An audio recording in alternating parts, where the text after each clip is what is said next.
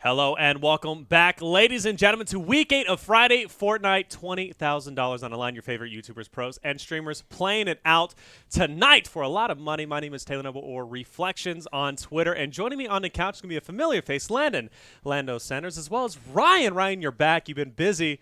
But now we finally got you settled in to another Friday Fortnite. How you feeling? I'm feeling great. I've been trying to keep up with the action as much as I can while I've been on the road. We've seen some great matches. Of course, my favorite team, FaZe, has won all these weeks where I haven't been watching. Every time I predicted them to win, they didn't. So I'm really sorry, FaZe. Nothing I can do about it. But I'm really excited for Week 8 of Friday Fortnite. Absolutely, absolutely. And Lando Sanders, how you feeling about Friday? What's up, buddy? What's going on, feeling man? pretty good. Of course, another week, another awesome amount of action that's ahead of us. Of course, a lot of money to be given away as well. A lot to be excited for, as per usual. Absolutely. And speaking of which, since this is Week 8, that means by the end of tonight, we've given away about $135,000+ for Friday Fortnite alone. And by the way, it goes without saying, FaZe has won about 30,000 of that. Which they won a major majority of that. Won a major majority of that. They won last week, as you said. But did you also, I don't know if you caught it, HighDistortion played for the first time last week. And what a performance I gotta say really quickly to preface this. Ryan has been giving a lot of hype around HighDistortion, which we knew. HD, really good player. We knew that.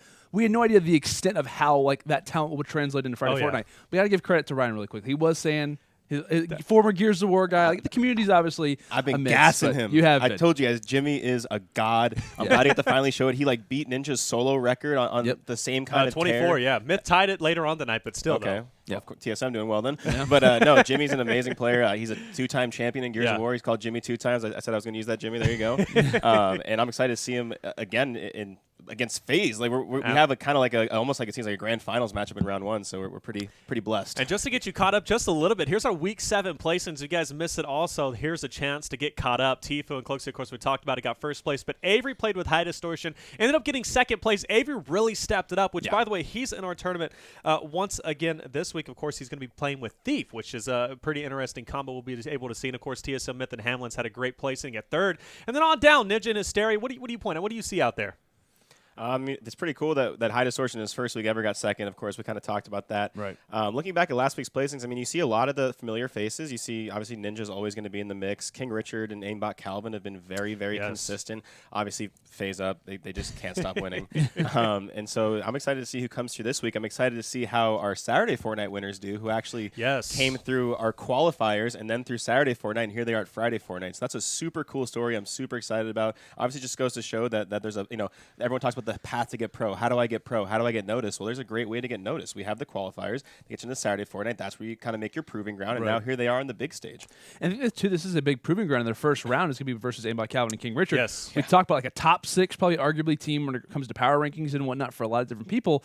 You're already trying to prove yourself when it comes into Friday Fortnite. After already completing the 2 other stages, this is a way to really show another proving ground. Hey, I made it through the qualifiers. I made it through Saturday, and now I can make it through Friday by taking on a top 6 squad. Yes. A lot of momentum coming into this game, of course. I believe we're going to be trying to provide as much coverage as we can for that series. But, you want to talk about when it comes down to those guys, right? What they're feeling coming into that match. Probably a lot of hype, but also a lot on the line for them as well to kind of prove themselves as top-level players day in and day out. So, and from what I saw, they ran through Saturday Fortnite. Yeah. They looked like they were pretty much untouched the whole way through. So they proved to be a pretty good team of really skilled players. So, this is where the big stages, though. This is where the real money's at. So. Yeah, let's talk a little bit more about Saturday Fortnite. Of course, Shawn Claude TV as well as Tendons moved their way through. Didn't get beat at all, which they mimic the success of Baldy and Dramas, which now on Optic after that tournament. I'm sure a lot of organizations works out pretty well, right? It works out really well. Exactly. All right. Exactly. So you're thinking about how they've got to be feeling, of course, coming into Friday Fortnite. If they have even an iota placing that we saw of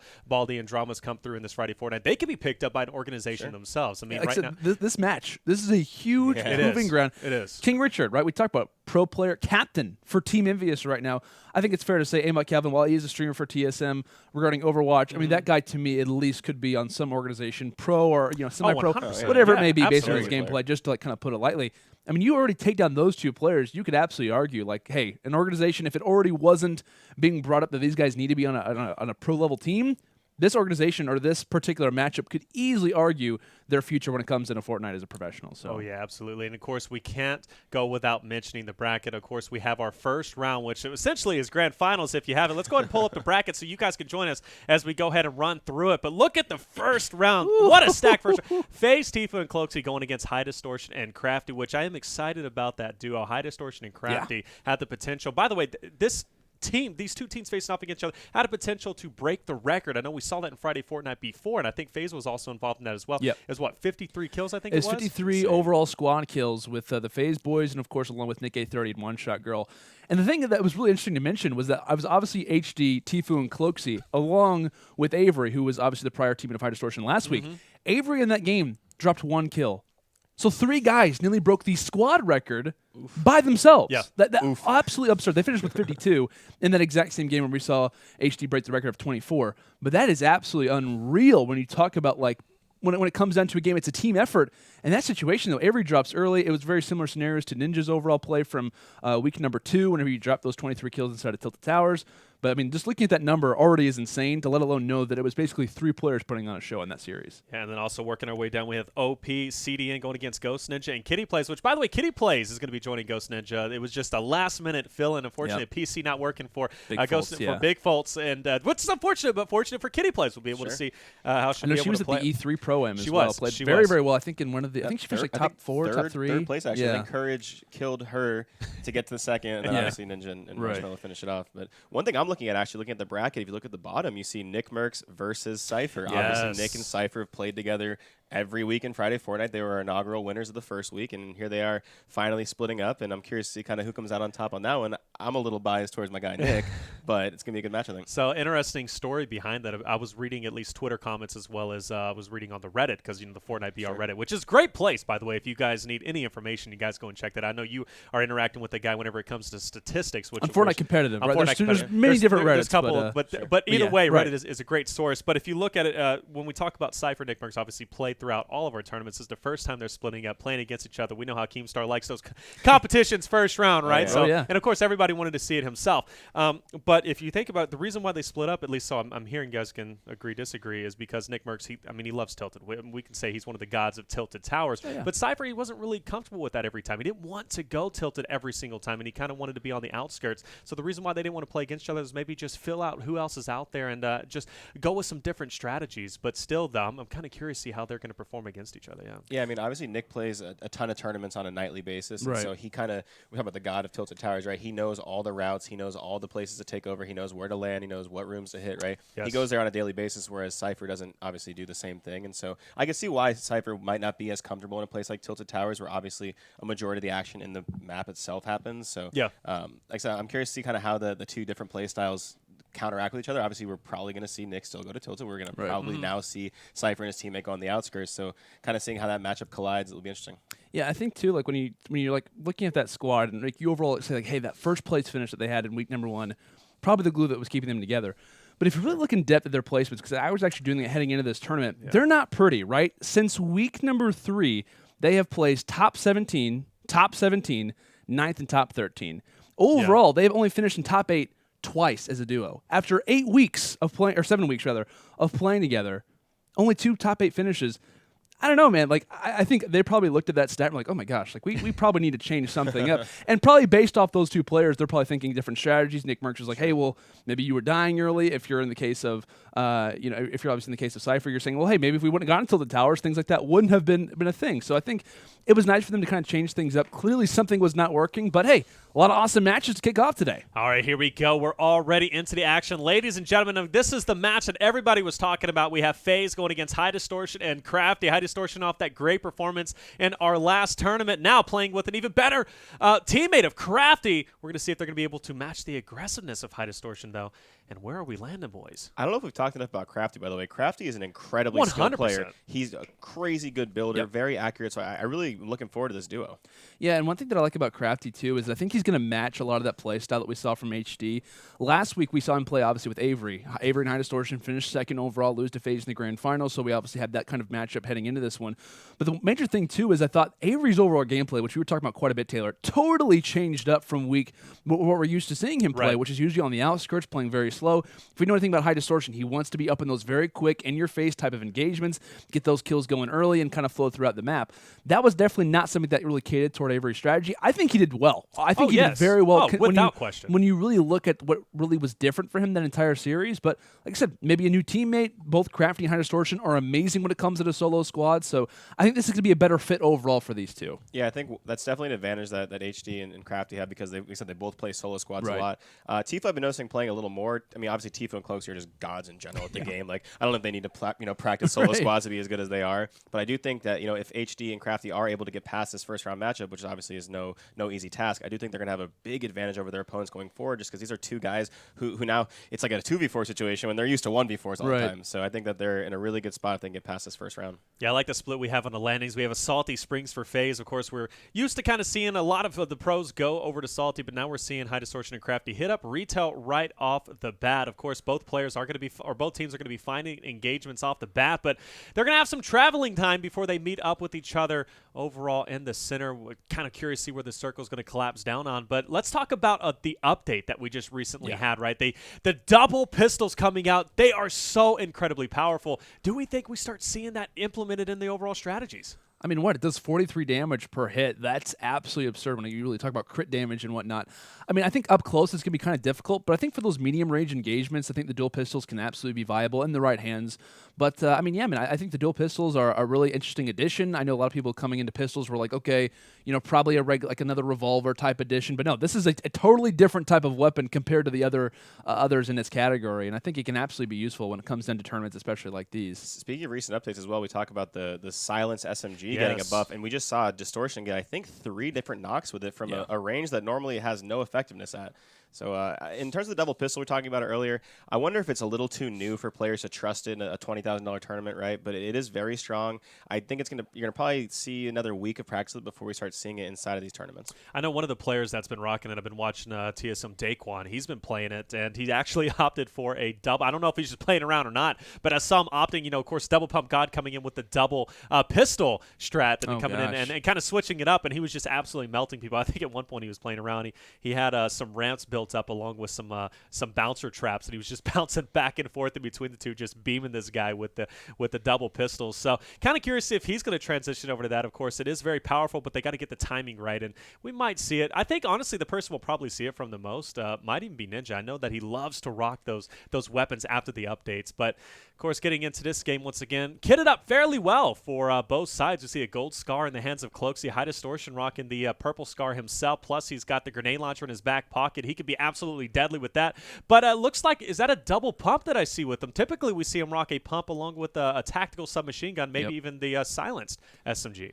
Yeah, and one thing that I want to keep note of course you're a fan of any team he's facing off against FaZe, which I feel like a lot of the TSM fans, other organizations have kind of been unfortunately lost to the FaZe boys, but I know they've kind of developed a rivalry among other squads and whatnot. But one thing, when it comes down to their strategies, to me, and this is kind of categorized by myself, FaZe to me is the best team in the game currently at Victory Royales, which you would think normally isn't that big of a strategy, but what I'm saying is that they are amazing at staying alive throughout the rest of a series. You're talking about winning a lot of these games isn't very important, but the name of Friday Fortnite is obviously finding kills, but it's also staying alive. And that's one thing that they absolutely succeed in quite a bit, and the reason why we see them kind of go on the outskirts. They started off their strategies in Friday Fortnite, but kind of being aggressive, and then over time, I think playing in those overall team scrims has made them kind of transition to more of a slower play. And I don't know, man, I just think that when it comes down to having HighDistortion go up against this squad, the reason why he lost in those finals, or those 2 different matchups that we saw, was due to early deaths a lot of the time, whether it was Avxry when he dropped 24, whether it was in the actual grand final series where he died early.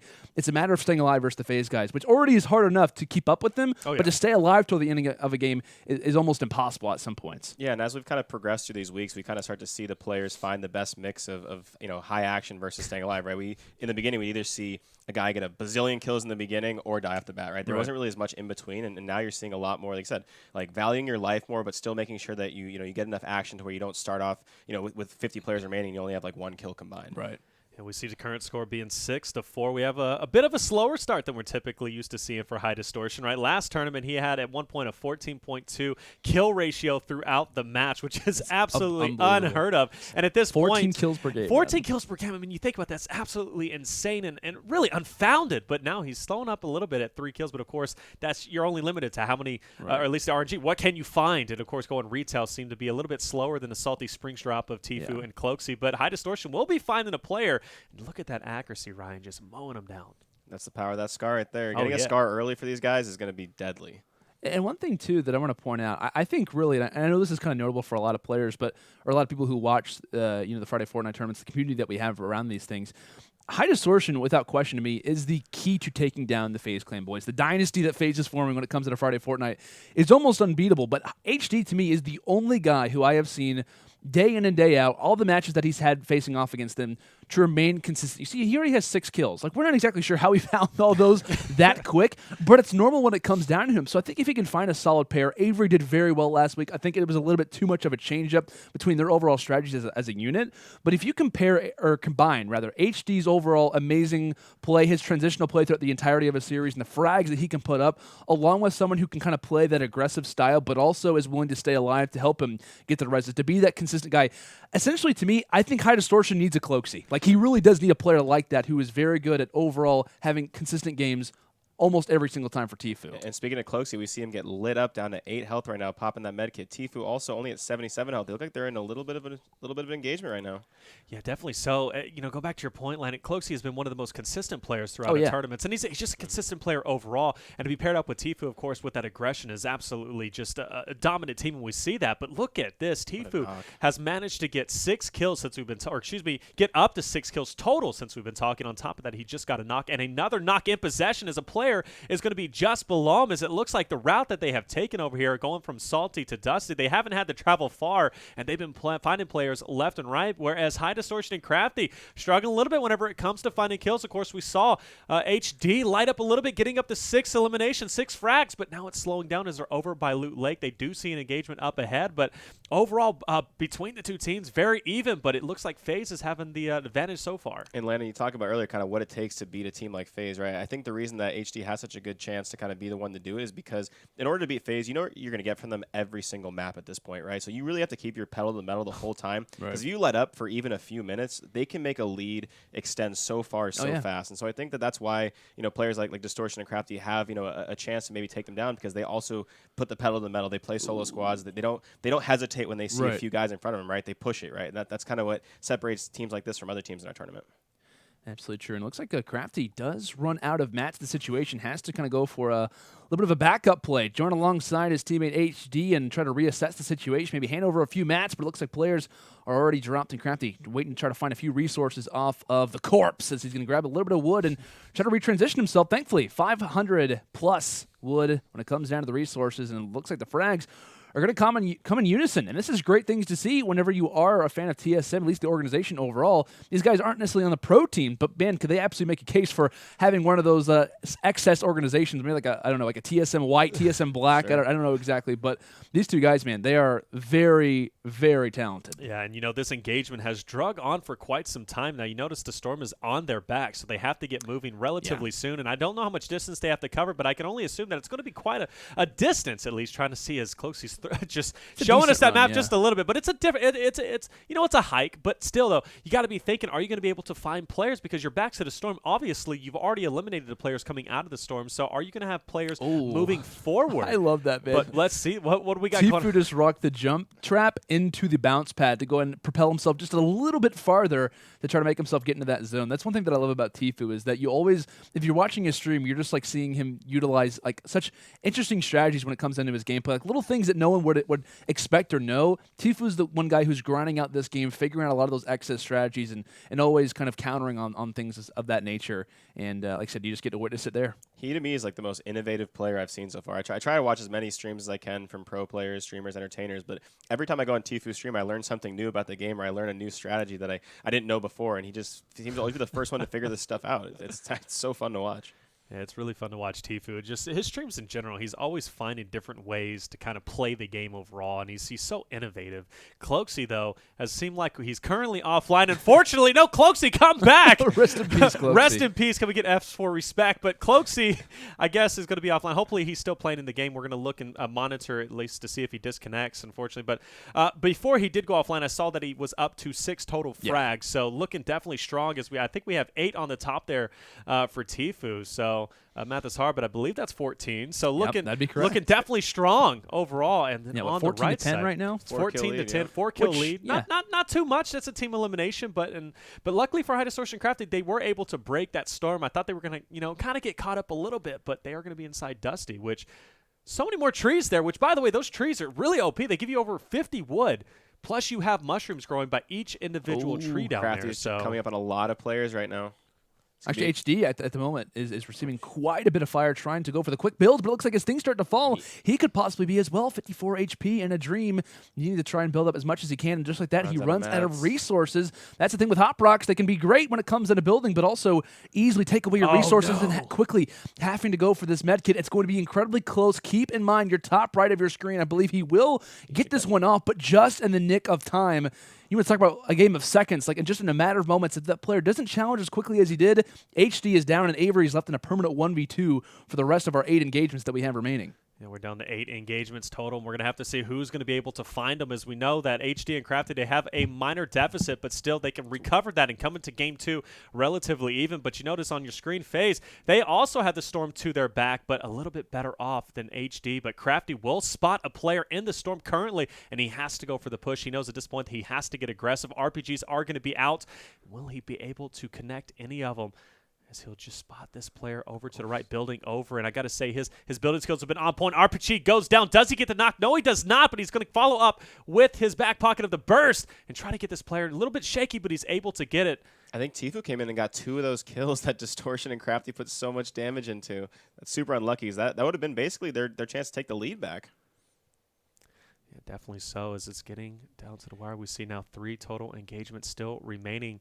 Krafty having to heal up. HighDistortion finally able to break that storm, and he's going to join up with his teammate. But, of course, FaZe, they're going to be on the other side of that mountain trying to spot the players over by bridge. So we do see a split. So one of the teams is going to find them and be able to finish up the remaining kills. But in the meantime, HighDistortion is going to go for the supply drop, which if I were him, I would definitely be searching quite aggressively for these last remaining kills. Also finds a jump pad and a med kit. That's going to be great for late game. But the thing is, though, is that while he's doing that, he's trying to recover from the storm. That's when FaZe is going to absolutely take advantage of these frags that they're not in a position to try to grab right now. Tfue going for the quick down.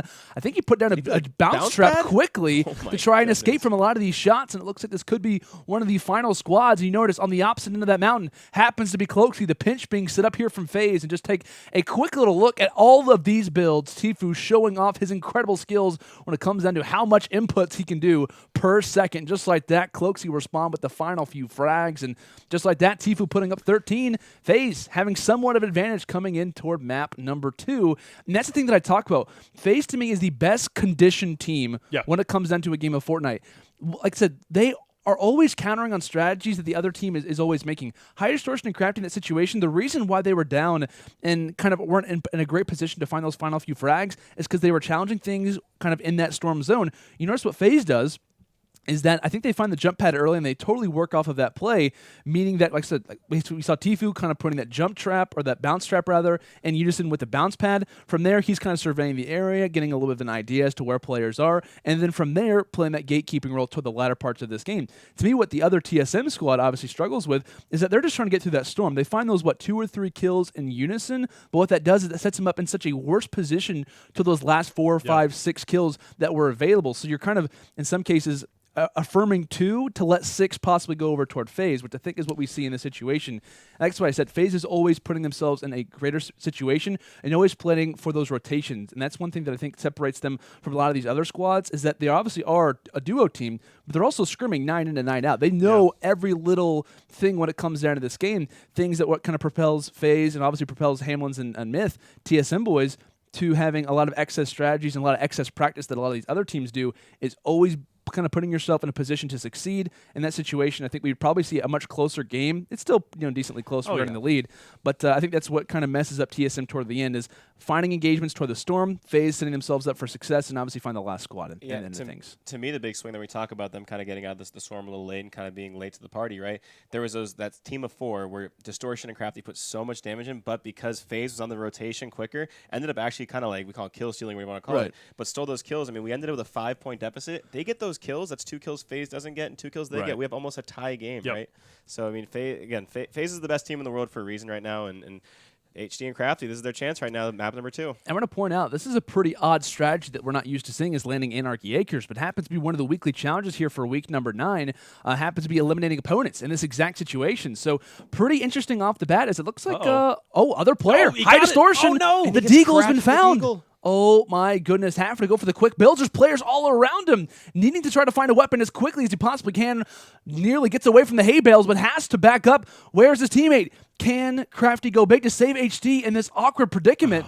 And he is just juking players left and right. It looks like he could be going for a pickaxe kill. I don't think his teammate has a weapon Yeah, either. him and Krafty have not found weapons. The Anarchy strat looked great off the start, but you notice HD, he goes for kind of an ego challenge off the start. He thought he could find that weapon before the opposite enemy. Not the case in that spot. Deagle to the body does 75 damage, and HD's got to.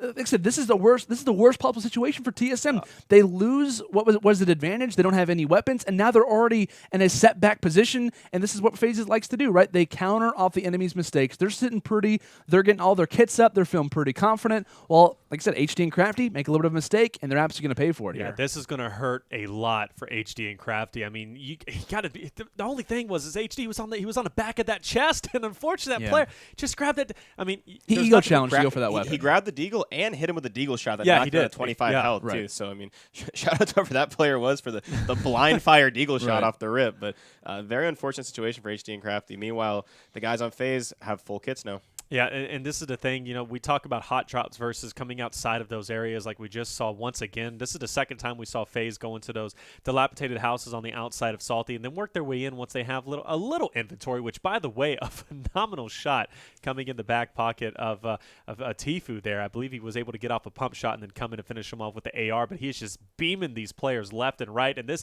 if you're HD and Krafty, this is not what you want to see. Of course, going into this with an already deficit and seeing Tfue lighting it up, and I believe that's going to put him at 4 knocks. I believe that was a total team in front of him. Absolutely is. And this is the thing, man, when I talk about, like, Tfue has already found 3 kills. The early situation that TSM is now put in, having a deficit coming into this map number 2, is now even more apparent. And that's the thing that I was kind of bringing up. I know the ego challenge, you know, term isn't the greatest, but I mean, in that situation, HD, right, he goes to the top right of that barn building. He knows a player's there, right? He knows that someone is there, but he tries to go for the weapon, thinking that he's going to kind of grab that guy regarding reactions. And that's the RNG comes into play. Any other player, that guy's probably a little bit better than most by the fact of how quickly he grabbed the weapon and by the accurate Deagle shot off the start. I mean, that's, like I said, that's the RNG that comes into these tournaments, is not knowing who you're facing off against, the players that you're matching up as well. And taking a look at that scoreboard, man, 24-15, already a squad being picked up from FaZe in the long term of things. And like I said, HD and Krafty, they are just now starting the game, and half the lobby is already out. Yeah, and they're working their way back to Anarchy Acres, trying to get revenge on the Deagle player that stole it and got the shot on HD, but this is a little bit too late to be going back to Anarchy Acres, especially when you start thinking about the rotation that needs to be coming through, where players are dropping left and right, and especially because Tfue and Cloak, they've been just mowing players down as they've already rotated out of Salty, got the eliminations there, and now work their way over towards Dusty. Of course, though, they have to be careful in this area, and they are doing so. They're building up. They're looking great. Defensive builds are absolutely phenomenal at this point. But, you know, of course, you always have to be careful whenever you're working your way over to Dusty. A lot of different areas you can be taken out. But if you're talking about Anarchy, they need to move away from this. They need to start pushing in. They need to start going to a more highly populated area. It looks like they have found the team, but how many more players can actually be here? You got to be thinking. Yeah, one thing that I noticed that FaZe does so well is they get so many kills in Divot. They always, you know, make sure they rotate over there at some point. Right. They very rarely go inside of Divot until they actually have the downs, right? You know, so many times where they're just shooting in there, and they're obviously such accurate players. They open up the kills so well by getting the first 2 downs and then coming in there and cleaning up the kills. Another team shows up, very highly populated area. Everyone wants the hop racks, obviously. It's just one place that I always see FaZe getting a lot of kills. As we're looking at this right now, I mean, they came in with a 5-kill lead. They have 8 kills. HD and Krafty still have none. You got to be thinking this match match is pretty much over at this point. There's 39 kids left in the lobby, a huge lead. FaZe is still alive. You know they're not going to let up. Yeah. It's looking like our previous champs are going to move forward. And even more props to FaZe when it comes down to their landing zones as well. And one thing that I really like about this team is their ability to counter. They know, like, a lot of the times when you watch FaZe's gameplay, they're usually the second team to drop a lot of the time because they're trying to counter what the enemy's doing. If you see a team going toward Retail Row, maybe you counter them by going Salty Springs. You know, like, little things like that kind of counter the opposition for what their future of Fortnite is to try to grab as many kills as possible. But regarding the early landing zone from HD and Krafty, I mean, say that play doesn't happen where HD takes a ton of damage. Say he wins that gunfight. They walk away with Anarchy around 3 or 4 kills. They're feeling pretty good. But where do they go from there, right? There's an opportunity to go to Tomato Town, a far jaunt to Pleasant Park. I mean, you're kind of setting yourself up to maybe go to Dusty, then to Tilted. But I feel like as far as the drop zones are considered, I feel like that was a little bit of a risky play. Granted, the challenge is the reason why they went there. Oh, 100%. The challenge has to be the case. I think we saw once Tupac, Thuglord, and Ricegum in like a few weeks ago randomly go to Anarchy, and it kind of worked out for them. But that's not a typical spot to go to. And that's at the very northern part of the map. I just don't know, like, after you find how many kills are there, it's like where do you go? Like, I don't really understand the future of that play regarding, like, hey, we're down this amount of kills. We're versing a team like FaZe, who is probably going to put up like at least 10 per game between the two. Yeah. And then along with that, it's like, I don't know, there's like not really a really big populated area to go post-Anarchy that they can rely on to really bring themselves middle game back into this match. So, I don't know, man, I think regardless of what happened off the start, I don't think that we'd be saying HD and Krafty, they're right on the edge of FaZe's heels. Like, I don't know, man, it's just FaZe kind of played this one typical, and I think it's going to work out for them, obviously. Yeah, and you're looking at their location now. I mean, over here, what is it? Are they by Trailer Park or this? I don't know the call out for sure for this area that they're at, but I mean, they will find players, but it's not going to be enough to close that deficit. I mean, where we've already had Salty from FaZe. Now we had Dusty. Now they're going to be over next to Loot Lake plus Tilted Towers. I mean, they are going to all the heavily populated areas to pick up kills, and they're performing exceptionally well. They're sitting at 9 total kills at this point. And what does HD and Krafty have? Well, yeah, they've got some kills. They've got 3 kills for HD. They are looted up quite well now. Their inventory is looking absolutely great, but the problem is the engagements are starting to fade away. At this point, we need FaZe to go down in order for HD and Krafty to have any opportunity of a chance. Yeah, I mean, I think it's too little too late at this point. I think, again, it comes down to what we call the ego challenge in the beginning. It comes down to them basically starting off the game with no health and no weapons and having to kind of aimlessly run and just try to stay alive at that point, right? And meanwhile, FaZe, what we talked about earlier, they never let up. And so if you're going to be a team like FaZe, you got to come off the rip just absolutely gunning. And so, while I do like the idea of going where the challenges are because you're going to always see a lot of players there, I do agree with you. I don't know if it was well thought out because from there, where are you going to go? Right. Yeah. Like I said, like, I don't know, and maybe they have a call for it, whatever it may be. Obviously, they're playing this game a ton of hours. They're practicing coming into this tournament as well. They might have worked something out. It's just like, do you go toward Pleasant Park when you're looking at the map? Like, do you make an eastern rotation toward Tomato Town? I just feel like when you're facing off against a team like FaZe Clan, who we've talked about giving them a lot of hype, they're 3-time champions for a reason, and the way that they've done that is by being consistent as far as kills, but also staying alive. And it's like, when it comes down to your mid game, when it comes down to your id game, you need to be set up in a position to succeed. FaZe has done that, right? They go toward the landing triangle as far as Salty Springs. They have Retail Row. They have Dusty Divot, where they can basically go anywhere around the map once they have those hop rocks in their possession. And so they're put in a great spot. I would have imagined HD and Krafty to probably go a retail again. Yeah. They had a lot of success after game 1 by doing that exact same strategy. You could argue if they didn't get inside of that, inside of the storm, they could be within 2 kills. I mean, it's almost like an even game. So I don't know, man. It's just an odd play call for me, along with the early exit almost that we saw. I mean, 45 kills were down, and they had just kind of started their game off. So I don't know. I think there was a few errors when it comes down to this game. Unfortunately for HD and Krafty, they're going to start things off in losers round 1. But hey, we've seen teams do it in the past. We've seen FaZe actually do it in the past, starting from losers round 1 and making their entire way back into the grand finals. It'll be a haul for these guys, but like I said, they're going to get pretty well acquainted with each other as far as new teammates. So. Oh, yeah, 100%. And of course, HD and Krafty, even if they lose this, which is looking like they might, of course, they'll be moving down into the loser bracket. And they can definitely have a run, right? We've seen FaZe. I mean, FaZe is accustomed to coming through the loser bracket and making their way through, so it's not going to be any different from HD and Krafty. Of course, as we know, loser bracket gets absolutely stacked in the end. So it is going to be interesting to see who their competition is going to be as players are going to be dropping down. But as this match is, in fact, going to be just about over, I do want to give you guys a little update here. Vikkstar and NoahJ beat Avxry and Thief first round, so they moved forward, which I know they were a part of your power rankings, which we'll talk about that in just a little bit. But they moved forward, and I'm kind of curious, again, to get a little update on Shawn. That was Vikkstar, sorry? That was Vikkstar and NoahJ. They moved on, and they beat Avxry as well as Thief. And I'm kind of curious to know how our boys from the Saturday Fortnite, Shawn Claude TV and Tendons are doing against the King Rich and Aimbotcalvin, which actually we'll be switching over to them as soon as this match is over. We'll get to see I'm excited to how see they're that, baby. performing. But a tough break for HD and Krafty as now the kills are starting to get away from them. We're looking at I think at a deficit at this point. It's not possible for them to come back. We're sitting at a total of 10 more engagements left, and I think that it's mathematically impossible at this point. So HD and Krafty, if you're a fan of them, they are in fact going to be moving down to the loser bracket, but they're not down and out. They're just down and out for this game alone. But of course, FaZe will be moving on to face off against OP and CDN or GhostNinja and KittyPlays, depending on who won that match. But let's start talking about Shawn Claude TV and Tendons and King Richard and Aimbotcalvin. That's going to be our next match we're going to be jumping on board with. Of course, we'll probably come in on Game 2 potentially if we're lucky, Game 1, but I doubt it as the tournament's already underway. But, man, the Saturday Fortnite guys coming in big. Hopefully we'll see how they're going to perform. But I know, Ryan, you missed it last time, King Richard and Aimbotcalvin.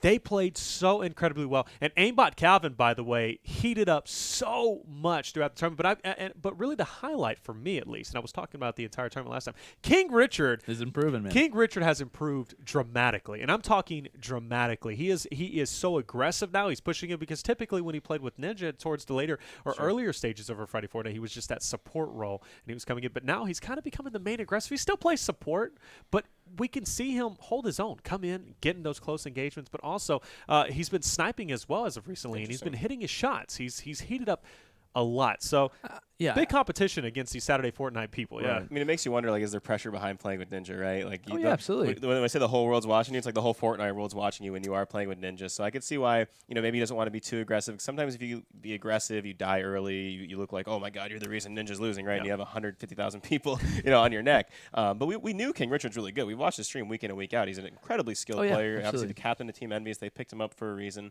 So it's really cool to see him. Obviously, like I said, they're one of the more consistent players in our tournaments. Looking at the placings in the power rankings. Yeah, like from what I noticed, and I know you were kind of bringing up, giving a lot of credit to King Richard. Without question, I definitely agree with you. I think last week was probably his best tournament that he's played in regarding how many matches that we got to be on board with him with.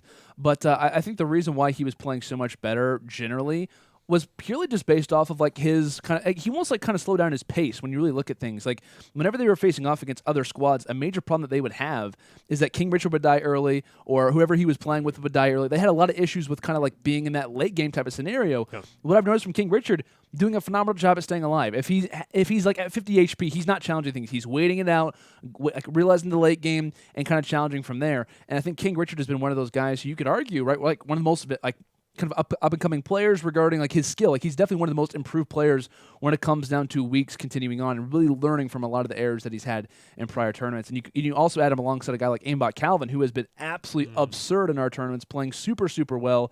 A few weeks ago, he was argued to be the MVP of the entire tournament based on his overall play. Insane player when it comes down to things. And obviously we see that here coming into game number 1. Yeah, this is going to be the end of game number 1. We see a total of 5 engagements still remaining, and all 4 players are in fact going to be up, so nobody's dropped. But look at the score. I'm loving it, baby. Look at the score. 1-point game between the two. King Richard and Aimbotcalvin, they currently have the lead, but still 5 engagements remain, so potential for at least a comeback. As we see now is Shawn Claude just melted an opponent ahead, and another one is going to go and fall to the same demise, and that's going to be another 2-kill. And just as I was saying that the comeback possible, there it is. They are going to have a 1-kill lead, but as soon as I say that, King Richard answers back. They're now tied up, as now I believe there's going to be 3 total people remaining. But what a shot. King Richard actually got that second player. Did he? Yeah, that wasn't his teammate. That was King Richard that came with the shotgun late. So they actually retained the lead still. Okay. Very good job by him to come in and steal that kill because Shawn Claude did most of the damage there. Right. And also massive props to Tendons and Shawn Claude that we talked about. I mean, there's a lot of pressure when it comes down to this tournament, right? You made it through the qualifiers, right? You made it through Saturday Fortnite to get here to Friday. And now, like, the pressure would be in their very first matchup versus a top 6 team like... He got stuck. As Tendons, actually does get taken quite a bit of damage overall after getting that clinger attached to his face and having to try to reassess the situation. But hey, man, they're feeling pretty good as Tendons does fall. At least Shawn Claude could potentially be there for the res. He's a little bit far off, but probably going to realize these challenges are far more important. Tendons, while he could be a little bit of a help, could be a little bit of a usage, it's overall not going to be too much of a factor to keep him alive in that situation. But yeah, man, like I said, when it comes down to this match, their nervousness would come down to game 1, right? This is when you really talk about the pressure of this matchup comes down to this particular game. And the fact that they're performing this well already, you could argue this could be their series, right? They could absolutely win this one. The pressure comes in game one. They've already done the difficult part. It's a matter of staying consistent and up to date with these King Richard and Aimbotcalvin players. I don't know if you saw that, but King Richard and Shawn Claude were having a little battle there to see who could get ahead. Saw Shawn Claude using the impulses, and then we saw King Richard using the bounce traps, and there was a little smile between the two as they were just having fun, obviously. So showing maybe he's a little bit more relaxed than we give him credit for. So, hey, definitely good stuff. But King Richard, once again, like I said, he heated up in the last tournament, and he continues to do so in this game. He's sitting at 10 kills with 1 knock, and the final one just in front of him if he's able to pick it up. But we do see Shawn Claude is actually going to get that knock, but King Richard looks like he will get the final if he can connect enough, but he will take some damage, and unfortunately, he goes down, and Shawn Claude, he's going to pick up that final kill, which means I He's going believe for the rest of King Richard, I think. We have a tie game coming. That was a huge play by Shawn Claude to get those last 2 kills. I think finished off with 12 overall. Yeah, so I believe that's 16-16 going into round number 2. 32 frags. 32 frags total between the two. But, I mean, we talked about him. How the map. No big deal. Just wipe a third of the people that fall. But. Like, how were these guys going to perform? Obviously, going against a powerhouse team such as Aimbot Richard and Aimbotcalvin and King Richard. Combined the two. I might as well at this point. They've been playing together for the past Friday Fortnites. And they officially a duo, at least I could say at this point. But, honestly, great performance from them going into game number 2. I'm kind of curious to see where are they going to land? That's a good point to bring up, right? When you're tired like this, I mean, do you want to go for the quick rushes? I know for King Richard and Aimbotcalvin, they're a team who likes to be the aggressors. While they can struggle with that from time to time, to me, that's still one thing that I'd love to see change in their gameplay, where I think they can go from a top 6 team to arguably like a top 4 team is based on their aggressiveness overall throughout the map. I think if they can kind of slow down their play a little bit, kind of focus on late game, mid game, set themselves up in situations like FaZe likes to do, I think they could really improve as a squad overall.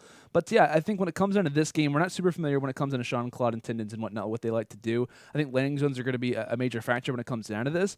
But all the props, right, to Shawn Claude and Tendons for performing that way. When you're a team like this, you're on the come up. Like, you can almost assess this to like an open bracket squad, making it into the winners bracket, facing off against a top level team like this. That first game is the jitters, right? That's where you want to kind of get that out of the way. If you lose it, you're focusing on the next one. The fact that they're tied with a top 6 team like this, heading into map number 2, one map decides it all. Yeah. This is to me, while the pressure is still on for them, this is their storyline. This is where they can really show out as far as their skills are considered. Like, hey, this is where all the hard work comes into play. This is where we can show off all of our skills that we've been working on day in and day out. In this particular matchup, the jitters are most likely out, and this is their opportunity to really shine. Yeah, they got a stack little run that they have to go through. I mean, of course, Aimbot as well as King Richard are going against them. But next round, they have the potential of facing off against Daequan CaMiLLs, depending on who wins that match. And then right after that, they might have to play against FaZe. So you talk about proving yourselves. This is the proving ground. But here we are, game number 2. And I am just as interested as you guys of where they're going to land, because, of course, if they go for the hot drop, do they kind of stick with King Richard and Aimbotcalvin? Does King Richard and Aimbotcalvin go Tilted Towers? I don't know. The suspense is killing me, but here we are. We're going to be dropping, and Ryan, go ahead and take it away. Where are we going to be dropping at? Well, I don't know yet. They haven't dropped yet, so I'm going to guess probably a Salty Springs. That's where we see a lot of these, top-level teams going. Obviously, you said King Richard and Aimbotcalvin, a team who's been here before. You know what you're going to get out of them. To me, this is where Tendons and Shawn Claude really are going to show if they're the real deal or not, right? This is where we're going to see if the Cinderella story continues. First map, like you said, you get the Jers out of the way. In them, you can make a case the first tournament, you get the Jers out of the way, right? When they won the qualifier. Then they go through Saturday Fortnite. Here's where you show if you're a real deal or not. You're playing against a top 6 team. You do a great job tying it up coming into the first game. Now's where we see what they really do. And it does look like we see a Salty Springs drop. For everybody. And I was very curious, will we see teams go outskirts? Will we see teams not go that way? A purple scarf found for Shawn Claude. He's going to totally eliminate that Omega, as that is a very scary situation that we saw happen, unfortunately, right from one of our earlier players. And King Richard picks up a hunting rifle. Yeah, with a player that's throwing clingers at him. So this is the thing. King Richard with a hunting rifle could be exceptionally deadly. And up close, we're going to get to see if he's able to hit. And I don't know if he connected that shot. But of course, he's got the shot in his back pocket. But I believe his teammate, Aimbotcalvin, was coming in the back and there was someone else there who was able to, it looked like he was going with a pickaxe and trying to thirst a guy in front of him. But now they're going to transfer over to the brick house just across the way, trying to pick up kills either which way. That's going to be the first one in the hands of King Richard. But you talk about Shawn Claude, going back to him, that purple scar right off the bat. Talk about streamer loot. Friday Fortnite loot coming in, picking that up, and he got 2 eliminations. Wow. Shots fired left and right as we see and another kill very close quarters, right, for Tendons and Shawn Claude off the start. Pretty much. Shots. Oh, yeah. Just a little bit of that nervousness probably is absolutely there, but props to them for both staying alive the way that they did.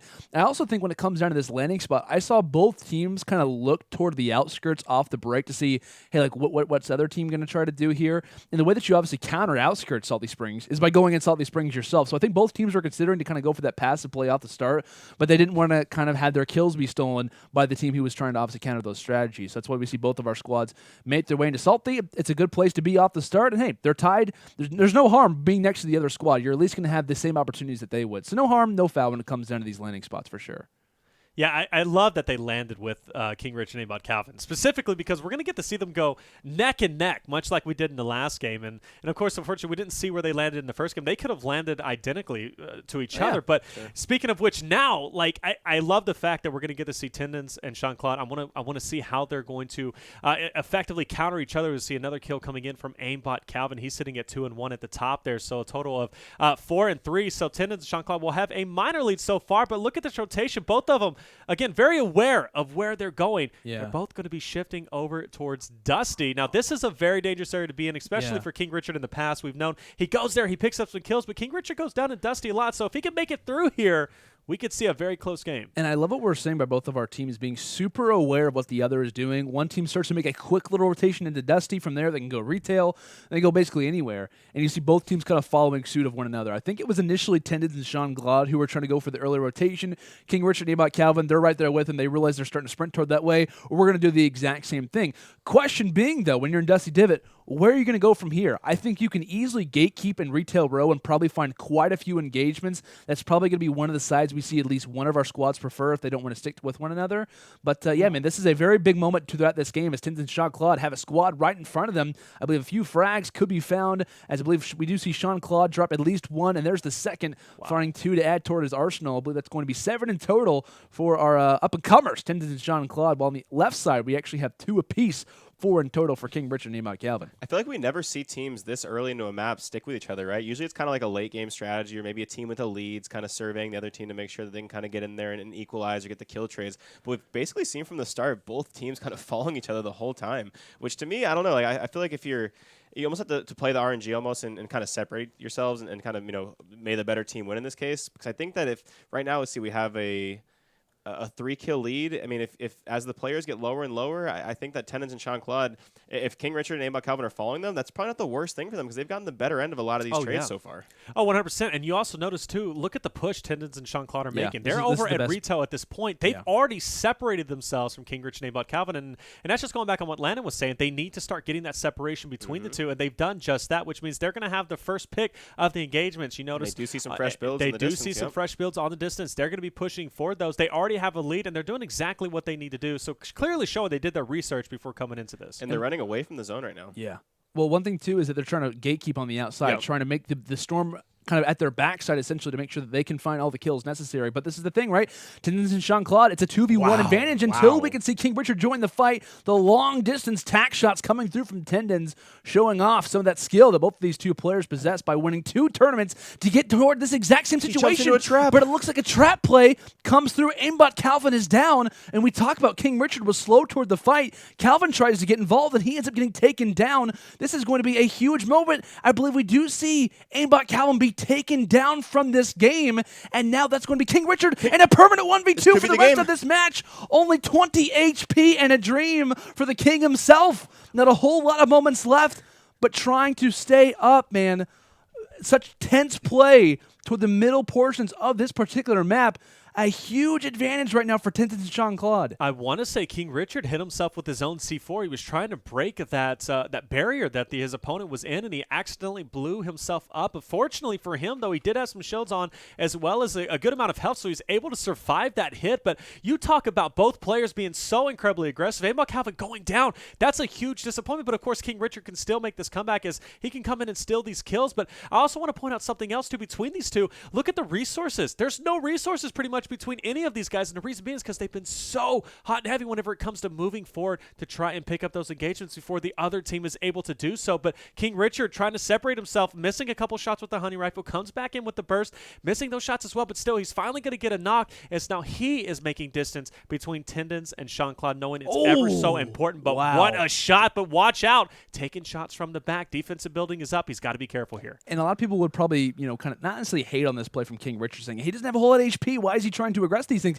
If he doesn't, this game could easily be over. But this is it. The huge pump shot play coming in from King Richard. He doesn't want to be the aggressor in the situations, but he has no choice. He has no one to help alongside of him. So while these aggressive plays look a little bit sketchy, he has to make these happen. The storm is quickly starting to come to suit, but he realizes he has to get resources, med kits, a slurp juice, any kind of utility of any kind is absolutely going to help him in these situations.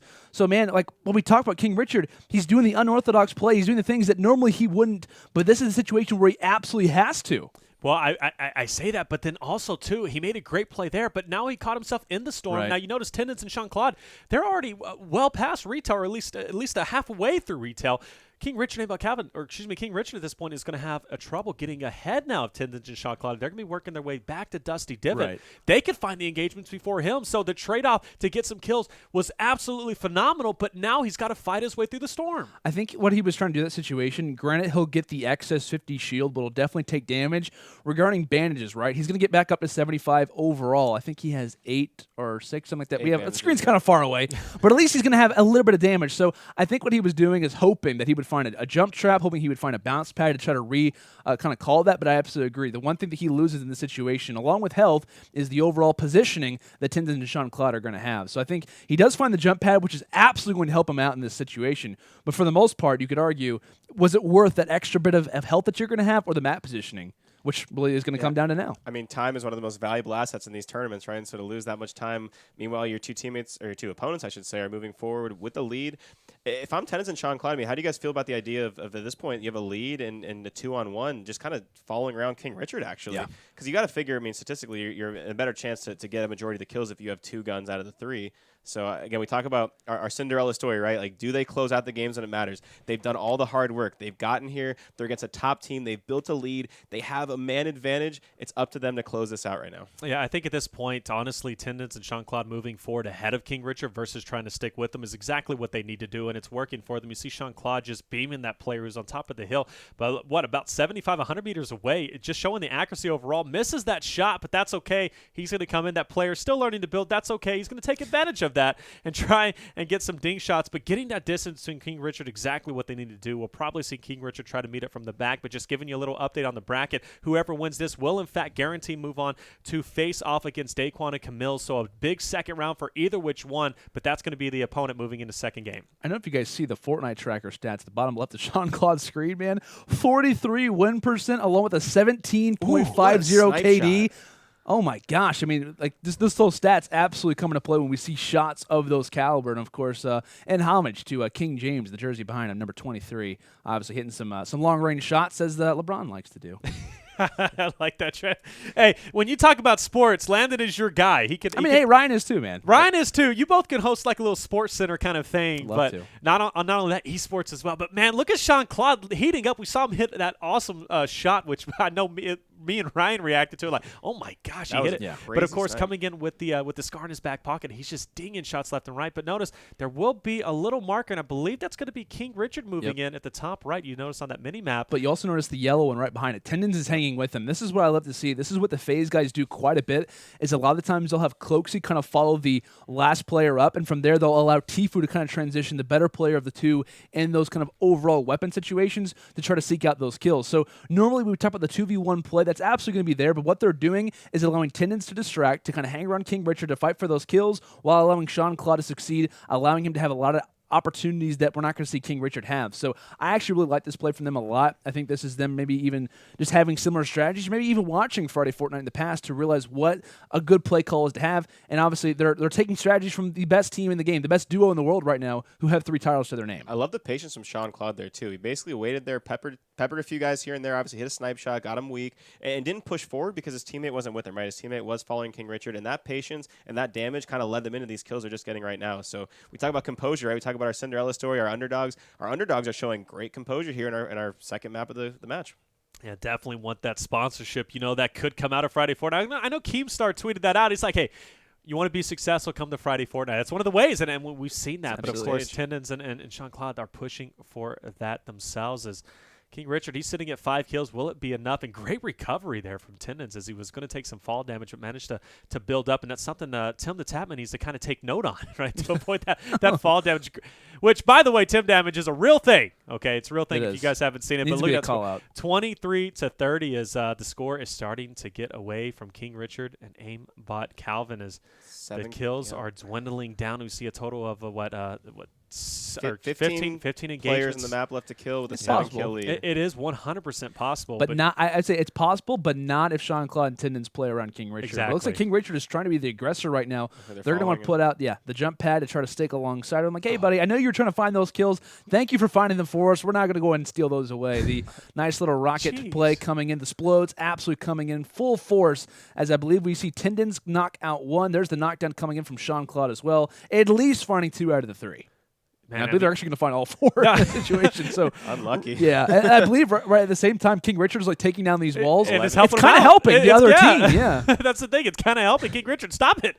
But no, seriously, Shawn Claude, he's got the accuracy. I think we're mathematically out of it. I think we are. But look at the kills: 9 and 9 for Tendons and Shawn Claude overall. We have an 11-kill lead with 11 players in the map.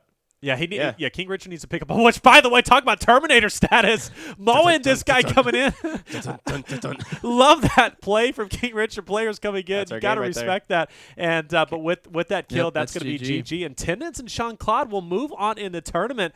We talked about this. King Richard Aimbotcalvin was going to be their first test, and they passed it. Now they've got to go against their second test, which could be Daequan and CaMiLLs, of course, TSM boys, be facing off against them. And then even further than that, potentially we could see them going against the FaZe boys themselves. But I want to give you guys a little bit of an update. Was there any matches you specifically were kind of like curious about? I know we were Nick and Sypher. Nick and Sypher. Let me try to find them, and I don't believe that match is not over yet. So let me go ahead and hit the refresh button to see if I can barn burner. That's why it's like coming out of the wire, man. That match is for sure. A lot of people were wanting to talk about that match, so I am definitely curious. People were saying there isn't a rivalry with that one. Like, you still want to like beat your old teammate. To be like, it's just a fun story, honestly. Right. Like, it's 2 really friendly fan bases. They're always really friendly with each other. I mean, to see them play each other, it's probably fun to watch for both sides who've been watching them play together the whole time. And I'm curious to see like Sypher with Jaomock. Jaomock hasn't had the best tournaments when it comes to the Friday Fortnite. No, he's an amazing player overall. And this is also an opportunity, to see Parallax's play. Him and Nickmercs, of course, both a part of the Hunter T organization. Of course, Parallax playing. I'm curious to see like what he can do when it comes down to these tournaments. I know he played with Kenneth, I think he played with a Risker a few weeks ago, and it had like a top 16 finish or top 12 placement. Not anything amazing. So this is a pretty big proving ground for the other pros that they're playing alongside. Jaomock kind of versus Parallax in the situation to see who can kind of be that extra piece to the puzzle, right? Maybe Nickmercs, maybe Sypher wasn't the key to this overall play, but I can come in and definitely make a difference. So I think those 2 players overall, who obviously are professionals for different organizations, can really add a lot to this overall rivalry that we see in Winners Round 1. Yeah, and of course we'll have more updates coming to you guys later on the couch as well as you guys. And if you guys want to check out the bracket too, you guys can check it out. !bracket in the chat, but more exciting rounds coming your way. You don't want to go anywhere. When we come back, we're going to have more action. Don't go anywhere. We'll be right back. Hey, welcome back, ladies and gentlemen, to Friday Fortnite. We just saw our Saturday Fortnite winners move on in the tournament, and we are going to be joining them in the second game with Daequan and CaMiLLs facing off against Tendons and his boy Von Cloud, which he performed exceptionally well. My name is Taylor Noble, or Reflection, of course, Landon Lando Sanders, and Ryan on the couch. And boys, I thought we were going to have a little field time, but we're already back into the action. Oh, and I'm excited. I'm loving it. And one thing that I noticed already, Tendons and Shawn Claude, baby, along with Daequan and CaMiLLs, they're until the towers. Yes. We are seeing the interesting strategy off the break from both of our teams. And one thing that I've noticed, Tendons and Shawn Claude, after game 1, after game 2 of their first series, they were sticking on the heels of King Richard and co. And now it looks like they're doing the exact same thing toward Daequan and CaMiLLs, kind of piggybacking on the strategies. Our Cinderella story lives on, boys, and it lives on, like you said, on the backs of their opponents. I wonder if that's going to be kind of their strategy moving forward. We don't really see that usually. We usually see... Like, if we see, like, dual salty, that kind of makes sense, right? Because a lot of teams always go there anyways. But, I mean, I wonder if it's a coincidence, or I wonder if they both had the same idea to go tilted. You know what? I don't think it's a... I don't think it's a coincidence at all, to be honest with you. I mean, speaking of which, like Landon, which by the way, Shawn Claude already down. That is a big drop, of course. Where's Tendons? Is he going to be able to pick him up? He's right behind him. He's doing that defensive building, just trying to get his buddy Shawn Claude behind the wall, but he will be taking some damage, and that's going to be it. And Tendons. Daequan goes down too, which obviously is a blessing in disguise, but luckily, though, CaMiLLs is going to be able to hopefully pick him up and rescue him. But this is the tilted that we talk about. It's so detrimental in some different ways. Of course, you come in with a lot of kills, but you can also get killed quite early. CaMiLLs has to be careful. It looked like Tendons actually was popping a shield instead of building in front of his teammate. Yeah, it was kind of an odd situation in that moment where it's like he has, I think, 30 mats overall left. He can put down 3 ramps to try to support his teammate. I was thinking that he was probably in the mindset of that player who was shooting down, saying, okay, like, probably going to back up, try to reassess the situation, not go for the full-on knock, but man, was that player thirsty? And unfortunately, Shawn Claude's going to receive the excess of that. Now permanent 1v2 for the rest of our game. It's not Tilted Towers. Tendons, now's your opportunity, buddy. I mean, you already took down King Richard and Aimbotcalvin.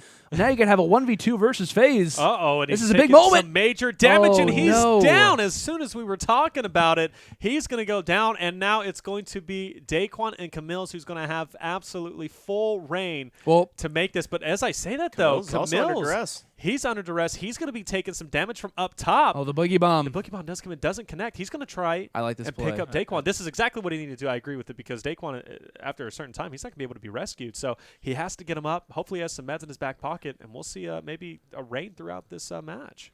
This is a good opportunity for the TSM boys to pull away big right now. Yeah, if I'm them, I'm escaping out of here. Like, you're not interested whatsoever in the rest of these fights. There's still 51 players left on the map. Opponent's dead. I mean, this is an opportunity. We could see a lead jump to up above 10, right in the 10 to 20 range even. Yeah, definitely so. Of course, Daequan, he's going to be okay. He's back up to 100 health, and CaMiLLs, he's going to be all right too, stacked with the health plus the shield. He's about at 100 at this point, so they're going to go ahead and recover, and they're going to make their way through Tilted once again, the original plan, but a huge opportunity to push through this with plenty of kills moving into Game 2. This is not what you want to see if you're Tendons and Shawn Claude, especially Saturday Fortnite winners coming in and now potentially at risk of going down. But as we know, Tilted is a very volatile place, so a lot of potential for Daequan and CaMiLLs still to be dropped. But if they make it out, could see a huge lead.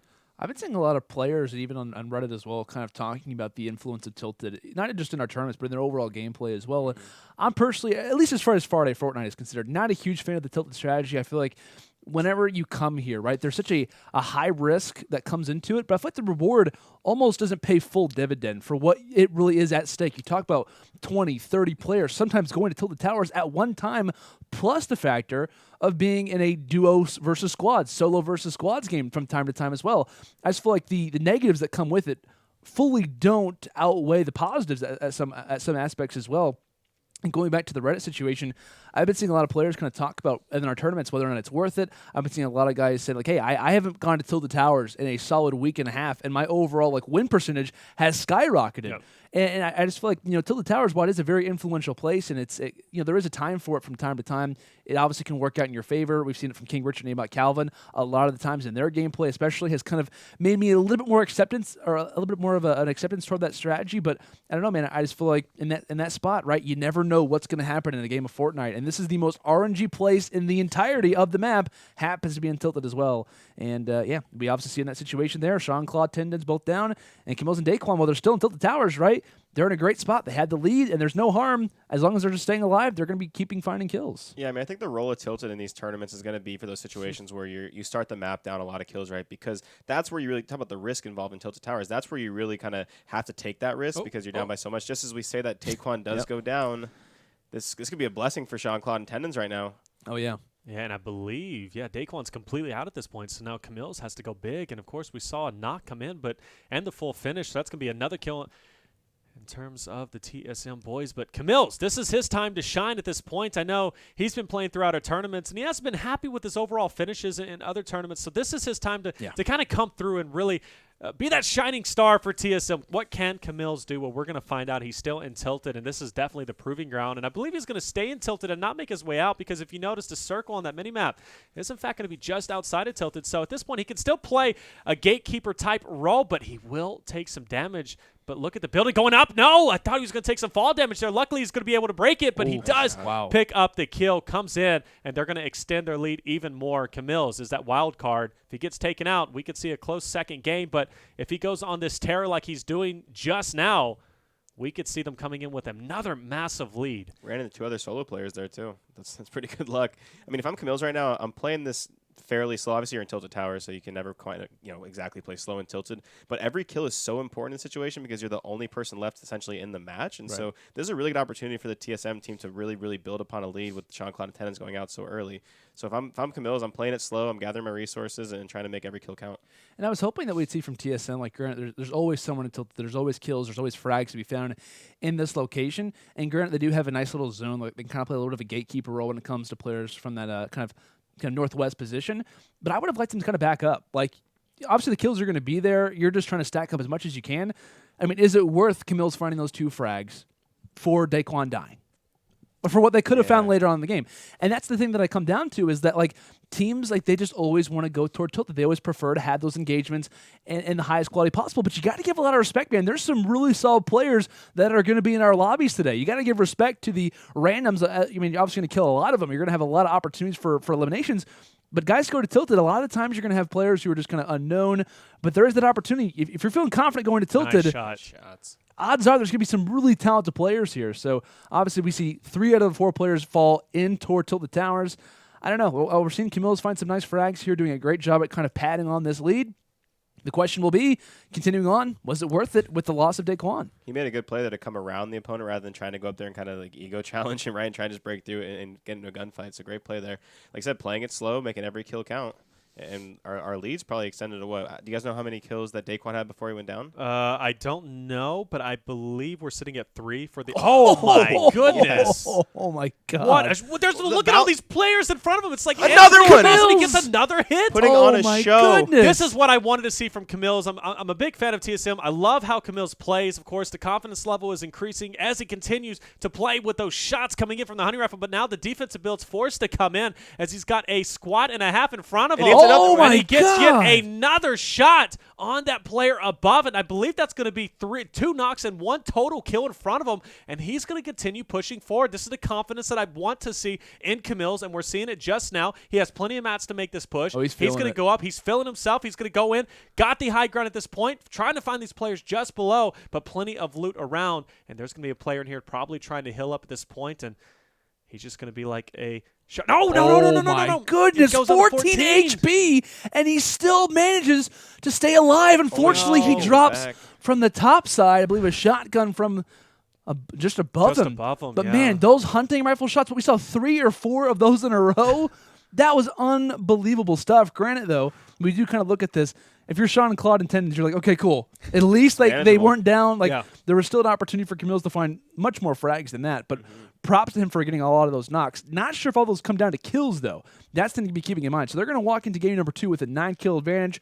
It's significant, but not as much as it possibly could have been. You talk about Daequan. If he stays alive, I think that lead gets even more if they were to leave Tilted Towers. But regardless, though, some good plays coming out of them, some good moments for sure. And I think for CaMiLLs, that moment, right, where he's hitting those hunting rifle shots is great for him. He's coming off, by the way. Friday Fortnite, CaMiLLs, last 2 tournaments he's played, last. Yep. Top 32, top 32. Hate to see it. Playing with Daequan and Tempo from FaZe. I don't know, man. Like that confidence obviously comes into play. I know he didn't have a great finish in one of the XS tournaments. I believe that was just a few days ago. He played with HighDistortion. They did decently well, but not as high as CaMiLLs wanted to go. And so I know for CaMiLLs' point of view, like it's about like, hey man, I want to show myself. Like when you talk about the TSM boys, the TSM Fortnite team, you're looking at HighDistortion now. You're looking at Myth. You're looking at Daequan. You're looking at Hamlinz. But you're not really seeing a big spotlight on CaMiLLs. And I feel like this is a situation where he's finished top 32 in back-to-back tournaments. A lot of question is coming to play.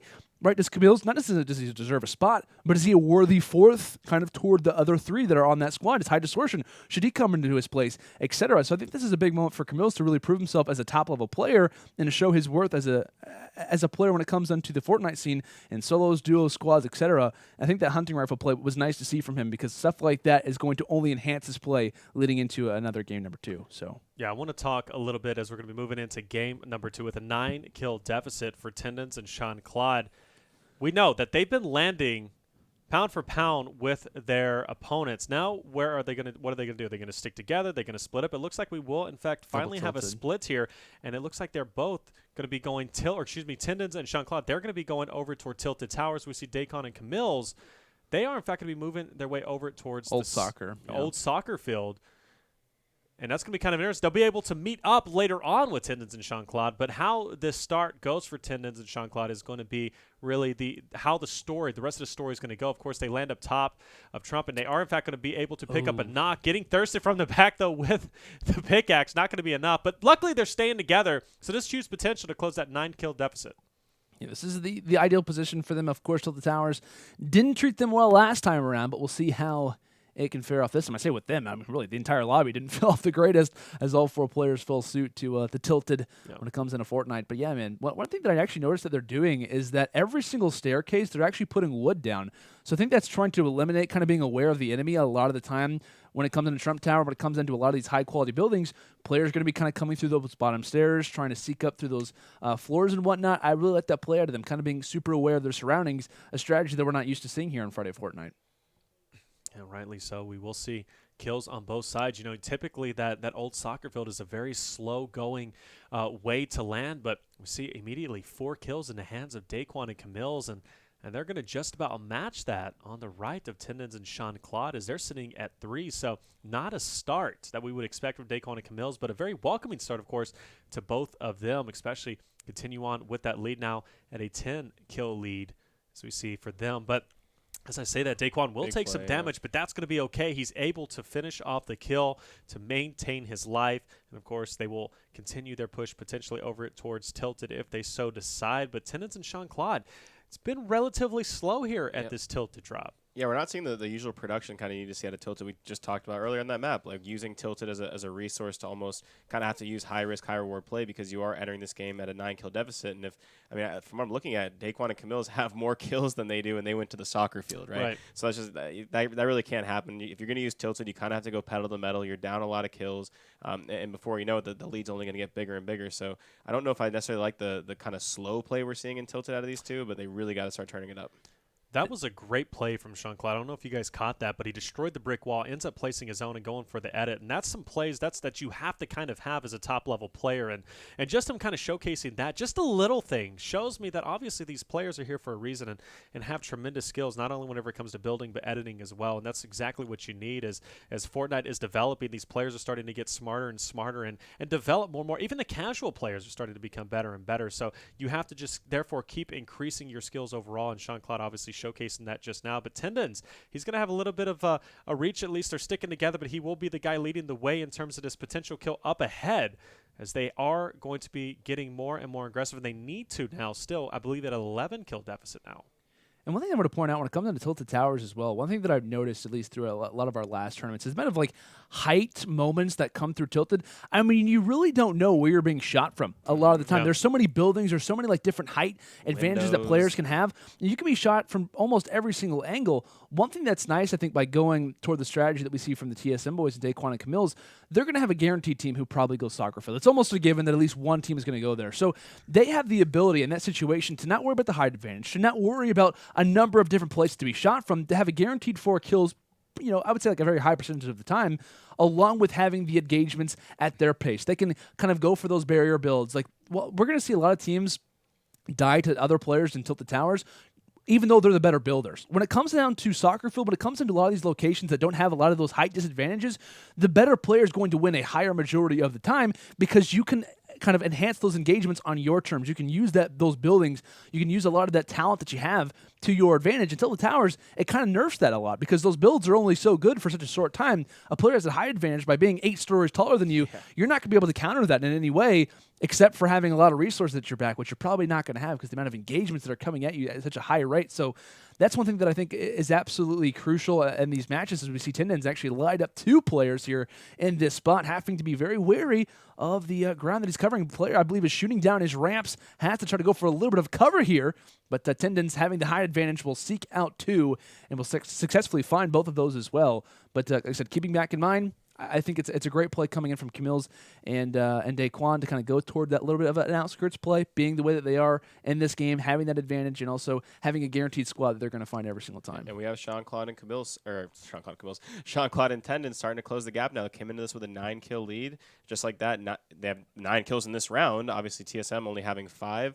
We only have a 5-kill game. I mean, like we talk about how fast a 5-kill deficit can be erased. I mean, right. As the round comes closer and closer, we have 35 kills left on the map. You know, I'm not sure if Tendons, Shawn Claude should be going near the TSM boys. I'm not sure if they should be kind of going off on their own. But just like that, our game is getting closer and closer. Yeah, I definitely feel they need to be going on their own and kind of get that distance between Daequan and CaMiLLs. But, of course, that's a double-edged sword because you never know which team is going to find the amount of kills that they need, you know. So at that point, it's going to be interesting. But look at this. Finally, we're going to see a showcase of the dual-wield pistols as Daequan has it in his inventory, which, by the way, his inventory is all about power. You see the double pump plus the SCAR, and on top of that, he has those dual-wield pistols, which, mind you, has the potential of getting 86 damage per hit because each bullet inside the pistol does like 41, 43 damage respectively depending on rarity. But look at him just melting his player down below, and it took him 2 hits to get that player from full health down to a knock. So just showing how incredibly powerful they are in the hands, especially of a professional player, but showing that the Shifty Shafts rotation definitely panned out to be a good rotation for the men of Daequan and CaMiLLs, but Dusty Divot seems to be the way Tendons and Shawn Claude are going. Yeah, I want to say, like, Daequan and CaMiLLs, while I like that challenge, at the same time, though, I think based off of map advantage, Tendons and Shawn Claude are in a fantastic spot. Reason being, they're in zone, and they're going to go kind of toward that landing triangle. They got retail to their ability. They've got Dusty Divot. They've got Salty Springs. They have so much at their advantage, and I feel like in this spot, there's so many kills that TSM aren't going to have the ability to find, especially when we talk about the final 30 kind of coming into wraps here. So, I think that was a great challenge from TSM. They obviously had to find those kills in Shifty Shafts. This is a big moment for Shawn Claude and Tendons. They don't have to worry about TSM, and they are in the prime spot of this map. This is where they can start to get back into this match. A little bit of a deficit that they're at right now can easily be erased with the map position that they have in their advantage at the moment. Definitely so. We do see some knocks in the hands of Tendons and Shawn Claude, but watch out for Tendons. He's going to be in a little bit of trouble here. He's going to be down to about 10 health. He will have some minis in his back pocket plus the med kit, but Shawn Claude, he's going to have to provide some defensive work to allow Tendons to kind of heal up, but Tendons, he's going to opt down. He's going to go ahead and go for the push himself as a player up above does get another shot. This is a bad situation if you're Tendons. He's forced to use the med kit now. Now it's going to be up to Shawn Claude, nice who play. luckily is able to get that instant elimination, which means the danger is kind of out of the way as of yet, and that gives plenty of time for Tendons to finally use his medkit. But you talk about a close scenario, that was definitely a close one. But with that being said, they're closing that deficit a little more and more, and like you said, they're in a great position now to make some rotations through. They're at that triangle that you mentioned just around Dusty, so they have plenty of time to kind of rotate through. Looking pretty solid. And one thing that I like actually quickly from the TSM guys is that they're realizing what the advantage right now is for Tendons and Shawn Claude. They have the ability to go to kind of 2 different places. What Daequan and CaMiLLs are doing is saying, hey, we're going to go to Salty Springs. We're going to ruin your chance of having 2 different options by at least taking one of those. So I really like that play coming in from Daequan and CaMiLLs. Salty Springs is a very popular place, of course, especially with the zone where it is now. This is your only opportune time to go for it. So I like that play coming in from them, kind of countering the strategies that Tendons and Shawn Claude had at the moment. They spend a little bit too much time when it comes into Dusty Divot, lose a little bit of that advantage, and I like that play coming from Daequan and CaMiLLs to kind of steal that particular play that Tendons and Shawn Claude could have added to their overall advantage. Yeah, definitely so. As Salty push is underway, we see that circle. We still have the gatekeeper role in the hands of Tendons and Shawn Claude, as Tendons will be lit up just a little bit, but luckily for him, he's still finding engagements, and look at him just mowing that player down. As hello, there's another player just below him, and he's going to try and get the kill as the player is building a double ramp up, getting the high ground, definitely takes it with the pop rocks, able to jump over the build of his opponent and get the final kill, as We see now another knock in the hands of Daequan as they're answering back and forth between the two. That's going to be a full team. So if they keep it up at this rate, the lobbies, the elimination, the amount of frags left is dwindling away. And Daequan and CaMiLLs will take this, but they've got to be careful at this point. Tendons and Shawn Claude, they're going to be pretty spread apart at this point. Right. We got a retail. We have a Salty Springs. But notice, too, Daequan and CaMiLLs have a ways to run before they're able to match up with the Storm, which means Tendons and Shawn Claude, in the later portions of this game, they're going to start meeting those players who are already inside that circle, which means they could pick up the final kills. We have a close one here, boys. These are very important kills right now for Tendons and Shawn Claude, as we only have 10 players remaining on the map. And I think they are only down by maybe 4 kills. If they get this last team, I think they might be able to tie it up. And this is a big moment for them, like Taylor said, because they do have the map advantage. When it comes down to the zone, they're pretty much on the outskirts of that. They could not ask for a better situation of the two. While it was a nice strategy from Daequan and CaMiLLs to counter by going Salty Springs, you could argue based on the zone, the more favorable spot to be in is Retail Row. And so off of that, we see nice plays coming in from actually both of our teams. A little bit of fall damage being taken actually from Shawn Claude as he's now out. Tendons with the opportunity to make a play happen. And we'll see if the slipper still fits.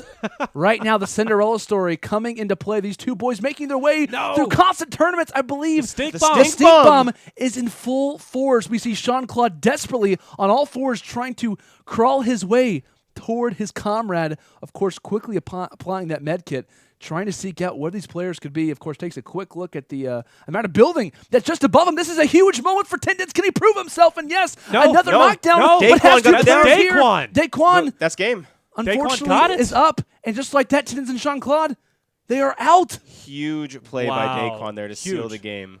Wow. That's massive, right? Daequan comes in, gets that kill, and because of that, either way, I think Tendons might have gone down, but Daequan coming in with that heads-up play. If Shawn Claude doesn't drop there and he picks up the kill, we would see TSM at a huge disadvantage, right? Because we talked about him being in that circle, pushing forward.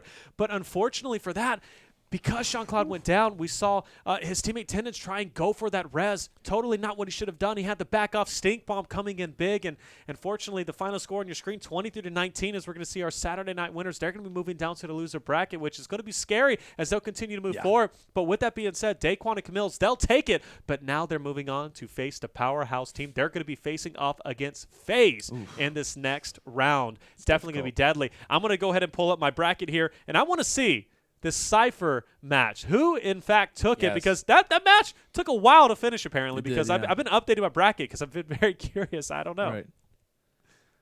Yes, I'm very curious to see, like, obviously, what happened when it comes down to that game. Cypher closed it out? Cypher closed it out. So Cypher faced Jaomock. They moved on, and they're going to be facing off against BurntChip and W2S. But, of course, now the next game that we'll be moving into, we're going to get to see Ninja now play with his teammate. Let's go ahead and find out who his opponent is in fact going to be. It's Ninja's Hysteria, which they played last week. They performed well. They 4th place, of course, on the bubble, but still a great placing. But they'll be facing off against Kwebbelkop and Young. So that's going to be a good match in itself. But Hysteria, no, you're kind of a fan of him. He's a great player. He's been performing exceptionally well. Last tournament, he proved himself. But going again now, we haven't seen much from Kwebbelkop and Young, right? We haven't seen them in the past. Any ideas of what to expect from this round? I mean, based off like their prior placements, like Kwebbelkop has been like a decent player. Yeah. I'm actually a big fan of his YouTube channel, to be funny enough. But I like to see him kind of have a pretty solid placement when it comes down to this matchup. But I mean, it's going to be difficult for these two boys to kind of make it through. We talked about Ninja and Hysteria, both of these guys, esports veterans. They have that kind of prior chemistry by being both in the Halo esport, also played under Cloud9 back in 2015 and 2014, like I said, under the exact same organization. So they have that prior teamwork, they have that prior chemistry.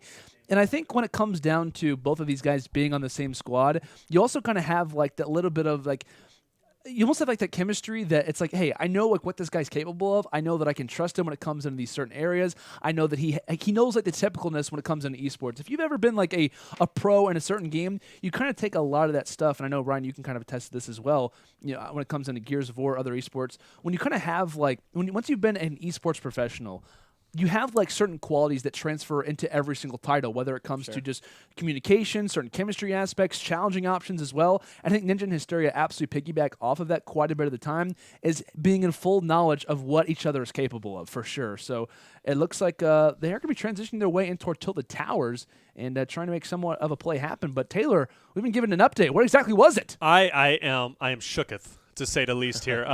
Ninja and Hysteria, they had 6 kills, respectable, in that first game. Kwebbelkop and Young, had 16 kills. Ooh. 16 kills. That's a 10-kill lead, boys. By the way, Hey guys, look at the left side of my screen. They don't have a kill yet. I'm seeing a grand total of goose egg on the left side. That's not good if you're coming into a 10-kill deficit. This is a big. So Kwebbelkop, we haven't seen them play typically throughout tournaments, right? Because normally they go down loser bracket. But this is a great showing on their part. Obviously showing. Came in with a 10-kill lead. Finally, we see Hysteria lighting up the scoreboard, picking up 1 kill. But, of course, to kind of close out the deficit, of course, we don't know what Kwebbelkop's sitting at himself. But DeYoung, I mean, he's sitting at 2. Checking his phone right now. Very confident, very relaxed, to say the least. I don't run Ninja, though, having 2 players just in front of him. This could be game-breaking. Goes for the double knockdown. And there's going to be a 3rd player challenging him, spotting him just through that garage. And trying to be very wary of these kills, taking quite a bit of damage. And Hysteria, where are you? Can you help? Can you assist your teammate Ninja? Doesn't need it. Finds the 3rd knock as well. They are lighting things up in Tilted Towers. 4 or 5 kills, all being added up in total. As this is exactly what has to happen, though. Coming from a deficit, -10 coming into this map number 2. They also have what was a little bit of an advantage overall with map control. That's the one thing to be really kind of pointing out, but I'm not exactly sure how many kills Kwebbelkop has at the moment. Obviously, we see DeYoung right now having 2. But for the most part, they have a pretty comfortable advantage, and they're looking on, but that's exactly what you have to see from Ninja and Hysteria. Up-close personal fights, finding squads in quick succession, and also trying to have that map control. Having that map advantage is so crucial in the game of Fortnite, and we'll see if it can come into play here versus and while they're down. What a great play from Hysteria. Landon, I don't know if you caught that, but player was building up over top of him, built a ramp. Hysteria literally jumped on the side of the ramp, came up behind him, and took him out. Phenomenal plays from Hysteria, showing that skill. But like you said, they're lighting up. And I just want it to be known, Ninja got those 3 kills before, eliminated a team with just a great tack alone. You talk about it. We need at least like the ultimate tack in order to pick something like that up. He did it with a great tack. Yeah. Did it with a great tack. Just showing obviously the skill. Yeah. But you talk about closing out that deficit. They're doing just that. They're currently sitting at 6 kills. Whereas you look at Kwebbelkop, and DeYoung, they had a great lead coming into the second game, but it's been very quiet on their end. And when we talk about Ninja and Hysteria, at least in the last tournament, I mean, the one major takeaway from them was obviously they played very well, finished top 4. But also along with that, they were known for the odd landing locations. Yes. East Risky Reels, they were going Batcave quite a bit. They were going outskirts of Salty Springs. Not necessarily, like certain strategies were pretty common, but they were making some very odd calls. Like they were 100% keeping in mind late game. So I'm curious maybe if they went to one of those locations and weren't fully expecting to see a squad there, they kind of get countered. One of them gets taken out. They kind of fall from there. Of course, they finished up with 6 kills. They most likely died young. It's fair to say. They probably got out pretty early. No pun intended. No pun intended, obviously. Right? But I think that was kind of a strategy that obviously works for the majority of the time. But hey, RNG comes in toward Fortnite quite a bit of the time. They make a typical landing location. A great squad happens to be there, and you drop early. That's probably what happened in Hysteria. I want to point something out, something that I'm noticing at this point. Look at Ninja and Hysteria's positioning on that circle, right? They're going to be on just the outside. Kwebbelkop and DeYoung have pushed into Dusty, which, mind you, is pretty deep inside the circle at this point. So whether we're seeing a gatekeeper role played versus the other kind of strategy of pushing into the circle, which I don't recommend that, but overall they still have an 8-frag lead. But you notice on the screen, DeYoung was actually shooting his Scar recently, just trying to find it, try to bait players in. Right. But pushing this far into the circle, I couldn't imagine you would find that many engagements. I think they're probably banking on the fact that people like to use Dusty for the hop rocks, right? That's always a place that always seems to have players at any point in the map, right? In the beginning, middle, end. And so like I said, he was shooting in the air, trying to just find any way to bait people out, trying to find any way to make sure that Ninja and Hysteria don't get the 8 kills they need right now. They're currently down 8. And yeah, we haven't seen a lot of action from DeYoung and Kwebbelkop in a while. Oh, we definitely haven't. It's been slow going on their part. And Ninja and Hysteria, though, they have plenty of options. They've actually opted to go ahead and push deep into the circle as well, kind of going over to that Dusty position too, but it's quiet on their end as well. It's kind of like a hard call if you're Ninja and Hysteria's play, because it's like, do we want to hang on the outskirts or do we want to try to go for the rushes? It looks like on the opposite end, though, right now for DeYoung. He's receiving those medkits at the same time. Kwebbelkop, you see the top right of our screen here, at least as far as things are considered. Kwebbelkop is down. DeYoung is last alive, and he doesn't have any mats. He has nothing to work with, only the shots and his shotgun, trying to go for the pump, and he's not going to be there. Kwebbelkop and DeYoung fall to the hands of an Omega. And just like that, Hysteria and Ninja, while they are down in this game, they have 18 engagements to bring this one back. It is all on them. Can they bring it back is the question now, Taylor. Definitely so. I mean, they're poised to make this comeback at this point. They've managed to now, once again, play the gatekeeper role, obviously showing the circle is, in fact, going to be very beneficial to them. They do see some building just up ahead. We see Ninja on your screen is going to be pushing forward. He's just going to go ahead and get those remaining hills to get ready for that battle. But obviously, at this point, if you're Kwebbelkop and Young, you got to be a little bit worried. You know, you do have a lead, but is that lead going to carry over? So you see 16 total engagements. Player standing still, whiffs the shot, unfortunately, and forces him to push up. But luckily, we're seeing Ninja and Hysteria kind of stick together. At this point, you know, it wouldn't surprise me if they would have split up, but now there's no reason to, as we see a great knock coming in with a sniper from 84 meters from Hysteria, and now the impulse is, or excuse me, the bouncer trap coming in. So see Ninja pushing up himself. He's got those dual-wield pistols and just showing how much work and how much damage they can do. And, of course, that's 2 kills and another one, but it will take some damage. He chooses to build over. I don't know about this. I think he needs to play a little bit more passive in the situation. Okay, so he does have Hysteria behind him. I thought Hysteria was standing still. Thought he was probably going for a medkit of some sort. So nice play overall when it comes down to things. But, hey, they got to value their life. Both of them have to stay alive in this situation. You talk about how many frags are available, the score deficit that they're at the moment. Good plays coming overall, and I like that play actually coming in from Ninja to rock the bouncer trap to get inside of those engagements. We talk about the dual pistols coming into play as well. Overall, nice to see. And talk about that loadout from Hysteria, man. Yeah. Legendary heavy shotgun, legendary SCAR, legendary bolt rifle. They are feeling very, very good with the equipment that they have left, but I'm very curious if we actually get a scoreboard update to see how many frags are remaining and what the deficit is at right now. I think they just got 3 kills and they were down 8. I think they're down 5 kills now with a possible 12 left on the map. It's doable, right? But it's still close. It's still close to be down 5 this late in the game as of course, enemies could be eliminated either which way. And, of course, they can eliminate themselves. So got to get to work at this point. They're going to be pushing in, and they're going to be making their way over towards Dusty. Of course, that circle is still pretty big. The storm is going to be collapsing down. Once it collapses down, there's more opportunity to kind of find players. But luckily for them, it is Christmas time all over again. 2 players just in front of them. Thank you, Will Santa. he connect on the snipe? He does not, but that's going to be okay. He's going to go ahead and push forward himself. Ninja just on his flank, and oh, but players are getting taken down. If you look at the bottom left, we just saw quite a few players get dropped. So this is a big moment in this game. They have to find almost every single frag left. Can they do it? They got blessed by the Omega at the beginning of this game, taking down Kwebbelkop and Young. A big opportunity for these guys to bring this game back, and it's going to rely heavily on this squad. Ninja nearly taking the head off of one player with the hunting rifle. Hysteria, though, is getting some knocks, and now it's about the aggressor time. This is now time for Ninja to do what he does best, go for the quick engagements, and goes for the challenges. I believe that was a player that Hysteria took down, and now they have the advantage of being at the front and the backside, trying to establish a pinch. Yeah, trying to get that sniper shot off, not able to get it, pulls out the dual-wield pistols, and look at the accuracy, able to get a final knock, and as it goes in, his teammate Hysteria was able to get an elimination as well to get even more kills, and I do believe at that point they're currently down 2 kills. At this point, still 5 engagements remaining, and there is an emote coming out. Does that mean they have continued to lead and maybe overtook it, or does that mean they're just feeling absolutely confident to finish this off? But I do still believe they are down 2 kills, but the rocket ride coming. Ninja confident. Of course, that's the confidence we come to expect from Ninja, as well as Hysteria. Hysteria's got a smile on his face, too, as they're feeling good. They're feeling confident. Based off that, I'd imagine they probably know the game is in their hands. Or either that or they know they have a good idea that they're going to be taking it. But you do notice, right? Players are dying. Yeah. Players There's are only 3 dying. players left on the map. There's only 3 players remaining, so this is getting kind of testy at this point. Yeah, definitely. Obviously, production, I'm sure, is probably adding up the entire score totals just to see exactly where this game is at the current moment. But can we just go back to that play, the Omega, the RNG that comes into that moment? If that one player happened to not be around that area, this is probably a much different series overall. Oh, yes. I know Young was playing incredibly well throughout the most of the time, but man, talk about a game for sure. Rather unfortunate. Well, it looks like the scoreboard update was, in fact, a little bit whipped, but that's okay. There's a lot of stuff to come in for production. They're always looking, but I do believe that it's going to be Ninja and Hysteria taking it based upon their responses. Of course, they won it. It was, we thought it was a little bit closer, but of course, 23-15. It looks like they were able to. That's okay. We thought it was a little bit close. I was like, hold on, now they're probably 2 kills down still, and they're over here rocket roading and everything else. I was like, hey, I know you're confident, but boy, she's still a little bit of work to do. Yeah, I was like, okay, Ninja. All right, man. I totally understand.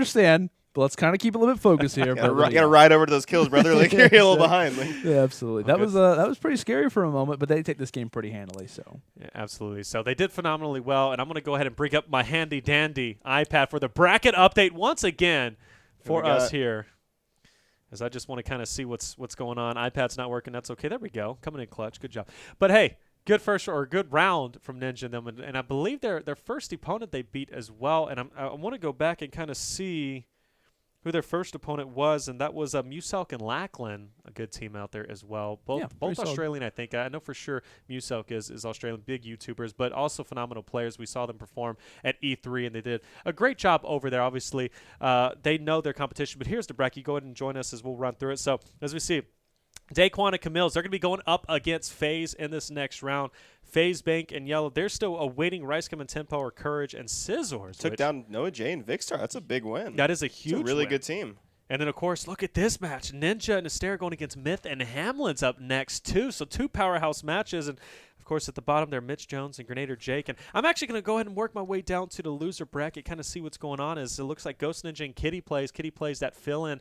Unfortunately, they're going to be out of the tournament. And HighDistortion and Krafty, they're moving on. And then we also say Nick28T and Prohannes. Prohannes coming in from the Saturday Fortnite as well, and he's joined us in Friday Fortnite, and he's been teamed up with Nick28T, of course, a very talented player, and they have, in fact, moved on in the loser bracket, too. So a lot of interesting things, and, of course, Shawn Claude, TV, and Tendons still awaiting Roman Atwood or Cole Hogman to see who's going to win between them against Roman Atwood, Cole Hogman, and FaZe Rain and FaZe Blaze. So a lot of competition still remaining. Yeah, a lot of unfortunate exits, I think, is what we're going to see. I mean, some of them have to happen, right? You look at the amount of solid players that exist currently in losers round 1 and losers round 2. If we could actually quickly transfer back up to winners bracket, just really fast, I just want to point out something very, very notable, is that I think there's a really big potential for 2 squads to make it very far that necessarily aren't as expected. You look kind of toward that middle side of the bracket, Courage and Cizzorz. If they take down RiceGum and Tempo, I think they have a fair opportunity to take down Banks and Yelo. That's their ticket into winners semis where they'd face off against FaZe, most likely, and or TSM boys. That's an opportunity where they have a very high placement. They get placed down very far in the losers bracket. That's a guaranteed, like top 6, top 8 placement that they would have. Along with at the very bottom, we see Sypher and Jaomock. They also have very high opportunity with 2 series up in their midst to also make it to winners semis as well. So we have 2 squads who weren't necessarily in everyone's like high level, power rankings, but could easily make like a top 6, top 8 placement. Just something to be aware of when we talk about power rankings coming into matches like this, coming into moments like this, to where you get bracket blessed, man. You can make some really high level plays. And Sypher, he hasn't had like I said, he's only placed top 8 twice. I think the last few tournaments he's played top 17 twice, top 9 or top 12.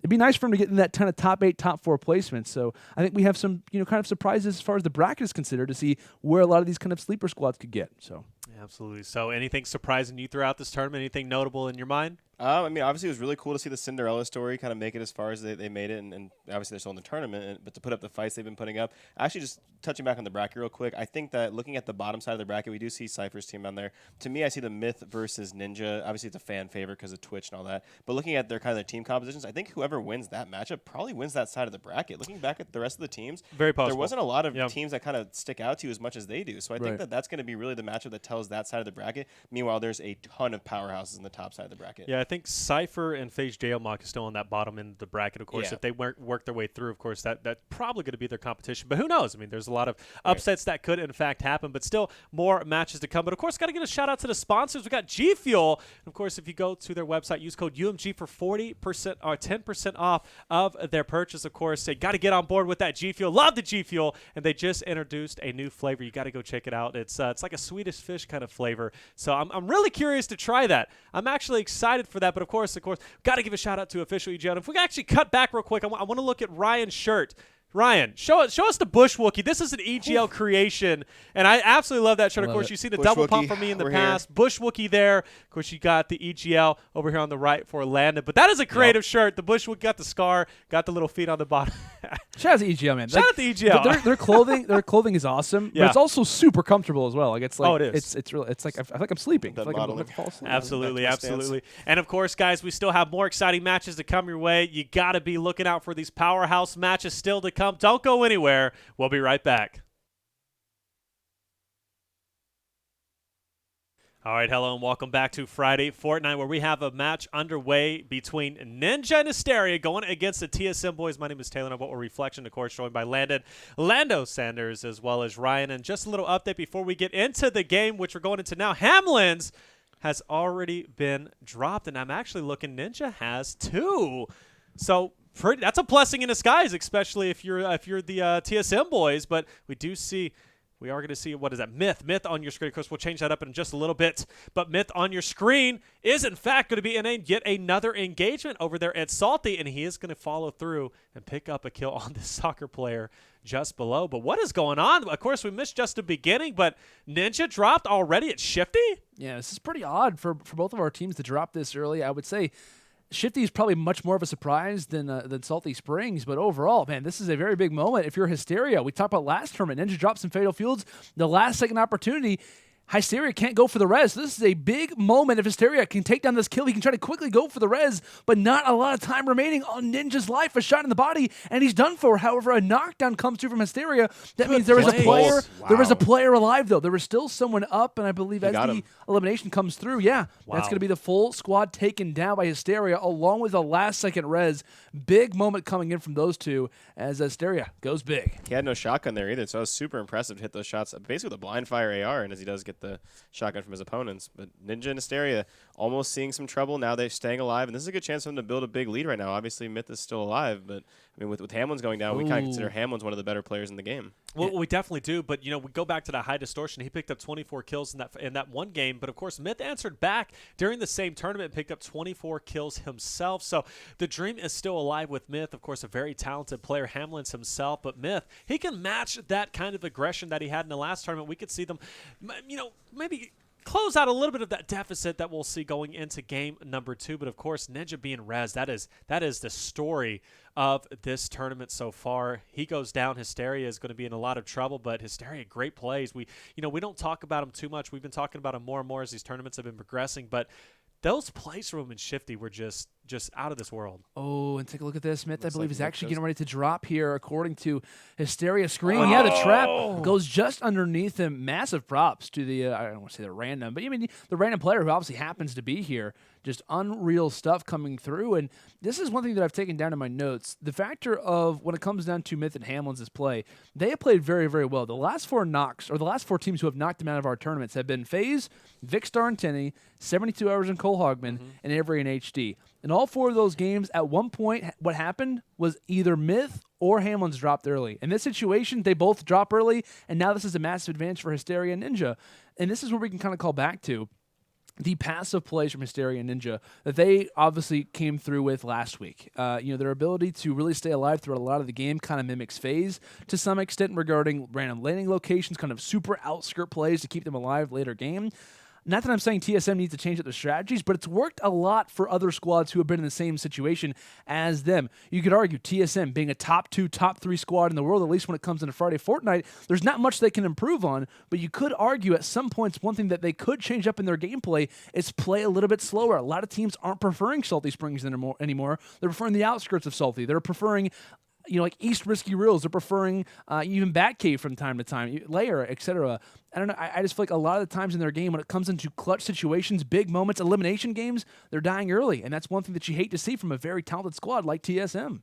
Definitely so. Getting, 3rd place in the last tournament now, potentially going out to the loser's bracket. But, of course, Ninja and Hysteria got 4th last time, and they're hungry to kind of overtake that and move forward in this winner's bracket, and we're seeing just that. But this Shifty drop is somewhere we don't typically see Ninja and Hysteria go, so it's kind of refreshing to see a different play style from the both of them. And, of course, we're going to be seeing a tilted push relatively soon, but still a 3-kill lead for now, but it's going to increase over time as we see still 39 engagements remaining as TSM got dropped relatively early. But they look like they're kitted up fairly well. They're ready to push forward for the tilted, and they're going to be looking strong, especially moving on in this match. One thing I want to keep in mind myself when I look at this matchup and I look at this team of Ninja and Hysteria, obviously we talked about how they've played Halo together in the past. Halo actually one of the games with kind of the most communication needs out of many esports, right? So the two guys who've played together have really good communication, and like I said, they're both esports backgrounds, and esports players know how to develop chemistry, right? And they know how to kind of get better. Imagine on a pro circuit where they used to team together, event by event, right, match by match. So I'm looking forward to kind of see how this team progresses, not only this week, but if they keep playing together moving forward in Friday Fortnite, just because they have the same kind of background of esports. And speaking on kind of familiarity when it comes into to just even Ninja and Hysteria, they actually have a lot of that same kind of aspect versus Hamlinz and Myth. They actually faced off against each other twice last week, where it was actually, I think in winner's round, it was Ninja and Hysteria who walked with the victory over Myth and Hamlinz, actually due to them falling early, funny enough. And then when it came down to the losers bracket, Myth and Hamlinz actually got the last laugh in an elimination game where it was a 3-kill difference, came down to the final squad, and Hamlinz went big to knock down Hysteria and Ninja from the tournament. So these two teams, very familiar with one another, and in their last matchup, it was a 3-kill difference. So when it comes down to this game, of course, being the way that it is, not looking to be incredibly close as far as map number 1 is considered, but these two teams, have they dueled, and will they do it again?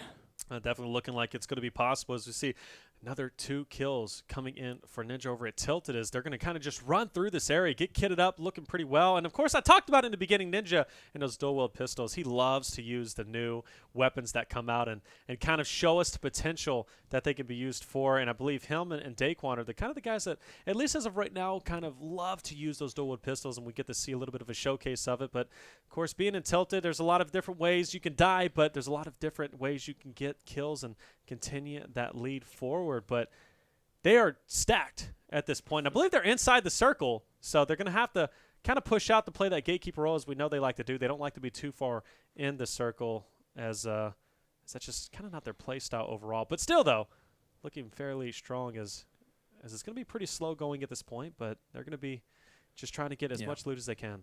And one thing that I know as well when it comes down to kind of odd strategies and kind of players who like to use kind of odd weapons, I know it's kind of funny enough that you bring up Ninja, he also kind of prefers that auto sniper from time to time, which I've not really seen too many players be a big fan of. I noticed in that last play, I think he had the opportunity to go for a bolt. I'm not sure if he handed it off to Hysteria or it just happened to be another one off the ground, but that's kind of an odd little play there that we see from time to time, as funny enough, the sniper rifles being brought out there yet again from that little drop there from Hysteria. But yeah, Ninja actually does prefer the auto from time to time, which can be a little bit odd, but he makes it work, and he makes it look like it's even better than the bolt from certain aspects. So I think that we kind of like solo squads, duo squads, whatever you want to call it. I think in those kind of matchups where you have like 4 players at once, having the ability to put in multiple shots like that is actually really beneficial. Yeah. So while he might not prefer in a traditional game of Fortnite, in this format, when you're constantly going up against way bigger numbers, I think it's actually kind of beneficial. So I think that's probably why he likes that more. As we say that we have players gliding over them from a launch pad, there's going to be a good opportunity for them to get some kills and kind of build upon their lead right now. And we're going to kind of get Hysteria to show a showcase of his building skills. Unfortunately, whiffs it just a little bit, forced to take the low ground, but he's going to go ahead and recover and build up the opposite way. And there's a great opportunity for them to shoot that ramp out, but he's not going to do so. But, oh, no, he got shot down. He's taking massive damage. Defensive building coming in. Hysteria has to be careful, and he is going to go down. Ninja himself is going to be low in health, and he's forced to make that push that Hysteria was trying to make. He's going to go ahead and dip down, hopefully find some medkit. Does not, but luckily he's got those minis in his back pocket, but he's got to be careful. Those opponents are high up, and with the health being so low, fall damage is a very real possibility. So he's got to take this a little bit slow. He's got the C4 in his back pocket too. How he plays this is going to determine how much of a lead they're going to have in game 2. I know there was an opportunity to actually grab the portal for it as well. Didn't Finn to go ahead and grab it, which I thought he could have the height advantage, but thankfully he actually has another squad challenging. This is going to totally take the effort, the massive ability, the pressure, yeah, exactly, off of his shoulders. Goes for the auto snipe shot, misses one, but thankfully can kind of cater in the fact that these engagements aren't going to come at a very fast pace. Kind of sit back, relax, and shoot from afar as players begin to try to engage, as Ninja can kind of covet in the fact that he does have the advantage of the storm at his backside and also does find some minis as well, just to kind of add toward a little bit of the excess shield that he can't rock for right now. Keeping in mind, though, Hysteria, he's not down. He's not officially dead yet. He's crawled his way over to Ninja. And this could be an opportunity to keep Hysteria in this game, which would be huge when you look at the overall seeming of things. I can imagine TSM right now, Hamlinz and Myth are probably like, oh no, like how did he manage to stay alive that entire fight? Wow. The one time someone doesn't get thirsted happens to be against us.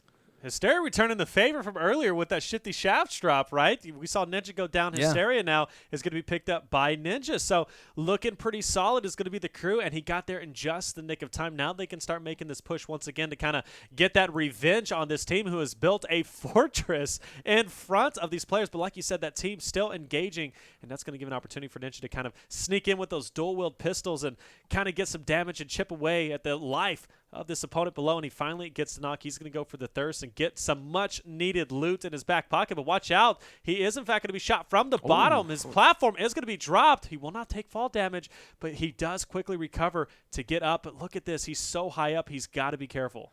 Definitely does. Of course, he always preaches the factor of, in squad games, in matches such as this, being very wary of that ground control. Players could easily shoot at that entire tower and take everything down. So, of course, he's going to try to back away, play kind of toward that zone, because in 20 seconds, it's going to be right on top of them. They're not in the best situation when it comes into overall health, so being very wary of that. Also keeping in mind the gatekeeping role from the RNG players who are obviously around the map as well, but constantly finding knocks, and Ninja has to be aware that he's not one of those players. 32 HP and needing to get through this zone. I'm not exactly sure. I thought he maybe thought there was like a med kit on the ground or something along those lines, but he realized there's an engagement around here, and he's trying to go for it. The nice rocket from the back pocket will shoot out and takes down an enemy, as now Ninja will be up to 6 kills in total. There could be a few knockdowns there as well, but take a look at that HP in the top left. Yes. Hysteria maybe like 3 or 4 HP, maybe like upwards of like 9 or 10. Ninja at 13. Not looking good for these guys, but thankfully they can reset on the fact that the storm is just on their backside. They're clear for now. Oh, look at the composure, though. I mean, he knows he's at 13 health. He's literally dangling over. No, I think that's... Oh, what a recovery from Ninja. Building the stairs just below him. Something Tim needs to take note of to avoid that Tim damage. It's great heads-up play on his part, and you just see the composure from a competitor. That is Ninja, of course, firing rockets down below, trying to go for more Noxes. This team battle has literally been going on for several minutes now, at least 5 minutes at this point. We've seen Hysteria drop. We've seen Ninja come in for the res, and they're still going in for the kills. Definitely making Ninja and Hysteria work in terms of getting this lead over the enemy team. But Hello through the window gets the kill. He's going to bust that down and get some much-needed meds and loot as well. But they've got a distance to travel. The storm is going to be hot on their heels, and luckily he finds a fireplace. Does he shut it down to kind of get some much-needed health? And don't think he does at this point. He's got some Band-Aid. There he goes. He's going to lay it down. And 13-2, though. But they had to work for it, didn't they, boys? Yeah, sure they did. absolutely did, man. That looked pretty scary from time to time. But like massive props, right, to Ninja in that particular play. Has the rockets in his back pocket, fires it ahead, and great recovery build. I like to always call Ninja probably one of the greatest recovery builders in the entire game. To have the awareness of, hey, where can I build on toward next? Where are the structures at? And how can I stay alive while also providing damage into to players who are obviously shooting at me? And Ninja does a great job at showing off that exact skill there. And we talk about Ninja's ability to kind of become like the best with the new weapons so quickly, right? When he had his big 23 kill run, right? He's using the LMG, which recently had come out. Right now, he's actually using the double pistols in place of a shotgun. He's turned down shotguns of all rarities and colors to use that double pistol, and it's working out really well for him. Meanwhile, we saw a lot of other players struggle with it. Yeah, something we haven't talked about, at least as of yet. Shotgun's getting another nerf in the most recent update, specifically, though, whenever it comes to building damage. We see the shotguns themselves getting a 50% reduction in damage to overall buildings, as well as the tactical and heavy getting nerfed by 25% with damage to the buildings. But we still see a lot of these players rocking the double pump, which quite surprisingly, they even use that to try and break down these walls, which I think it's just out of habit at this point. And of course, we'll see some more changes overall. But like you said, using those dual-wield pistols, which I can see a pump and maybe a dual-wield pistol in their back pocket being kind of the new meta moving forward. Of course, the submachine gun still being used. But getting back to the game, still 6 engagements remaining. They pushed into the circle. They made their way through. They're looking okay now in terms of health and overall shields. And they're going to have the high ground here, and hopefully they'll be able to find some more. Yeah, I'm kind of piggybacking off what you said earlier, Taylor. Like the grind that this has been really for Ninja and Hysteria to get here is almost a task in itself, right? The factor of how they've gotten to this point hasn't been easy. We've seen drops from both of them multiple times, yet they've managed to get to this point, and they've got to be feeling pretty good, right? And the entirety of this has been the factor of, hey, they're not down in this game. If anything, they're just adding constant positives. They're constantly adding that padding as far as their lead is considered. So only good things when it comes down to Ninja and Hysteria, but if you are a TSM fan, you've probably through a few things throughout this series, hoping that these guys would drop, but just not seeing it as of yet. Just giving even more cadence and even more credit to these boys for having that knowledge to stay alive in very high pressure situations. Yeah, that could have very well been over a long time ago, right? And the kill deficit now could have been, only a few coming into game 2, but they did a great job staying alive, did a great job extending the lead. Just as we say that, we see a couple more players in the map right now. I just want to Double talk pistols back at it. I just want to talk about this push Ninja made. Normal players, including myself and Landon, 100% casual normal players. By the way, great uses of the trap to take out that kill.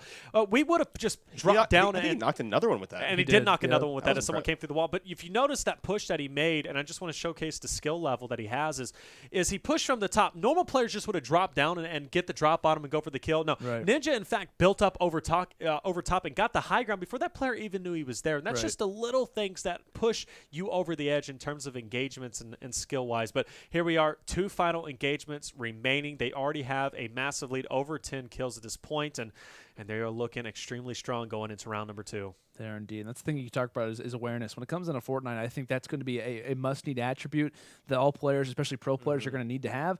And really, in general, right, this is a skill that players are going to have at a very high level, being aware of when it comes to builds, when it comes down to resource awareness, being aware of your shields, health, etc. Always being fully aware of all that stuff. And I think that's one thing that you can even give more credit to Ninja. We talked about how good he is at the start of a game, winning every single tournament as far as, regular matches are considered with battle royales, winning every single one. He's good in the early game, and I think a lot of that has been built off of his knowledge of awareness, his knowledge of a lot of things throughout the map, and that's just one of the little moments that we see. One engagement just really goes to show a lot of the skills that he has when it comes into battle royale games. He says peekaboo over the hill, goes for the shot, unable to get it, but that's going to be one of the 2 players remaining, and it's basically all she wrote at this point. They've got the high ground, and he's firing in with that semi-auto sniper. Not able to get it just yet, but we do see on your bottom right screen Hysteria laying down the suppressive fire as they're going to be dropping in, and they are hungry for this final kill, as they rightly should be. They had to grind for it. They worked for it so incredibly much, and now they're going to finish off this last player as the player's doing everything he can to live, but it's all in vain as the damage is coming in, and I believe he's just going to build himself in a 1-by-1. And he wants the clip. 360 double pistols. Unfortunately, this guy's like, I'm not about to be a Twitter clip anytime soon. He's in a 1-by-1, and he's like, I'm done, and there it is. Hysteria is, in fact, going to get it, and there's the final elimination being picked in from Ninja. But great work 17 on their kill part. lead. 17 kill lead. And, guys, they earned it. That tilted run that they had was on point. There were so many times I was grabbing this seat that I'm in because I was like, man, they're gonna drop. They're going to die. I mean, they have to, but in the end they didn't. And to talk about the start they had, Shifty already was rough as it was. Hysteria saved the day. Sure. Taylor, I want to say, I'm sure the reason why you were worried wasn't because of Ninja and Hysteria for staying alive, but I know you're a TSM fan. You're probably super worried that they were actually living through a lot of these situations and praying that they would die sooner or later. I was not. It's okay, man. TSM, they have the opportunity to make it through. We'll see what happens, but a 17-kill deficit, not going to be easy, but I know you have faith. I know you got a lot of props, a lot of hope in these boys. I love TSM, but I mean, I got to face reality here. Ninja and Hysteria look like they might be moving on in this tournament unless they get dropped early, like we saw TSM do it in the first round. But Ryan, what are you thinking overall? So I look at this deficit, right? It's a lot of kills, and then you look at Ninja, Hysteria, powerhouse team, right? And then I look at the other side. I'm like, wait, who has the most kills in one game? Smith, right? Oh, yeah. Smith. That's what they're playing, yeah. So, anything can happen in Friday Fortnite, right? You have one of the best teams in the game. We have Hamlinz alongside him, who a lot of people consider the best player in the game. I'm personally, phase up. I'm on Tfue's side. I'm the best player in the game argument. But, obviously, like, if you're a gambling man, you probably think that Ninja and Hysteria coming into this with such a big lead probably have this. But you can never, ever discount Myth and Hamlinz. Obviously, they had the kill record. We saw how early they went out. That can just as easily happen to Ninja and Hysteria. I don't think they're going to let it happen. I do think they're going to land somewhere a little safer. But again, this is Fortnite. There is RNG. Anything can happen in the early game. So I think as far as landing zones, when it comes down to this game number 2, of course, the deficit that TSM has at the moment, what we saw last week, but they were at a deficit, I was thinking, okay, they're going to I think they were down like 11 or 12 kills. I'm not sure who they were facing off against. It very well could have been even Ninja and Hysteria for that case. But I know they were down, and what I really took note of was they actually sent a double split, one toward retail, one toward Pleasant Park.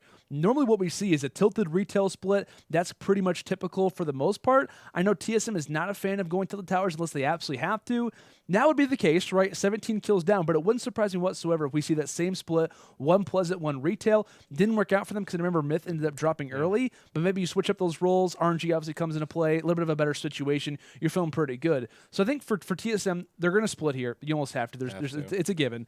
But I'm curious what the split is going to be. I think 100% one retail, maybe one tilted, or maybe one Pleasant Park. And I think for Ninja and Hysteria, expect outskirts, right? Whether it's going to be Batcave, whether it's going to be East Risky Reels, Moisty Meyer, maybe not Moisty Meyer now because of the challenges for week number 9, but I think they're going to be hanging on the outskirts playing late game. They have a 17 kill advantage. They could, honestly, Ninja could just read off all of his subs for the next 15 minutes and it'll be fine. So now hold on, now stop right there. Now TSL, if Ninja goes and starts reading his sub, I'm saying for the no, not what you're going to do. They might only win by 15. What you're going to do here? I'm doing it. All I'm saying is that Ninja can basically chill for the first 5 minutes, 10 minutes of this game and not have any worries. Okay, but this is what I want to talk about, the composure from Myth. He's ordering food right now, literally in a $20,000 tournament. And I got to say, his food choices are absolutely on point. Now, does he go for the shrimp or does he go for the chicken? He does pass the world-famous dishes, though. This is a big turning point right now. He is going to the side orders, scanning the garlic white rice. He does choose a shack sandwich. Spicy shredded chicken with lettuce, tomato, and our signature yellow sauce, which is just probably straight mustard. Is he going to add fries? Served hot on a roll. Does he commit to it, ladies and gentlemen? He looks like he definitely wants to. He's definitely considering it. He wants to commit to it at this point. He's looking like he wants to add that to the bag. I think he should add the shack attack for $5.75. He doesn't. He goes for it. And he did it. Oh my gosh, that's actually pretty expensive. They're down 17 kills. Why would he not get the fries? I don't know. That's true. That's the thing, right? But there's a lot of things that he could have done. Jeez. But he went for the play, and he committed to it, and he did it, and that is a respectful thing that I respect personally from Myth, and this is why I'm a TSM fan. When you're down this much, you need to order at least the green sauce, probably the yellow sauce too, and then without the fries, you're down 17. It's over. Yeah. Absolutely. So, and this is why I think they're going to go ahead and win this match here, because you see the composure, but he's also going to have a full stomach too. But that could also be the reason why they're losing so much. What if the doorman? What if the food comes to the door? That's the thing. Is he going to leave the food? Is he going to go play? Does he continue to play? Does the food man come in and play for Myth? In that scenario, there's so many possibilities. The chicken sandwich or the $20,000? That's so it. Wow. In the short term, you think chicken sandwich. In the long term, you think $20,000. Because how many chicken sandwiches can you buy with the $10,000 first place prize? Quite a few. That's the questions that we have to ask ourselves here at Friday Fortnite. Right. This is the seriousness that we have to see. I think that obviously caters into the landing zones as well. I mean, I think at this point, right, when you're looking at Myth, he's probably thinking Greasy Grove. He's probably thinking a lot of those situations where he can try to get full, essentially, when it comes down to this game. So, but he gets chicken. Does he go Anarchy Acres? Maybe get the freshness of the chicken from the Anarchy Acres, or does he go Fatal Fields as well? I'm sure there's a couple of chickens over there he could potentially make some fries eventually. Was it a grilled chicken sandwich or a crispy chicken sandwich? I think it was grilled. I think he's going healthy. Okay, then he might go to the fields then to get some fresh food, maybe some vegetables. He did pass on the fries. He was trying to stay healthy. So, all right. So these are the things that you have to ask yourself. Oh yeah, especially as a competitive Fortnite player and. I'm just imagining the chat being like, "Are these guys serious? Like, do they really think this is going to cater into the game?" Absolutely, we think this is going to cater into the game. That's the answer to that question.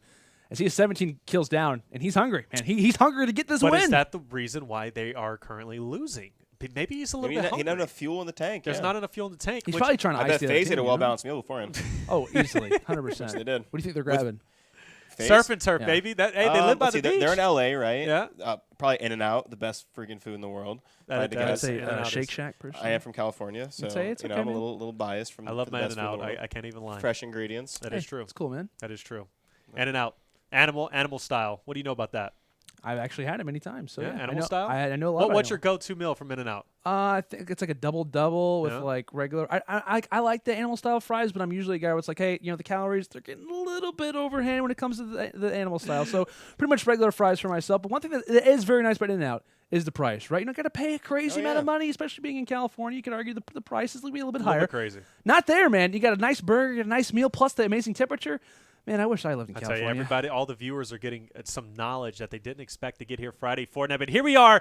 The wait is over. We're going into round 2. 17-kill deficit for Myth and Hamlinz. Can they make the comeback? Will Ninja and Hysteria kind of stay hot on their heels? Will the split come in? Find out on the next episode of Dragon Ball Z.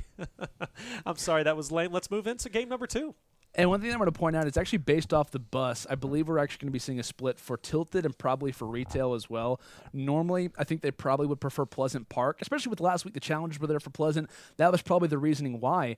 But it looks like we're going to be seeing, I think one toward Retail, Myth actually making his way there, and Hamlinz actually making his way here toward Tilted Tower. So like I said, the split coming through, pretty ideal when it comes down to especially the bus location. But man, well, obviously the eyes are going to be on Myth and Hamlinz. I think for sure we got to be looking at Hamlinz' perspective. 1v4 squads, keeping his team back in the game, 17 kill deficit. Now's the time to shine, and a lot of these early frags are going to play huge when it comes down to the latter parts of this game. Can he even stay alive, or can he keep the kills up? Like you said, Taylor, we'll find out now. Hamlinz does have that green tack in his back pocket, obviously. One of the weapons you want, especially when you're in Tilted, those close-range gunfights will ensue. Just getting his resources up. And by the way, skipping those resources is kind of a detriment to your overall skill. You need to come in and get as much resource you possibly can. You get a lot from those sinks, those tubs. So ridiculous talking about, but you do get a lot from them as well as those cabinets. So great job coming from him looting it out. But not a lot of engagement so far as he's taking it pretty slow. And looking at Myth's side here over at Retail, it's pretty slow on his part too. So overall, slow start for both sides. And it looks like, I know we were kind of talking about the landing spots pretty much in total for TSM. It looks as if Ninja and Hysteria, I believe, go old soccer field. So pretty interesting strat just on the outskirts, really, in general, for you can make your way north toward Pleasant Park. You have the option to go on the outskirts to Tilted Towers if you'd like to, or even enter into that kind of later game. I like this strategy, though. They'll probably have at least one squad around this area that they'll face off against before they leave here. But it's a nice play for these guys. Like I said, they have a 17-kill advantage. Obviously, your majority of your goal is to try and stay alive, but Myth could easily be dropping, does get the official eliminations, and takes down 3 before he ends up nearly falling. Of course, 30 HP to his name, and just trying to get those ramps up. That was a close call, too. He ran out of mats, and if that player hit one more shotgun shot, he probably goes down there. And at that point, I mean, you got to imagine there's just no hope for TSM at that point. But great kills by Myth. If I'm Ninja and Hysteria, I don't really need to, quote-unquote, move until I have to move, right? Yeah. Players are dropping faster and faster. TSM's only racked up 3 kills so far out of the first third of the map. Meanwhile, we do see Ninja getting an engagement.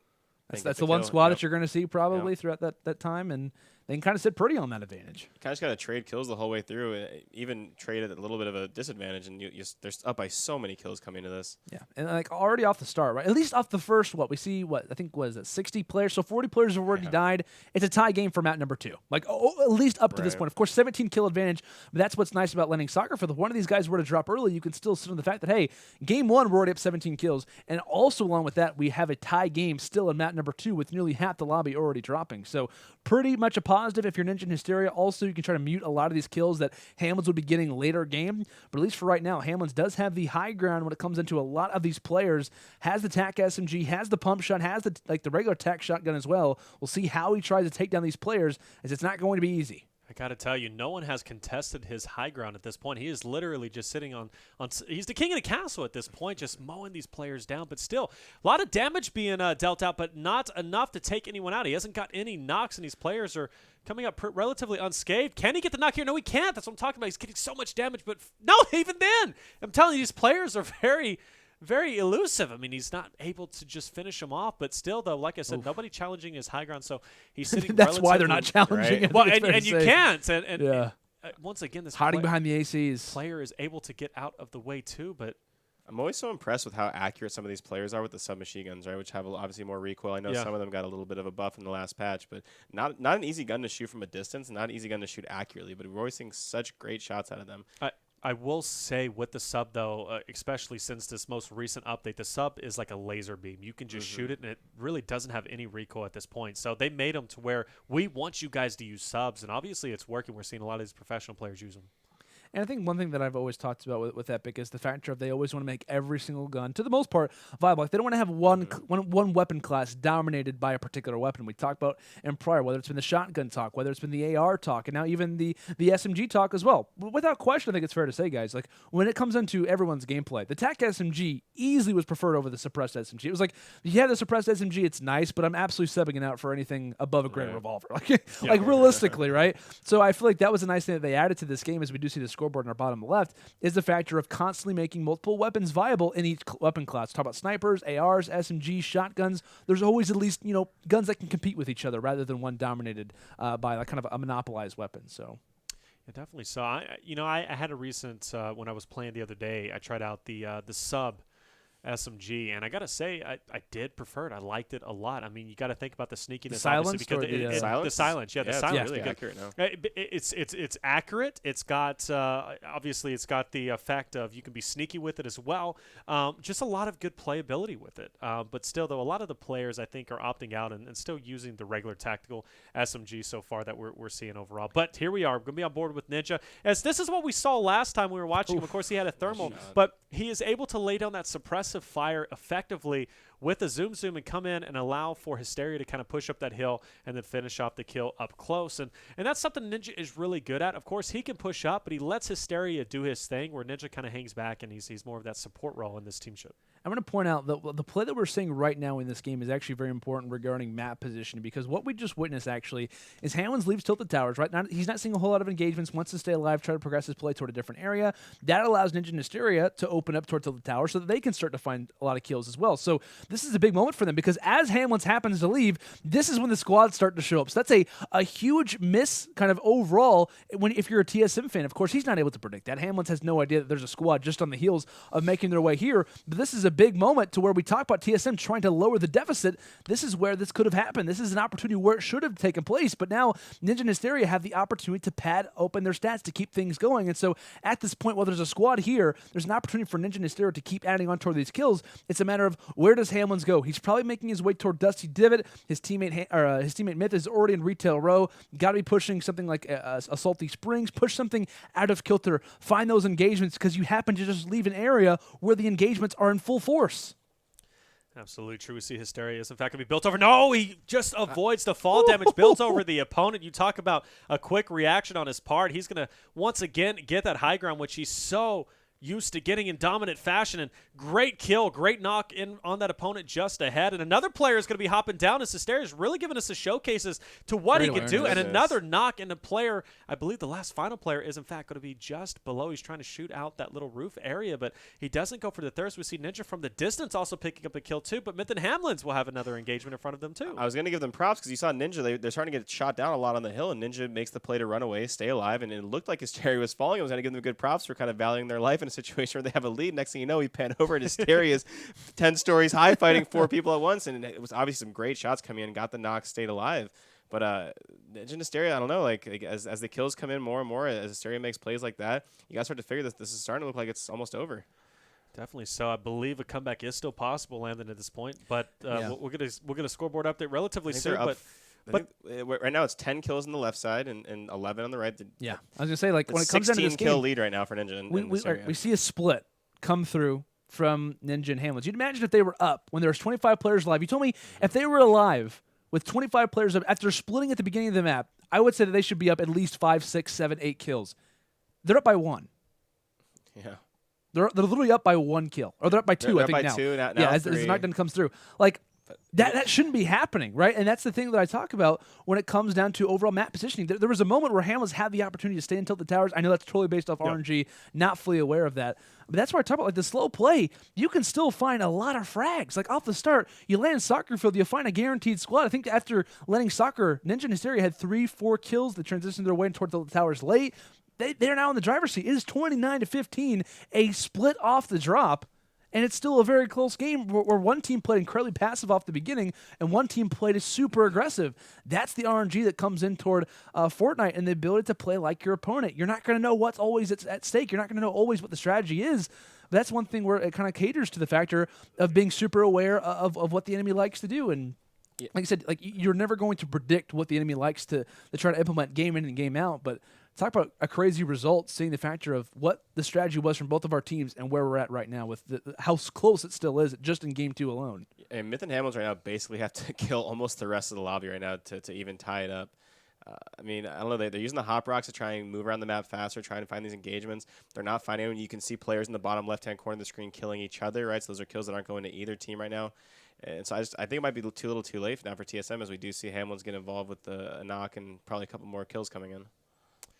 Definitely so, as we see the score is starting to get away, but you talk about Myth and Hamlinz heating up towards the end. They have done just that, but Only a couple of kills. In fact, they're going to separate as Ninja doing a great job using that bounce trap. We've seen him use those so incredibly much. He was well known for his impulse usage, but of course, the bounce trap seems to fit him considerably well as he picks up a kill over in Loot Lake, and another victim just ahead, showing his overall accuracy. And that's going to be an instant knock, means that's going to be another team down, and that is in fact going to be game is now impossible for Myth and Hamlinz to make this comeback. And man, like you said, Landon, things could have been so much different if Myth and Hamlinz didn't die so early. Yeah, and that's the thing we talked about. Like, their majority of the reasons why they have lost what they have, they're a very consistent team. Like, at least in my standings, they're a top 2, top 3 team every tournament.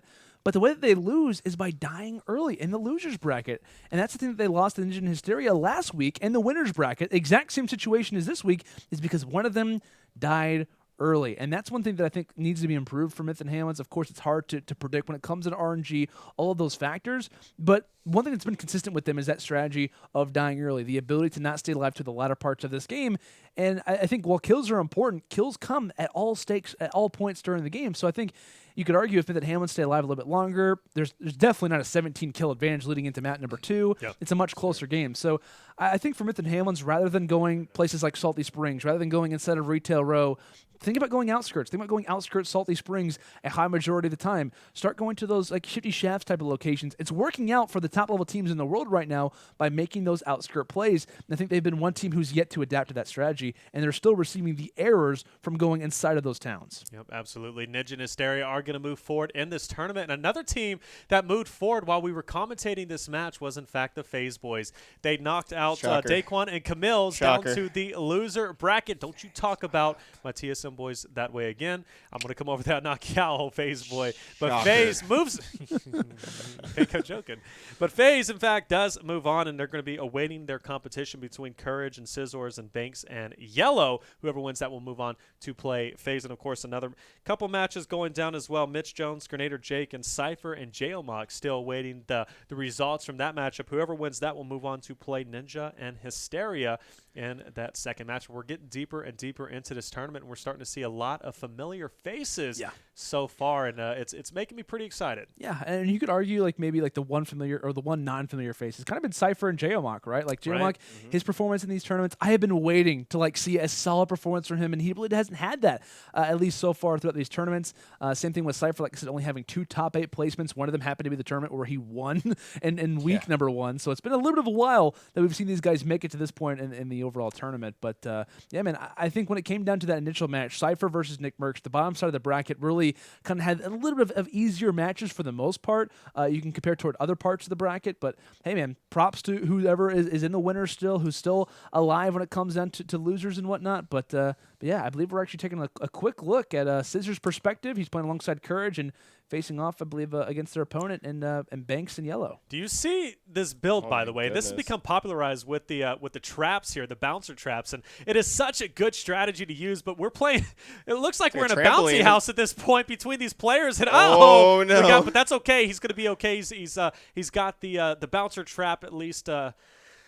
Thing behind him. Lost my words there. But unfortunately, he gets dropped, but he did pick up a kill before then. Of course, we don't know if this was the first or second game, but based upon his reaction, he is obviously very disappointed at that point, and that might mean that Courage might be moving forward. Not too sure at this point, but we will, in fact, be getting the final score. But that was obviously a big match that we saw the ending of coming in, but that was one of the squads, man. I was saying, like, they could not easily, but like they can book their ticket into winter semifinals. A lot of the matches that they had another way are absolutely takeable. They're absolutely at their hands. So Courage, man, super solid player. I know Cizzorz obviously is a content creator for FaZe Clan. I've been seeing a lot of his montages regarding like sniper plays and whatnot. Both those players super solid, so it wouldn't surprise me whatsoever if we see them at the top side of that bracket and that top 4 kind of argument when it comes into the winners bracket. But of course, matches still waiting to hear exactly what word will be on regarding the overall score, but solid team. Ryan, it looked like you had something to say there. I don't know. Yeah, no, I want to talk about Courage a little bit. Like he's obviously known for his personality, right? He's known for being really funny. Obviously, a previous caster in the CWL.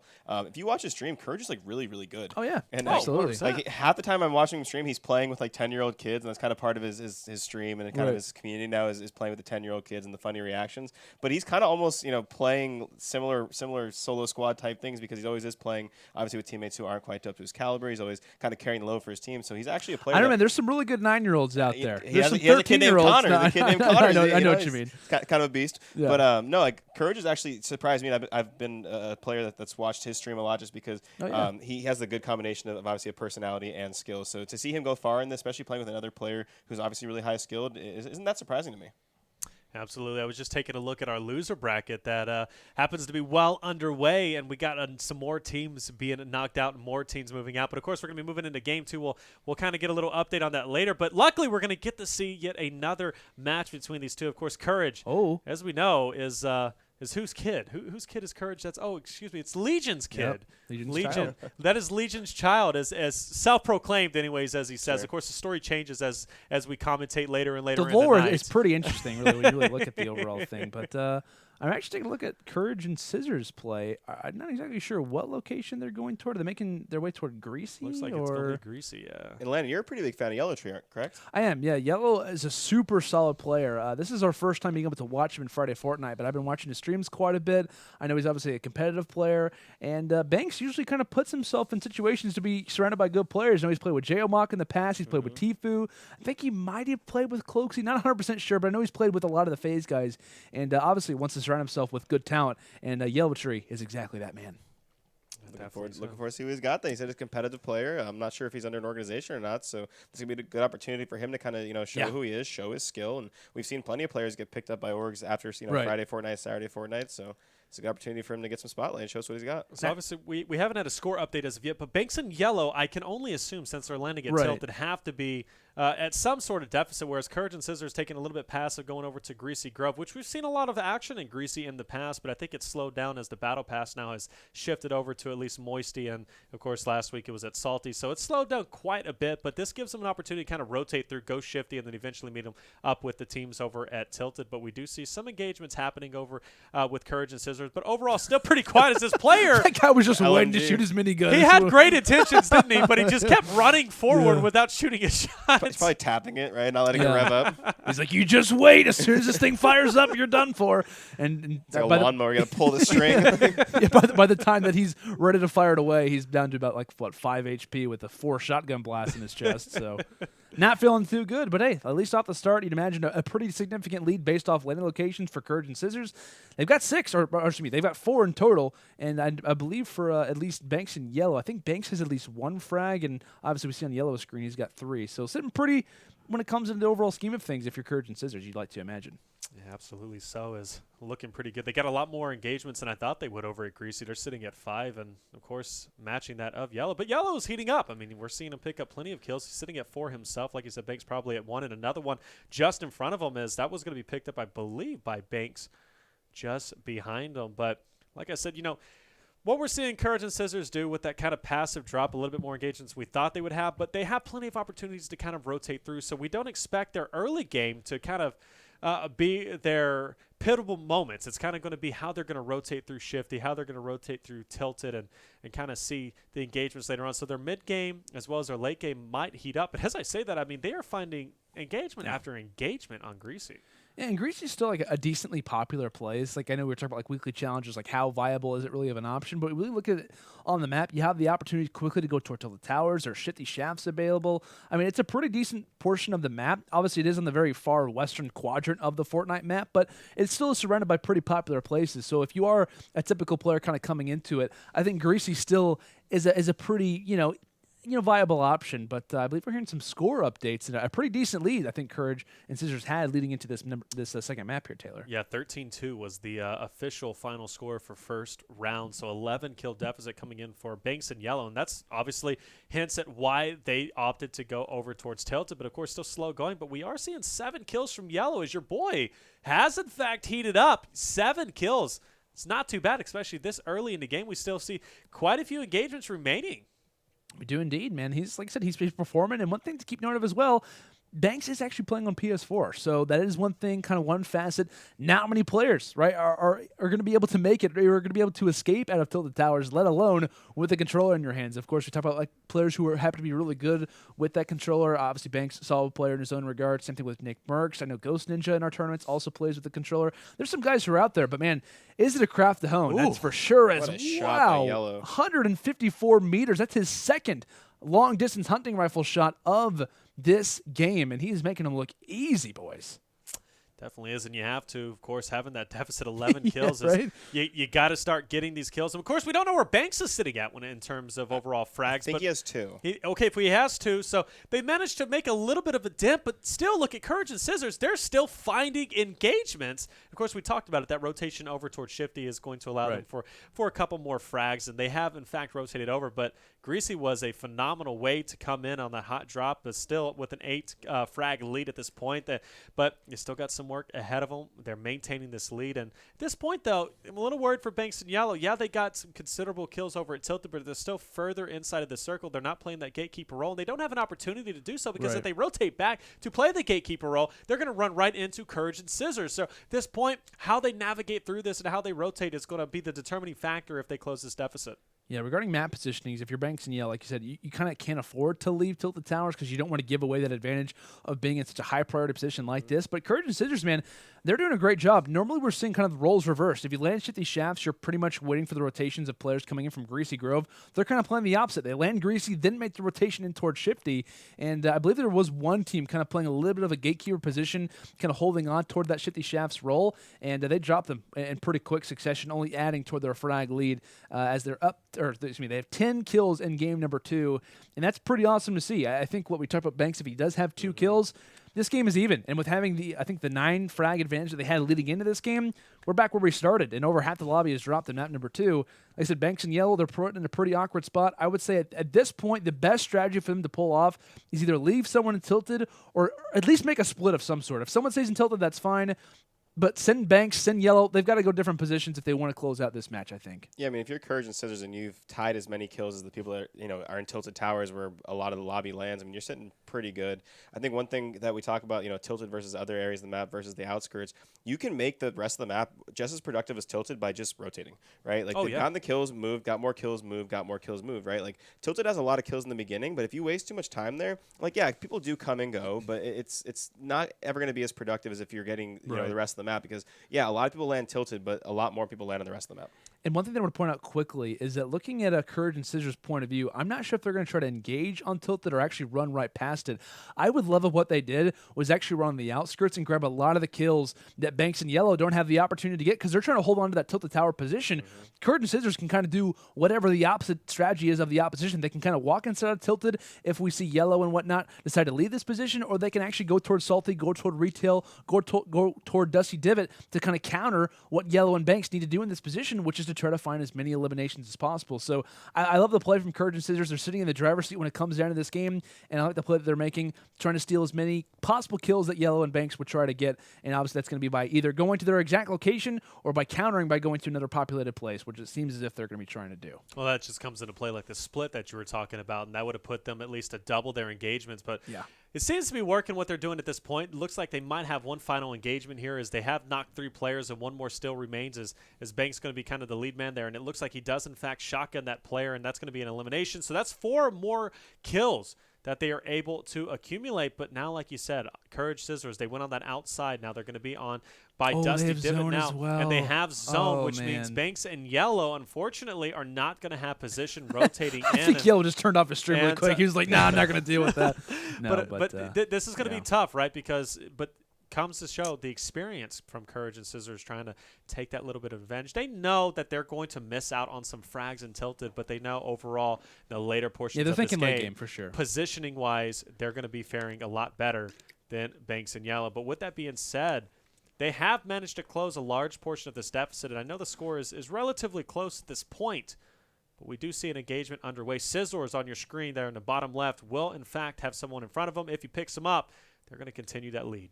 Indeed, they will. Oh, what a shot. Shot by Cizzorz. Getting the headshot over the player. And that's the reason why they have the advantage, is exactly for plays like that. Nice play coming from Cizzorz. Up to 7 eliminations. Nearly made it 8. I don't know if the bolt was fully reloaded or not, but Courage actually, in the meantime, taking out a player from, I believe, around 70 meters.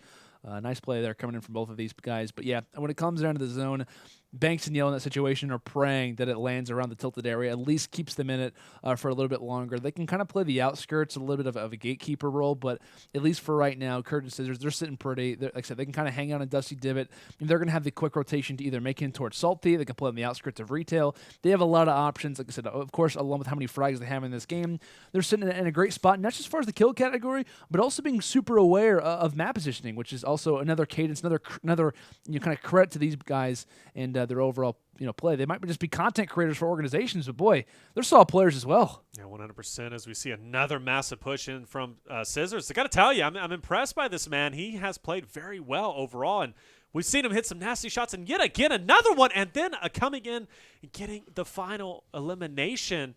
You talk about those snapshots. We talk about those quite a bit, and they're so incredibly important. But what I mean by that is just Cizzorz is able to lock on those shots very quickly, and he seems to rock those shotguns very well. I'm definitely becoming a Cizzorz fan. Definitely am as well, man. He's a solid player. Super good. And it looks like 26-16. It's not looking great. Like I said, there's 16 possible engagements left, 10 players down. Nearly every kill needed for Banks and Yelo. Not looking likely. But hey, anything is possible. Can't really always count him out, but we can definitely kind of give a little bit of a credit toward Courage and Cizzorz playing super solid in Game 1, also leading into Game 2 as well. A little bit of a slower landing for them, but they make it work easily. So now, if we're talking about earlier, they're going to play Tfue and Cloak if they win this game, correct? That's what I was just about to check on the update, and yes, that is in fact correct. So whoever wins this will be moving on to play FaZe. And that's going to be a big round because Tfue and Cloak, yeah. Just because we have a lot of FaZe guys in this game, Cizzorz and Banks, I mean, to be honest, they're playing really well, right? They got 13 kills in this round. I think 14 in the last round. Yeah. That's not enough to beat Tfue and Cloak, right? No. If they're going to be the kind of the best players in the game right now, they're going to have to kind of be bigger, faster, stronger, be quicker, get more kills because they've stayed alive well. They've won their fights, but it's not at a pace that's going to probably win you. We'll call them championships. Right? We're going to win you championships and beat teams like Tfue and Cloak. So I'm looking forward to seeing how they adapt into the next round if they do in fact play them. Yeah, it's not going to be an easy task to beat the FaZe guys. Like I said, one thing that they are a master at is those rotations and being fully aware of map knowledge and whatnot. And granted, you could also give a lot of credit to Courage and Cizzorz. Being in that situation, they decided to kind of counter tilt the towers by going on the outskirts. Thankfully, they get the zone in their favor, and they kind of work from there. So they have definitely a few characteristics of looking like not just a really solid slaying team, but also as far as knowledge as well. So they're sitting pretty good when it comes down to that category. But like I said, man, facing off against Tfue and Cloak is a whole other beast. 3-time champions for a reason, and also defending champions as well. If they take down Courage and Cizzorz, right, they have nearly a grand final position in their midst, and they can make it 4 and also be the first team, not just with 4 championships, but also the first team to correctly defend their title as well in back-to-back weeks. Definitely so. This is a big round because whoever wins this will be moving on into the semi-final round, of course, to play it out for the winner's final round to guarantee you a spot in the finals for $7,000 bare minimum. But still a lot more competition remaining. We're also waiting on the results from the Cypher match to see who's going to be moving on to play Ninja and Hysteria to see who will move on for the winner's finals. But we could have a explosive winner's final match. Of course, we'll have to see what's going to happen between these two. But at this point, the engagements are dwindling away, and Cizzorz is picking up another kill. And if you are fans of the opposite team there of Banks and Yelo, you gotta be a little bit worried. You're thinking, man, Cizzorz picked up another kill. We're already down at this point. The game's getting away from him. And being sent down to that losers bracket is going to be that's tough. Yeah, it's going to be hard to escape out of that. It's like going to into the uncharted waters. It's going to be very, very unfortunate if any teams have to be down there because you could honestly assume that they might not make it back out. That is 100% Are we able to see an update on Distortion and Krafty and where they're at right now? I'm actually curious to see how they've progressed through the losers bracket. Yeah, I'm very curious as well. Like, so we talk about how many solid teams are in the losers bracket. That team is there as well. They're the scariest team to me in losers bracket right now. Oh, for sure, absolutely. I mean, obviously Myth and Hamlinz are scary too now that they've been dropped by Ninja. But I mean, we talk about obviously Distortion, one of the best kind of up and coming players to our Friday Fortnite series. Everyone already sees how skilled he is. Probably one of the most skilled players in Fortnite. That's a team. If I'm in losers bracket, I'm in losers round 2, and I see them in front of me. I'm not happy. And you ask and you shall receive. HighDistortion, Krafty still in it, of course, in losers round 2, but their competition is I'm a bit scared for him. It's TheBurntChip and W2. Slight work against Stop It, Ryan, HighDistortion, and Krafty. Might get beat by BurntChip and W2. I mean, hey, the FIFA boys. Not in this world.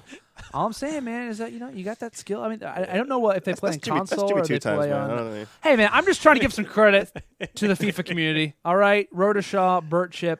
Big fan of those guys. Watch their content quite a bit, especially around the World Cup. It is the World Cup, yeah. No, there's a time for them to turn up. It's right now. But I will say, if not that match, we will see who's going to win it between Nick28T and Prohinus, or of course King Richard, Aimbotcalvin. So whoever moves on for that will, in fact, face HighDistortion and Krafty potentially. So that could be a big match. But with that being said, this game is now mathematically impossible. We are going to see the man of Courage and Cizzorz move on in this to play the FaZe boys, FaZe Tfue and FaZe Cloak, and that is going to be a big match indeed. But of course, we could also see Sypher going up against Ninja and Hysteria.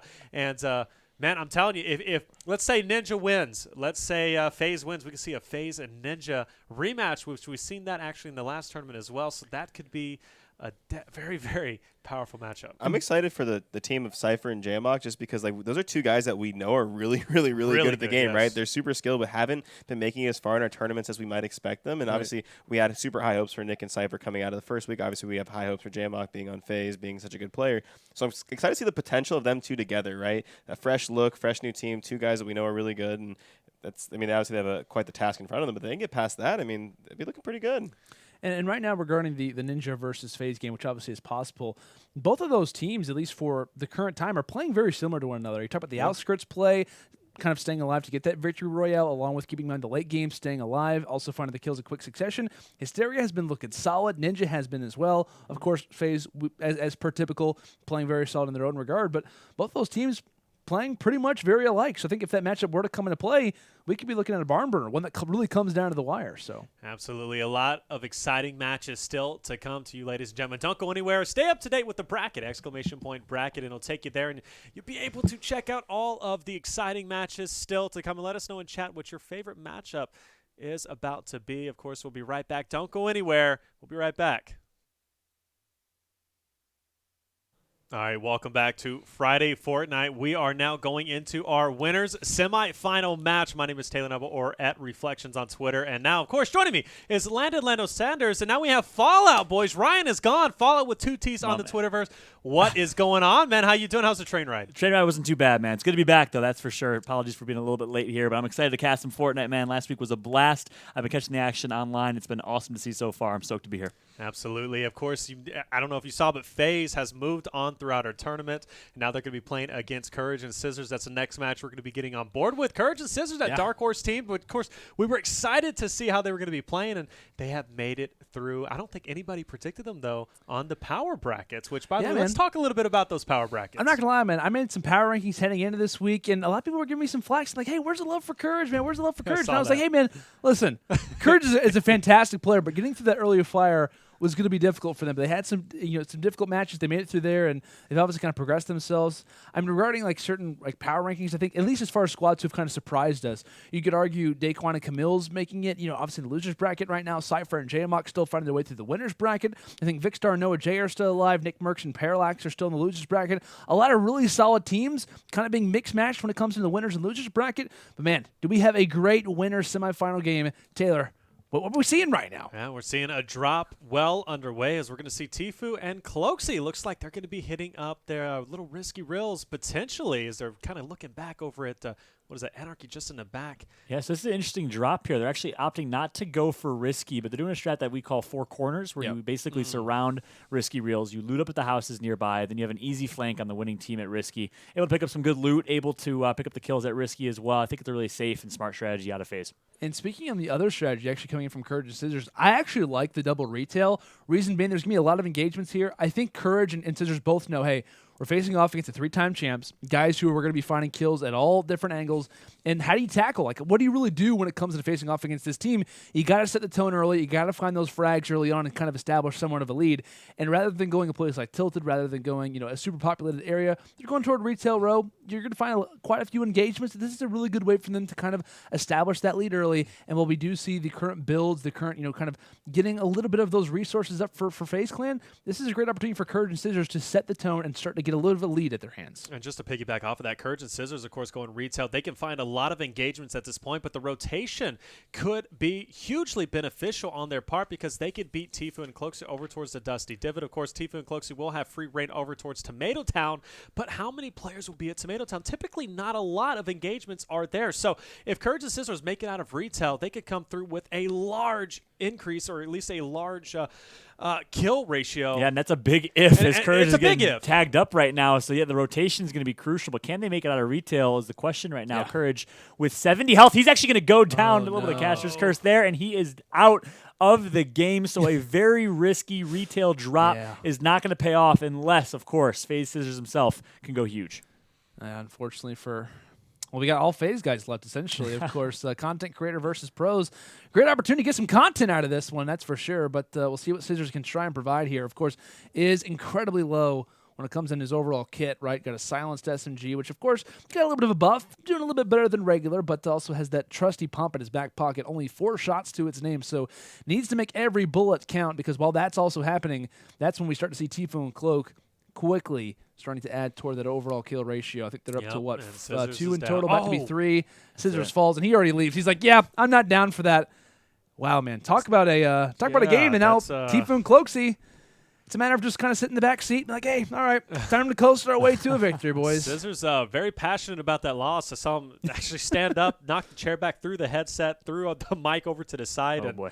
That's a tough loss. As you know now, FaZe obviously has free reign to this map and showing that risky strat, which we know them so well to do. And they come in, they hit those 4 corners like you said. And great, by the way, I love that name, 4 corners. Definitely going to be using that in my future cast. I know that you mentioned that last time you were here, but man, I got to say, this is going to be tough. They could come through with a ton of kills. Yeah, and I'm actually interested that FaZe is the one that opts for the more passive play. They're so high-skilled. You're used to watching them drop in some big cities, so it pays off for them here. I think it's a really smart strategy. If anyone out there is playing duo squads, or even just duos in general, it's a really, really good place to drop.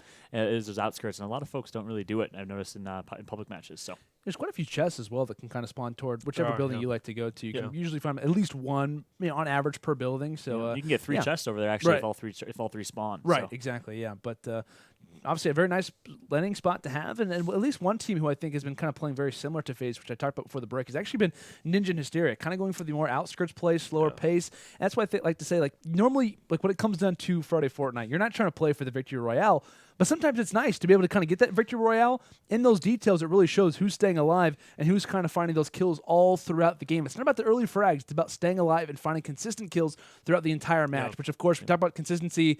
FaZe is in the dictionary with a big picture of Tfue and Cloaksy right next to it. If they make their way through and they win this tournament, they have won $40,000 in Friday Fortnite. I mean, that is just – and by the way, they would be the first team to win back-to-back, which is another thing that we've been waiting to see. What team is going to win back-to-back? And tonight we could see they're already the first team to win 2 times, first team to win 3 times, and now another record. And they set the kill record, too. They were a part of that as well with the 53 kills. Or at least a couple weeks back. 53 kills, I think, total.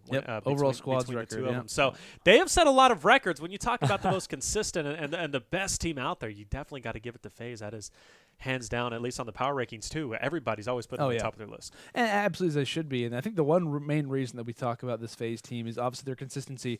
But I think everyone needs a Cloaksy. Man, the guy is super consistent. Yes. And Tfue wouldn't be Tfue if it wasn't for Cloaksy. If it wasn't for that consistent guy, when Tfue doesn't have the most solid of games, that's where Cloaksy comes in and is right there with him, always there to kind of pick him up if need be. He's down to play. He's the guy to play the excess lanes, the plays that you don't really necessarily want to make that support role. He is incredibly solid at it, and you could argue he could be a Slayer for basically any other duo team, but with Tfue. And I think right now, regarding HighDistortion, he's, like I said, one player who I think has the ability to really take down this FaZe squad. But what he needs, man, he needs a Cloaksy. He needs one in his midst. He needs a teammate like every that. Batman needs a Robin. True. Every Jack needs their Rose. Absolutely. Love the references. Tfue on your screen, man, he was rocking that thermal to the fullest of its abilities. He managed to get 3 knocks. He got a couple of kills, and you see right off the bat, Cloaksy is going to be answering back with this kill over in Dusty. And you talk about an iconic duo this is in fact the team to be looking at as we see them splitting up just a little bit. They have the confidence, but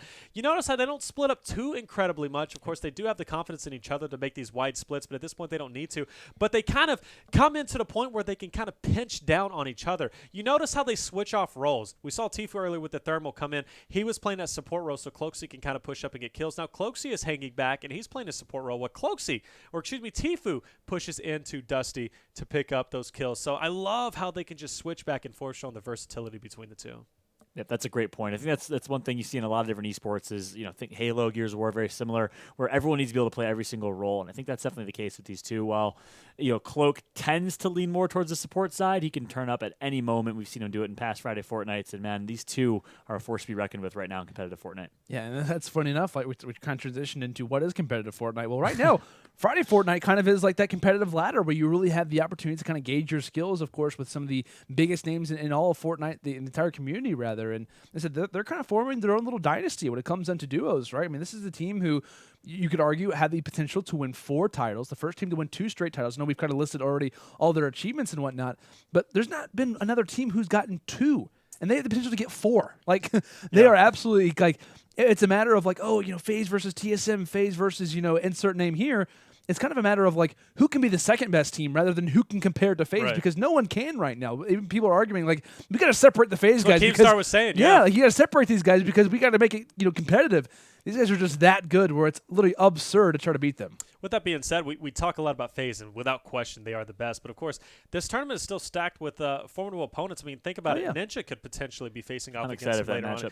Yeah, so that could be a huge matchup if it does come to fruition, of course, for the winners finals match. But, man, FaZe is just mopping the lobby clean. You see them now. You saw the scoreboard. They were up 10-0. Now they are increasing that ever more so as both of the members here are just getting kills left and right, and I got to tell you, the consistency excites me because I just see it, and every engagement they get into, I don't see them out of control. I see them in total control overall. But, of course, we're going to go ahead and go to a different game. We know the outcome of this first round is going to be a huge lead in terms of we'll get a score update on that later on, but now we're going to be going into the bottom half of the winners bracket, and I believe that is Ninja who's playing off against who's his opponent? It's Ninja and Hysteria versus Sypher and Jaomock. That's right. On our screens yes. I believe this is game number 1. So this is a very exciting match. This is our first time, at least on broadcast, today to watch Sypher and Jaomock play. If we know anything about Ninja and Hysteria, definitely the more passive team when it comes down to things. And Sypher, right, this is his first tournament without Nickmercs. He kind of gets that revenge in winners run 1, taking down his old or prior teammate, probably using that fuel coming into games like this. I know a lot was argued like he was kind of more down for the passive play. He didn't want to go tilted every time. And I think that's kind of catering toward his strategy, which is, hey, I don't want to play that super aggressive role. I want to kind of hang back and play my own position. If anyone knows Sypher, they watch his streams, very technical guy, knows a lot about the game, and really has a lot of knowledge when it comes down to the little assets of this match as well, which I think is only going to help himself and Jaomock kind of continue on their run up to this point. Yeah, so a very interesting initial from both teams, actually. They're both going to opt to go towards Shifty Shaft. So I'm not sure if that's where they initially called and they just want to stick to their guns or if that's actually a counter strategy that's coming in for one of the teams. But we'll see if they stick together, if there's a lot of mirroring and shadowing that goes on here. Ninja and Hysteria, of course, on your left, Sypher, Jaomock on your right, who are performing incredibly well in this tournament, by the way, so far. Yeah, so you didn't get to catch it earlier unless you're watching on your phone, but Ninja and Hysteria landed here earlier. This was kind of their area that they wanted to go to. Unfortunately, Ninja dropped really early on, but of course, Hysteria was able to save by eliminating 2 squads in Shifty. So you got to say, Hysteria's been playing out of his mind throughout this tournament. But yeah, both of them going here to counter each other. Could be a very tightly contested game here as we'll go from Shifty potentially over towards Tilted, and we could see a lobby wipe pretty quickly if these two teams are playing at their top caliber. Yeah, that's great to hear about Hysteria, too. Not to say he played poorly last week by any means, but I think you could definitely see the difference in Hysteria's performance to Ninja's. Yeah, and I think him stepping up his game is crucial if they want to bring down the Titans in the FaZe clan right now. So I'm excited to see how Hysteria performs here in this match, and of course in that potential upcoming winners bracket final against FaZe. And one thing that I always like to question, and usually when we see players go towards Shifty Shafts, is who's going to be the first team to make that rotation? Who's going to be the first squad to say, hey, do we kind of sit here, wait for the Greasy Grove kind of rotation of players to kind of make their way toward here, or are we going to go toward Tilted Towers? And based off both of our teams' play, you could argue Ninja and Hysteria are probably the more passive of the two, but this is going to be a really big proving ground right now, is who wants to kind of play that aggressor role and who can try to find the engagements. It looks like Sypher definitely having a few in his line sight does take down 1. as that's going to be his first frag on the board. In total, Sypher and Jaomock up to 3.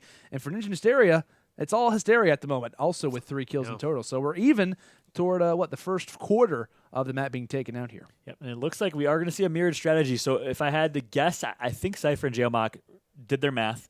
They studied, they watched, they saw that Ninja and Hysteria dropped Shifty Shafts earlier, and they are just purely countering them move for move. You see them trailing them right now up towards Shack Mountain, moving over towards Tilted Towers. Sypher did a good job of grabbing that kill earlier, and now it's going to be a mad dash for kills in Tilted. You know, the thing about Shifty that I love so much, I'm a huge fan of going Shifty, is because the competition. Oh, what a stick! I think that was, in fact, Sypher who got that elimination. I don't know if you guys noticed that, but he was throwing plungers literally blindly just straight ahead, and he was able to get elimination. Great Kobe throw on his part. But going back to the Shifty talk that I was talking about, you know, Shifty is kind of one of those areas where it's kind of easy to overtake. Typically, I can land there, and I can even get out of it myself. Come out. Wow. I'm telling you, that's saying something when you say that, right? I'm just messing around, buddy. But 100% true, because you know if I could go in and dominate an area, you know there's something to it. But you can go into Shifty, you can pick up some good loot, you can get some kills, and of course then you have options to rotate through. And typically for these guys, they like to go Tilted. I like to go Tilted myself. That's typically where my run ends. But Shifty is a good area to go to. Yeah, man. Like I said, have a lot of opportunity to go for. I mean, it's a great location, right? You're put in a pretty good spot when it comes down to the map. A lot of the times you have a pretty decent opportunity of being in that initial zone.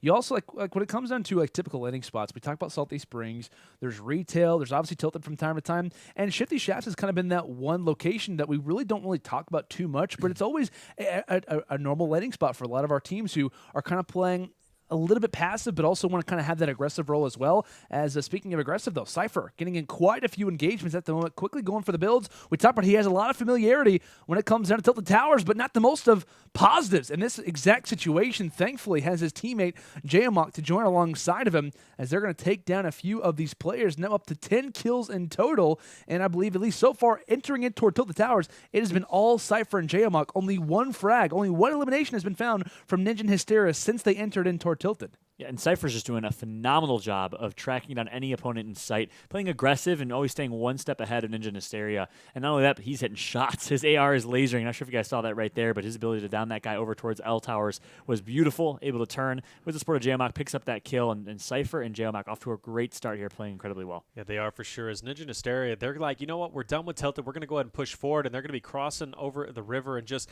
trying to get into that circle, deeper into the circle. Of course, typically they split here too. Yeah, they're going split. This is Split Mountain. This is something that Landon like to call it.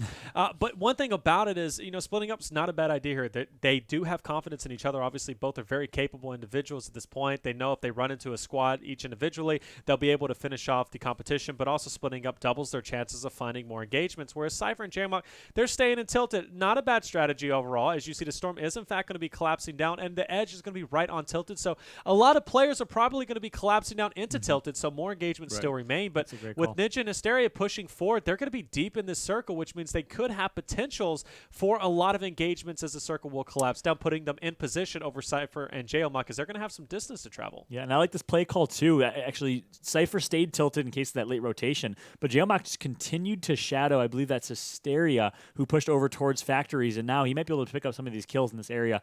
Of course, Ninja on the other side of the map, he's going to be roaming by himself. It looks like Sypher's going to opt for the rotation over towards factories as well. So they're putting a lot of their eggs in this basket of factories right now. We'll see if it pays off.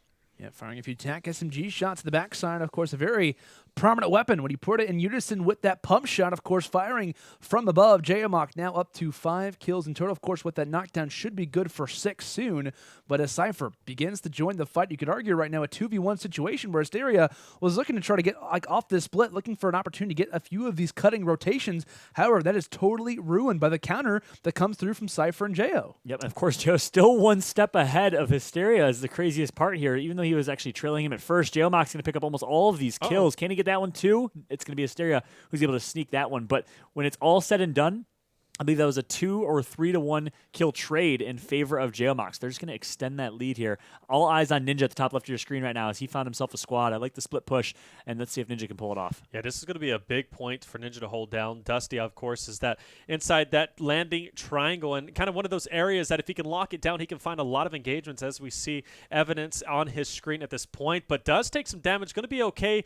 manages to finally get that elimination, putting him at 3 total kills at this point. Some good loot in his back pocket. Of course, he will, in fact, be finding more engagements as the match is going to continue, but it comes down to positioning at this point. Sypher and Jaomock, they have found a lot of great frags, but of course, being at Loot Lake, it's going to slow down considerably. But Hysteria, like you said, he's in the back there, and he's kind of mirroring Sypher and Jaomock at that point, so he's going to monitor the amount of kills, the amount of transfers of the opponents that are going to be coming in Sypher and Jaomock's way. So at this point, Hysteria, it's kind of that wild card. He could pick up some kills and kind of tie it up here. Until you called it, there comes the tilted rotation. So that team's actually pushing from tilted side, exactly as you mentioned earlier. But again, Hysteria trying to play aggressive for that fight. He has 2 people right behind him. That's Jaomock and Sypher looking to snag those kills actually as well. Actually, it looks like they might be jump heading away and giving Hysteria that squad push. So interesting call comes in through for Jaomock and Sypher. Maybe they see something across Loot Lake. I believe it's just actually maybe for the zone. They don't have to deal with, like, because obviously there's 2 minutes and 20 seconds. Loot Lake takes a little bit of a while to get across. So I think what they're doing in the situation is saying, hey, we're going to cut our losses. We want to make sure we have a good map position and then try to challenge these things later rather than kind of going for those kills. Of course, you could argue maybe they try to go for that fight and then jump pad later. You can do that at any point during the game, but they're trying to see an early exit. If we know anything about Sypher, right, he knows a lot about this game. He has a mind games, very technical player. I think he's thinking about the future of this match, which of course is that map positioning.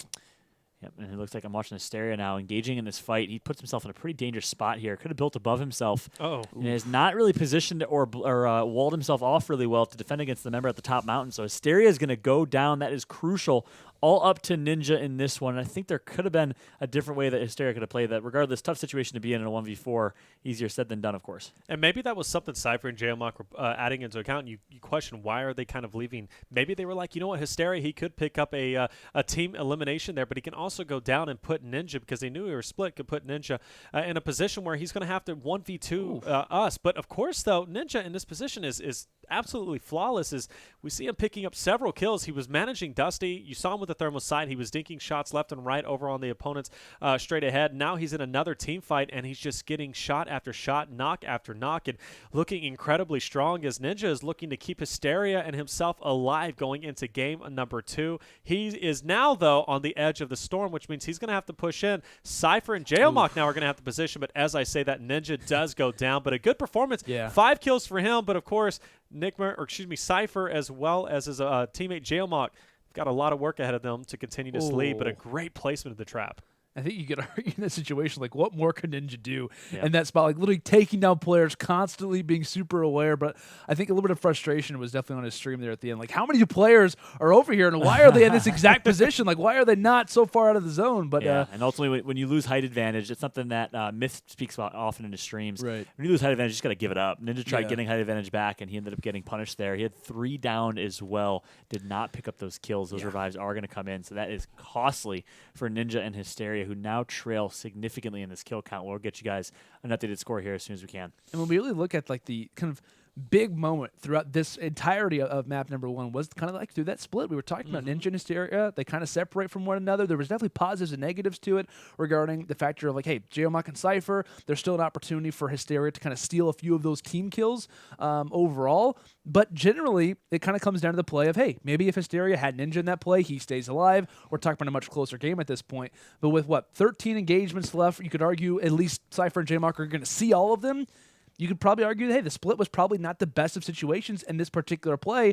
We talked about the ability to have this team likes to play passive, could definitely kind of help them out a majority of the time. But the one time they don't play passive, it does not work out in their favor. But Jaomock, 2 HP and a dream, thankfully finds quite a few bandages off the ground and trying to reassess the situation. But Sypher, at the same time, also taking damage. We talk about the little bit of an advantage that they would have is to stay up and try to find as many kills as they possibly can, but taking a little bit of fall damage potentially as Sypher. But no, he is on the edge of nearly taking down a few players. I think they're all surrounding him right now, kneeling to try to go for the quick meds and, like I said, try to go for these final few frags that happen to be right in front of him. Yeah, at this point, it's all extra credit. I'm sorry, but as we see now, he is in fact going to be getting a knock there on the player just ahead, and he's going to go for the elimination. As we do see both players are going to be sticking together, pretty low in health, but doing okay to pick up these final few frags. As we see another player is going to be above, and he will in fact get that thirst too. As that player is just like, bug please, off the windshield type. Please just leave me alone. But no. Not going to leave him alone. Sypher is, in fact, going to pick up that elimination as now we're down to 10 engagements. Yeah, 16-10 is the score right now as Ninja and Hysteria did a good job with that split, picking up a few kills. But again, to Landon's point, ended up costing their lives, so you wonder if it was the right play. I like the decision early on. I think they can clutch up. We've seen them clutch up before, but unfortunately, things did not go their way in this scenario. Now, only 12 people left, 10 others in the game. They're going to be in a good position to rack up potentially a 20 bomb here. Phase 1. So we have a score update, and we broke away from the Courage and Cizzorz match, of course, because we knew at that point FaZe was just gonna kind of take off and just go for that extra credit points. Yeah, they won 21-0. Oh, was that all? 21-0 as well. That's a lot. I think Courage is going to need to give the hype speech of his life just to even make a little bit of a dent in that overall lead, man. I mean, talk about the FaZe guys. No remorse whatsoever. Just constantly destroying opponents as they went through. I'm just imagining a lot of slow motion, like just punches in the face of random opponents throughout the Fortnite map. Just absolute destruction. 21-0. Ugh, that's going to be that hurts. Be a little bit difficult, to say the least. To try to make that comeback. Legion is somewhere out there crying at this point for his son. Just is that a huge disadvantage? But here we are. Final engagements are remaining. Some knocks coming down. We saw Jaomock with a great snipe. It comes down with the edits and is able to pick up yet another one. It goes for another with a snipe shot. You talk about heating up. Jaomock, my boy, is in fact playing his heart out. This is what I want to see, man. This is the guy who I've been like super hyped about. He played with Thieves last week. I think he had like a top 8 finish, but we didn't really get to watch them play too much. I have been waiting to see Jaomock finally prove what he can do in the game of Fortnite. I was thinking like him and Sypher, if they can get through that, whoever can win that winners round 1 game between Nickmercs and Sypher's team would have a huge opportunity to make it very far in the bracket. Of course, we obviously see Jaomock and Sypher make it through, and this is the opportunity. This is the thing that I wanted everyone to see how talented Jaomock is at this game. I think he's one of the best builders in the entire world and only gives more credit. This guy is also on FaZe. Like, they have so many solid players. Talk about Tfue and Cloaksy. Now the people at home finally get the opportunity to see, hey, it's not just Tfue and Cloaksy. They've got a lot of other guys in the roster who have such amazing skill, and Jaomock happens to be one of those guys. Yep, 13 kills. So Jaomock's name is going to hit that snipe. No, not going to connect for what would have been a crazy killing spree. But Jaomock is certainly popping off here. In that last sequence, didn't miss shots. He's also showing something important. The double pump is still viable. Yes. I think a lot of people... Oh, my. How far was that? 162. And it was a quick scope at that. Beautiful shot from Jaomock comes in. But to kind of finish that point, a lot of people are starting to say double pump with an SMG is the way to go now. Yes. But Ninja and Jaomock in this game are still proving that. I think that double pump is still very viable. Oh, it definitely is. Of course, they nerf. There it is. Jeez, can the players please protect our heads as Jaomock is going in with a vengeance? See 2 players remaining with the knock there, and of course, I believe it's just going to be one more player at this point as the elimination does come in, and they're going to be trying to thirst for this final poor soul. I mean, he's out. And hello, how you doing? As he just like that's the opponent. That's the definition of a default skip. That is she went staring out at a wall. She went out with a smile though. She did. She was smiling, the googly eyes. You know she's happy. She's like, oh, I played second place. I did so good. 0 kills on her apartment. Yeah, exactly. Sat in the bush the entire game. But man, what a performance, and especially we talked about Jaomock, Sypher as well. Sypher comes in his first time not playing with Nick, and they come in and they have a 15 kill lead. Of course, moving into the potentially moving into the or not the grand finals, but at least the finals here to face off against FaZe, which is that's going to be a powerhouse match. And if they imagine winning that and knocking FaZe down to the loser bracket, we talk about obviously Sypher made a good team change, but Jaomock as well is going to be boosting his ratings in terms of popularity whenever it comes to skill set. And this is the opportunity for Jaomock to face off against his regular teammates, right? When it comes to the squad games, right? Facing off against Tfue and Cloaksy, who you could imagine, right? They probably have a lot of similar strategies. I mean, they've had countless hours playing alongside each other. So I think this is a huge proving ground to say, like, you know what? Tfue and Cloaksy, my friends, right?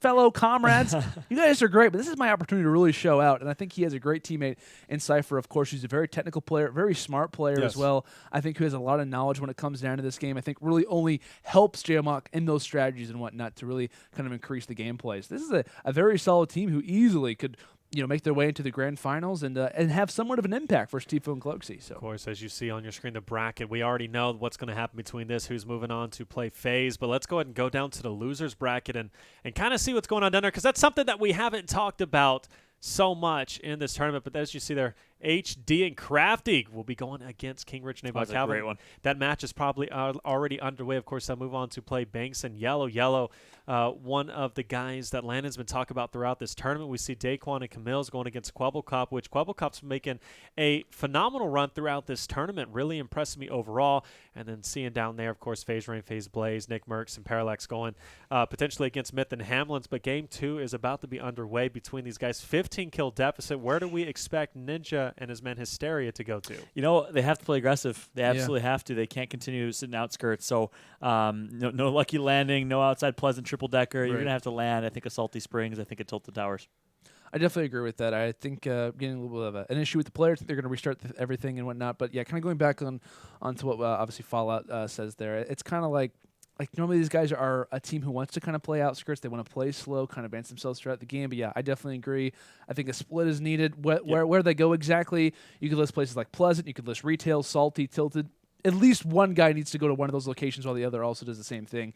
It wouldn't surprise me if maybe like a double Tilted was in mind here in the situation, but I think a split drop needs to be the case. Yeah, and I think a split drop between these two would be a very viable answer. Like we were talking about, they can split and be okay. They both know how to eliminate teams. They play solo squads a lot, and they both are capable of coming in big. Yeah. But a Tilted Salty, as you said, Fallout is probably what I would have to go with, or at least what I would tend to be thinking. But of course, looking at the other end with Sypher and his teammate, of course, I would expect them probably to maybe land Shifty. I think Shifty again. I think Shifty worked incredibly well. Plus, it gives you the potential. One of them is going to be, or one of your opponents, Ninja or Hysteria, is going to be going over Tilted. You go Shifty, clear that out, get inventory up, steal some kills, and then steal some kills. Meet up with either Ninja and Hysteria and Tilted. Yeah, that's a great point. Another viable opportunity for Ninja Hysteria is to drop together, but to split mid round, so that they can still play a little bit passive if they maybe decide to go like a Shifty, but they need to split almost immediately if they want to work their way back into this one. Yeah, and based off the battle bus, pretty much everything is going to be viable. So this is a great drop. I mean, it's a pretty common drop when you look at things, but at least when you're talking about Ninja and Hysteria, a wrench isn't thrown in the setup. You can make pretty much typical plays, but it looks like off the start, based off where the beacons are at for the most part, we do see one onto Dusty Divot, which doesn't really mean anything. But yeah, we'll see exactly what takes place here. I believe, we're going to see one early drop. That's going to be Ninja, most likely making his way toward Tilted. And Hysteria, I believe. Hysteria, he actually looks like he will be hitting up Dusty potentially. He's got at least the route down to be hitting up Dusty. And if he does so, this would be the first Dusty pivot push we've seen. Sypher and Jaomock are going outskirts of Salty. Not a bad play. Yeah, not at all. I think this is a pretty typical play when we look at things. But definitely an odd call here for Hysteria to be making a play like this. It looks like I don't even know what this exact call out is. Obviously, it's a cabin, but I don't really know.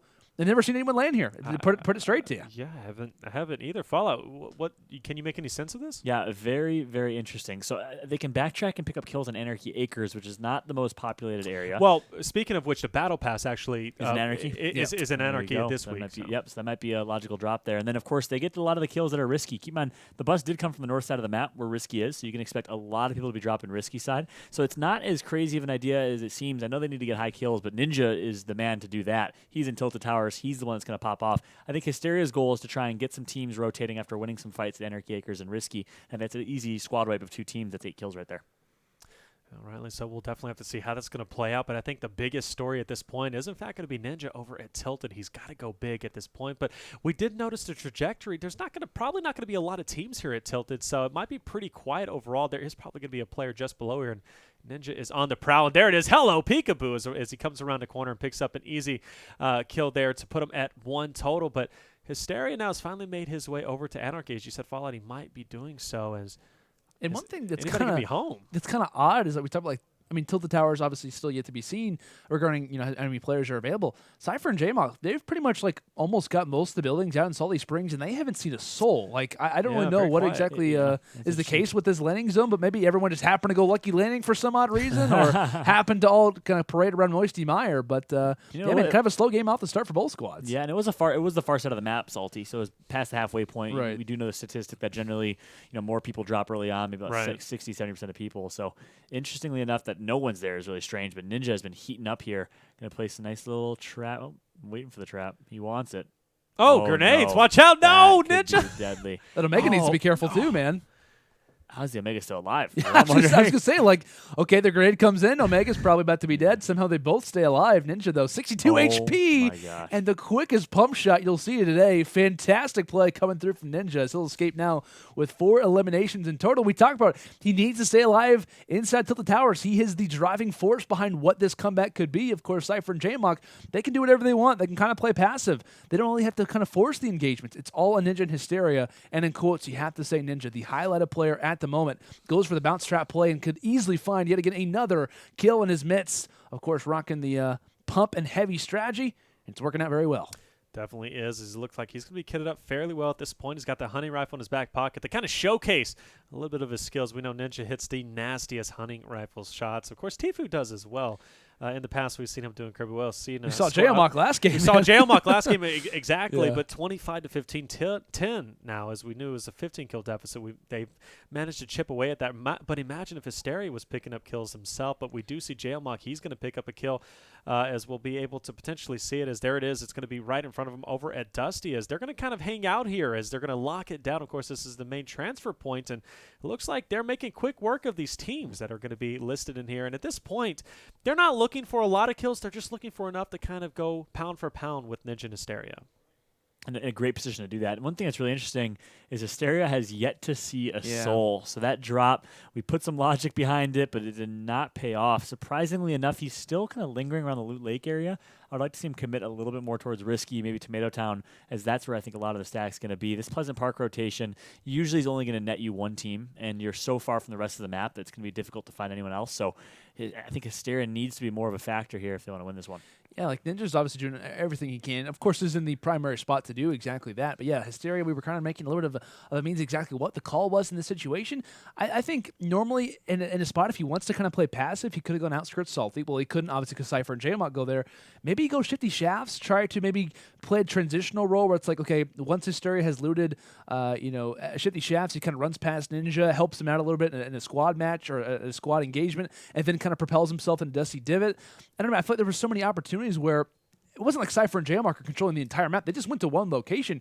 You easily could have countered that by going somewhere else. But goes to like I said, a little bit of an awkward spot, and yet to find anyone. They need to really bring back this deficit, and you only got one guy who's doing it right now. Yeah, that's the thing that, just Ninja, I mean, he's finding engagements left and right. Unfortunately, though, taking some shots from the back, defensive build has to come out. The players are going to be up on top of the hill to his right as well as to his left, so he's going to go ahead and dip out. He does have some Band-Aids in his back pocket, but he doesn't have minis to kind of kit up or heal up at least quickly, so he's rotated around. He might have the vantage point on these players just above. His hunting rifle is out trying to go for the shots, but now he's going to heal up, and wisely so, but he's in a bad position here, boys.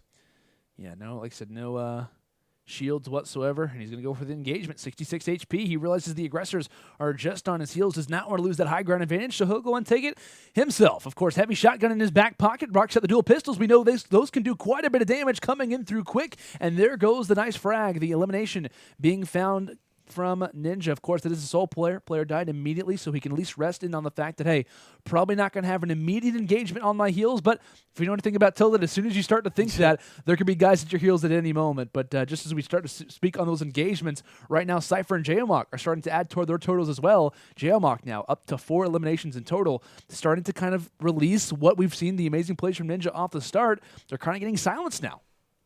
Yep. Taking a look now, Hysteria still roaming around the same area at Loot Lake. Yeah, man. And, I pointed out because it's crucial. They're down 10 kills going into this one. They need, is it 10 or 15? 15 kills coming into this one. They need to go huge. Right now, sitting at a 14-kill deficit, only 35 people left in the game total, 31 not including their team. They got to play a lot more aggressive here.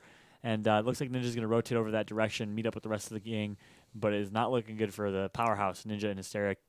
They still do have the losers bracket, not to get ahead of ourselves here, but they got to find something, some sort of miracle to bring this one back. Yeah, it's just a little bit too slow for Hysteria. Unfortunately, as like you said, coming back it's going to be pretty tough at this point, and which is really unfortunate. We see Ninja, I mean, he's constantly finding these engagements, but imagine if Hysteria would have landed somewhere like retail. Maybe he would have landed Risky, where a lot, I mean, it's a very risky idea, no pun intended, but if you think about it, I mean, the game could have been much different, but of course, he went for Anarchy thinking that Battle Pass would be a lot more players there, and unfortunately, there wasn't, and that is, in fact, going to be probably the reason why they might lose this game overall, minus the fact that they died relatively early in that first game. But got to be thinking Cypher and his teammate are looking incredibly well. But Ninja, once again, still getting those kills. I mean, he's looking impressive, I got to say. But like, he got outbuilt there, too. At the same time, though, like, well, he's done a fantastic job, right, in that particular engagement, finding all those kills and tilted towers. It's equaled out to a 2-kill advantage in game 2 when they were already down. Like, it really, not that it means nothing, but it almost really doesn't. Like, as far as Hysteria's play, if Hysteria could kind of add on to that, take away maybe a few of the engagements that Cypher and Jaomock could have walked upon or anything along those lines, it would mean something. But we're getting to the point where it's like pretty much an even game after game number 1 and a massive advantage for Cypher and Jaomock. And we're talking maybe, what, 28 more engagements?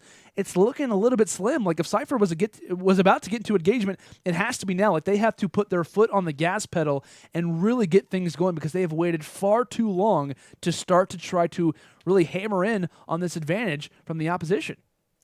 Yeah, definitely so. Still, kills dwindling away. It's a little bit slower than I thought it'd be, but overall, though, only down 13 total kills. And I say only very loosely, but still, with that being said, I mean, there are engagements still remaining. Cypher and Jaomock, though, do have position on that circle. We will see Hysteria finally making its way to kind of a populated area. Dusty Divot, of course, that has been cleared out earlier from Cypher and Jaomock, so kind of got to really search deep if you want to get those kills. Cypher in an engagement himself. Great building to kind of get that high ground, kind of whiffs it just a little bit. It will be brought down, though. That will amount into some fall damage, not as much as probably he thought he was going to take, and now he's just got to edit his way through, and this is going to be Cypher. Can he get out of this situation?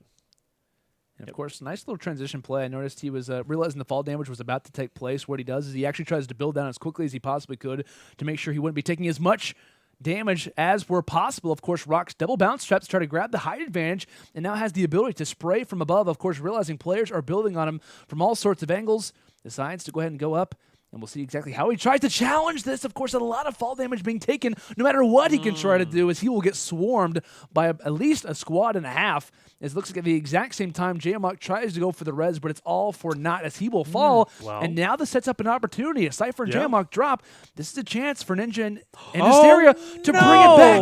But Ninja is down, and just as we started to give a little bit of a hope for what Ninja could provide in this game, it's now on Hysteria, and he is yet to see a player in the entire game. In the entirety of this match. Every time I've looked down to see Hysteria, he's either looting a chest or farming. I'm like, what is, the But bad imagine, luck? You want to chalk it up for, but geez. Imagine if he would have found at least a few kills. Yeah. Like, we could be saying, okay, they're down 10, they're down 9, they're down 8 kills because of Hysteria's decent start.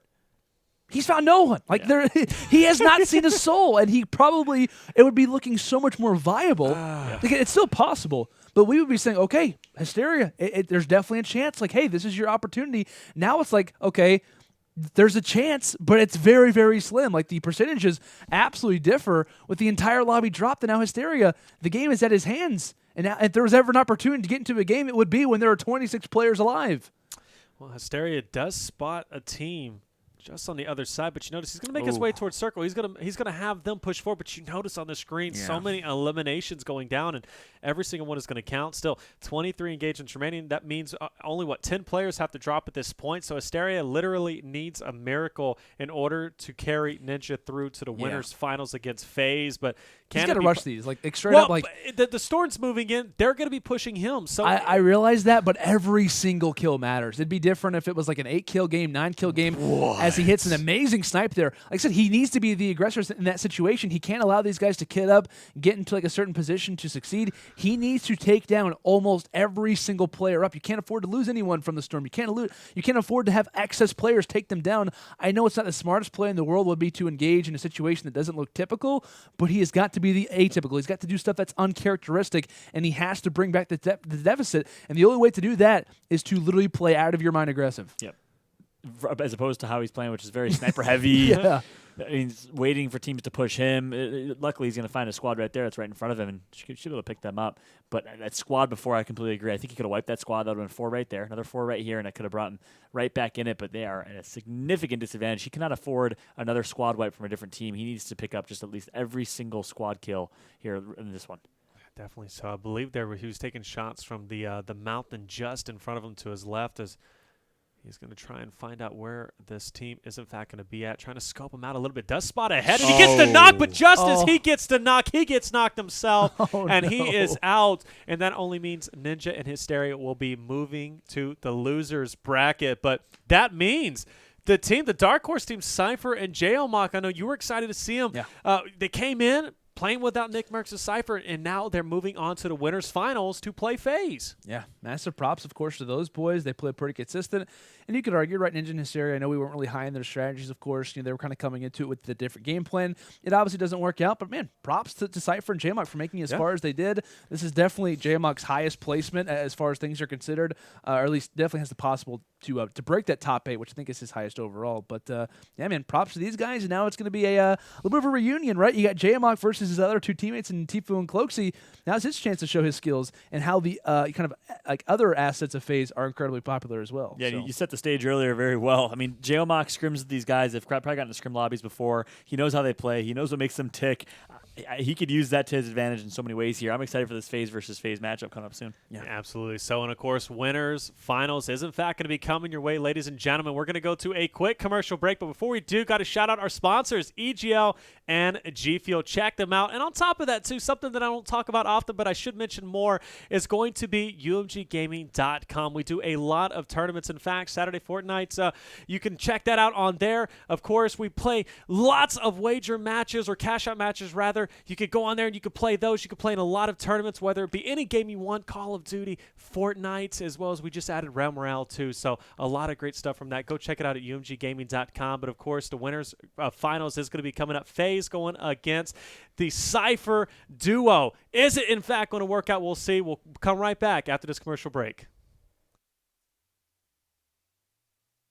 Welcome back, ladies and gentlemen. Winners finals is among us. FaZe going against Sypher and his teammate. Of course, I'm Taylor Noble, or at Reflections on Twitter, joined by Landon Lando Senders and Fallout with 2 T's. Guys, we're going into winners finals. How are you feeling? Feeling great. Feeling, honestly, super solid about this game, of course. Take a look at the right side of our screen. Sypher and Jaomock, of course, in this matchup. We got a little bit of a FaZe reunion, right? We talked about the competitive team. Jaomock, of course, facing off now against Tfue and Cloak. A big moment when it comes down to these things as far as storylines are considered, right? We talked about Tfue and Cloak, our last champions, essentially, for week number 7. There are obviously 3-time champions along with that, and they could also be the very first team to defend their title successfully in Friday Fortnite. Of course, a lot on the line, a grand finals appearance, and a guaranteed $7,000. Whew! It's about to get zesty. I'm excited. You and I both. A dominating performance from Tfue and Cloak, not only this tournament, but almost every Friday Fortnite, as we're going to see them drop in a pretty passive in-between retail and salty spot. They're going to rotate over towards salty side. But again, the strategy from Sypher and Jaomock, if I'm not mistaken, is a mirror strategy where they're actually going to follow the opposing team. It seems to be working out really well for them. I don't think we've seen this before every single game as consistently as we've seen it with Sypher and Jaomock. Yeah, just to give you a little update here, TSM Fortnatic tweeted at me, giving me some stats. Shout out to that man.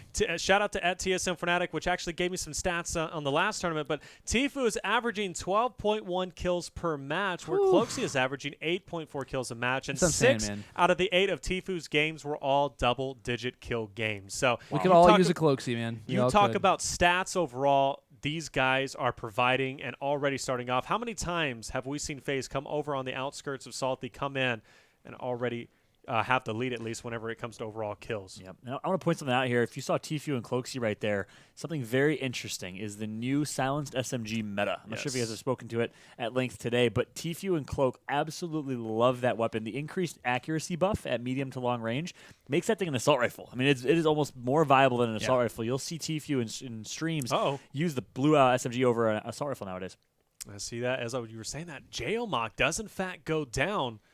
So we're going to have to see Sypher go big to pick off this no skin, which, of course, he's going to do that. He's going to have to build up and kind of go for the res. Is a nice little low 1x1. I think he will, in fact, be able to get it. And notice he does have some minis in his back pocket, plus the half pot, so he will be able to get up to at least 100 health, or 100 shield. But meanwhile, look at FaZe. The shopping cart going a little crazy there on Cloaksy, but he does recover.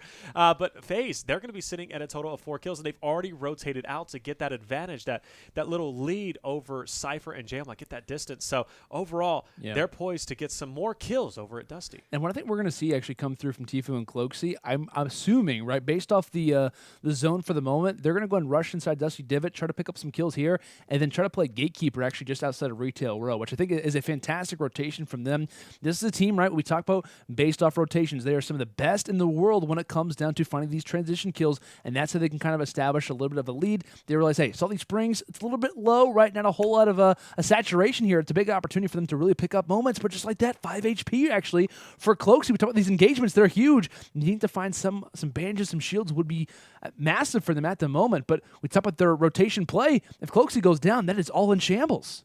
Yeah, it looks like he's in a safe spot right now. It's going to be all up to Tfue. He's going to get tagged up for shields here. So Tfue doing a good job maintaining his height advantage. And that's something he does really well. It's a Tfue signature. The drop, build a floor, and stay alive here is now with 2 HP. Tfue's going to do exactly that. Cloaksy comes back and finishes off the clutch. And look at the beautiful plays that come in from FaZe Clan.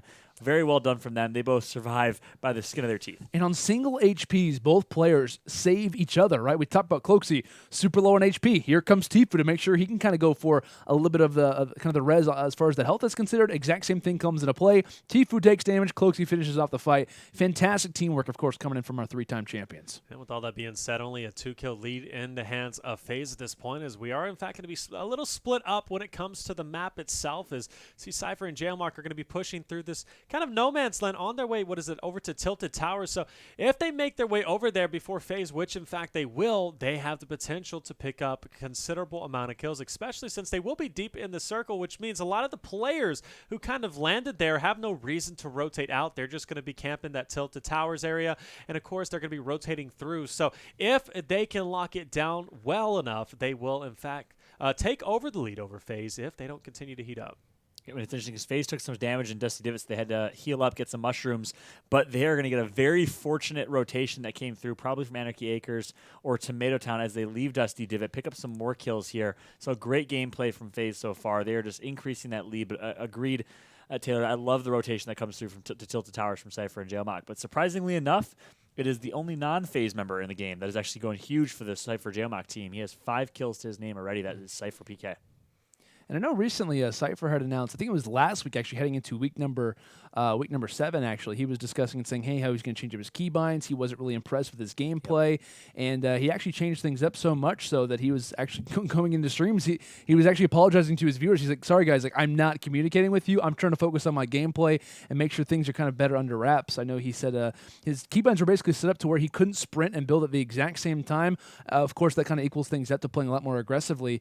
It's kind of based on toward his overall mindset. So really glad to seeing him play at the top of his level, and you could argue the keybind change is probably a reason why a lot of these frags are coming in, playing a lot more solid as a overall when it comes down to this team. Yeah, well said. I love this zoom in on Tfue right here. A good example right there we just saw of when to use that green SMG over the assault rifle. Rather than using that assault rifle at mid-range, he pulled out the green SMG, has near perfect accuracy, and was able to pick up that last kill right there. So it goes to show that that new SMG meta really is strong under the FaZe Clan team is leading the way with that. They absolutely love the new SMG. And we definitely see some more engagements happening on your top right screen as Cypher picks off one, goes for the second just on the other side of that brick wall, and he'll rotate through and hopefully be able to pick him up as he does in fact do so, as we're going to see now sitting at a total of 9 kills. Still though trailing behind by 2, but matching pound for pound is going to be Cypher and Jaomock. Definitely the closest game we've seen at least as of tonight. And the FaZe boys, of course, you don't expect them to drop, so Cypher and Jaomock have to be very careful, because if one of them go down, the FaZe boys are going to smell blood in the water and continue on. But at this point, definitely solid plays on both ends, as Cloaksy does have a player drop in on him. Will he be able to take him out? Yes, he will, making quick work of him, as honestly, they're just cleaning up the lobby.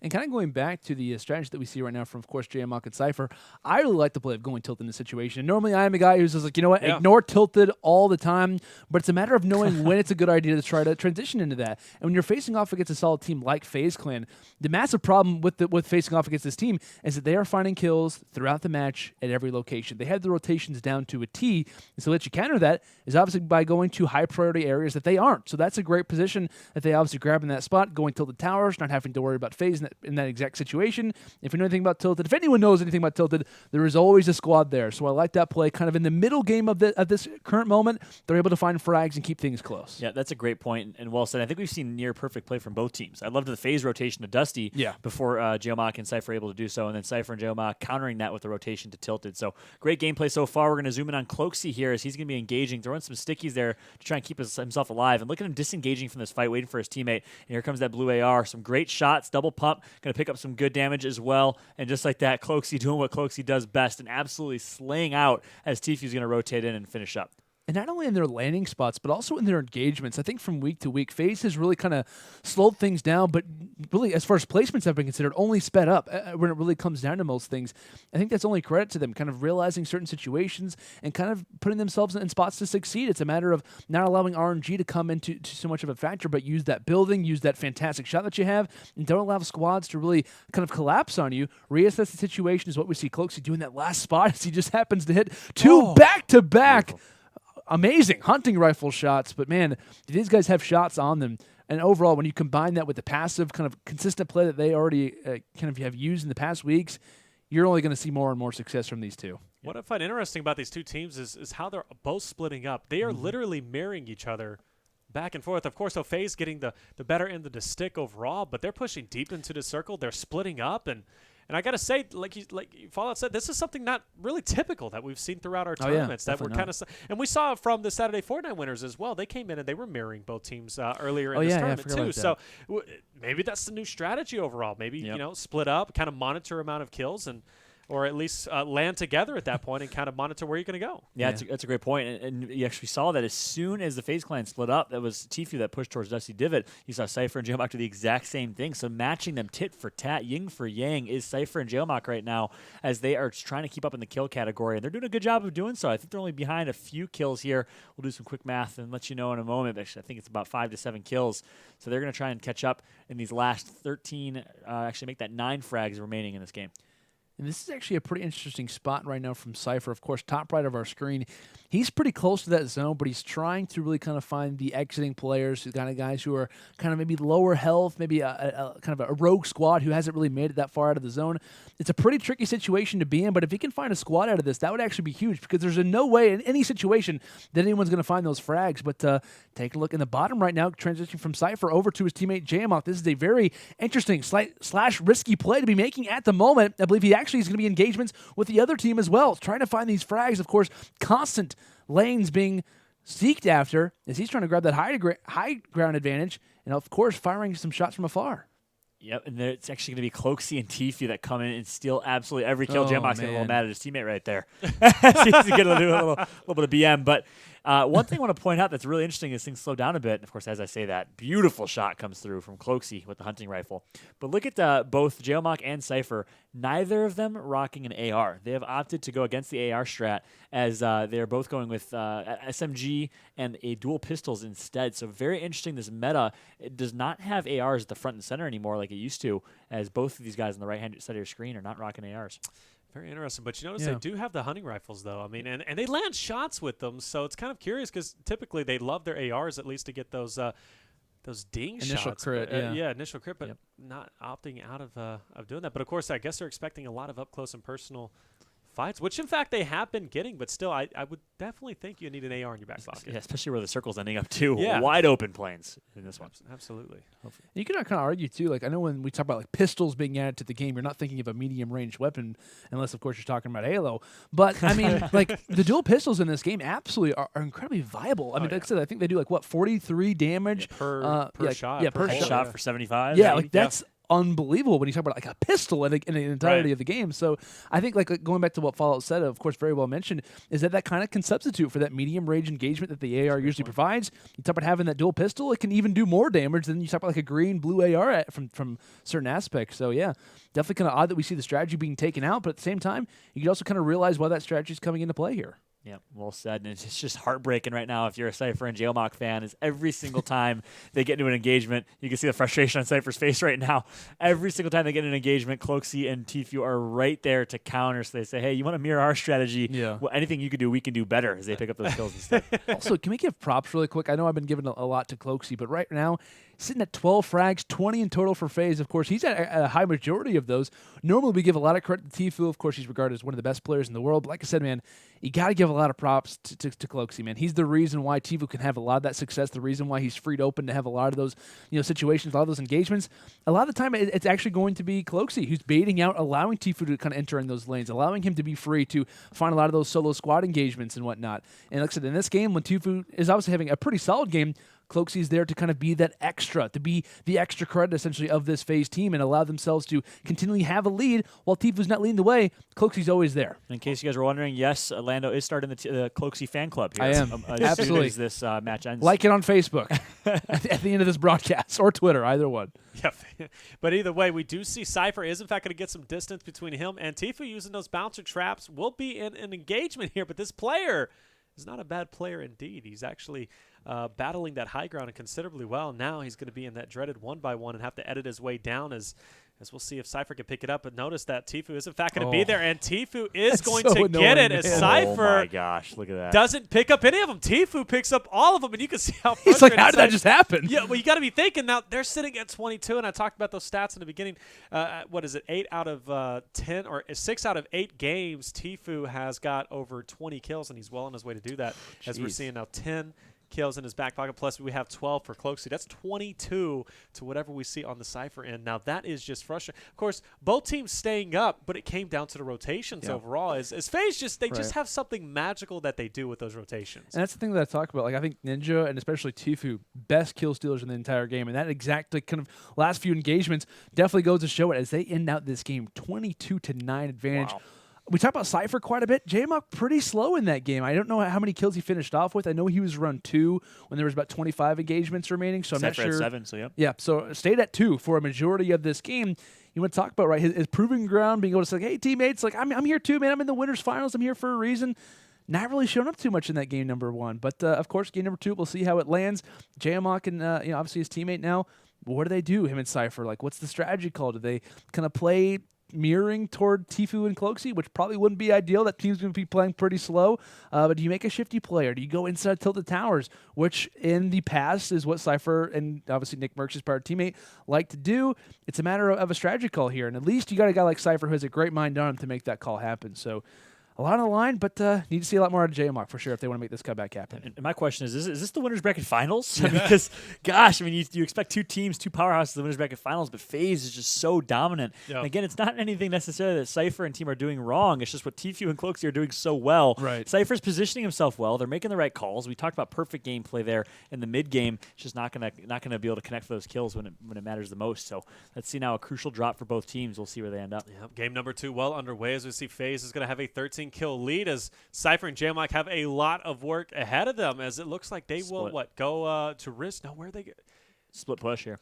Looks like dropping Anarchy. Looks like Anarchy. So this is the Anarchy battle salted. pass that we talked about. A lot of players are going to be going over to Anarchy because what is it? Search chest, I believe, is the. I believe so. Yeah, I believe think it's search 7 No, chest. it's eliminate players. Or is it eliminate players? opponents and Anarchy Acres. Yeah. So obviously going for that battle pass is going to be Sypher, and then Jaomock is going to be over to Salty Springs. So we do have a split. I don't disagree with this. I mean, being down 13 obviously is a huge deficit, especially here. But now with Jaomock being inside of Salty Springs, he is going to have the drop on the FaZe boys who just on the outside once again. They've been doing this all tournament. They go to the dilapidated houses on the end, and they'll be pushing their way in. So Jaomock does have an advantage here if he's able to pick up his kills. Look at Sypher, though, from the flank. Oh, my gosh, just the timing to take down that player. He did not have a weapon, and he engaged. I believe in this house, there's at least 2 more players here. So you talk about trying to get in those engagements early. Sypher, a near kind of unfortunate spot. That player had dual pistols. A quick turnaround, and Sypher is dead meat. And Jaomock and Sypher are saying, hey, welcome back to the losers bracket. We're in a pretty awkward position, but here comes another opportunity for Sypher to keep up these kills. We talked about Anarchy Acres last game around for Hysteria. That cut watch didn't really pay off too much. At least for Sypher off the break, he's at least finding a few enemies here and there. And interestingly enough, he opts to leave the dual pistols. Not sure if that was on purpose or not. But 2 tactical shotguns in his inventory. He decides to keep the dual pistols behind. Some players don't like them. We'll see. Meanwhile, on the left-hand side of your screen, you see Tfue and Cloak pushing up towards Salty and doing absolute work. If I'm Jaomock right now, you need to pop off in this fight. He's going to do exactly that. Downs 1 and gets himself rewarded with a nice grenade launcher and a pump shotgun. So let's see if he can put that to work. It's definitely going to be interesting, especially how Jaomock is going to rotate out of Salty. If he does, in fact, survive, he's going to have FaZe hot on his heels, so he's got to break away from that at that point, but it looks like Salty is going to be dwindling away in terms of overall kills. He's kitted up at this point. It looks like he might be moving his way out. He's going to go and opt for that card. Of course, for Sypher, it's slowing down a little bit, too, at Anarchy. He did pick up 3 frags in his back pocket, but now where does he rotate at this point, right? We talk about the rotation after Anarchy. It's a bit tough and slow going from there. It's Tomato or Pleasant. It's Tomato or Pleasant, so Pleasant probably your better option to be going to, but it's going to be slow pickings from here. Meanwhile, Tfue, Cloak, they drop in. They already had the lead. They pick up 2 kills, which, mind you, puts Sypher and Jaomock only 1 frag ahead. Now they're already going to be at Dusty Divot, whereas Jaomock, he's going to be hanging back on the outside of Salty. He's going to be pushing the opposite way, and he's just gaining resources. Looks like he will be trying to go over towards that tilted area, but Dusty, that's an area you'll at least pick up at least 1 squad there. Yeah, and beautifully called there, Taylor. Look how fast the rotation comes through to Dusty Divot. A beautiful play from Tfue and Cloak to rotate over quickly and pick up those necessary kills, and they're going to be able to clean house at Dusty Divot right now. And guess what? Not one member of the opposing team in sight, as they opted for a little bit of a gamble, heading over towards Tilted instead.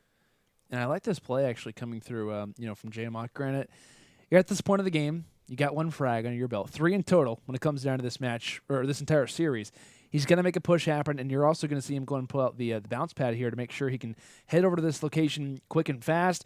Sypher, it was a nice idea to go to Anarchy Acres, but you found 1 squad, and you're kind of in an awkward spot since then. He's going to have to make a pretty far jaunt to get into any more of those engagements. So while Sypher is pretty much at a standstill, that's where we're going to have to see Jaomock really come in clutch and have to make something happen. So going to be a pretty difficult spot here for Jo, but this is the opportunity to do it. This is the opportunity to really prove yourself when it comes in a Friday Fortnite solo squads, down versus FaZe. We've seen people do it before. It's not going to be easy, but if there was a guy to do it, now would be the time to prove yourself. Oh, Jaomock in a tough spot here. He's going to get tagged up in a world of hurt as an entire squad is raining a parade on him right now. He needs to try to do something, and it's not going to mean much as he's just going to get destroyed by some splash damage there. Jaomock is out of this game, all up to SypherPK right now, who just left that Anarchy Acres rotation, moving over towards Tomato Town. But you got to say it's looking grim right now for the right side of your screen. Yeah, I'm definitely worried at this point. You know, being at Tomato, you're not going to find a lot of players there. Of course, Tfue, Cloak opting to go over towards Retail. So now what do they hit up? They've hit out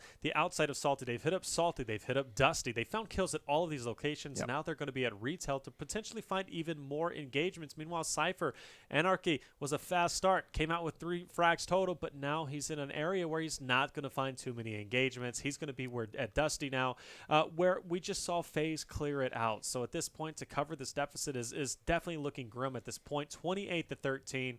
That is going to be a 15 frag lead for the men of FaZe as they continue it on. But how many engagements do we have? We still have, what, 20? Yeah. 24 engagements, so yeah, it's looking pretty bad. I'm going to point out quickly, when we saw Sypher find those initial kills, after he found the 3rd one, there was 78 players alive. There is now 27, and he still only has 3 kills. Yeah. Like, that massive amount of player base that was there is totally lost because of how long it takes to get from Anarchy Acres to a prominent location. Like I said, you go to Tomato Town, you can go to Pleasant Park, you have to go through Loot Lake to get to Tilted Towers. I like the idea of Anarchy, but being down the way that you were, Jaomock also goes with FaZe. Like, if you want to make a comeback, you got to go where the enemy isn't. I feel like if we're going to see a kind of an odd push, kind of an out of strategy play call from Sypher, we got to see a pretty consistent landing zone come through from Jaomock, and it was exactly the opposite. I think they absolutely could have played this one a little bit better when it comes down to things. Of course, as far as strategies are considered, you're learning, right? You're going to have an opportunity to really see what worked or what does not work really versus this FaZe team. But I don't mean, I was kind of not a big fan when we saw, obviously, Sypher go toward Anarchy Acres and not much of a result from Jaomock. I think whenever he pulled out the jump pad, it'd be like, hey, since Sypher's not finding anything, I have to literally sprint into Tilted. Push. Yeah, exactly. Desperation push to try to find anything that I possibly can just to make this one even possible. And obviously, Tilted Towers, for the most part, is undefeated. I think only Ninja and HighDistortion have officially taken it down. But boy, is it's unfriendly to say the least. And Jaomock felt the wrath of Tilted in that last situation. Yeah, he definitely did, as now the kills are quickly getting away from Cypher, and Jaomock looks like it could be wrapping it up as, yeah, there it is once again, as the lead is going to continue for the FaZe boys. And I'm just about to call it at this point. FaZe, though, if they move on, right, to the grand finals, they have the potential to win back-to-back tournaments, also win $40,000 in Friday Fortnite. Total, they are by far one of the most dominating duos in Fortnite competitive, at least at this point. Of course, still 6 months away from the true competitive, but at this point, this is a great intel as to how FaZe is going to be doing it, and they're only improving every single time, showing the rotations are extremely important, and no one does it better than FaZe, obviously. But Cypher, I got to say, for Cypher and Jaomock to make this run, obviously a new duo, they came in pretty big, and of course they're not going to be out. They're going to be moving down to the loser bracket, which correct me if I'm wrong, they're guaranteed what, $3,000? Top 3? Yeah. So they're going to be in the money, both of them, and I think this is the first time. Yeah, it is. It's the first time Cypher's been in the money since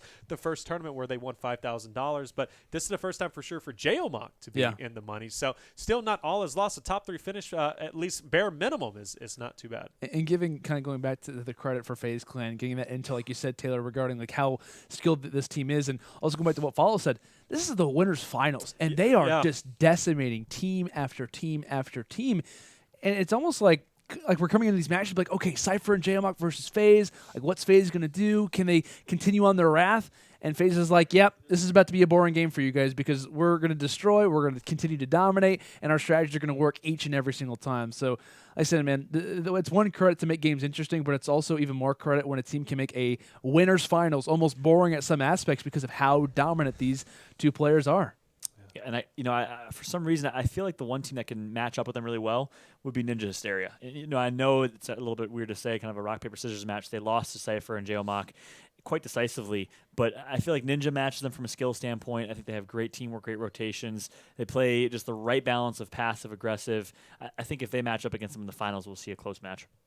Yeah, and I think you weren't here, and I don't know if you're watching, but they went against their first match was HighDistortion and Krafty. Yeah, that was their first match. And versus FaZe, yeah. And I believe they beat them quite decisively, didn't they? Or what was the overall score? I don't remember the exact scores, but I just remember like a few notes from that game was like HighDistortion and Krafty kind of struggled to kills in the first game. I think one of them died early, and FaZe pretty much kind of continued on their rampage as far as most things are considered. But I mean, this is a difficult team where I'm sure, at least as far as other duos in Friday Fortnite are coming at this and like, hey, what strategies have been in play and what strategies can we use to try to take down this team? Because we've seen teams try to play fast. We've seen teams try to play slow. Obviously, in this last game, it's kind of like you almost have to pray that they either die early or something happens to work out for you. And in a game of obviously RNG such as this, it's hard to form solidified strategies to take down such a solid team like this. But even going to the back of Cypher and Jaomock in the last game, even mimicking FaZe. You still can't play at the same level that they are. And I think it's a matter of them just putting in the work, them kind of developing strategies, and also them working on counters. I know a lot of people on Reddit have been speculating how FaZe has been winning a lot of our tournaments, and a lot of the time it's really kind of been them based off of landing zones and them based off the rotation kills. They just always know where the players are at, and they're also always thinking about how they can counter their enemy and always grab those advantages. And I think that's one always aspect that teams yet have kind of figured out is how FaZe can obviously do that game in and game out. So, and there's the score. I think it's over, Fallout. I think it is, and I just blinked, and somehow Cypher ended up in Greasy Grove. I don't know, from Anarchy Acres to Greasy Grove. I'm sure how he got there, but yeah, I think it is over at this point. 16 people left in the game, only 12 available kills. Cypher in a pretty tough spot here. If he dies here, okay, that would have been a little rough.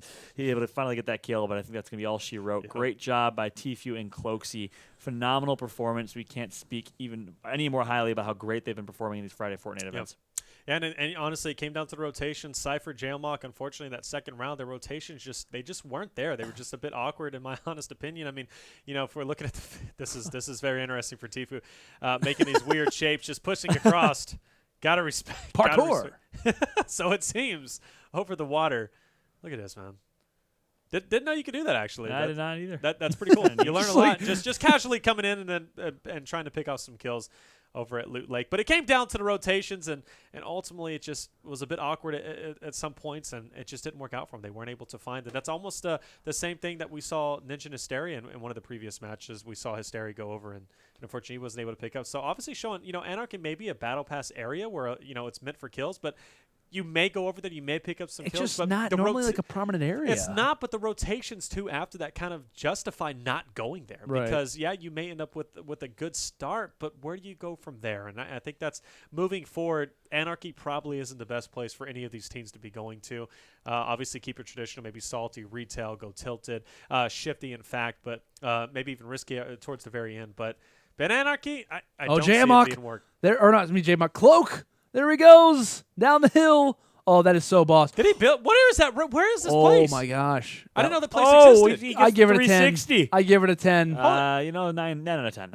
Is that a map? Always room for improvement. Is that a ramp built into the map? I'm like the Simon Cowell of kart.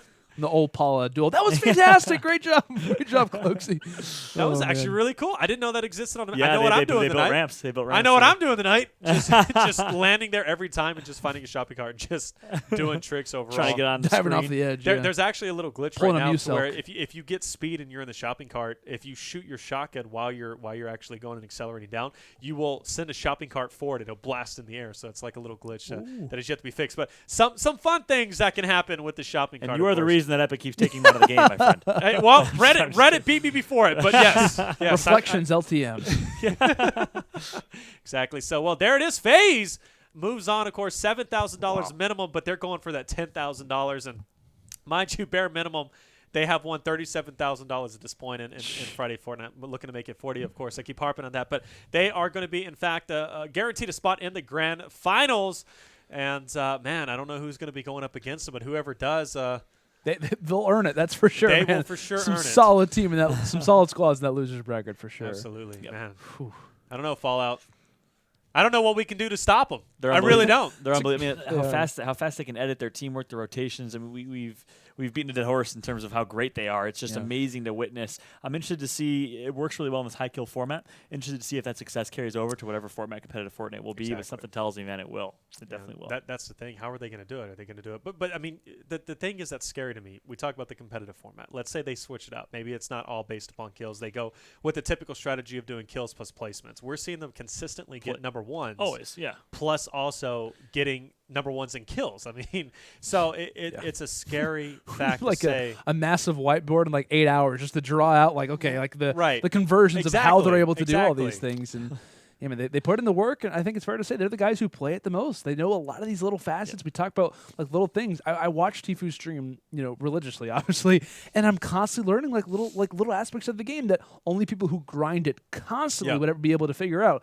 I think even from us just watching that 4-person perspective and just taking a quick gain at Tfue screen, it's like, okay, I didn't know that he could do that. I didn't know that was possible. Wow, that was a really good idea. It's like, yeah, this guy is obviously doing these things day in and day out, and it's just another little aspect that keeps them always, a step ahead. So, and this is the thing. Before we go to a quick commercial break, I just want to point out too, a lot of people in chat or a lot of people talk about it. Well, there's a lot of RNG, and of course they're going in there pub stomping essentially and doing that. Potato race. It's a potato race, and in ways it is. But then again, it's the same concept for all the teams in our Friday Fortnite tournament, yet FaZe consistently finishes on top, which means showing, obviously, right now they are considered one of the best duos because they're playing the same game everybody else is doing, and they're doing it better. FaZe, TSM, HighDistortion, a lot of these guys, they're pretty consistent when it comes down to our tournaments on a regular basis.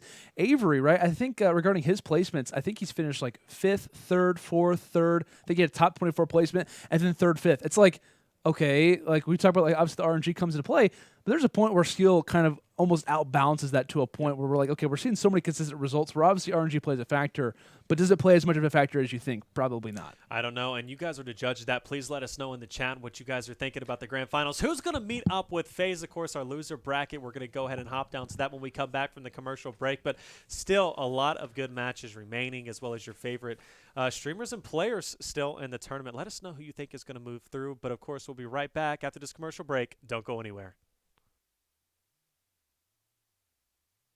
Hello and welcome back, ladies and gentlemen, to Friday Fortnite. My name is Taylor Nubor at Reflections on Twitter. Of course, Landon Lando Sanders and Fallout with 2 T's joining us. Guys, we just saw what we thought was the finals, winners finals, okay? But it was a huge, 33-17, I think was Something the like final that, score. yeah. Absolutely insane. We talked about FaZe being one of the most consistent teams in our tournaments, most consistent in general overall. But, of course, now the story is going to drop down to the losers bracket. We're going to have to see who is going to make their way out and face FaZe in the end, of course, to maybe even potentially do a bracket reset and then knock FaZe out of the tournament.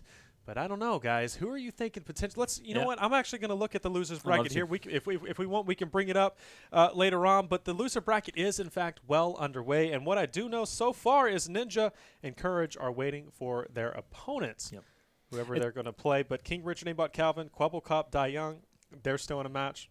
Don't know who's going to be winning that one. But here we go. It's a Shark Tank, man. Look at this losers bracket. HighDistortion versus King Richard and Aimbotcalvin loses round 3. Like, that's absolutely insane. Of course, King Richard and Aimbotcalvin got the best of them in that. So HighDistortion, after his amazing debut last week, is going to go down and place, I believe, top 16, top 12 here. And really, King Richard and Aimbotcalvin have been just succeeding ever since. And looking back at a few of our games, of course, in the losers round 2 to be specific, Shawn Claude, Tendons, they actually lost to FaZe Raid and FaZe Blaze. So some kind of characteristic players, of course, YouTubers when it comes into the FaZe Clan organization, and some awesome guys at that. But taking down Shawn Claude and Tendons, some guys who looked incredibly solid are, of course, our guys who qualified. They made their way through the Satellite Tournament, through Saturday Fortnite, and of course here in the Friday, unfortunately get eliminated losers round 2. But hey, they played so well in winners, but unfortunately get taken down pretty early here. Yeah, absolutely so. But coming into it, King Richard and Aimbotcalvin, if they win this match against Kwebbelkop, which by the way they absolutely surprised me, going against Ninja and Hysteria, it's gonna be a big match. Now, what are you seeing? What's going on? I didn't realize Daequan CaMiLLs got taken out. I maybe you guys probably said that. I was probably looking at like future game or prior games, but yeah, that's unfortunate to say the least. Yeah. Like that duo ship, of course, the other side of the TSM boys. That's pretty disappointing. I think it's fair to say losing to a team like that. Of course, Kwebbelkop, LD Young, a solid team, but you're a pro team. You shouldn't be losing to squads like that. You should be making it much farther. Should be at least in that game with King Richard and Aimbotcalvin. But as far as the other TSM squad, of course, they're down at the bottom of that losers round 4, getting ready to face off against Nickmercs Parallax. I think that'd be a fantastic game to watch, to be honest with you. I hope we can maybe get an opportunity to see that. But it's going to be a pretty interesting kind of continuous as far as the loser bracket continues on. Absolutely so. But of course, a lot of good matches still to come.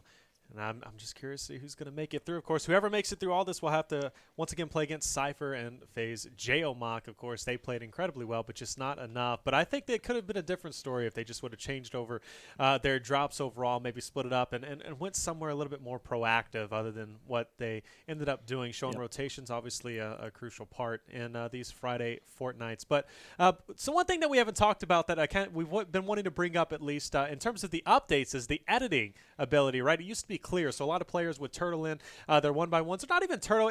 We see when in the advanced gameplay, a lot of players would just maybe edit down, find out where the players are at, build a wall over top, clear it out, and then see where the players are at, edit in, and come in with a shot. Right. But now it's completely like gray. You can't see through it whatsoever. I believe Opaque is the term. Opaque is the term. You're right, absolutely. But I believe there's a 5-second, like you build it, you have 5 seconds of clear, and then at that point you cannot see it clear unless you destroy that wall and build it back, if I'm correct. So what do you guys think about it? Yeah, it's really interesting. Usually when you see developers make big changes like that, there's a lot of backlash. Everyone I've heard that has shared opinions about it agrees. They're like, you know what, I abused that feature more than anyone, but I think it was ridiculous that I can see one way through it's like a one-way looking glass almost. Right. Yeah, exactly. It doesn't make any sense. So I think it's a great feature change. I think logically, fundamentally, it makes sense. I absolutely do, and I know I think it was Sypher actually made a pretty in-depth YouTube video about how he thinks while it is important that there's also quite a bit of outside opportunities that you can do with it. You actually through ramps and also pyramids, you can still see through it clearly. So I think there's still a few things to be tampered with from it, but I think overall it makes the overall vision of the game a little bit more difficult. It's still possible, but overall I think a solid patch coming in from Epic Games as usual. Well, we are now going to see Myth and Hamlinz going against Nickmercs and Parallax, which is good to see Nickmercs still in our tournament. Of course, Sypher a little bit further on, but maybe Nickmercs is going to make it just as far as his ex-teammate Sypher. But this is, in fact, Game 2. We'll be getting a score update to you relatively soon. But, of course, can't really tell anything. Normally I would say, well, Nickmercs, Parallax, they're both going to be at Tilted. But this is the area that, of course, we talked about Nickmercs likes to go. So who knows what the score is overall. But Myth and Hamlinz, they're going to be at their typical slots, at least over here it looks like by Salty. And overall, pretty standard. A ridiculous first-round matchup for Nickmercs again. So, the fact that he's grinding through his losers bracket the way he does, it's just another day in the office for Nick. But they're doing a phenomenal job grinding that losers. And look, Nick, as we're used to seeing Nick do, drops tilted at the castle, which is really his castle, I think is what we should call it at this point. This man loves dropping into the spot. Let's see what they can do over at Tilted. And one thing that I like, too, about the team change, of course, Nickmercs and Sypher, they both showed along players who I think kind of actually complement their play a little bit more. Sypher more methodical, needs like a solid Slayer who isn't necessarily always wanted to go to Tilted Towers. He wants to kind of change things up, maybe go salty, go retail, etc. One thing that's nice here for Nickmercs, actually, that kind of coincides is Parallax, very aggressive player for 100T as well. So this is a guy who you can kind of rely on who also wants to go to the towers with you. I think over time in that duo-ship of Nick and Sypher, it was a matter of Nick saying, hey, I want to keep going to the towers. I think it's going to work for us. It's high risk, high reward play. I'm all about that. I think Sypher over time, this started to kind of realize maybe this wasn't the greatest strategy, something that he wasn't kind of used to or maybe wanted to do. Parallax is the opposite, man. He's all about this aggressive play. He's a super insane reaction time type of guy as well. I think both teams really got kind of a more similar player to their overall play style. I think that's only going to work more in their favor as tournaments kind of progress. Yeah. One kill lead as you did in fact see going into this second round, but of course it is tied up as Nickmercs is sitting at 1 kill himself, but engagements will happen as Myth and Hamlinz have worked their way over towards retail, and there's some players in front of him. Myth being very aggressive, pushing up with that sub, and he is unrelenting. Of course, we saw him order food earlier. He has food in his stomach, and let's see if it makes a difference overall in his gameplay, but he will be, in fact, getting tagged up and down in health. He's going to have to pop those minis relatively soon, give him a little bit of a buffer, but there's players below him, in front of him. This is a dangerous spot, but look at him fall out, lasering with that sub. It is unbelievable how much damage that tactical submachine gun does. Great job by Myth right there of using that, and of course, Hamlinz coming to the rescue and keeping his teammate alive. Myth really tagged up here, needs to be a little bit cautious, but again, the Hamlinz duo is always there for him. And one thing that's nice when it comes down to both of these players, rather, is, while they both kind of play a little bit too similar, in my opinion, I think when it comes into like the competitive scene, I think one of them needs to kind of establish more of a different role in this lineup. But one thing that's nice is that both of these guys are incredibly great when it comes into communication, which is very nice to see. They're constantly kind of being aware of each other's, kind of surroundings, saying, hey, like I'm one shot, or I need to do this, we need to do that. I think it's always nice to see a team who can kind of improve maybe necessarily where the slaying can kind of come at to a fault, or maybe when you're in an awkward spot, is to always have that communication at your backside. It's been very quiet for Nickmercs and Parallax over there, only still sitting at 2 kills, whereas meanwhile Myth and Hamlinz really heating up at retail. Notice I believe they landed salty in the beginning. They now rotated over towards retail, and this is kind of one of those things that comes about hitting all of your areas. And Tilted is a phenomenal area to go to, but if it's slow, it's slow, and it's going to play totally against you. We do see Nickmercs. He is going to be tagged up a little bit in a fight himself, as this player is doing a lot of damage. Luckily, Nickmercs is able to get it, but still raining down bullets is going to be the player just above, and you notice no mats in the hands of Nickmercs, so he's got to be careful as this player is in fact going to push as he was trying to pop him in. He's not going to be able to get it. Wow. Nickmercs has to go big here, and he does get the elimination, and hopefully he'll get a little respite as he'll be able to get some of those shields up and heal up a little bit. But you notice he's sitting at 4 now as we see 2 for the man of Parallax, and with that being said, that's 6. That puts him a 1 kill up over the man of Myth and Hamlinz. I don't know if you guys saw it or not, but Parallax hit an insane hunting rifle shot to actually help Nickmercs stay alive. There was a moment where that guy was at the very top of that fort and just kind of peeks around the corner, Parallax making it look super, super easy. I know it's kind of difficult for us to try to keep on board with every perspective that we have, a lot of different moments kind of happening at once, but one that I hope that if you guys didn't get to watch it, Twitch clip it and go back to see it, Parallax making it look easy with that hunting rifle. Yep, take a look down. Nick right there. That's put himself in a pretty bad spot, but great support from Parallax. You said exactly that with the hunting rifle plays to keep Nick alive there. No mats for Nick. Maybe didn't have a good gauge for where he was at in the mat category. But that's the nice thing about this new edition of Tilted is this construction area has mats for days. So finally you can get some wood if you drop Tilted. Yeah. More reason for Nick to go back to his homeland.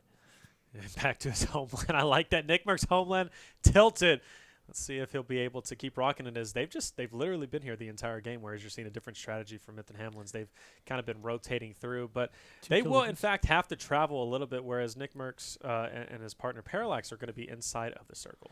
And then that's a huge kind of positive if you're Nickmercs and Parallax in this situation. It's a matter of, hey, we can kind of remain around this area. We can even play a little bit more of a gatekeeper role toward like outside perspectives, north or really kind of west or north, essentially when it comes down to what locations are more prominent. But yeah, that's the one one negative if you're Myth and Hamlinz, right? Being at that kind of more prominent zone, you kind of make your way around through Salty Springs Retail Road, like you mentioned. But the only negative for them is they do have to make a little bit of a jaunt forward. So we'll see how that kind of affects their gameplay overall, and that's definitely going to play favor toward Nickmercs Parallax, the RNG of the zone.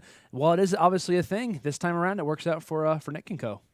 Yep, and take a look again. Parallax bottom left of your screen. No AR, green SMG, and look how accurate that thing is from a mid-range to a distance. So, again, the green SMG meta is strong here. We'll keep kind of tracking that and keeping an eye on that so you guys can get your game better and learn from the pros and what they're doing. Of course, Parallax, well, a member of the pro team for 100 Thieves. Nick has a chance to play with him for the first time today. And obviously, those SMGs, he's got 2 of them. They're great for knocking down the builds of the opponent's forward, as you can kind of see him doing that. So, good stuff to him overall. Yeah, especially compared to the shotgun nowadays, Absolutely. too, which received a pretty major nerf. So yeah. Yep. Definitely did. That's for sure. But yeah, here comes the more silent SMG that, shots as he just melts. lights up an enemy. Probably thinking that was a scar. My friend, actually, that was a green SMG. A few days ago, you'd be absolutely laughing, but now you're only just falling to your death. Fantastic plays coming in from Parallax, of course, like you just mentioned there. Of course, one of the players for 100T, as they've been actually adding a few players, not just pro players, but also players in the organizations. Of course, typical known player in our tournaments, NoahJ, just got added as a content creator. So awesome to see 100T being represented in a multitude of ways. Just one of the awesome organizations that we have in Fortnite competitive. Yeah, I like that 100T is kind of moving out there. They've obviously been a great organization, especially since Nadeshot's been spearheading that back in the day, and he created that, and we kind of looked at it, was like, wow, that's crazy that he's leading this, and obviously moving into Fortnite was a great opportunity for him to do so, as they've got a great professional team, but on top of that, great content creators. But as I say that, hey, paying off. We see the score 25-24. TSM had a little minor lead, but it's a tight game overall. Mind you, this is in fact game 2. Whoever loses this will be moving off and be out of this tournament. So big rounds overall, and I think big for the players out there if you're a TSM fan, but also if you're a Nickmercs fan. But as you see that Hamlinz does go down. What is he doing? What is he doing? Off his back. This guy is an absolute potato. I mean, literally. But he got him! Oh, no. I cannot believe that just happened. He just bounced a grenade off of Hamlin's back, and the ricochet takes him down, the splash damage. Oh, poor Hamlinz. That's going to be so unfortunate. The guy literally doesn't have any ammo, so he just starts chucking nades. Jeez. Oh, that's just as I was talking about TSM 2. Yeah. Of course, though, Myth, he's tied the record last tournament with 24 total kills within a game, so potentials for him to come back. He's sitting pretty at 7 kills himself. Of course, they were only down 1. Nickmercs and Parallax, though, they're hot on that circle. They're going to be playing that gatekeeper role now. They moved in. They have the advantage in terms of distance overall, but they are spread apart. So one thing is for sure, there is some fights that we will see Myth get into that maybe Nickmercs and Parallax won't be able to find. But the only thing holding them alive now is there's going to be a 2-frag lead for Myth, and let's see if he can hold it. I want to say, too, regarding, of course, we're heading into week number 8 of Friday Fortnite. I think probably the last 2 weeks leading into this one, this is the best Fortnite that I've been seeing Myth play, like I said, since the tournaments have even began. I know he played in the very first one, actually, with Nadeshot. There's been a lot of speculation as, is Myth really that, confident player? Can he really be one of the best players in the world after obviously having like the fall damage jokes in prior tournaments, whether it's been E3, Ninja Vegas, etc. He has been lights out in Friday Fortnite over the last few weeks, and of course that 24 solo record only just even goes to show it. But he has been an insane player, and speaking of insane, Parallax, just a bullet to a ramp, and there goes the entire Taj Mahal in a matter of seconds as entering in toward that Loot Lake mansion. But just going back off of Myth quickly, I think he is turning into one of the more better players currently in the competitive scene. I think he's been a very solid player for a while, but I think he's recently kind of came into his element as far as being a real kind of hardcore dominant guy, not just solely a builder anymore. He's got a fantastic shot on him, and he's only improved, I think, with tournaments such as these. Yeah, Riley, so obviously being the team captain at TSM, he's kind of starting to fit into his role. Now, mind you, he's still a very young player. I think he's one of the youngest ones. He's 18, he's only 18. So one of the youngest ones, and already team captain, there's a lot of weight on his shoulders, and he's starting to fill into that role even more so. And, of course, still 6 months before we start seeing really the World Tour come into play. But we do see now Parallax over there at Loot Lake. Now he's going to be in the center of it and manages to pick up a kill himself, showing that, the mats that he used to get over there obviously wasted a lot of resources, but it's going to pay off in terms of overall getting the kills. Of course, they've got to be happy, but look who joined them over there in that center circle is, in fact, going to be Myth, as he's going to be trying to steal as many kills as he can. Now, Nickmercs and Parallax at this point, Myth is with you. Do you split off? I think you do with how close this game is. It's not a matter of like, hey, for Nickmercs and Parallax, it's like, hey, we don't have like a massive lead, so we can obviously kind of stick with them. I think that, like I said, it's a close game. There's no harm in trying to split off. You have you have much more opportunities than Myth does. Yeah. Question being, does that one player who happens to split off from the other, does he stay with Myth? Like, do you have two guys go in totally different directions, or do you have one go in a different direction and one hang with Myth? That's really the question to be asking. But I think, to answer your question, I think a split is necessary, and I think it wouldn't hurt by any means. Yeah, I was just going to say exactly that. I think you actually flip the table a little bit, and you counter Myth by staying and mirroring Myth. Look what he just did. He just picked up a kill or two over on the other side of Loot Lake. If you have someone shadowing him right there, yes, Myth might get 50, 60, 70% of those kills, but guess what? You have Parallax popping off on the other side of the map. Let Nyx try and steal whatever kills he can by mirroring Myth instead. They're going to let Myth go off and do his own thing, which I think can be a little bit dangerous here, but can you believe the finish we're going to have here? We'll get a score update for you guys as soon as we can. Tied. But is it tied? It's tied. What an ending. Oh, it's not tied. Sorry, I thought it was. We'll get that score update because in a bit. Myth got a kill. 27-28, 1 kill game with only 6 people left in the game here. Essentially, it is tied when it comes to a Fortnite game, though, realistically. Right? We talk about like the amount of engagements that obviously occur throughout a game. But yeah, man, just even more credit to how well both these squads are matching up right now. Absolutely. So just one kill down, I guess, is going to be Myth and Hamlinz. So, but like you said, he split off. How is that going to pan out? But it seems like it's going to work as Nickmercs and Parallax do, in fact, get in an engagement as we see a knock coming in on Parallax's screen. And, of course, it's going to be finished off from Nickmercs as the aggression is going to come in. And you got to be aggressive at this point. That's going to be 2 eliminations now to continue that lead forward. And once again, can he get another one? Yes, he can. Gets that knock, and we're getting down to the final few remaining players. And at this point, Myth, where's he at? And Myth is actually going to have to rotate all the way back across Loot Lake and finally catches up to the 100 Thieves roster. And, it's a really close one here, but crazy upset looming here for 100 Thieves over TSM. Who would have thought you'd see Myth and Hamlinz eliminated by Nickmercs and Parallax, a new duo here in this one. It would be crazy, but rocking out the dual pistols. Of course, the shotgun is there, but kill. Unfortunately, Nickmercs is going to steal it right out from under, not from TSM, but from Myth himself, right? Of course, one of the faces of TSM Fortnite, but solid plays coming through, and I think we have Nickmercs cheering, and that's going to be all she wrote here. Jeez. What an upset. So TSM, who's made it to so many grand finals here in these Friday Fortnite events, eliminated and upset by Nickmercs and Parallax of 100 Thieves. A phenomenal showing for the 103 squad in their very first Friday Fortnite. Great gameplay from Nick and Parallax as a first duo.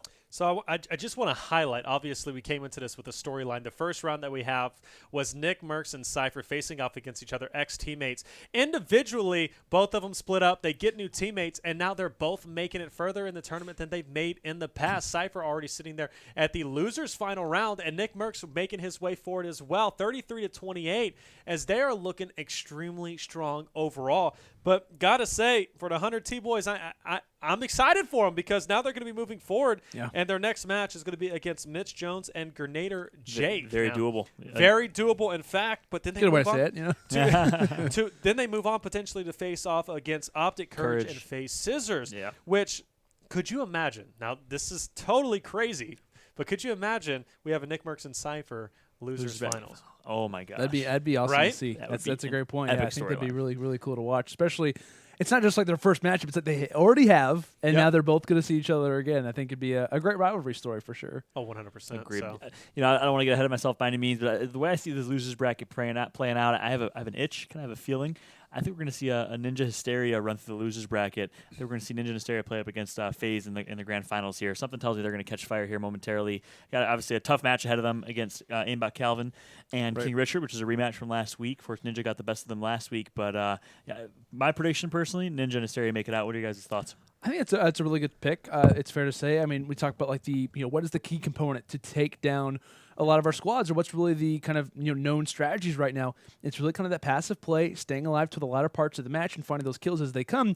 That's what FaZe is doing. That's like what he obviously piggybacked off of is the fact that Ninja and Hysteria pretty much doing the same strategy. So yeah, I think Ninja and Hysteria have a great shot, and I also you could argue that Nickmercs and Parallax have not necessarily an easy run to the bottom of the bracket, but they don't have a King Richard, they don't have an Aimbotcalvin. Yeah. Names who necessarily kind of stick out normally. So I think one of those two squads definitely has a very solid shot to be in that loser's final game. But I think most solid team right now in there after the TSM knockout, I would agree with him. I think Ninja and his teammate Hysteria. I think Ninja and Hysteria obviously are very hungry to come through, and when they got 4th place in the last tournament, but of course the highest placing for Ninja is 2nd place, and we know Ninja is a competitor at heart. He wants to win that 1st place. Now this is the match I was going to talk about. King Richard, Aimbotcalvin haven't moved on just yet. So they still have to play Kwebbelkop and Young, so this is a big map for either which one. Now mind you, at this point I would say King Richard, Aimbotcalvin, they should in fact be taking this over, but Kwebbelkop, Young have been doing so incredibly well throughout this tournament. They've almost been the dark horse that, we haven't heard from them much in the previous tournaments, but for some reason this tournament, they've been beating big name teams to make it this far. So whoever wins this will move on to play Ninja and Hysteria. It looks like a lead. We don't know how many kills that Kwebbelkop has right now, but 4 kills are ready for Young as he's going to opt for that FaZe Clan Salty Springs to Dusty Divot rotation strat.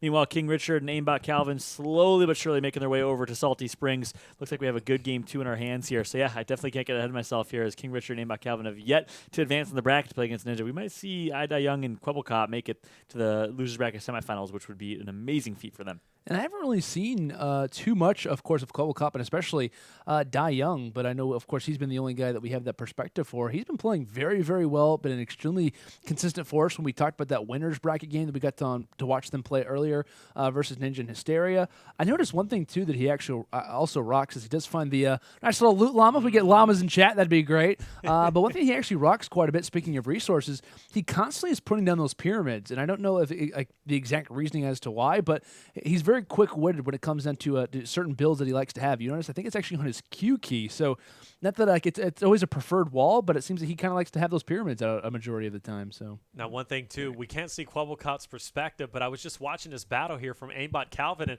Kwebbelkop managed to take over one of the knocks from Aimbotcalvin there. Actually, I think he ended up taking 2 knocks eventually, as Aimbotcalvin eventually was able to pick off finally and get a kill. But Kwebbelkop is being that thorn in Aimbotcalvin's side, whereas King Richard is kind of doing his own thing. Of course, Young is doing his own thing too. They're kind of splitting up at this point, going through Salty as the game is continuing on. Not a lot of engagement still remain, 31, but we're almost down to that final 30. But at this point, it's probably a close one as we're going to get a score update. Yeah, of course, top right of your screen. Keep in mind, Kwebbelkop is not out of the game. He's still in it. He's just not streaming, so we're not able to get his perspective or his point of view. So Young at the bottom right, King Richard top left, and of course Aimbotcalvin at the bottom left of your screen. 3 and 2 kills. So that's 5 total for Aimbotcalvin and King Richard, and it looks like, oh wow, so we just got an update from the production. 15-0 is the lead that King Richard and Aimbotcalvin had coming into this one. So I was very safe with my King Richard predictions.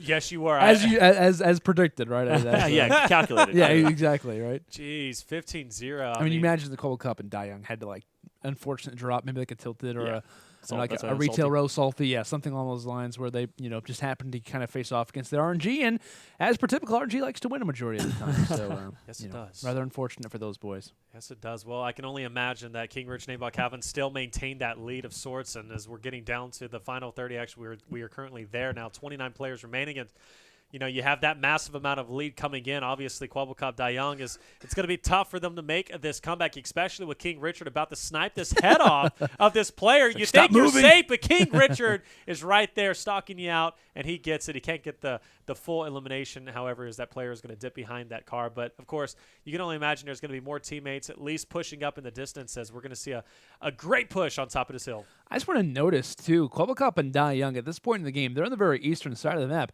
If you're down 15 kills, why are you not sending at least one person to tilt it? Maybe they went one retail, one retail, one Salty, but I don't know, man. I think down 15 kills, you got to send maybe a double push to tilted, maybe at least one split, something along those lines. Definitely kind of out of character when it comes down to most things. Maybe a team who's still yet kind of developing those strategies and still getting underhand what exactly it means to be down in the game and really how to improve, but. Yeah, man, kind of odd strategies that we see being on the right side of the map when you're down a massive majority, such as 15 kills. I wanted to say Kwebbelkop, I was kind of questioning why is he staying with King Richard Aimbotcalvin. There's no reason for him to do that. Maybe split up, but he has stolen a lot of kills from King Richard and Aimbotcalvin. I would say at least 4 at this point. Just himself, so he's looking good. I think he's at 8 frags. Yeah, so obviously showing, typically I'd go against that strategy, but it seems to be working. As King Rich and Aimbotcalvin, they're putting in all the work, but Kwebbelkop's coming in and he's just putting that one bullet in the players and he's just knocking them left and right. So 8-4, that puts us at 12, and On to the left, 7. Of course, still a lead for King Richard Aimbotcalvin, but they're closing it in. Yeah, not a crazy amount of engagements left, but definitely going to need to try to find these as quick as possible and hope that maybe one King Richard Aimbotcalvin could fall. That's what we really are trying to pray for at this moment. But yeah, man, if Kwebbelkop can still start to be a little bit of a thorn in the side, as they do have a 10 frag advantage, he can start to steal some kills away and maybe try to set up Daequan to find some rogue squads kind of roaming throughout the map. And that's what he's kind of praying for right now, hoping he sees a player run through his line sight, because that's what's going to be the key factor of them moving on in this matchup. But I believe he does have someone on his tracks. That's actually going to be Aimbotcalvin, actually. Yep. So I like that play, trying to keep him at bay, making sure that any opportunities where he tries to split isn't possible. It's a smart veteran play coming in from King Richard and Calvin. Yeah, I mean, simply all you have to do is shadow and make sure you get at least half the kills. You're up by, I believe, 10 kills. So that's the right play. I was going to point that out when I had a chance. Is King Richard probably makes the call. Aimbotcalvin, one of the two, make the call to rotate over to King Richard, or rotate over to Kwebbelkop and Daequan, and just one person shadows each player. You get at least half the kills. If you get 25% of the kills at this point, you win the game. So I like that strategy. I like that call. I think it's safe to say here, King Richard and Aimbotcalvin in a good position to move on. 18 frags remaining at this point. Course 10 down as we're going to have to see what's in store for us. That circle is getting pretty tight with these amount of players remaining as the storm is going to close in. Who's going to play that gatekeeper role effectively, as we see King Richard is going to be bringing down the Taj Mahal just in front of him. And will that player die from fall damage? Well, he will in fact be damaged, and King Richard looks like he's going for the finish as he does get it. Great defensive building to get a little bit of that high ground, but as we say that, a player is in fact moving in, and I think that was another player who got that elimination, as we got, I believe, 2 teams fighting it out just in front of King Richard. But of course, as long as he stays alive and at least he gets knocks, at least 1 or 2 knocks at a time, with this many engagements still remaining, obviously it's going to be in their favor, as we're seeing some graffiti going down for Aimbotcalvin. The E3 spray as well. I'm so jealous of that. I know, man. The 3 llamas look so good. I need it. I actually thought about buying one on eBay, but didn't do that, fortunately. They're pretty high in price, which they absolutely should be, right? You can buy them on eBay? I think you could. I think they were codes. Oh, they were codes? Yeah, they were codes, I believe. How much? But, I don't remember, but it was a price. Don't tell me, because you know what? I'm already interested. You probably I need to stop, them. and I'm like, all right, I'm going to go buy it. No, we're not going to do that. We are controlling ourselves now. I've been very impressed with you. I'm not going to lie. There's been some really nice skins on the market recently. The newest skin that was just released. The newest skin that was released. I bought that 100% yesterday. I was like, I should have bought it. I didn't. But as we see, look at that. Who's that? Kwebbelkop. I'm just trying to tempt you even more. Please stop. Kwebbelkop is going to go down, and that means Daequan, of course, already at the kill deficit, is in fact going to be all by his lonesome. And of course, this being a loser bracket round is all too real that they will in fact be moving out of this tournament. As of course, we see King Richard and Aimbotcalvin still finding those engagements, and Daequan is going to spot a couple of them himself. But with that being said, he does take some fall damage, and this is pretty rough if you're Daequan. But overall, they had a great tournament run, I would have to say. At least they beat some notable players, and honestly, I'm not disappointed in them. I think this is probably one of their best finishes overall, tournament-wise, in Friday Fortnite. But you got to give it to King Richard and Aimbotcalvin. Definitely becoming one of our most consistent teams out there, as we see Daequan is in fact going to drop. So that's going to be it. King Richard and Aimbotcalvin are in fact going to be moving on, as you said. I should have never doubt me. I should have never doubted you. I'm sorry. It was a complete accident. So they're going to be moving on to play Ninja and Hysteria. Ninja and Hysteria, of course, a favorite to move on throughout this tournament. But King Richard and Aimbotcalvin in the past, I believe, maybe not Ninja and Hysteria, but they have beat Ninja at times. Yeah. So I think they beat him 2 weeks ago, and I think King Richard and Aimbotcalvin got knocked out last week by Ninja and Hysteria, I believe. Yeah. So this is still going to be a pretty big match. Always close games between both of these squads, which obviously sets up awesome matches for the ending of our losers bracket, which of course it's kind of getting down to the nitty gritty. Of course, we've kind of given our predictions as to which teams we think can kind of make it through it, and obviously far. But this is one of the kind of highlighted matches. One of the pay-per-view games that we have in the losers bracket is of course one of our most talented squads, one of our most consistent squads, Aimbotcalvin and King Richard, versus kind of the new duo-ship of Ninja and Hysteria after last week placing top 4 first tournament together. Of course, they kind of had that prior chemistry, playing Halo together, playing under Cloud9 together, of course, 2014 to 2015. But yeah, man, it's going to be a fantastic match to watch. Like I said, one of the greatest games that we're going to have in the losers bracket today. Yeah, absolutely, guys. And, of course, a lot of storylines still remain. We have Cypher awaiting us in the loser bracket final. We have Ninja and Hysteria trying to move on through King Richard and Aimbotcalvin. But you also have on the bottom there Nickmercs himself potentially making his way to face off against his brother, his teammate, longtime teammate Cypher in the losers final. So much craziness still remains in this tournament. Let us know what you guys are thinking in the chat. Make sure you're tweeting out using the hashtag Friday Fortnite. But guys, we'll be right back. Don't go anywhere. A lot more exciting action coming your way. Hi, welcome back to Friday Fortnite. My name is Taylor Noble, or at Reflections. I was really excited about saying my name, apparently. But joining me on the couch is going to be Fallout with 2 T's. And, of course, Ryan, you guys go back a long way. Please tell me how long you guys go back. Years, man. I think my first event was in 2008. I know you're about 2007, and we kind of met during like the Gears of War 2 era, roughly around 2009. And it's been finesse boys. Finesse boys at it. Back when it was crazy. Gears of War scene was insane. I know how chaotic. I remember you telling me how chaotic it used to be back in the day, man. Like, it used to be like COD back in, like, Black Ops 2. Yeah, I mean, people think that, like, we're crazy now, right? 'Cause there's a lot of trash talking Gears of War. There's a lot of, uppity screaming, doing high fives. Like, it used to be way worse back in the day, right? Ask Adam cameras. Like, guys from MLG and stuff like that. We used to go down. It was crazy, but, those are the good old days. Yeah, I actually wish I could go back in time and kind of check a little bit of that out, because that's kind of the competitive community that I enjoy doing. Great transition. But, hey, look, guys, we're looking – we're back. Welcome back to – No, but seriously, we're getting further in the tournament. We're probably going to be seeing our next matchup of Ninja and Hysteria going against King Richard and Aimbotcalvin. We've been talking about it. This is still going to be a tough matchup. Of course, you've already made your decision. You think Ninja and Hysteria is going to be facing off in the finals against FaZe. You think they'll make their way through. He's already determined that. Do you have any opinions as of right now? I can give you a rundown who's left. I mean, in this matchup, I do give Ninja the nod as well. Obviously, Ninja and King Richard used to play together, right? So there's a little bit of old teammate animosity there. I just personally give the nod of the experience, right? Ninja and Hysteria guys have been playing on big stages their whole career in esports. So here we are on a pretty big stage in Friday Fortnite for a lot of money. So that's kind of who I'm going with. Yeah, absolutely. And we're already going to be getting into the action. This is the matchup that we wanted to see. Ninja and Hysteria going against King Richard and Aimbotcalvin. Map 1. Whoever wins this will move on to at least the losers semifinals to play off against Courage and Cizzorz, or maybe even Nickmercs and Parallax if they beat Mitch Jones and GernaderJake. But here we are. We are dropping in, and looks like Hysteria and Ninja both have tilted. Or maybe even shifty. It might be a shifty drop, which is fine because we've seen them do that quite often in the past. Yep. And then it looks like we have a salty drop for King Richard and Aimbotcalvin. Yeah, so King Richard and Aimbotcalvin opting for that common phase strat that we're used to seeing, dropping the outskirts of Salty, pick up some pretty cheap loot, and then rotate into Salty and clean up as many kills as possible, and you end up with quite a pot of loot in your end. Meanwhile, Ninja Hysteria have loved that shifty drop over and over and over again. You see them go to that spot. You can rotate Tilted, you can rotate Greasy Grove, a lot of different options out of that shifty drop. I've been surprised with how many players have been dropping shifty, too. In past weeks, we've seen that as one of those kind of areas that never gets a lot of action. Meanwhile, kind of today, we've seen a lot of gunfights a lot there, a lot of teams landing, and I mean, Ninja and Hysteria almost actually got knocked out early. Remember, Hysteria made that big play to keep Ninja up and keep them into the game, which ended up winning them a big map. The thing about shifty is, at least you're almost guaranteed to have at least one team fight at that point, but the team that you're going to be going against typically isn't top tier. You're thinking a lot of the top tier players are going to be heading over to Salty. They like to hit up retail. They like to hit up those areas, maybe even Tilted, that are hotly contested, because a lot of these, mind you, they're going against public players. They're going against public lobby players. They want to get into the action and get into the action fast. So shifty tends to be slow, and you get a lot of the slower teams, slower players that tend to go there. So you get in, you get a team kill, but you also end up kitted up as well. As you push in, you have options. You can go to Greasy Grove if you want to go there. I know that was a popular spot last tournament, but you can also head over to Tilted. A lot of different options from this point to rotate through. But Salty, by far, at least for my sake, is my favorite area to go to. The amount of places that you can rotate to is superior.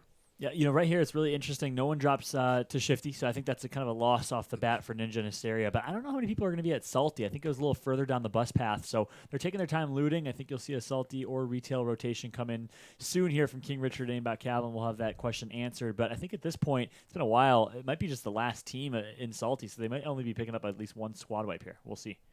Yeah, FaZe, we've been watching them, and they love to hit up the outskirts just as King Richard and Aimbotcalvin do, but they love to get into Salty a lot faster. Whereas King Richard and Aimbotcalvin, they a little bit sluggish getting over there. They will get over there, though, with at least a couple of good things in their inventory, but not too much to really go crazy over. But still, though, with that being said, they got to get through this team, and they've got to start picking up their speed overall. When they're playing against a team like Ninja and Hysteria, once they start heating up, especially when they get the Tilted, you're going to be in a danger of getting a huge deficit added onto your score. So you've got to be careful. You've got to start getting to work. But with that being said, Aimbotcalvin, guys, he's already dropped. He is completely eliminated, and King Richard last alive. On the back. Yeah, and Aimbotcalvin right there, quite a misplay. Two opportunities. One, didn't have the awareness to remember that there's someone someone that was at that top tower and didn't put a wall behind him, and he got tagged up pretty hard by that individual. And then 2, kind of trapped himself in the little square and was not able to edit himself out of that. Kind of just stood there and turtled for a little bit. Almost looked like he was trying to edit peek, but obviously I was going to point that out. Yeah, he tried to do the edit. That people call the edit glitch, whatever you want to call it, and then it was just big gray box, can't see through it. Right? It's part of the latest update. So I'm curious to see kind of how people have to adapt now to a trick that used to get people a lot of information about where their opponents are. Now you got to rely on a lot more things like sound and kind of where they're going to be.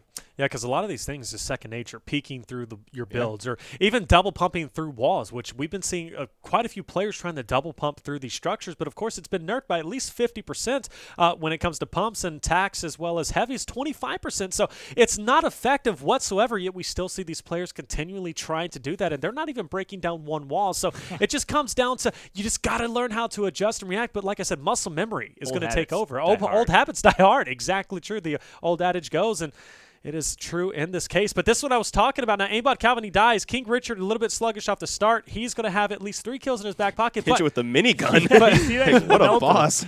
But Ninja and Hysteria at Tilted, they are probably going to pick up a lot of engagements here. Yeah, Ninja absolutely loves that new minigun meta. He's going to get himself caught in a build war here. Actually, no, I think that's Hysteria building to his right. He's going to get a call out that someone dropped and looking to edit down and pick off a kill here. Ninja, one of the best editors and builders that in the game, as he's going to take out one off the bat here. Good plays from Ninja. I am just fixated at the top left of my screen. always marvel at Ninja's gameplay. He's such a phenomenal individual player. And look like there's some opponents up on that roof behind him too. So he actually was kind of risking there. He didn't build anything behind him, so there's a good chance he could have gotten shot in the back there. But obviously lucked out and got the kills, and it's just kind of continuing to loot. I'm a little surprised that there's still this much action in Tilted. It's pretty late now. We're only 38 players remaining, and we kind of saw King Richard and Aimbotcalvin go to Salty late. Now we're kind of seeing a late hit at Tilted, but it seems to be working a lot better for Ninja and Hysteria now. Yeah, it definitely does. But then again, where do you rotate after this, right? Loot Lake is going to be your area, whereas King Richard, he's going to be by that dusty divot, so he's got quite a few options to be rotating through. It looks like he's going over to Retail Row now at this point, so there's potential to find some more players over there. So with that being said, yeah, Tilted has a lot of engagements, but still, Ninja's only sitting at 3 kills. We know that King Richard or Aimbotcalvin had, I think, 1 kill maybe, or maybe he was sitting. He had 0 kill. But either way, so we're sitting at 3 kills each for sowing. So obviously showing, yeah, he may be at Tilted, but there's not a lot of action there. These rotations are going to be extremely crucial. King Richard, though, in a big fight. Let's see if he can win it. And he's also back against the Storm. If you look at the top right of his corner, you see the mini-map. He looks like he's a considerable distance from the Storm right now. He's pretty low health, and there's 4 people on him.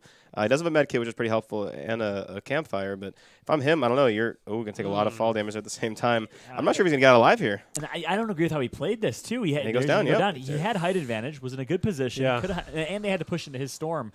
He instead heads down and pushes, almost looks like a Gears goon. Right, head down smash A. Watch the demo about he had to get, I don't know, maybe in his mind he had to get those kills fast because we couldn't see just how far he was from the Storm, right? So he could have been a considerable amount away from the Storm and kind of felt like he had to push those kills and maybe met up, get some resources. I'm not really sure. But yeah, I agree with you. It's a little too aggressive for being basically 4 people in front of him who have to move forward. Now Ninja and Hysteria smell blood in the water, and they're going to go forth and get this extra credit, as we like to call it. Of course, they're only 1 frag down at this point, and a lot of potential for coming through big in this second round, especially to knock out King Rich and Aimbotcalvin and push your way forward. This is a big opportunity for them, and they're going to definitely live it up, and we'll see how they're going to perform as we have a total of 30 frags still remaining. And look at that circle. It is massive, as now they are going to kind of just rotate through, maybe play that gatekeeper role. We'll see. But Loot Lake is just one of those eyesores that you just gotta navigate. You have to. Extra credit. I like that. I was always the guy that finessed extra credit in high school. Ryan. Oh yeah, you already know what it is. Every finesse opportunity. But no, honestly, if you're Aimbotcalvin and King Richard, up until this point, I know there's still a lot of kills left on the map. But I mean, if you look at Hysteria, hasn't got a kill yet. Ninja, who's one of the most explosive players in Fortnite, only has 3 kills. So you're not sitting in the worst spot. Obviously, again, these are 2 players who could easily pop off 20 of the remaining 30 kills in the blink of an eye. But I mean, this isn't the worst case scenario, especially with how early Aimbotcalvin went down. Yeah, absolutely. So as we'll see how they are going to navigate this Loot Lake area, as they see shots are in fact going to be at the 60, but still all the way across the other way. We do have a tie game. I mean, it's pretty close, but like I said, the circle is in fact going to be collapsing down. What could we see from Ninja and Hysteria? It's going to be very slow coming at this point, but nobody home. Will anybody be rotating out of Pleasant? And they have plenty of time here. They do. Ninja and Hysteria really embodying the slow and steady wins the race philosophy. And when they played Friday Fortnite, they like to play a lot more passive and really play for late game, get those kills. Because you're guaranteed, if you make it this far, at least 10 to 15 of these last kills. So right now, only 3 kills, but you can guarantee they're going to end up with at least 10 to 15. Still plenty of action left in the map, that's for sure, especially for players of this caliber. Yeah, absolutely. So as we're seeing Hysteria. Oh, looking at the pub Ninja? player does finesse the down, though. Yeah, he definitely finessed it. As we see him now coming in, he's going to try and get the revive. Hysteria trying himself to go for the res. Now, this is a bold play, especially with the team pushing up forward. Now, of course, he is, in fact, going to get it off. Does he throw the half pot as Ninja's way? But that was a very bold push. And luckily for him, his opponents did not push forward, which Was that a full team? That was a full team, and they didn't push forward whatsoever. Interesting decision to go for the Ninja revive there, or the sneak revive, no pun intended. But it's going to be Ninja now that's just going to edit and try and stay alive. He's low on health, needs to be very cautious, going to take some fall damage, but it's going to be Hysteria who finally takes out the last member, I believe. Double campfire comes in, and they are going to survive without even a scratch, as Ninja will have full health here momentarily. One thing I've noticed from watching this team just throughout today is they actually seem to revive each other more than any other team I've watched in Friday Fortnite. A lot of times the teammates will see the other people on the map, right? They'll see the opponents, and they'll kind of get scared and not necessarily go for the revive, which we've seen it pay dividends for Ninja and Hysteria so far in this tournament. Now, do you think that's Ninja finessing and saying, hey, you better pick me up, or do you think it's just a teamwork? I mean, I think it's just they both have an esports background, right? They both know teamwork really, really well. They both competed together actually on the same team. So I think that just they probably put a little different value on it than other people, right? A lot of these guys go for high kill gameplays all the time, head down, get kills. So I just think that they maybe put a little more emphasis on it than other teams. Yeah, well said. I could totally see Ninja being that guy that goes down in Gears of War or right? Fortnite and says, you better revive me, prospect-esque. And for good reason. Ninja is one of the best players in Fortnite right now, of course, as you check out his gameplay. Anytime where he is up, he is doing work and doing damages. He's now back to full health here. 18 people left in the game, so that's 16 kills. This potential. Actually, one person's going to go down here, so make that 15. Sniper's looking cross map. Hysteria needs to be careful here, looking for a good opportunity. Not going to connect. But this is still a bad spot for them to be in there, getting in these long distance fights as we see players dropping left and right due to other opponents. As player 282 just went off and picked up that whole squad as they're going to be pushing forward. And Hysteria is not able to get in and get those shots off, unfortunately, because he's such a long distance. We see even Ninja himself trying to get those AR shots across the way, and the Storm. Look at the Storm. The Storm is to the back. They've got to run away from that. They know the players are going to be pushing in from Loot Lake, so they had the potential to pick them off maybe later, but at this point, they don't even. I was expecting a lot more kills coming from them. And that right there is actually why that assault rifle is out of meta. Is that long range with an assault rifle, you're not going to do much. So a lot of people are just taking an SMG for close and medium range, silenced, and a scoped assault rifle, and thermal assault rifle is actually very heavily in the meta right now, which makes more sense. To have a scoped assault rifle right there, the you're thermal picking up at shreds. least. It really does. Thermal shreds. Especially in Tfue's hands. I've seen the man do ridiculous things. So with the scoped AR right there, you're getting at least 3 or 4 kills. I do think, though, even with the regular ARs, with the first bullet accuracy update that was added, I mean, you see guys like Tfue are like, they've already perfected the whole art of like tap shooting, right? Where it resets the bloom very quickly, and they have just obviously great shots themselves. So I think I kind of like the idea here. I mean, their opponents are already dead. Everything from here is kind of the extra credit we talked about. So to get a nice little knock, you don't really got to worry about finishing it because no one's going to really go for the revive in the Storm right now. Both these players have heals. I think it's a pretty decent play right here, especially because they got to go through the water, so they're basically in the mud. Yeah, and that's the thing about Loot Lake. It's so hard to navigate through, especially if you catch yourself in the Storm. And Ninja's doing exactly what he should be doing, and I believe Hysteria has broke out, and he's going to be pushing ahead of the Storm to try and find those engagements in case maybe Ninja goes down in the Storm, which he doesn't, luckily, but that is, in fact, going to pay off. That's going to be 6 eliminations in his hands now as they're going to continue that lead, that extra credit, as I talked about, as we see 12 more engagements still to remain as the circle is, in fact, collapsing down a considerable amount as we're now going to be over here at the soccer field, the old soccer field, and we'll see who is going to be home. Looks like it's closing over Snobby. It's a pretty unorthodox closing. A little bit different here. Is Ninja flirting with the Storm a little bit. Doesn't have any heals either, so he's going to be tagged up quite And all he has is the campfire. And exactly. And the campfire is basically you're dead in water because you can't move. So it's interestingly, there it is. Ninja's going to get knocked. So was it worth it? He's going to. I don't think there's a med kit right there. I know. Oh, that is disappointing. So he was going for the campfire to stay alive. Med kit to try and clutch up. That's crazy. You hate to see it. Yeah, 2 kills picked up. I think it's worth it. You now have Hysteria alive in a 1 versus 11. I think he can pick up at least 4 or 5 kills here. For those 2 kills, assuming Hysteria can clutch up, I think that's worth it. Well, Hysteria's got to battle this hill, and I believe there's going to be players on top of it. I know we saw a considerable amount of building up here, but that could could have been prior builds overall, unless there's some people just randomly camping inside this house, which I highly doubt. But him having this high ground is going to be hugely beneficial, as yes, there is in fact going to be a player ahead. And you would expect with King Richard and Aimbotcalvin dropping so early that the score difference would be monumental, but it's not. It's only at 5 at this point. Of course, though, Hysteria still has engagements remaining, and it looks like he's going to put them to good use and be able to pick them all up. But still, though, it's not going to be as much of a lead as I thought we were going to have going into game number 2. But, yeah, Hysteria, he's in the storm. He's on top of this hill, and he's just going to rain bullets down on the opponents. So some grenades are coming in here. So well played by Hysteria right there. Rather than sitting around where he killed the first guy, he's actually going to rotate, and he's going to know that everyone's going to expect him to be by that downed opponent. So instead he rotates wide right, gets a good first shot on this Zoe here. And, by the way, also has himself a nice height advantage. Definitely does. Getting that high ground so incredibly important. Knows there's a Are player two teams just behind him. Other guy was shooting at the Zoe character. So that's the thing. This hill, especially with the circle collapse now, like you said, was going to be very awkward. All these teams are wanting to get that high ground, so they're all pushing this hill to try and get that advantage to rain down bullets. So I believe it could be at least 2 teams or a couple teams even pushing them. I'll say one of those guys down low finessed one of his kills, and I think that guy's a solo. Absolutely. Yep, no, you're spot on, Ryan. I think it is 2 teams right here. Maybe even 3, is that Zoe and that Omega might be fighting as well. If I'm Hysteria, though, I've gotten some good tags. I'm doing exactly this. I'm pushing for these kills because you know they're weak. They're going to be trying to met up or shield up here. So Hysteria now does not have any explosives, though, which is kind of costly in this exact scenario. That C4 would be perfect right now if he had it. He's got a lot of minis, though, too, which is really helpful kind of, mid-fight and everything. And if I'm him, like, your teammate's dead already. Every kill matters.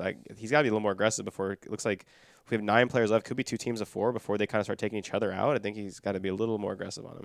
Yeah, and it really wouldn't hurt him to be more aggressive at this point because they know they're going to be going into game 2 with at least a minor lead at this point of, about 6 kills total at this point, unless he picks up more. So being aggressive here wouldn't hurt, but then again, also not being aggressive doesn't hurt either because he can kind of just chill out in the back and just pick up some last remaining kills. Great use of the bounce trap to come up, pick him off with the shotgun. And you talk about these bounce traps being added, and, man, I got to tell you, they were a great addition. I thought impulses were extremely valuable, but these bouncer traps have become even more valuable so as we see so many different uses. Now he's going to spot that Zoe, actually. I thought that Zoe was taken out by the Omega, but instead it was 3 different teams, Ryan. You're spot on here. So Hysteria now playing this so smart, patient, and just using his height advantage to his advantage as he's going to be able to get some good kills here. 1 on the Omega and 2 on the Zoe momentarily. And he still has 1 more bounce pad, too. We've seen what he's been able to do with it so far.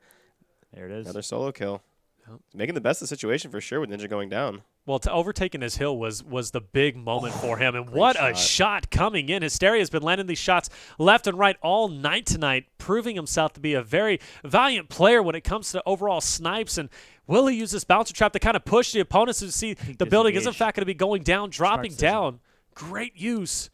And going right back up once again aggressively for this push, but his mats are in fact growing thin, as are the engagements. And a player from behind, I believe this is a second team, or at least maybe even a solo on another team. So he's pinched. So if I'm Hysteria right now, I'm trying to disengage in any way I can. He's going to try and get some health back, disengages from that fight, gets his shields, and let these 2 teams fight for at least a little bit. You want to try and bounce pad out of there if you can, but a tough situation nonetheless to be in if you're Hysteria. There it is. Some good shots put in. I'm absolutely loving this play right now from Hysteria. He's going to go and get high ground now. When there's 2 teams that you're fighting against, there's really no reason to try and head down and put yourself in a risky position. Get height advantage and really just tag those people up and try and clean up kills, especially in 1v2, 1v3s. Perfect gameplay here from Hysteria as there's 7 people left, so 6 others. It's 2 teams guaranteed. 1 person gets eliminated here, so at least 1 or 2 teams left. He's doing a great job staying alive, too. Oh, he's doing a great job just working these teams, like kind of juking them out, getting the high ground, pushing down, editing through. It's being annoying, really. It is, but I mean, he's doing exactly what he needs to do at this point. Be as annoying as possible. And the thing is everybody just keeps pushing him. Like, they're just running straight into him. Now, without that being said, though, these guys aren't bad players that he's going against. I mean, he's having to build up considerably well, but look at his defensive builds, too. He gets the kill for that, by the way. That guy knocked himself out. So he does get the kill if you eliminate someone who downed themselves. So heads up play by Hysteria to pick that one up. 3 engagements still remaining. And he's just playing Ring Around the Rosie at this point. This is perfect play, honestly. He's doing everything to fluster the opponents and for them to push him, and he's always in the right situation with the high ground, making great use of the bounce pads. Yeah, I feel like I'm watching Halo 3 because Halo 3, the benefit and the advantage of staying alive and valuing your life, sometimes it's better to have less deaths than more kills, and that's exactly how Hysteria is playing right now. Just staying alive, valuing his life, and it's really, really different than you see most Fortnite pro players play. I like his use of the bounce pad to kind of reset. If you notice that, it's like the third time where he's used a bounce pad to jump off of the big set of builds to kind of survey the levels and then kind of reset his build position. As you see that, does it again, he gets another kill. And he can also use it, too, to navigate down this hill a lot faster. It looks like he might opt out to do so. But there's 2 players remaining, and he knows they're probably going to be most likely moved forward to the circle overall. So he's got to be careful. There's a lot of buildings down here these opponents can, in fact, be hanging out at. But, of course, though, even with that being said, even if he goes down at this point, he's still okay because he's managed, make the score 15 or 16 now to 4. So he's looking incredibly well going into the second game. And maybe he spots these players straight ahead with the sniper. Not going to take the shot, still moving forward, and he will have circle advantage now. And, this goes to make the point that we made earlier about Ninja getting those 2 kills and dying, being even more worth it, because Hysteria has cleaned up at least 80% of these kills since Ninja has died. So perfectly played right now by Ninja Hysteria to try and get themselves as big of a lead as possible. They're going to need it against Aimbotcalvin and King Richard, a very formidable team going into game 2. Yeah, I don't know if they're going to go down that early next time, right? So this game right now, I mean, Hysteria's been obviously my MVP of this round. He's stayed alive, gotten a ton of kills, and really extended the lead, which looked a little more bleak after Ninja went down, but just done a great job giving them position to really win this match. And obviously, Aimbotcalvin and King Richard probably aren't going to go down as early. In the same way, Ninja probably won't either, though. Yep. And I think they had, 3 kills for Aimbotcalvin? 4. 4 kills total. So I don't know where Ninja's at. Ninja's at least at 7. So I think they have a pretty decent lead here and hoping to make it a 2 It was 15-4 last time I saw it, but I believe he got a couple more kills since then, 16-4. So it's currently 16-4. So, I mean, you talk about a lead. That is a good-sized lead going into I was thinking maybe a 5-kill lead, and not too bad, but you're talking about 16-4. And maybe even more coming in as he gets the knock. What composure. You're talking about an RPG coming straight at your face, still maintains composure, stays there to get the shot off, knowing he's going to be okay, and goes for the knock, and wisely so. Even if he doesn't pick up this last player, he's still going to come in with a 17-4 lead into the second game. But, of course, this last player is just going to be dipping around here. And he actually tagged him up earlier. I think it was the Omega, I believe. He's going to launch C4 at nothing. The Omega was actually tagged up a little bit for, I believe, 60 blue shields. So he's going to have a good advantage in this one and get height advantage. That's going to be all she wrote. Hysteria. Wow, 17-4. A perfect end game right there. That was to stay alive. 18-4. Value his life. If you're an aspiring Fortnite player, take notes of what you just saw. It felt like it was just 4-4 next thing you know, right? And then Hysteria hits that top of that hill and just mows everyone down. And here we are now, 14-kill lead coming into map 2. Yeah. We were just talking about actually isn't that bad. They both died early. And now it's terrible. Right? Yeah, they're only down a few kills. Like this is really manageable still for game 2. Like not so much anymore. Like this is looking bad. So now it's 14. Now it's 14 kill lead going into the second game. Now we got to start talking about strategy. King Richard, Aimbotcalvin, where do they land? Do they go tilted? Do they start landing with Ninja and Hysteria maybe to kind of finesse some of those skills as we see them coming in? What are you thinking overall the strategy is going to be? I think they should both go to tilted. I feel like almost every time, of course, I think Ninja and HD did it once. Almost every time we see a split where one guy goes tilted and one guy goes somewhere else, never really seems to work that well. Right. I think if they both go tilted and obviously little RNG comes into play, got to get a good weapon. Hopefully you get a Scar or a blue tack or something, right? Where you get a lot of quick kills and then make a quick rotation. I think that's kind of got to be their play because you already know that Ninja and Hysteria, they're going to probably land somewhere less populated, but they're not going to, their gas pedal's not going to stop being down, right? They're going to still keep going. They're going to still keep killing. So that would be what I would do personally, but yeah, I love that call. I think that's spot on, and I agree. Especially in solo squads, you go to tilted by yourself, anything can happen. You go to salty by yourself. A team of 4 can just be spraying 4 miniguns at you, and there's nothing you can do. Literally nothing. So I completely agree with that call. I think they need to play for early game for sure because you can't try and outlast Ninja and Hysteria, especially when you're down 14 kills. You got to play for early game. You got to get at least 10 kills within the first 2 to 3 minutes of the game. We talk about options. Look at that route, the bush route, literally dead center of the map, and it's far. It's far, but then again, I mean, if you look at it, it's still doable. Still doable, of course. A lot of players will probably still land there, but actually, yeah, they're kind of off the beaten path, aren't they? Okay, they faked the mansion mark, so and then went retail. They're going to be going retail side. It looks like they might be able to hit residential, but I think no. And it looks like Ninja and Hysteria are going to hit containers or crates and look to finesse some quick loot. Yeah, which is perfectly fine. They absolutely need to do that. And looks like, they are, in fact, going to be going residential side. Don't disagree with this. And Okay, so there's going to be at least one chest over, which actually I didn't know there was a chest just outside of there, so it could be a new little area I might be hitting up. I usually hit up the house that King Richard is at least, or excuse me, Aimbotcalvin's at, or to the left of it. That one house, what is it, 3-story house, it usually has at least 2 chests in there, but also a couple of different weapons. But already hot off the start, Aimbotcalvin comes in and gets an easy 2-piece to get 2 eliminations. Of course, King Richard on your screen too, joining him. We'll see if he'll be able to pick up some kills himself. I think the key for King Richard and Aimbotcalvin here, obviously, they have a huge deficit to make up. They're going to have to make big plays no matter what. But I think the key to their success is going to be their rotations. They cannot stick around this area too long. They got to kind of get the quick kills, do a quick survey at best. Maybe if you don't see anyone that's really noticeable, you got to just move. You're down so much coming into this. Obviously, your opponent's going to keep getting kills. We saw Hysteria kill a kid off the bat in crates, right? Like no one expected there to be anyone there. But same with Ninja. Ninja got 2. So that's pretty lucky for Ninja in this area. Right. So I mean, find some kills early on. We see they see a team right here. I think you got to kill that team, do a quick survey, and then be on your way to the next spot on the map. Which is Dusty, in my opinion, especially given the fact that the bus came from the east side of the map. Yeah, Dusty, if they reach Dusty beforehand, especially coming in with some kills already, it's going to be a huge advantage on their part. But as I say that, Aimbotcalvin gets a little bit close there, kind of scaring me a little bit as he was, in fact, taking major damage. But that being said, they are currently sitting at 4 kills, but came in 14 frags down, and looks like they're only 13 frags down at this point. Still plenty of engagements remaining. But like you said, Fallout Ninja and Hysteria, if they make it over to Dusty before King Richard and Aimbotcalvin, that could be a huge play on their part to kind of start taking away those frags that could be possible in the future. And Ninja has the thermal rifle too, which you're just talking about how powerful that could be and how much it shreds, and it shreds from a distance too. So if you're, imagine King Richard and Aimbotcalvin go into to Dusty and start to try and fight everyone, and Ninja just sits behind him pecking people with the thermal rifle, he can probably steal a lot of those kills. Yep, that's spot on. I mean, Dusty right now, you still have all of Salty up for grabs, at least the winning team from Salty, and Tomato Town / Risky Reels area. So that's a huge opportunity. You got to get there quick. And it looks like Ninja and Hysteria recognize it. They're working that direction. They're obviously taking their time and looting up a little bit. But a little bit of static King here Richard over in Retail Row is, King Richard's going to get tagged up. Close call. And they're going to have to waste time with another medkits. I think King Richard medkits and Aimbotcalvin flies at Dusty is the right decision right now because you're still behind by so much in kills. Yeah, it seems like doing a medkit's 10 seconds, right? It doesn't seem like that much, but in the grand scheme of things, if you're 10 seconds off rotation here, 10 seconds off rotation there, like those things add up. And so those 10 seconds, 3 more kills can happen on the map within those 10 seconds, right? So every second seems like in Fortnite matters, which is funny because BR games, seem to last a lot longer than traditional games, but every second really does matter, especially in this format where, your scoring is based on just your kills. Yeah.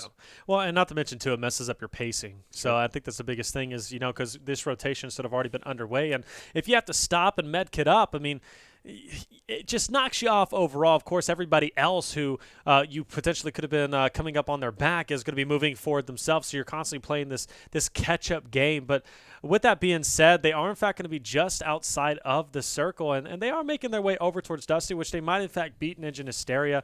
As I say that, they are, in fact, going to be just right by it. But they're just on the outside of it. But we do have a bracket update coming to you guys. And because we're going to see Mitch Jones and GernaderJake advance over Nickmercs. Wow, we did not see that coming. But, hey, Mitch Jones, GernaderJake are going to be playing the winners of this match here. Talk about a surprise. They'll play against Courage. They'll play against Courage. Excuse me. They'll play against Courage, which I believe the winner would play. The winner of that one would play against these guys. That's an upset in my eyes. It's definitely an upset. Yeah, did not see that happening. Especially after Parallax and Nickmercs beat TSM. Right? Right. Great victory. You're thinking they're riding hot and heavy, but instead. But then again, is it really surprising? Let's think about it. Nickmercs loves his tilted drop, so of course anything can happen there. It's very volatile. For sure. He goes tilted, he drops early, and unfortunately that's it.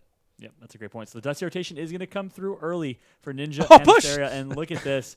Easy kills for Ninja and Hysteria because they did get there first. They have a huge advantage. Calvin's going to be there, but not in a position to pick up any kills, as Ninja and Hysteria are going to do a great job on a rotation against a team of default skins, and that's going to be 3 more kills for Hysteria in this one. And as the great franchise says, that can't happen. If you're Aimbotcalvin and King Richard, you cannot let Ninja and Hysteria out-rotate you to that spot. I'm sorry, but you're down 14 kills. I know they had to pop a medkit and everything. You cannot be out-rotated when you have the huge disadvantage. So. I think that they had no urgency. I think as soon as you see Ninja and Hysteria drop crates, their next move is Dusty. Yep. You need to basically say, hey, it's a race to Dusty. You call that out from the get-go. I think shot calling is a little bit of a opportunity right now for King Richard and Aimbotcalvin.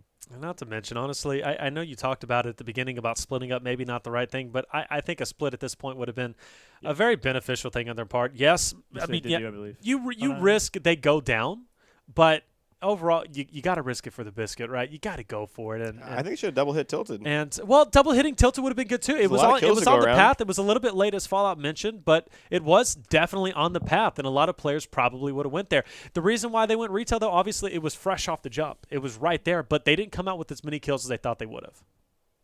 Exactly. I thought there'd be a lot more static in retail, which there's a decent amount, but again, rotation is what made the key difference here. Is Calvin's going to get that knock. One person still one shot at the top of that mountain that Calvin tagged up earlier. I think that guy is still alive, and guess what? It's going to be he's going to pick up the kills. Hysteria and Ninja though rotating over, looking to steal some more kills now. Coming in. And now I wonder, do they continue to just mirror and shadow, or do they continue to just push for kills on their own? I think either strategy works in this situation. I think Ninja can sit there with a thermal rifle and just ruin their day, honestly.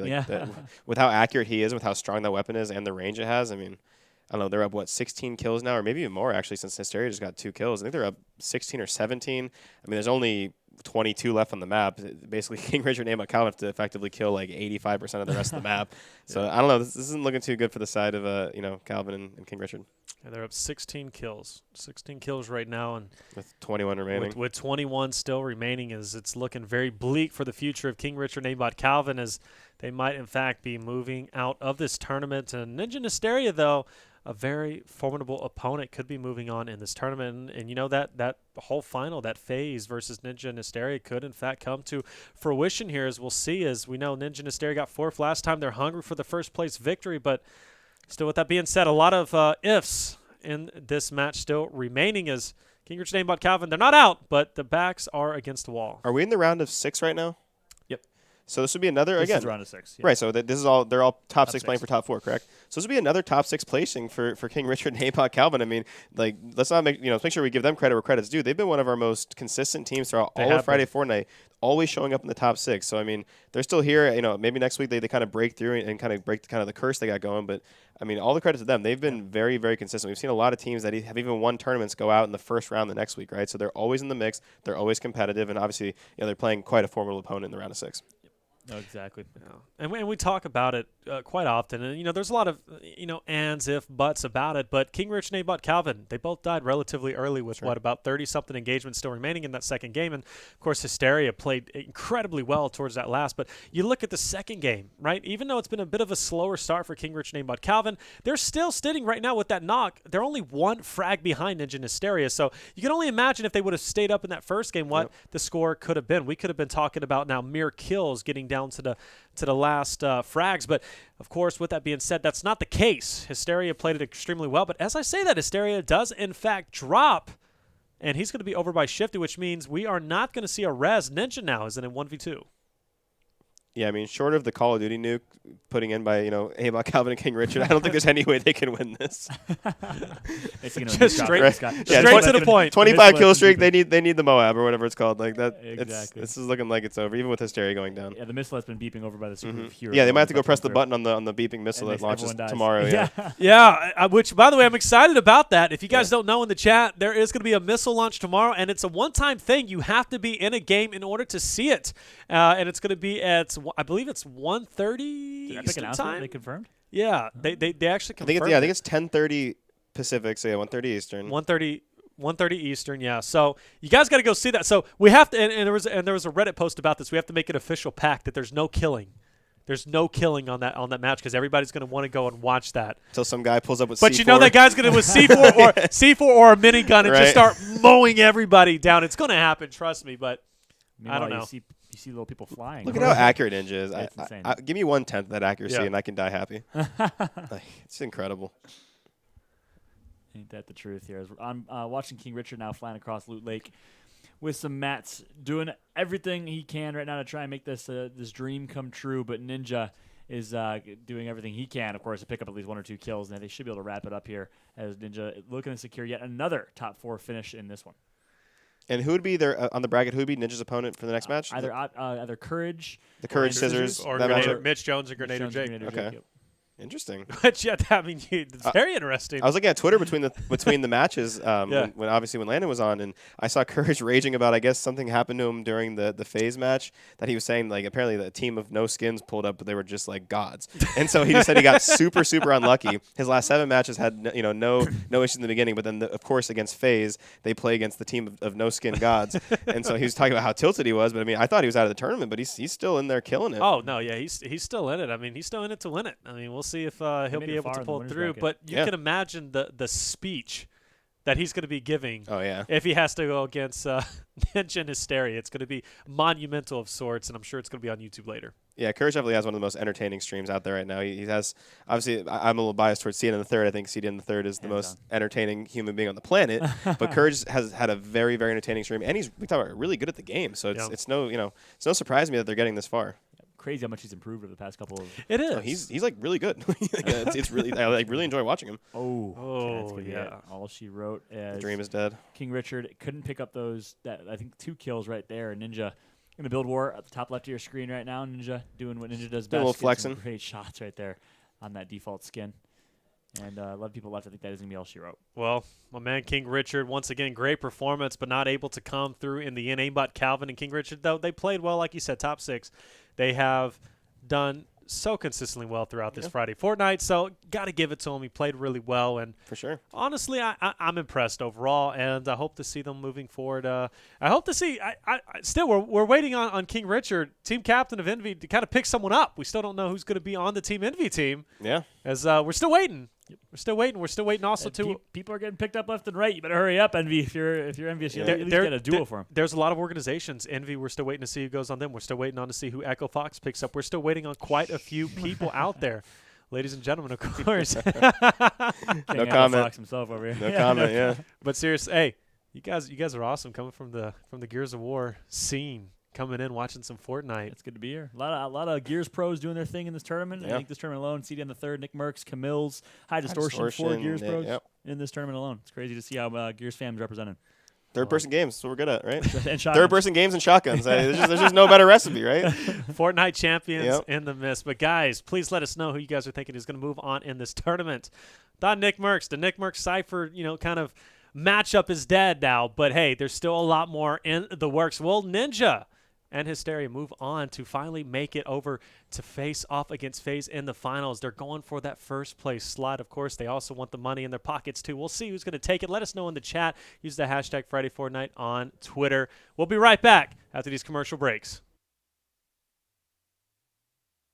Welcome back, ladies and gentlemen, to the Friday Fortnite 20K. Of course, Week 8 action continues on. Of course, join alongside myself here at the Notable Chair. Join alongside myself, right? We got Fallout and Ryan Fools. Boys, you avoided the 2 T's. I'm so glad. I did. This time around, okay, Taylor's not here. We can kind of actually dive into the real name. Yeah, of course. But get him out! Get him out of here! But, of course, guys, right, we just witnessed a fantastic match. Nickmercs, of course, still, unfortunately, did get eliminated, but kind of looking on here as far as your guys' game that just got forward with. Got to see Ninja and Hysteria, right? Take down Aimbotcalvin and King Richard.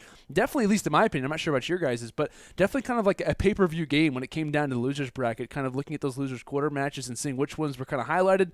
That one, at least for me, was on my list. But much as you predicted, Fallout, Ninja and Hysteria, they move on. Yeah, and honestly, I think these next 2 matches, I don't want to overlook anyone. This next match, I think they're going up against Dark Horse. So anything can happen. I don't know much about this squad they're playing against. But after that, Courage is time out. They play the winner of Optic Courage and GernaderJake. Yes. That makes sense. So I think it's very doable. I think you'll find them in this losers bracket final against SypherPK and Jaomock. Yeah, it's going to be a great one.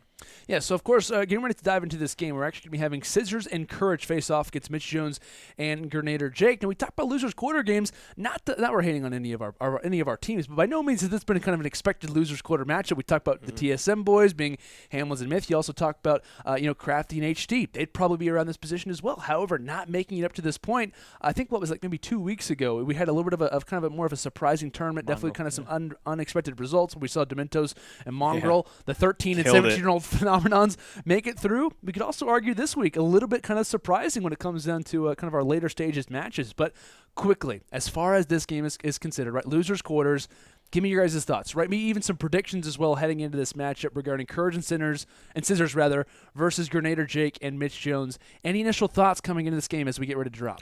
I'm giving the nod to Courage and Cizzorz. I've watched Courage stream a lot. I've also watched GernaderJake stream. He's really good. Yeah. That being said, we did watch a match with Courage and Cizzorz earlier, and they played really well, got a lot of kills. Just because I've seen Courage play a lot more, and I think he's really good, and he comes from kind of like an FPS background, right, with like 4v4 Call of Duty. I kind of give the nod to him just because I think that they'll have a little better teamwork. But I mean, like I said, anything can happen, especially when you have a dark horse, right? We haven't really seen GernaderJake or Mitch Jones make a deep run in our tournaments before, and so sometimes those are the deadliest opponents, right? The opponents that you don't have no idea what's going to happen.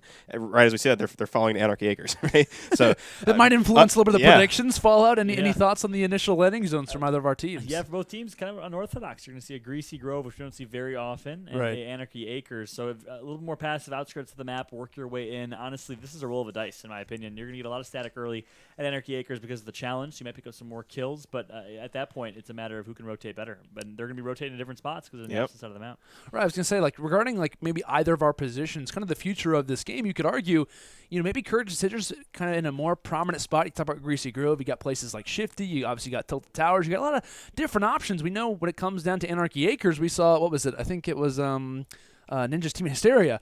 We saw him kind of go around this position, didn't really see anyone for a majority of the game. So while the challenge is here for this week, eliminate opponents in Anarchy Acres, you definitely see a few enemies from time to time, but a majority of our strategy so far throughout the day hasn't really treated it in the way that I'm sure a lot of players most likely thought it would. As your average Fortnite scrub, I land at Anarchy Acres and Fatal Fields a lot with my friends. Okay. And so I can tell you from vast amount of experience, there is maybe 1 to 2 teams tops that fall there, right? So, I mean, again, they might be leaning on the challenge as the driving force behind this drop, but definitely a very unorthodox place. But like at the same time, we see Courage and Cizzorz going to Greasy, which I think we maybe seen once or twice tonight. There's a reason why there's no apartments in Anarchy Acres, it's fair to say. But it looks like as the grenades are out, the unfortunateness for GernaderJake is he's able to stay alive. Looked like a little bit of an awkward situation for the moment, but it looks like he, alongside Mitch Jones, will be able to survive themselves throughout this fight. Both things escaping with the frag, but take a look at our left side of our screen. Courage and Cizzorz also getting an engagement as well here, Fallout. Yep, Greasy Grove having a little bit of action as it's going to be Courage.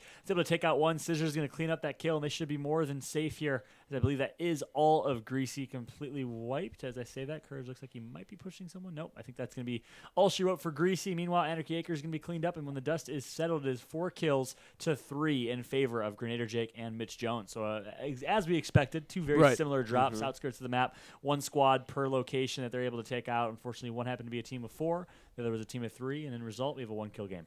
And I'm also curious what the rotation would be for Courage and Cizzorz. I know earlier we saw a team, it might actually been them, land Greasy Grove and later made the rotation over towards Shifty Shafts. One thing that I know we've talked about in the past has been usually if you're landing Shifty Shafts, it's a matter of early rotating toward Tilted Towers or waiting for those players heading in from Greasy Grove. So kind of a little bit of a transition play for the most part, kind of an opposite strategy for a lot of teams who usually land Shifty is to, like I said, try to find the players from Greasy Grove. In this situation, though, Courage and Cizzorz, they have the option at hand. I think it's fair to say, gentlemen, we can kind of argue probably the more preferred landing zone when it comes down to a more population of players, a lot more surrounding cities. Like I said, Ryan, Anarchy Acres, not the most prominent when it comes down to a player base. But I got to get it how I got it. You know what I'm saying? Like, me and the boys. Ryan's looking for the W's, man. I mean, kills are important, but the victory royale is what matters the most at the end of the day. That's right. But, all the glory. Exactly, man. How many wins you got now? 1,000 plus? I lost count. After like 4,000, it's hard to keep up. 80,000 kills. Yeah, Fortnite Master's just like too many NA. Like can't even keep up with how many this guy has. But taking a quick look at Courage's perspective, of course, has the hunting rifle out and like suspected someone was there. Yeah, they're going to opt for a Shifty Shafts rotation. You go Shifty, immediately you can cut back to Tilted if you'd like to, and you're almost always going to find people at Shifty. I do drop Greasy a lot with my teammate Ribs, and it's a lot of good opportunity as we see a bush. Oh, no. We love bushes. As Ryan's wearing a bush shirt as I speak. Oh, there you go, man. See? So great rotation here. They're going to see a team of 3, if not a team of 4. Should be able to pick up some good kills here. Yeah, definitely an opportunity for them to try to establish a little bit of a lead. Nearly getting down to our final 30 players, but here comes the rush from Courage. We highlight this guy quite a bit, right, when it comes down to the Fortnite Pro-Am. Runner-up when it came down to that matchup, of course, just falling short to Ninja and Marshmallow, but still, very solid player in his own regard. Of course, a fantastic guy as well. Great streamer, him and Cizzorz alike, but here comes the rush, of course, continuing on with Courage's perspective, getting a few knocks just in the side of the shotgun at his backside. And it looks like sticking very close together. They want to try to find these collective kills, and they're going to do exactly that. Nice knockdown coming in from Cizzorz. I like that edit to make the opponent fall there to kind of reset him. That was a good play. We talk about kind of what separates the good teams, right? It's the ability to get the kills quick and rotate quick. And we saw Courage and Cizzorz rotate quicker, and now they're starting to take the lead, see more players. So time and time again, that seems to be kind of like the meta is to get the quick kill, kill a team or two, and then be on your way to the next city, and they're doing the better job right now, and it's looking like they're in the lead. And based off of right now where we see GernaderJake and Mitch Jones, in your opinion, Fallout, like what's the idealistic call, right? They're on the eastern side of Loot Lake. You have a few options you can kind of go toward, but you think it's a Tilted Towers drop? You think they make their way to Dusty Divot, try to grab some Hop Rocks and kind of advance their way forward? What's your thoughts being a little bit down? It's by no means an unfortunate drop or an unfortunate deficit they had to suffer, but in your opinion, what do you think the best call would be? Yeah, that's a great question. I think a big part of it depends where the bus came from, which I believe was the east side of the map. I believe so, yeah.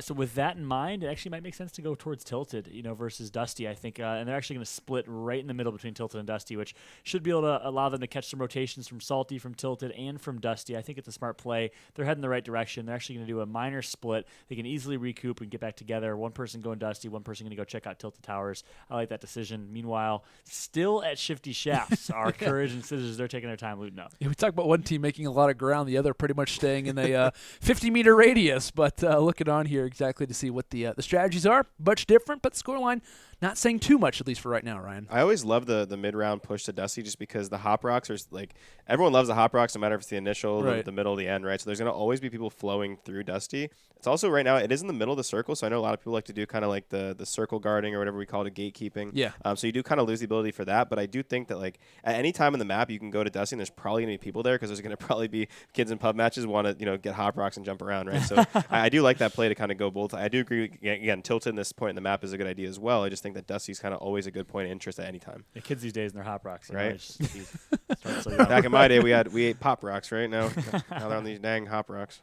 Now you're jumping 30 feet in the air. Definitely a little bit of a different sensation than just the pops in your mouth, but now they're in the entirety of your body. But looking on here, speaking of jumps, Courage and Cizzorz making a nice little jump pad play here just toward the outskirts of Salty Springs. As I'm seeing a few little pops down there when it comes down to the choices of the map locations, but from afar, Cizzorz trying to bank actually these grenade launcher shots off the mountain and officially will take down an enemy. Now up to 4 kills when it comes down to this lineup. Definitely looking pretty solid when it comes down to these two.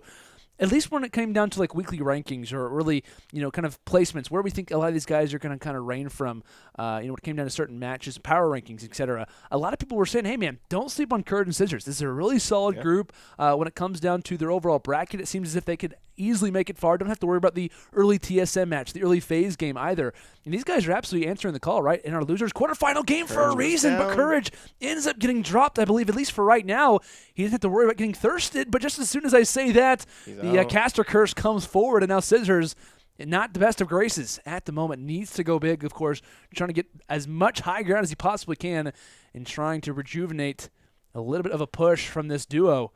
Of Optic and FaZe combining for this matchup. Yeah, and I believe Courage did have one down. The rotation is going to come through, actually, so that's going to be rough for Cizzorz. He's just going to push desperately for these kills. He did have one down. That's going to be the guy that was down, so he's going to pick up that down and kill. Good job by Cizzorz right now as he's looking to find these last 2 or 3 alive. Looks like they're kind of staying sneaky here. And he's going to get the kill. Can he finish it with the AR? Oof. Not going to connect. Finally, he's going to be able to do exactly that. Huge plays from Cizzorz to pick up 2/3 of those kills. Yeah. And one thing I want to point out is the way Courage has been playing in general. When he was in Shifty, put himself in a really dangerous spot by getting close to that shotgun, and he just did it again right there. I think when you're in that situation, you down one, immediately build yourself a 1x1 and value your life and stay alive, especially in a duo squads. You have to value your life a little bit more. Right. You can't put yourself in those risky positions because honestly, a one pump can get hit by any noob can one pump you for death. So you gotta be really cautious. It's true, and that's one thing that we've seen even our highest level of professional players, FaZe, TSM, even Ninja and Hysteria, playing a lot more passively when it comes down to their landing location. Also, when it comes down to the regular play, TSM is known, right? Especially Hamlinz, one of the best players in the world, known at getting that high ground when it comes down to a lot of positions. Can he obviously take down the players? Yeah, a majority of the time, but just wants to solidify the factor of having those eliminations go in his way. But just as we start to say those things, Mitch Jones and co.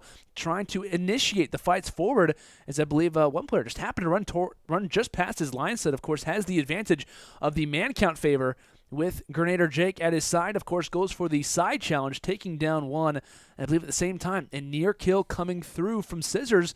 But it looks like, for the most part, all except for one, I believe, 3 for 4 going toward GernaderJake and Mitch Jones, which, having the man count advantage, that's what happens in situations such as that. Yep. And if I'm Cizzorz right now, I'm doing everything I possibly can. I'm not sure if he has any bounce pads, but to try and create distance. You're going to get outshot. Yeah. A 3-to-1 trade is okay, but you want to get at least 1 or 2 squad wipes if you can. So looks like he's trying to dodge him a little bit here. I'm going back for some loot. I wonder how he's going to play this, but if I'm him, I'm backing out and trying to create some distance. Do we remember how many kills Courage had? 4 or 3, I believe. I think around that amount. Okay, so that would put them at like a 3 or 4 kill advantage. Right. Okay, There we right go. now, Perfect. 4 kill advantage. So I almost wonder maybe if it's a decent play for Cizzorz to actually stick with them and try and just kind of finesse away a few of their kills. There's only 20-something left, so for them, I mean, if you can get 1 of every 3 kills or whatever, and you have kind of a 4-kill thing, it wouldn't be the worst thing of all time. I mean, there's a chance he goes on his own and finds no one, or he gets pulled up in the middle of a 2-team fight. So I actually kind of like the play, especially because he has a grenade launcher. Yeah, and a sniper as well, right? Yeah, to go just disrupt GernaderJake and Mitch Jones and try and steal kills where you can. It's so late in the game. That's a good point. Yeah, I didn't really know exactly what the score would be. Like, like I said, like normally in that situation, a 1 versus 2, you're probably trying to get away from the opposition, try to distance yourself as much as possible to make sure you have the option to really get the frags. But the shoe's on the other foot, right? The player who's in a 1 versus 2 actually has the advantage. So what do you really do in this spot? I mean, do you think that maybe GernaderJake and Mitch Jones should try to initiate things, maybe separate themselves? They're the ones who should be trying to get out, actually. They should maybe try to split? I want Cizzorz away from my kills, right? I'm the one that's down. Especially if there's a grenade launcher. I mean, if he can even just loot the bodies that die in some of these team fights, right? Continue to pick up grenades and continue to be a kind of disrupting force in what they do. It's, we're almost over. It's only map 1, right? So he just wants to make sure that he doesn't, lose the lead by a lot. And keeping in mind, for all three of our players, actually just double bounce pads actually get rocked there from GernaderJake and Mitch Jones' team. Along with that, Cizzorz has ones in his back pocket, so there's a lot of mobility that we have on the map Cizzorz as it currently stands. And Cizzorz taking quite a bit of the chunk when it comes down to that squad who is remaining up, and that's exactly what you want to see for a team who also finds the engagements. And keeping in mind as well, I think he also found another bounce pad on the ground, which is great for him as long as he can kind of keep the players near him or kind of make sure that the distance isn't too great. He's looking at a pretty good spot, I think it's fair to say. I think he just finessed the slurp from one of them. Oh, actually, he got his baby's finesse. You love to see it. Yeah, exactly. His mini shield's got finesse too, so it's a land of finessing right now for both of these guys. Oh man, gotta be just disrupt and finesse if you're Cizzorz. That's all you gotta do. That's the way to play. It's the grind. It's the grind. It's all it is, man. And just like that, Cizzorz going on the bounce pad play. Of course, going toward the outer ring right now of Dusty Divot, kind of playing that gatekeeping role that we've been bringing up so often throughout the broadcast. Just kind of like I said, keeping the most valuable asset of the entire game at your backside, making the enemy have to rush toward you, and making them have to go through you in order to try to get what is the most important in this game, which of course is staying alive. And just as we start to bring up those things, I believe Cizzorz making his way to the very top of the mountain, and GernaderJake is saying, hey man, feel free to use all your resources because I'm just going to follow you the entire time. So appreciate all those mats and you rocking them. But yeah, he does have a launch pad as well. Yeah. This is what you love to see if you're Cizzorz. Here we it's go. Literally Christmas. He's going to rain grenades down an entire team and pick up 2 of those kills here. Can he get the 3rd?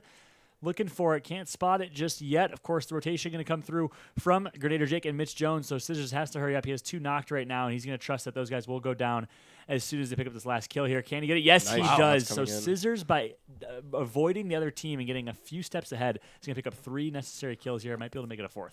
And that's great to see, especially from Courage's point of view. He's probably rooting on his teammate, like, hey man, just do your best. And literally, he's 1v2ing them by himself. And yet again, he has, 3 jump pads? He just up to 14 kills in the blink of an eye. He's making a case. He's like, hey, Cloak and Tfue, man, if you guys ever need a sub, I'm happy to be there if you guys ever need one. Solid player, Cizzorz. He's been making great use of that grenade launcher, too. We always talk about how a lot of pros consider that kind of the best weapon in the game, the strongest weapon in the game. He's showing why that's such a powerful device, especially when you have high builds like that. It does so much damage to not only players but structures. Definitely even a blue grenade launcher goes to show the damage that thing can do. Is he's going to get another jump pad. Padding away. Yeah. Meanwhile, these guys are just a bunch of jamokes sitting in the middle of the Dusty Divot, not able to make any ground here until they get a hop rock. But now Cizzorz finds another squad, and guess what? Not in the range are GernaderJake and Mitch Jones. So good opportunity. Wow. Another jump pad here. Beautiful plays here from Cizzorz. Yeah, the amount of mobility that this guy has is absolutely absurd, and that's catering the fact that how he's able to get toward these engagements first. And so just like that, at least 2 players in front of him going to try to get a little bit of support from that backside beam, the backboard that was essentially done on that structure. Desperately trying to find a few of those kills. Of course, winning for the bit rate to get back up for Cizzorz. His gameplay is way too intense, but using that ninja strategy that we talked about, kind of bouncing those grenades off the floor to try to add that damage perfectly into those structures, always great to see, because it's obviously one of the weapons that you can use that you don't even have to be seen to rock it. here's the tough part. He's gotten a lot of these guys so weak, and now the rotation is going to come through from GernaderJake and Mike. Great play. Looks like it's going to be some good shots, but it will be the actually, Cizzorz gets one of the kills, though, so that's big. That's exactly what he needs. And one thing that I noticed quickly, taking a look at Cizzorz' kind of loadout that you've been mentioning quite a bit, Fallout, is the factor of not having an assault rifle in your overall arsenal. Is another one's about to be found here from Cizzorz, but no! Oh, man, GernaderJake just from the flank steals that kill. I thought it was all for nothing, but just as we start to say that, nice steal comes through from Gernader, but going back to the quick arsenal from Cizzorz, not an AR in sight, right? He's got the TAC SMG. He's got the gold heavy along with the sniper and grenade launcher combo. I mean, I don't know. I think, like you mentioned earlier, kind of like the meta, that's super straying away from the assault rifles, but there's definitely a lot of weapons that can kind of account for that medium range distance that the assault rifle is obviously very nice to use for. Yeah, with the accuracy of some of these players, too, I mean, for the average person to use the submachine guns at mid-range, even to long range, is very difficult, right? They have a lot of kickback. Even with the update, it's still much harder than the assault rifle. But for these guys, I mean, they can use that rate of fire and utilize that better than anyone. So, yeah, I mean, great plays by them. Cizzorz turned it up with his teammate going down early. 16 frags, I think, something along those lines. He had like 7 or 8. Next thing you know, like we turned around, looked at each other, I looked back at you, and he had like 15 kills, right? He just absolutely turned it up in the blink of an eye. Did a lot of good kill steals too, and his teammates, and I mean, here we go, 5-kill lead with the teammate going down early. You can't ask for a better result than that for map 1. Absolutely, and a pretty early drop, right, from Courage as well. We're kind of saying, okay, like in this situation, what is Cizzorz really going to do? Well, he's actually going to destroy the entire team and hold on to a lead. And I think the one thing that was really nice to see that, of course, along with finding those kills, he was also great at finding those jump pads, which allowed him to be super mobile, always to be kind of ahead of the enemy in those situations. I thought that was great to see. Any kind of note-taking Fallout from that, essentially a fantastic moment from Cizzorz. Anything to really add on to it? It was, yeah. I think the big thing for me is the early game. I think the GernaderJake and Mitch were outclassed a little bit in early game, dropping Anarchy Acres. They got the 4 kills early. Didn't find a good rotation until they made it to past Salty towards Fatal Field. So I think I want to see a better drop out of them this second game. I like the drop in decision from Courage and team as they're able to rotate towards Shifty Shafts. Great plays from them. I want to see. I would expect them to play a little more passive this time around. Okay. Interested to see where GernaderJake and co land this time. Yeah, you guys think it's maybe like an outskirts Salty Springs type of play, or something along those lines? Because I mean, like 5 kills, right? Ryan, you're still on the tilted train or what? No, I think 5-kill deficit isn't enough to have to do a desperation play like that. I mean, I don't know, we talk about like the usual places like, oh, is it an outskirts Salty? Is it maybe a Shifty? But like last time they landed at Anarchy and Greasy, right? So it's like these are 2 teams that have been landing in little unorthodox places. So I'm not really sure where we're going to see them land.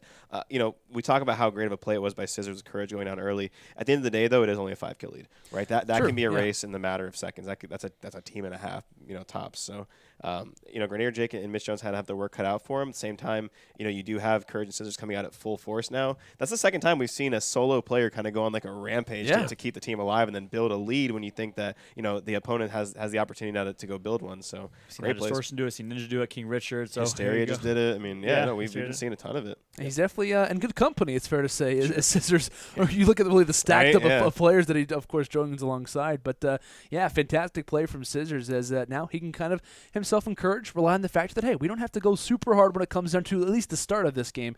I'm thinking maybe they at least think about a Greasy Grove landing. Of course, that worked out for them very well last time, just kind of on the outskirts of places like Shifty, of course, Tilted as well. But main question to be asking is, where's GernaderJake and where is Mitch Jones going to land? And based off their landing zone, it looks like Tilted has been marked. It's a great drop for Salty, too. Yeah, I mean, it's true. It's right over right over the bus. But it looks like they're going to go Tilted. I mean, I guess they're baiting it and going to go. Maybe a little audible. We'll see where they end. Finessing, potentially, boys. We love finesse potential. Right.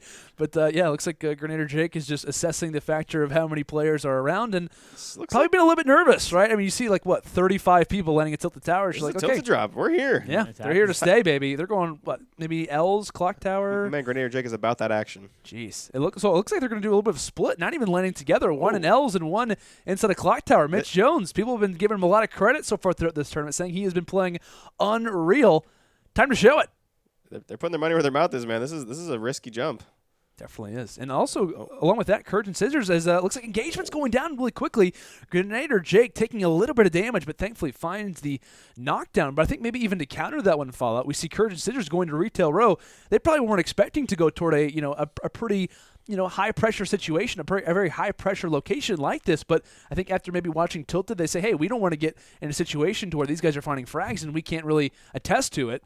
So I don't know. I think maybe that's the reason why they go that location. You think? Yeah, I completely agree. I mean, you're only up by 5 kills, so you can't get too comfortable. I think you still need to drop in a named location in a city, somewhere where you can get at least a little bit of early game going. And it's gonna be on the left side of your screen. You see Courage facing a little bit of static here. Good SMG play is going to get him at least 1 down, but still has the rest of the team to fight against. Meanwhile, Cizzorz is going to get top house. He's going to give himself some nice support. And this is something you like to see in retail, is that exact play. Meanwhile, right side of your screen is going to be a member going down. That's going to be, I believe, Mitch Jones, who was taken out of the game, all up to GernaderJake, down by 5 kills. He's in shambles right now. He's taking his headset off, leaving the room. Oh, boy. He needs a break. You hate to see and that's totally understandable. I think GernaderJake was maybe a half a second away from firing a shot in the enemy, which just happened to thirst Mitch in that situation. You could argue, right? In that exact play, the one shot to the chest, a half second that comes into play where GernaderJake isn't there, could be the ending of this series, the potential for GernaderJake and Mitch Jones to move forward. But, of course, as we digress, taking a look at Courage and Cizzorz' overall play just inside of retail row, sitting pretty. It looks like Courage Arsenal sitting pretty nice as well. And looking at Cizzorz, right, I mean, he's got the blue zoom. He's feeling pretty good. So they're not stopping, man. They're getting all kinds of kills right now. Oh, yeah. This is not looking good for GernaderJake and Mitch Jones. Not at all, but definitely a player to be looking out for. Top right, GernaderJake already in some engagements, needs to find a few of these kills. That's a trap. Oh, he actually puts up the ramp to try to dodge the trap. I think it might have done a little bit of damage. That might have just been team shots. Not exactly sure the case, but this player is set in stone and wanting to stay in this 1v1, and GernaderJake might have to play bully and start to hammer down on this roof. As he knows there's actually a trap there as well, so has to be a little bit cautious. He got himself a great builder that he's going up against. Finally going to eliminate him. Great job by GernaderJake winning that 1v1 against a formidable opponent, as he's going to medkit up here. 2 medkits to his name. Should be in a good spot. So can he pull off his finest Hysteria, Cizzorz, HighDistortion, Ninja impression and carry this game? Meanwhile, 2 kills and 3 kills, so 5 kills combined for Courage and Cizzorz. It's not looking good if you're a fan of GernaderJake and Mitch Jones, but we'll see if he can pull it off. Yeah, down in game number 2 after being down, I think it was 5 kills heading into after game number 1. So not looking the best, but it's not the biggest deficit we've ever seen, obviously. It easily is doable. I say easily with a grain of salt there. I mean, compared to the other discussions, the other players that we bring up in that talk of amazing solo plays. But, yeah, I think if you're GernaderJake in the situation, you're pretty much hoping that you can find some easy squads, along with the fact of praying that Courage or Cizzorz can happen to run into a solid player, maybe like a John Wick or maybe even a Omega for this season potentially. But yeah, they're sitting pretty good in retail row, and they're continuing to play this consistent type of play style here, Ryan. They haven't really dropped too much. I think it's fair to say none of them have been really that low on HP throughout this series. They're sitting pretty for the most part. That's it. Oh, I thought he was going to fall to the ground there. Yeah. Yeah, I mean, going back to Courage and Cizzorz, they just need to stay alive at this point, right? I mean, they have their lead obviously isn't insurmountable, but they have the man advantage, right? They have good resources. The kills aren't flying in for GernaderJake necessarily, and they're still getting kills themselves and still moving around enough. So I think if you're they're up 7 kills right now. So if you're Courage and Cizzorz, you just need to basically kind of stay alive, let the game progress, and until GernaderJake starts doing some Ninja or HighDistortion-esque rampage, you're pretty much okay to just kind of continue to move the map at a fairly slow pace, play pretty conservative, and get the natural kills where you get them. And if you're Courage and Cizzorz, right, you have a mini map. You can see GernaderJake's overall score. You can see his health. You know what's going on with this guy regarding a lot of these situations. So they can kind of have a little bit of an idea as to what's happening right now. And just as that goes through, GernaderJake will fall to I believe that's Pink Ink. So rather unfortunate player to drop toward, but still, man, GernaderJake and Mitch Jones have officially been eliminated from Friday Fortnite week number 8, but respectable tournament for those guys. Of course, we talked about some really maybe not names that we're not familiar with seeing. Those 2 guys, man, they have a heck of a tournament, played incredibly well, and obviously props to them. Have a little bit of a slow game off the start. We talked about landing zones, anarchy acres, etc. Not seeing a whole lot of opponents really set up Cizzorz and Courage to kind of go on that spree, and also Cizzorz in game number 1 puts up 14, 15, 16 frags solo.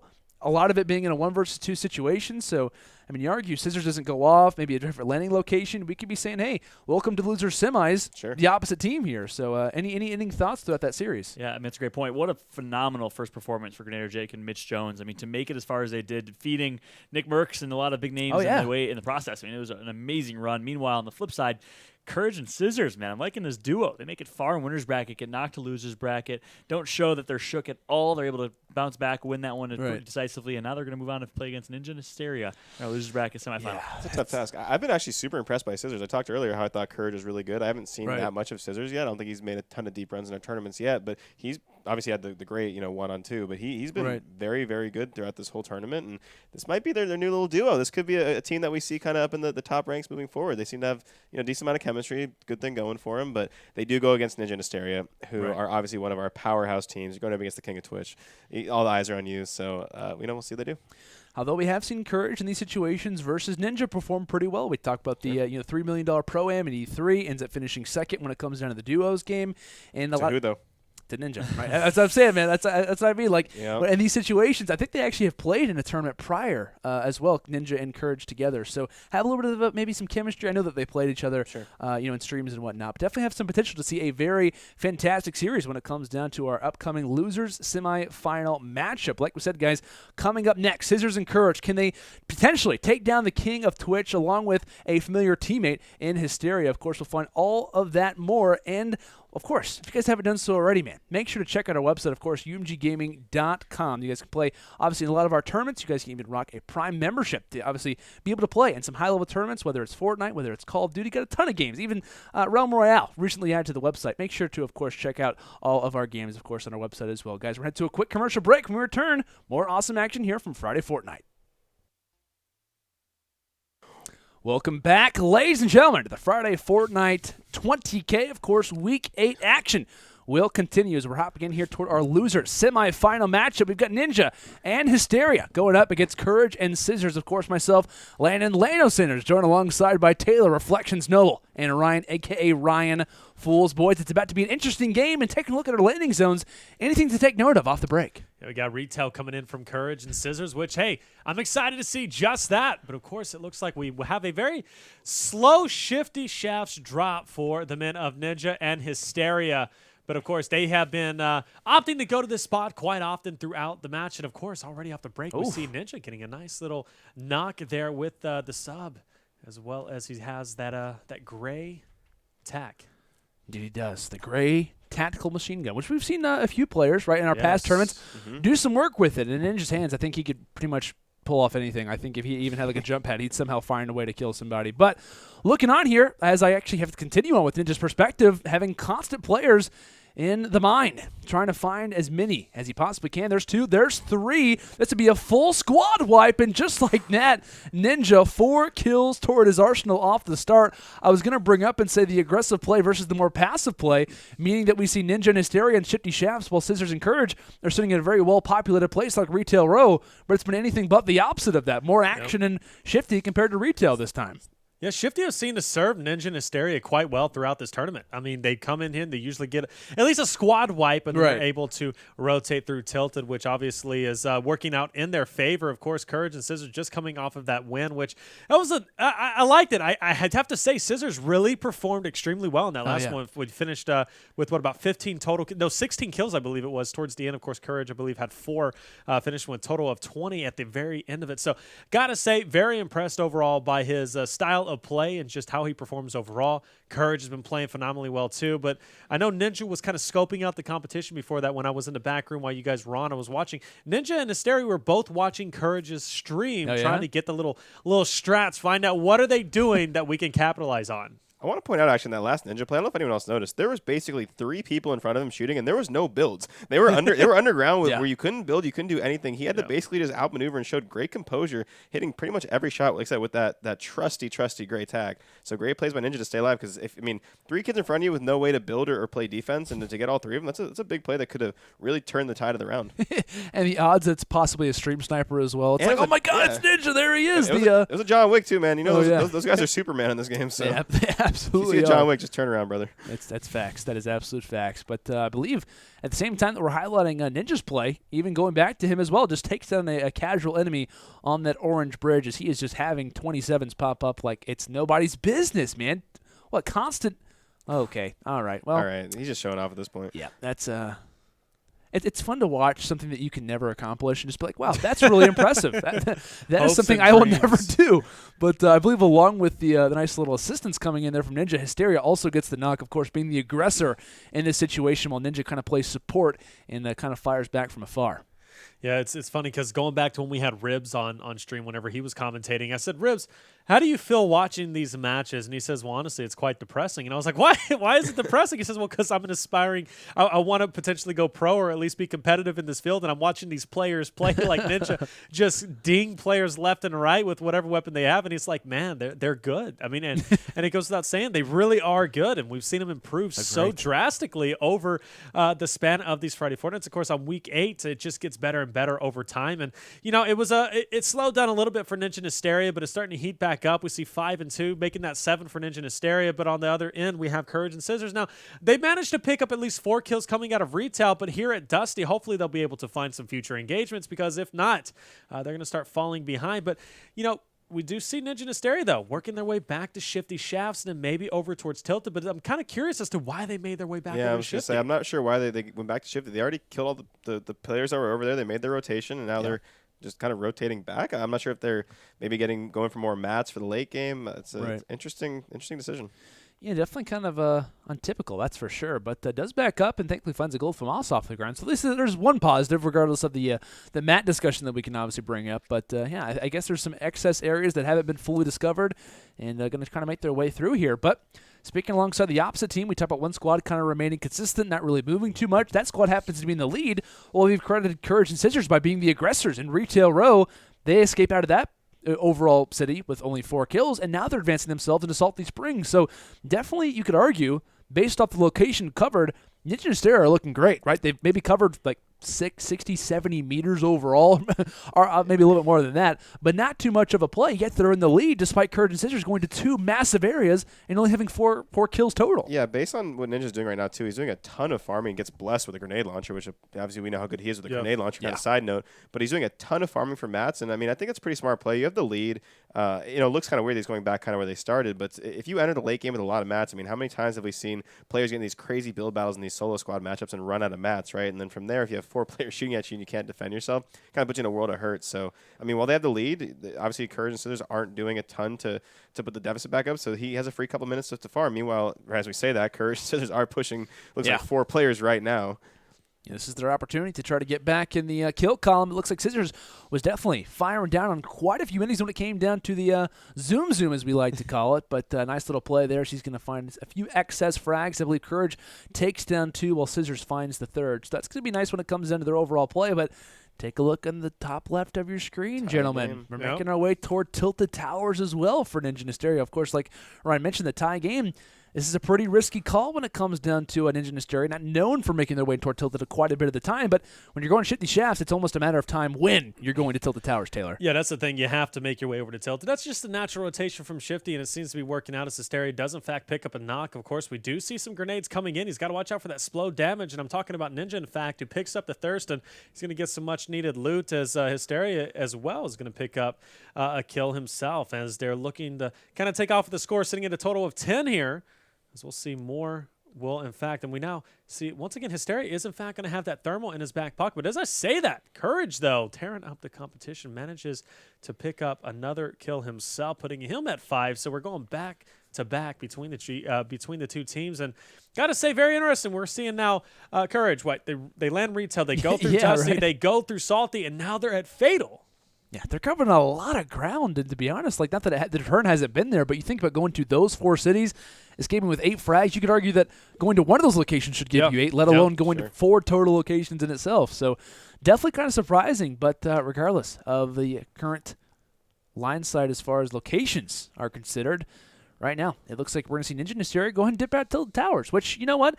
I actually like that. Like, the one thing that I see a lot of the times when it comes down to players regarding zones like this is, hey, like, Tilted Towers is nice, but it's kind of like a funnel, right? You don't know when all those enemies are going to kind of be coming forward. Also, with the zone kind of at their backside, they can kind of play that very aggressive gatekeeping role and kind of be wary of the players kind of coming toward the eastern side of the map. So essentially for them, right, they have a very wide open position to kind of challenge from, maybe getting guys from the northern parts of Tilted Towers as well. I think they're in a pretty good spot, and I like the play to not necessarily always stay in Tilted, but to try to use Tilted to your advantage. There's going to be a lot of guys who want to go there. It's just a matter of when and what time. Definitely so. They push out of Tilted and end up with an engagement, as you see now on the Ninja, just trying to ding those shots. But unfortunately, I believe there is another team battle going up there, and that means frags are not going to be in the hands of Ninja and Hysteria. As we see the thermal came out for Hysteria, he did get a ding shot, but unfortunately worked against him as one of his opponents was able to get that kill. So they are, in fact, going to be in hot pursuit, and I like the aggression coming from him, pushing up, and see if they'll be able to take over this kill. Of course, going for that high ground is, in fact, going to be Hysteria. Ooh. One thing I wanted to point out from Tilted, even though they didn't get as many kills as you'd like, one huge detail that I think is so big is actually Ninja upgraded his grenade launcher from a blue one to a purple one. And we know how strong that freaking thing is, and we know how good he is with it. So that could pay dividends going down, and I mean that wholeheartedly. Ryan is very intent on everyone knowing that the Ninja grenade is the launcher best. in Ninja's hands is almost like a nuke. I mean, we were calling the bounce thing the Ninja shot, right? Like that should say enough. He also has the Gold FAMAS, which, by the way, he makes look insane, right? Obviously, the burst guns. If people like that, prefers those. People don't think that the distance is that strong, but in a player like him, if you can hit the whole burst shot, just we say that he comes behind 2 players right now. This should be 2 There's easy a bush. kills. We see as my shirt says a bush Wookiee to come eat alive. I think was that a Omega and a bush? I think I can maybe count on one hand that many times that I've actually seen that strategy. But hey. Glowing from a bush, obviously, the burning bush. Ninja's quickly going to take that one down as they're going to leave a few things behind. Why? Because they're so well kitted up, they really can't take as much resources as they'd like to when it comes into the latter parts of this game. But they're sitting pretty solid overall at 15. Yeah, 15 frags in total, 4 kill advantage when we come down to the scheme of things. But Courage and Cizzorz right now having an engagement in their front side. Of course, kind of gatekeeping as well, just on the outskirts of Dusty Divot. A few shots, though, in the side for Courage. Needs to be very wary of his overall positioning. Of course, has his teammate just alongside of him. Cizzorz going to go for the rush. I believe maybe even rocked a jump trap to get there. But players from all which angles, Courage quickly needs to go for a little bit of the shields. Make sure he's good to go when it comes down to these engagements. But still, I believe Cizzorz does pick off that team, or at least is still in hot pursuit of trying to find them. But looking on from the backside, Courage and Cizzorz in a little bit of an awkward spot for the time being. Yeah, and the thing is, I just want to point out once again, Ninja and Hysteria, really, they've only moved about 100, 200 meters. This is the furthest away they've came from, or at least got from Shifty Shafts. Are they going back to Shifty? They look like they've literally gone back and forth. I think the furthest they got was the river. They went down to the river and for some reason turned around, but it worked out for them, which obviously it's showing, right? They're sitting at a total of 15 kills versus the 13 now on the right side of Courage and Cizzorz, but still very close. And I think this is the the least amount of movement we've ever seen from Ninja and Hysteria. Typically, they like to hit up those outskirts and kind of rotate through and hit up as many places as possible, which you think, statistically speaking, the more ground you cover, the more engagements you should get in. However, showing in this, at least this perspective here, seems like you don't have to move very far to keep the lead. I think they're just homesick, man. Just wanted to get home. They love their Shifty Shafts. I mean, hey. Back to the crib. Absolutely, man. And obviously treated them well in the past. Why not make it your own, to be honest with you? So John Wick, he kills the best player in the game. Nice elimination there. Yep. Of course, I believe looking at Hysteria's screen. Yeah, Storm starts to come through as I believe 3 of 4 of our players actually in that Storm, and Hysteria the only one currently out of that particular situation, not getting rained on in this particular point of view. But he's just a forward thinker. He is. Just sees a step ahead, you know.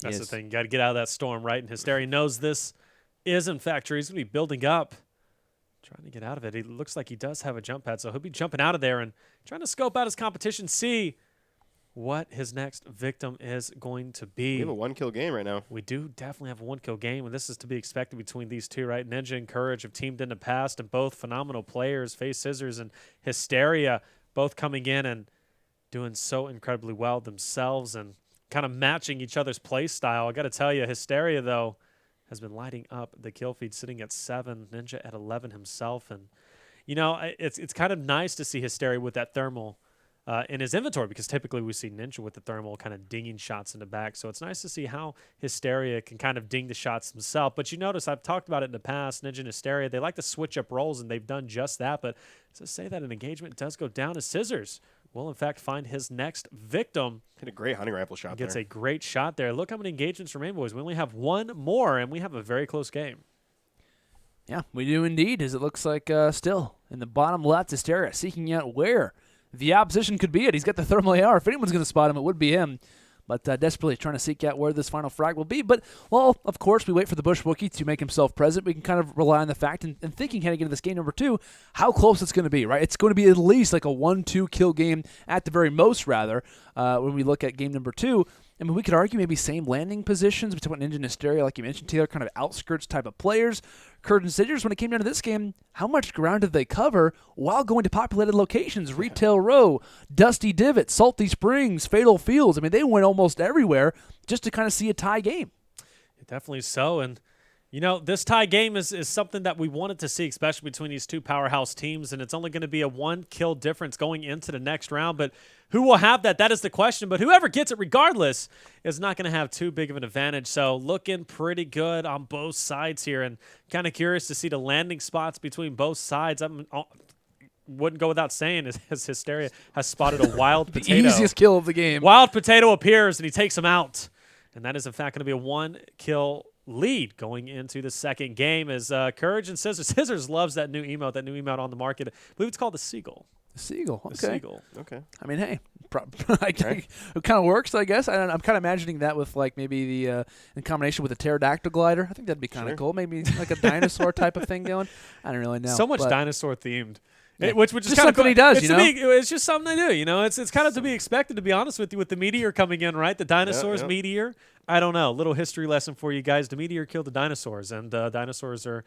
Were you there? I was there, actually. I missed it. I slept in. I'm getting old. Actually, you're older than me. Finally, for once, I'm not the oldest one on the couch. Oh my gosh! Wow. It is a great feeling, boys. Talk about stats. I think we need to add that maybe to the stat book there. Just kind of get those notes written down. I'm 26, but man, my man's over here. How old are you? I'm like 48 at this point. I'm getting old, man. This is crazy. Already married. Jeez, he's got a house of his own. Got a dog too. He's got a dog. Sheesh. Very cute dog. Might I mention My as dog well. is beautiful. Look at my Twitter. That's true. Just a little plug there. Look at his Twitter. By the way, I'm Fallout. Nice to see you guys, and thank you for With 2 T's. With How many T's? Huh? How many 2 T's? T's. Fallout with 2 T's. You guys can follow me on Twitter. Got all the great stuff out there for whatever I provide on my Fallout Twitter. Not to be confused with the game Fallout. That's very true. That is of course, very which true. is a That's great why- game. Great That's why we series. added the extra T. But let's bring it back into a little perspective here. We got a 1-kill deficit coming in. Is that right, Taylor? You good Fallout? I am Fallout. Hello. Taylor Fallout Noble. There we go. That is it's who a I new, am. New gamer tag. I am you no know? longer Reflections. I have Okay. upgraded to Fallout. Upgraded. I think You is ascended. a fair estimate. Very, very good looking man, I must say, by the way. Yourself, or are you talking about Fallout? I'm or? talking about Fallout. I assumed it was me. It could be. You know. No. It usually is. I mean, for your guys' age, I think you're looking pretty good. You know. I got to say, for our ages, we look pretty phenomenal. Yeah, no, I hit the gym a lot, as you can see. I'm not really sure exactly how to transition this into the gameplay, so I'm just going to go ahead and say. Oh yeah, Fortnite. Sorry, we're here Fortnite. Hopping into the game really Ninja, quickly. Yeah. The Ninja and Hysteria obviously feel pretty good when it comes down to their overall gameplay. We talked about the mass amount of locations that the opposition went toward, and for it to only be a 1-kill game either which way is pretty noteworthy. I think when it comes down to the recency of Fortnite, thank you for the fun facts production, appreciate that. I think we should honestly continue with that. I'm laughing but crying. I'm loving this. I'm crying inside. I like this. Inside. This is nice. Yes, I feel F's- good. F's We need in to the bring chat, you on more. please. Yeah, pay F for respect for Ryan Yeah. being the oldest on the couch. It's true. Brian Fools. But regarding the game, right, kind of, I think we're having a hard time trying to transfer into the game here. Yeah, I started on like Atari. Right. You know what I'm saying? So these graphics are amazing. Anyways, back to Can we Fortnite. just have a history lesson? We have a really 1-kill quick, lead or, in Pong, favor. Pong was his Fortnite, ladies and gentlemen, Sheesh. back in the day. I just want to point out. Hey, Pong Battle Royale. I'd be the best. All right. But no, How would honestly, that- hold on. Can we just discuss like Pong Royale for a second? imagine a giant circle That's exactly- with all the paddles, and you just got to bang, bang, bang, bang. I've thought about this before, if you haven't noticed. I know. I can definitely tell. see it. I Wow. definitely see it. That would I definitely was be, innovative back in my youth. Man, you killed it back then, man. skill gap in that Yeah, game. here I feel you like would are. be so high. Oh, You know yeah, what I mean? 100%. Just, yeah, absolutely insane. So thankfully, we can go ahead and transition to the game for real. Why? Because it's actually on our screens right now. But taking a quick look at the bus location, places like Tilted Tower, Salty Springs, Pleasant Park, etc., Retail Row, going to be your preferred locations when it comes down to the bus. Ninja and Hysteria enter in toward game number 2 of our loser semifinals with a 1-frag advantage. Question being, though, what are the landing locations going to be? Based off Ninja and Hysteria's drop, it looks like they could be going toward their homeland, Ryan. Toward us. Back to the crib, bro. Yeah, toward Shifty chefs. Shifty Shafts, baby. But also, just received word Want to give a massive shout out to our viewers. We've officially hit 100,000 followers here on twitch.tv/UMGevents. If you guys haven't done so already, make sure to hit the follow button so we can even talk about 150,000 followers when it comes down to our page. But of course, all thank you to the viewers day in, day out, week in and week out for making these broadcasts possible. These wouldn't be happening. These tournaments wouldn't be possible if it wasn't for you guys. So massive thank you to the viewers out there as well for hitting 100,000 followers, hoping for many more. We see more static at Shifty Shafts. We might have to rename this Static Shafts. There's been so many more people than I expected here, and it's just playing right into Ninja and Hysteria with their lead. And with that being said, Courage and Cizzorz, they're down 1 frag, and they opt to go over to Tilted. Now, why did they do this? Couple scenarios come through my head. Ninja and Hysteria, they know they're going to go Shifty, so maybe they're trying to cut them off before they can transfer over to Tilted. Yep. Maybe take some of those kills, but still, though, you got to be thinking that is a very risky move. Oh, yeah, that's very Courage bold. And Cizzorz, very bold play, but if it works out, Cotton, they could, in fact, take over the lead. They could indeed. Like you said, very bold strategy. We'll see how it works out for them. And see what can kind of partake here. The way I look at it, like it's high risk, high reward, right? Obviously, we always say that about Tilted Towers, and there's the opportunity to get a ton of kills. This is game number 2. I mean, you're playing against one of the favorite teams in the tournament. I like this play. I like putting kind of your money where your mouth is and saying, all right, if we're going to win this, like we're going to win it. Let's go to Tilted. Let's get the kills. Because right now we're seeing, again, Ninja and Hysteria pull more kills at Shifty Shafts than we've ever expected. And you can even argue, right, after that first game, it's the nice little heavy shotgun comes in there from Ninja. But, yeah, you maybe argue from Courage and Cizzorz' point of view. It's like, hey, we literally went to every location but Tilted and somehow managed to bring this to a level playing field. That could be like a little bit of a frustration coming out, saying, hey, you know what, we're going to go Tilted, and we'll see how close we can make this game by going to the most prominent location in all of Fortnite. But, yeah, piggybacking off of that, so many players in Shifty Shafts as maybe Ninja and Hysteria making this play a lot more prominent. We talked about TSM, Salty Springs, kind of the FaZe guys, kind of promoting crates and whatnot. A lot of strategies being developed in Friday Fortnite. Of course, we talked about the amount of viewership that these tournaments get. A lot of the Fortnite community obviously echoes those sentiments and starts to write them strategies themselves. Yeah, if I was Courage and Cizzorz, yeah, we may have maybe, of course, we got that deficit coming in. We only have 2 kills. But then again, at this point, like I pointed out, the rotation obviously naturally has to be Tilted. So Ninja and Hysteria, they're going to come in and kind of be finding those engagements that should have been, but Courage and Cizzorz already picked them up. So I'm okay with the trade-off being, yeah, maybe we have come in, with a 1-kill deficit. We're down 2 as well. So maybe we're down by 3 total. But at the end of the day, we cut off Ninja and Hysteria's rotation. So at the, bottom line is they're going to be looking a lot better off, I think, at least heading into the middle game, which we are, in fact, getting into with a total of 52 engagements still remaining, or 53 engagements. So with that being said, great plays and great heads up on their part. It's still a close game. Anybody can take this. Absolutely can. Like I said, Ninja and Hysteria. We talked about the counter coming through from Courage and Cizzorz, making their way toward Tilted Towers. That was the one play where Ninja and Hysteria, you go toward Shifty Shafts. This is your ability to, once you kind of get kitted up, once you can find some frags to make your way toward this area. Courage and Cizzorz, you could argue, have already cleared this position out. We'll see how many frags can be founded, whether or not there's any rogue squads hanging about as well, as somehow Ninja happens to enter in toward the map and finds 2 chests off the break. Of course, going toward Pawn Shop, but just as we say that, I could have swore Cizzorz did not take any fall damage. Thought that he was looking a little bit scary in that spot, but thankfully we'll live to see another day. Definitely. Maybe a bounce pad? I mean, he fell from pretty far. I didn't see any, like luminous lights around him or anything regarding that, but no, I think honestly he just avoided the fall damage. If he just would have been a little bit higher, he Thank may you, have. Taylor, appreciate really? Yeah, good insight. I know coming at you, that little stat nugget for you, but yeah, I think if it was a couple inches higher, he definitely would have been a little bit of trouble, But I don't know. It's just something that he did, and it worked out. Sound analysis. Love it. Thank you. I appreciate that. Yeah, absolutely love to see it, man. Yeah. You really do. Also, props to Ninja rocking the new skin. Personally bought that. Taylor, I know you try to refrain. Ryan, how about you? I love the harvesting tool. I didn't buy the skin personally. Sick. It actually sounds like a lightsaber whenever you use it. I did buy the Vuvuzela though. Okay. The Vuvuzela. Yeah. Just because there's been a clear lack of Vuvuzelas in the World Cup this year. I think they got banned. I think they did get banned. They did. So there's not been a lot of rebels in the stadium. They got banned like 2 World Cups ago. They did. Hey, I'm like 48. Remember? So back in my day, they were allowed. So that's funny, man. But no. The skin's awesome. Like I said, I love the harvesting tool. Well, I love the flames that comes out of it. I think, or at least it's maybe flames or electricity, one of the two. But I got to tell you, it looks really good. Absolutely, but kind of getting back on the landing locations quickly, it looks like Ninja and Hysteria making their eastern way right now, just of course toward Tilted Tower, or eastern away side from Tilted Towers. As far as Courage and Cizzorz are considered, I believe they're going to be, or actually just southeast of Loot Lake for the time being as well. So kind of being in mind of the overall kind of ending locations, as I believe a rogue player with a shotgun, or a shopping cart rather, happens to be about, and they could quickly get C4 trying to make their way around the tree, and Cizzorz is here to cut them down. Fantastic plays coming forward, and here comes the shotgun play. There's one, and there is two. Both, I believe, actually, did they get stolen from Ninja? Ninja They do. got both of them. Ninja finessed both kills. I look at the kill feed, I'm like, oh my gosh, there's going to be an amazing play probably coming in from Courage. Not the case. Ninja, the kill-stealing man himself, quite literally living up to his name, happened to sprout up and take both of those frags. And speaking of which, Ninja's the only one with frags on his side. He's sitting in the current of 6 total frags. And you talk about stealing kills at that point. So incredibly frustrating, but so absolutely necessary.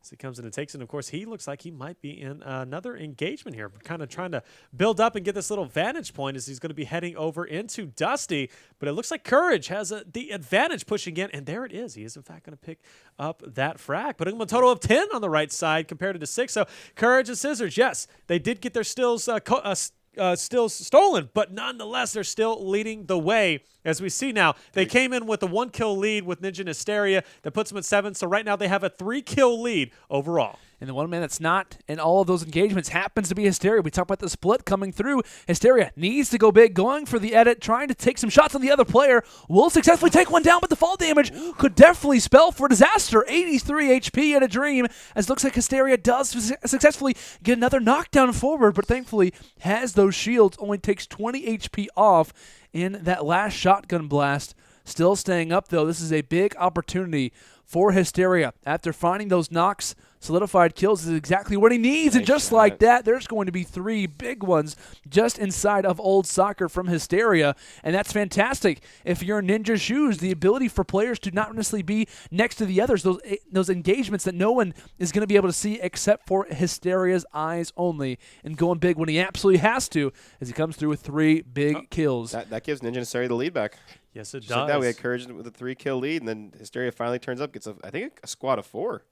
They got that 1-kill lead. And Yep. you know what? Honestly, I have to say, this is what I love about Ninja and Hysteria is both of them, they switch roles off, but they're not scared to split from each other as we see just that. Ninja will take some damage. Yeah. A little bit scary, but it's okay. He's going to push up, knowing what Ninja can do. He's going to get that height advantage, comes in with the double pump, or excuse me, he's got the heavy along with the pump in his back pocket, as I like to say. Comes 3 in, downs takes in 3 to continue this lead, and of course the He's frags. continuing on, man. He absolutely is, and he has to at this point. But I love the fact Ninja and Hysteria split up, as well as Courage and Cizzorz. They're staying together, so obviously doubling your potential to pick up more frags.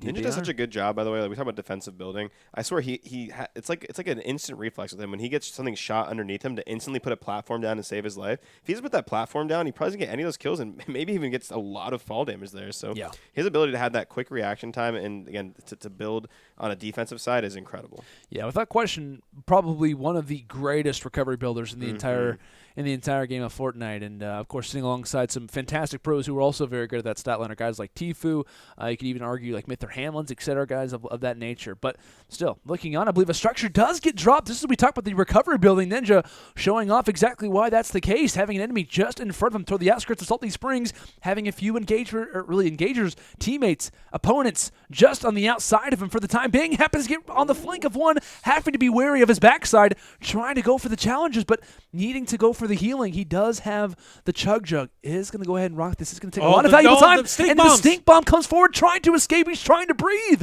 As he just starts to back out, player is still just in front of him. Does he try to engage on it? And yes, he does get the knockdown, but does he go for the Chug Jug usage again? How much free time does Ninja have at the moment? I don't think he has enough time at this point. He looks like he's going to go ahead and pop those minis, and wisely so. Just picked just off Another the stink dead bomb. body, but another stink bomb comes in. 1 HP. Mind you, they only affect health, so he's at 1 HP. Another stink bomb comes in. He's in a lot of no. trouble. And with that being said, he goes down. Now, I talked about the split before. Ninja and Hysteria were widely split up, so now it's up to Hysteria to continue to lead. Mind you, this Hysteria's is 25 in fact HP. game 2. Now, but we have Cizzorz. Oh, though, no. with Hysteria's down. Hysteria's down. No. Hysteria gets eliminated, and just like that, Courage and Cizzorz But comes Courage- through with one big one.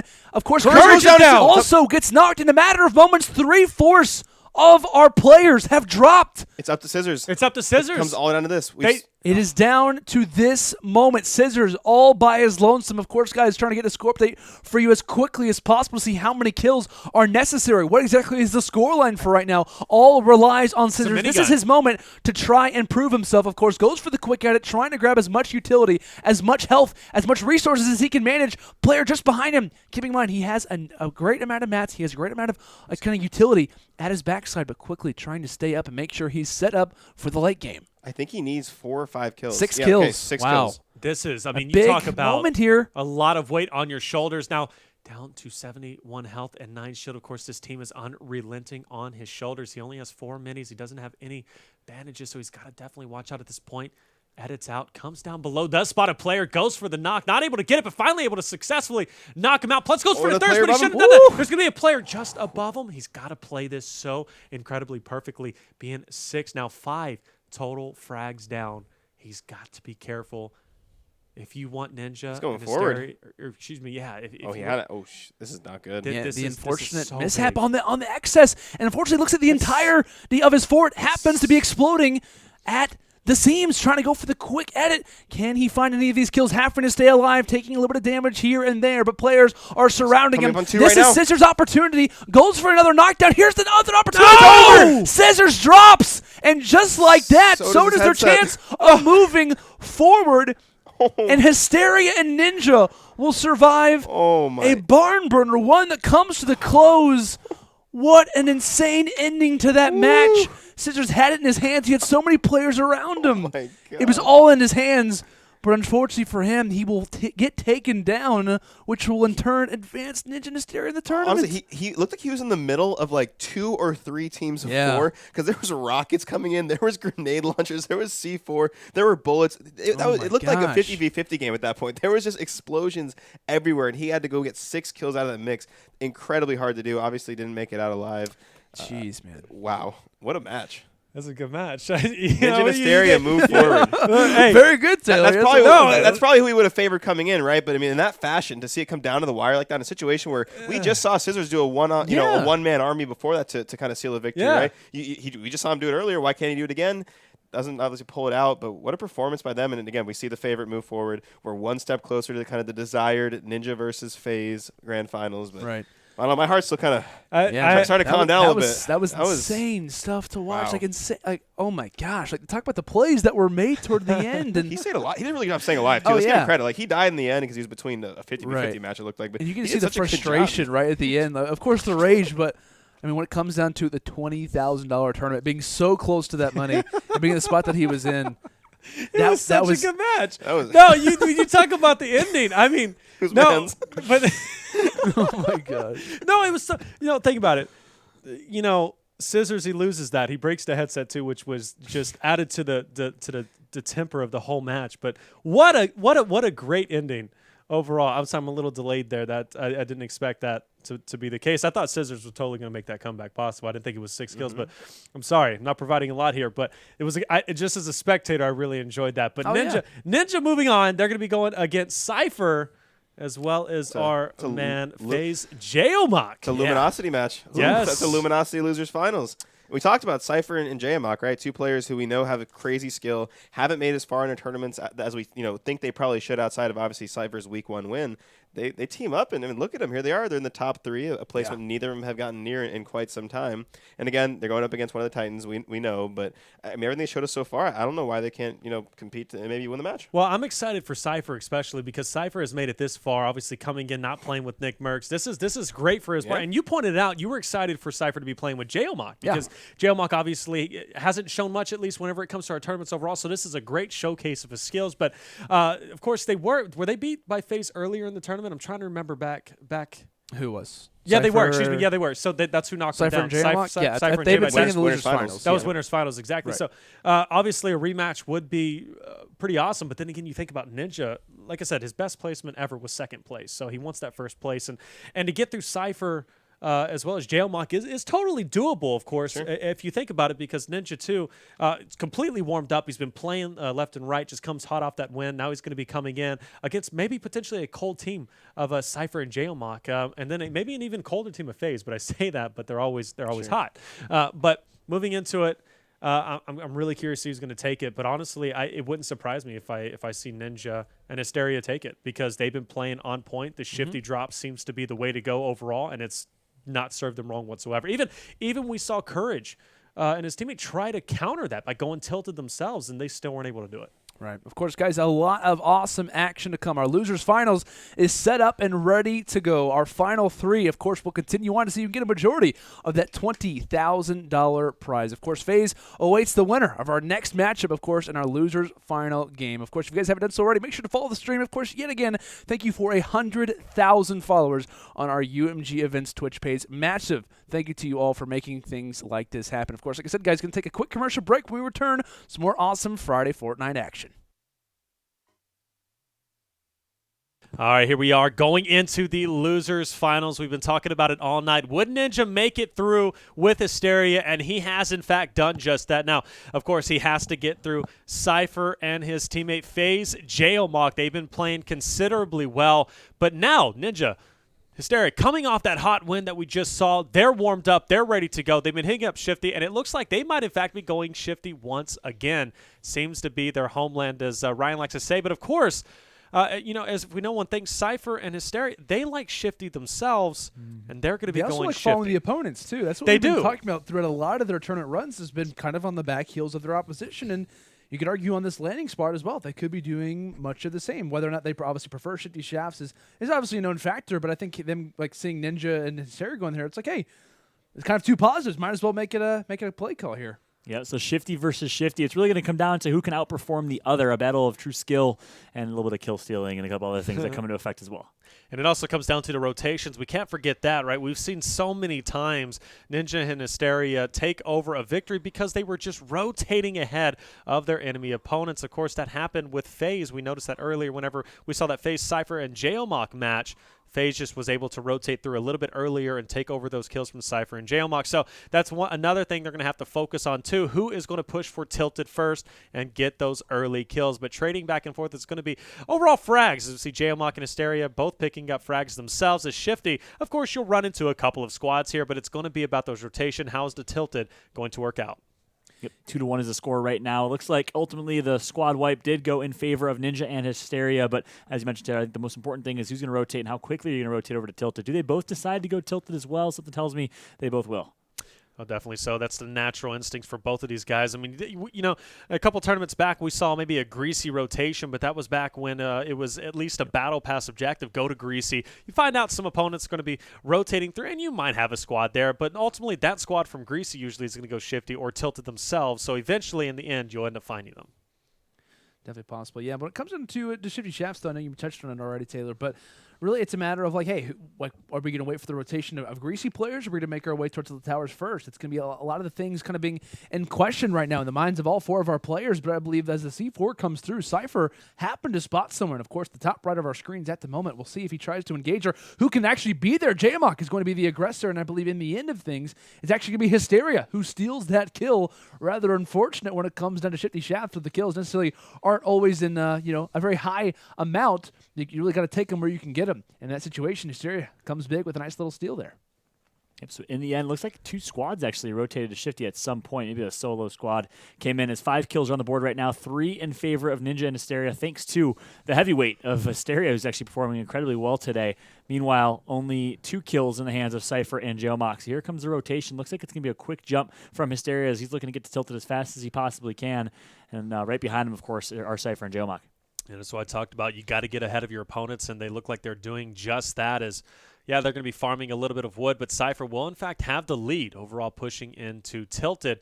So he drops some rounds, of course, to kind of give Jaomock a little bit of a buffer there in terms of bullet-wise. But Very close score off of the rip, and that's to be expected with both teams landed at Shifty, a very low-intensity area typically with a couple of squads there. But as they push forward, will they tend to break up? Like I've been saying it, they'll stick together at Tilted. But then after that point, do they rotate back or push forward? They can't go back to Shifty at this point. They're going to be outside of the circle, so they've got to keep pushing forward. But interestingly enough, Ninja and Hysteria will, in fact, push into Tilted. But look at Sypher and Jaomock. They're going to go down to the right side and kind of cross this river and push forward. Go salty.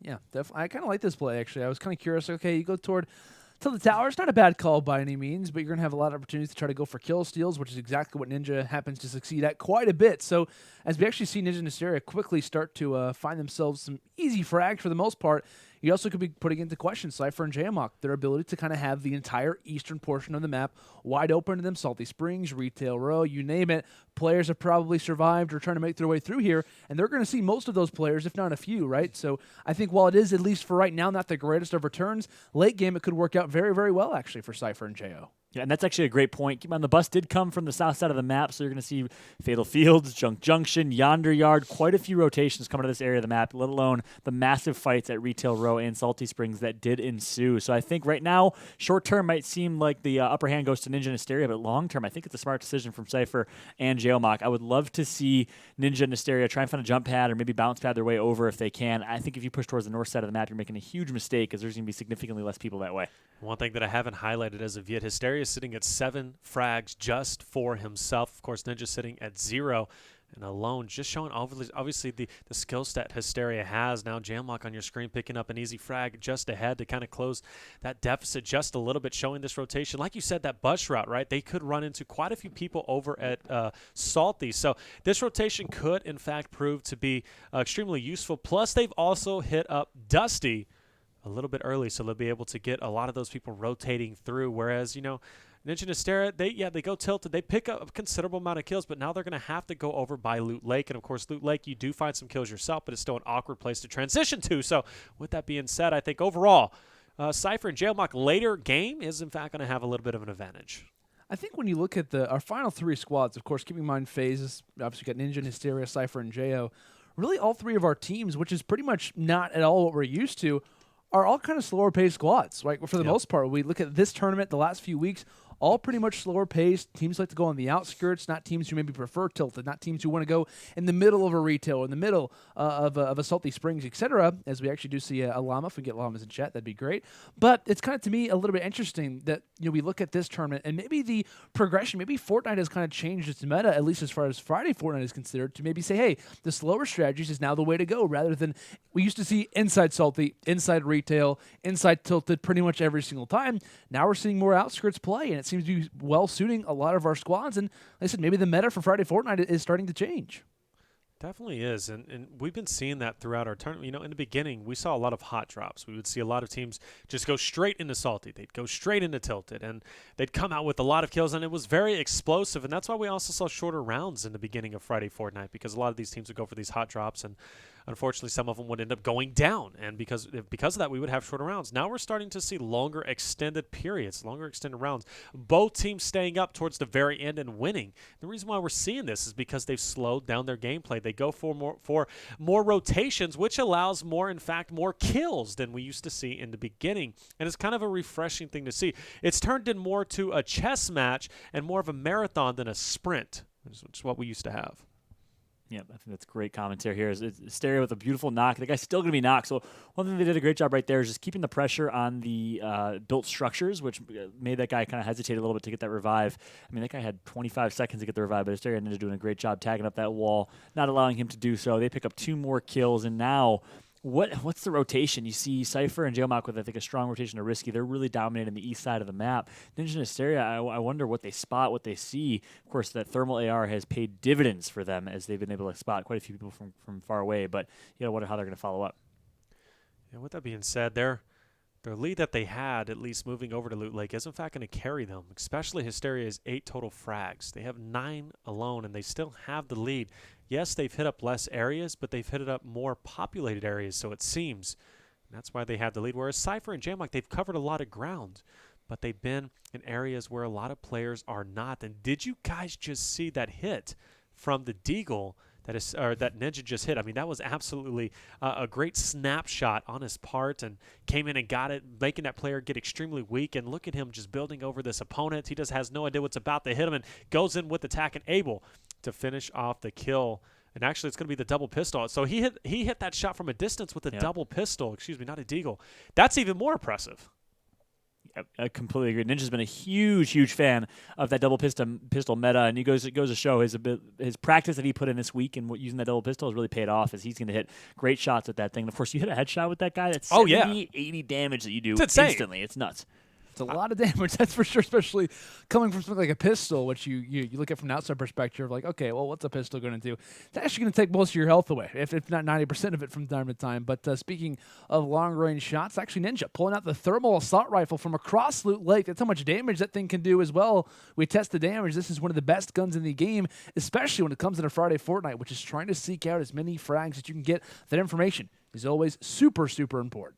Yeah, absolutely. So, and actually, if we can go ahead and break away and look at the other opponent's screen, we were seeing Sypher was, in fact, going to be in a fight. He's going to be low in health. Places the trap very wisely so. He's going to go in and get that knock with more players just below him. Man. Pushing over to Anarchy Acres. We know this is a Battle Pass area. Obviously, people trying to go for their eliminations there. But look at this guy. He's going to be down to 5 health and a dream. Can he make it happen here? He's going to go for the thirst, and wisely so, as Jaomock pushes forward to try and provide a little bit of a buffer for Sypher. But unfortunately, Sypher, he's all out of meds, guys, but luckily he does have a med kit just below him. He's going to be forced to take some time out. He puts the fireplace just below him. I think he's going to try and save that med kit, feeling confident to go ahead and push forward to kill these opponents. At the same time, Ninja & Co. also in some engagements. Ninja from long range, taking down one with just a matter of bullets. Of course, the Portafort supplying a little bit of support when it comes down to the opposition's play. But just I start to say that Jaomock gets taken down along with being eliminated from the match. Sypher was not able to be there, and it looks like along with that, the player kind of jumps away for the time being. However, one is still remaining. A little bit of a resurrection time is Sypher. But talk about a huge loss, losing your opponent, and there's still quite a few engagements remaining. And we just saw Ninja actually pick up a great kill with a double pistol. He is using those to the fullest of his abilities. And, of course, those double pistols so incredibly powerful. And I actually saw one account, at least one person got 170-something damage with the legendary double pistols. You're talking about insane amount of damage, and he's using it to the fullest abilities. Pulls a thermal in his back pocket without skipping a beat and manages to ding some shots. As you see, once again, Ninja's going to be leading the way. But look at this score, guys, 17-5. We have a 12-frag lead. Sypher's all alone, and we have a total of 14 frags still remaining. When you talk about a loser's finals, you don't want to come into that second round with this much of a deficit. And also, when you really look at the beginning of this game, both teams landed in the exact same spot. So we can't say, oh, it was Ninja and Hysteria who happened to get more engagements, or no, oh, it was there who had like a really good RNG start off the break. Both these teams landed in the exact same spots. They easily could have done the exact same thing that Ninja and Hysteria did, but that's all about rotation. It's all about player awareness, etc. Sypher is pulling out some amazing plays here in Anarchy Acres. You got to give credit to him. But generally, when you look in the score and you're saying, hey, both these teams land in the exact same location, massive, and even more credit toward Ninja and Hysteria's case.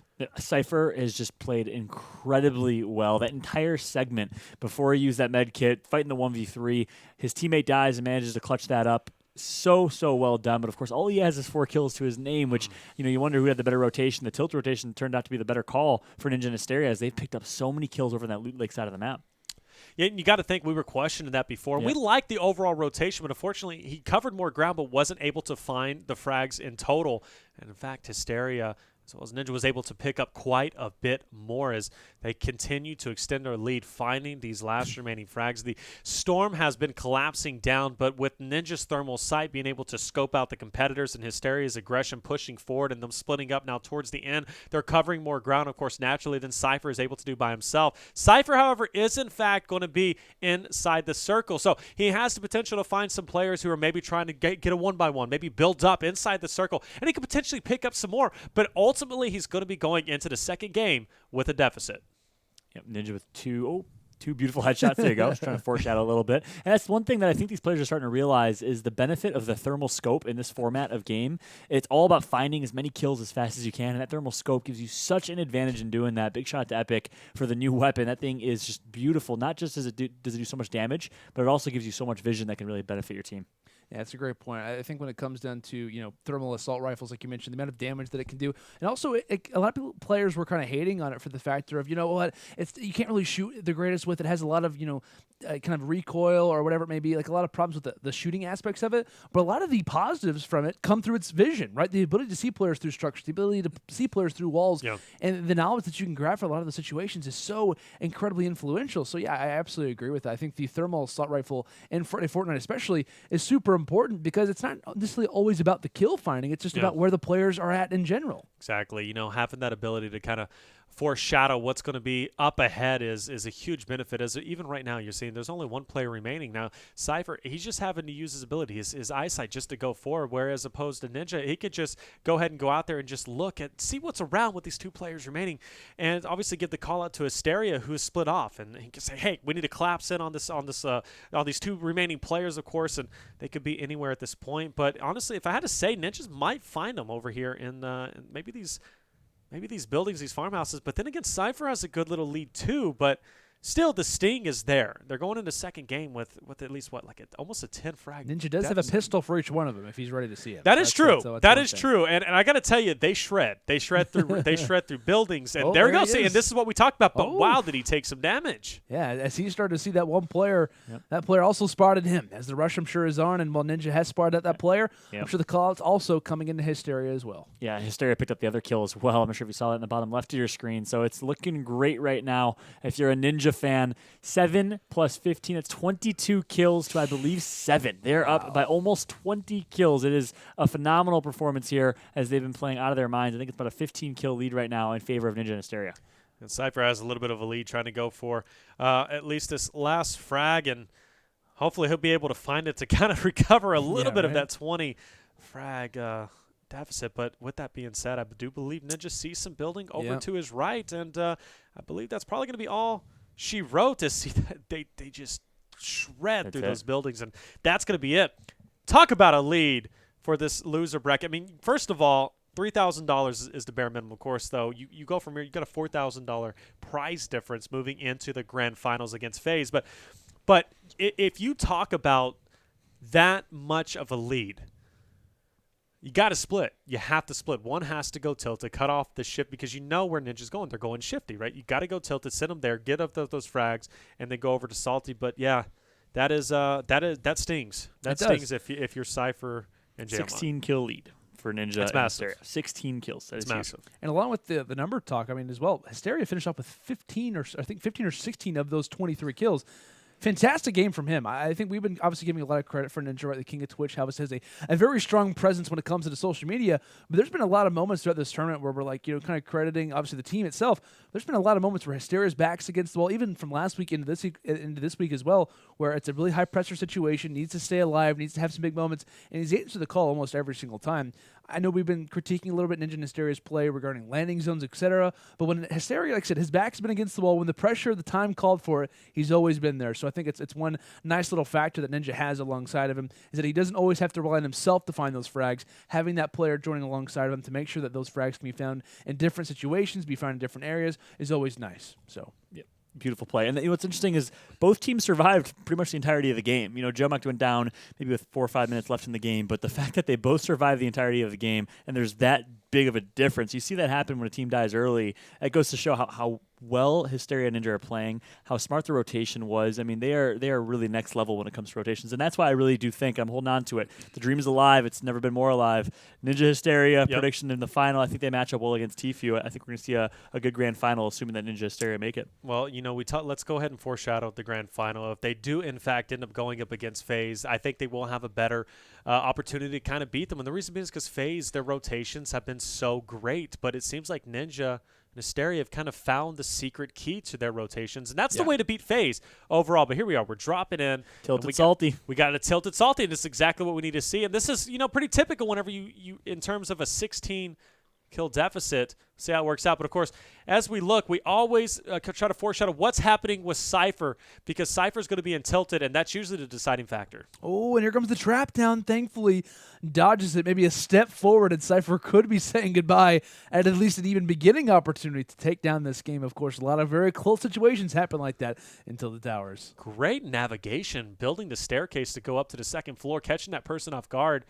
Of course, thinking in different directions there. Of course, that player was like, yeah, I got the trap to my right, which is kind of weird that he was over there kind of looking at the staircase. I mean, why was he doing that if he had a trap to his right? But regardless, Sypher, good navigation, pushing through, and he's going to live to tell the tale. We'll see how many kills he can at least get out of this. But, of course, surprise, surprise, we have another shifty drop from Ninja and Hysteria. But like I said, always got to put that focus on the person in tilted. And Sypher now down to 30 health, and there it is. And that's the thing about tilted, right? You send a player there. If he doesn't perform and he goes down, and you already come in with a 16-kill deficit, that's pretty much all she wrote. Yep. Oh, man. And a missed jump there followed by no mats. I mean, that is a heartbreaking way to finish if you're Sypher. I like the guts to go tilted by yourself, but I'm gonna echo what Ryan said earlier. I think you send double tilted. You get the extra support there. Sypher goes down. Jaomock is right there to clean up those kills. He's back alive.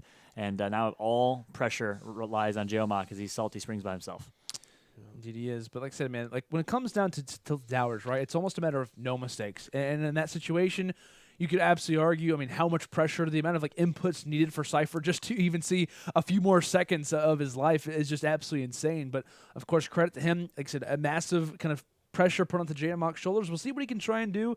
This guy is very, very talented when it comes to situations. Playing, I'm sure he probably plays his fair amount of solo squads, etc. Obviously, a pro player for FaZe Clan in Fortnite, obviously, and obviously this is his chance, right? This is his opportunity. This is his platform to really show off his skills and really give us exactly what he can do when it comes into a game of Fortnite. But obviously, with the deficit that he's at right now, not looking the most likely, but pretty much if you're a FaZe fan, you're hoping Jaomock can go off, find some easy kills, but also along with that, you're also hoping that we see an early drop from Ninja and Hysteria, which is not typical by any means so far throughout our tournament today. Definitely not, and especially with it being so quiet at Shifty. They're not going to go down anytime soon, and wouldn't surprise me at this point if they do rotate over to Greasy. There's no reason for him to go tilted at this point, and knowing that Jaomock is pretty much last alive, and I believe we saw his teammate finished with, what, 1 kill? So not too big of a scare, at least if you're Ninja and Hysteria. But we do have a team kind of all jumping at the same time, trying to avoid these grenades coming in, these explodes, and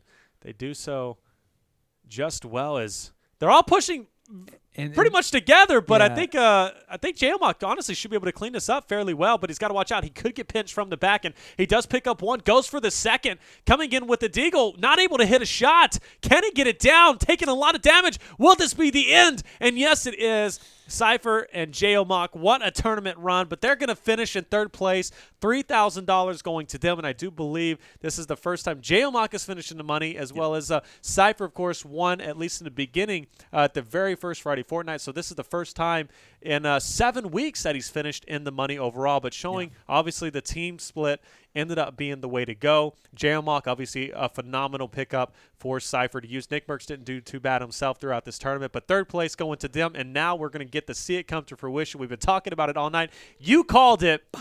Good job on your part. Ninja, as well as Hysteria, is going to be going against the FaZe boys. Will FaZe end up being at least a back-to-back champs, 4-time champions in Friday Fortnite, or will Ninja finally get that victory that has eluded him throughout our Friday Fortnite tournaments? Yeah, I'm so excited for this matchup. I am so excited. They lost to this. Actually, Ninja and Hysteria, we didn't even talk about this too much, lost to Sypher and Jaomock earlier in the winners bracket. So the fact that they came back and won in such a decisive way goes to show their chemistry is there, their rotations are there, their communication. I think they're in a good spot. It's going to be tough to bring down FaZe, man. They are definitely the kings right now of competitive Fortnite, and especially in this format. So taking them down is going to be difficult, but if anyone can do it, it can be Ninja and Hysteria.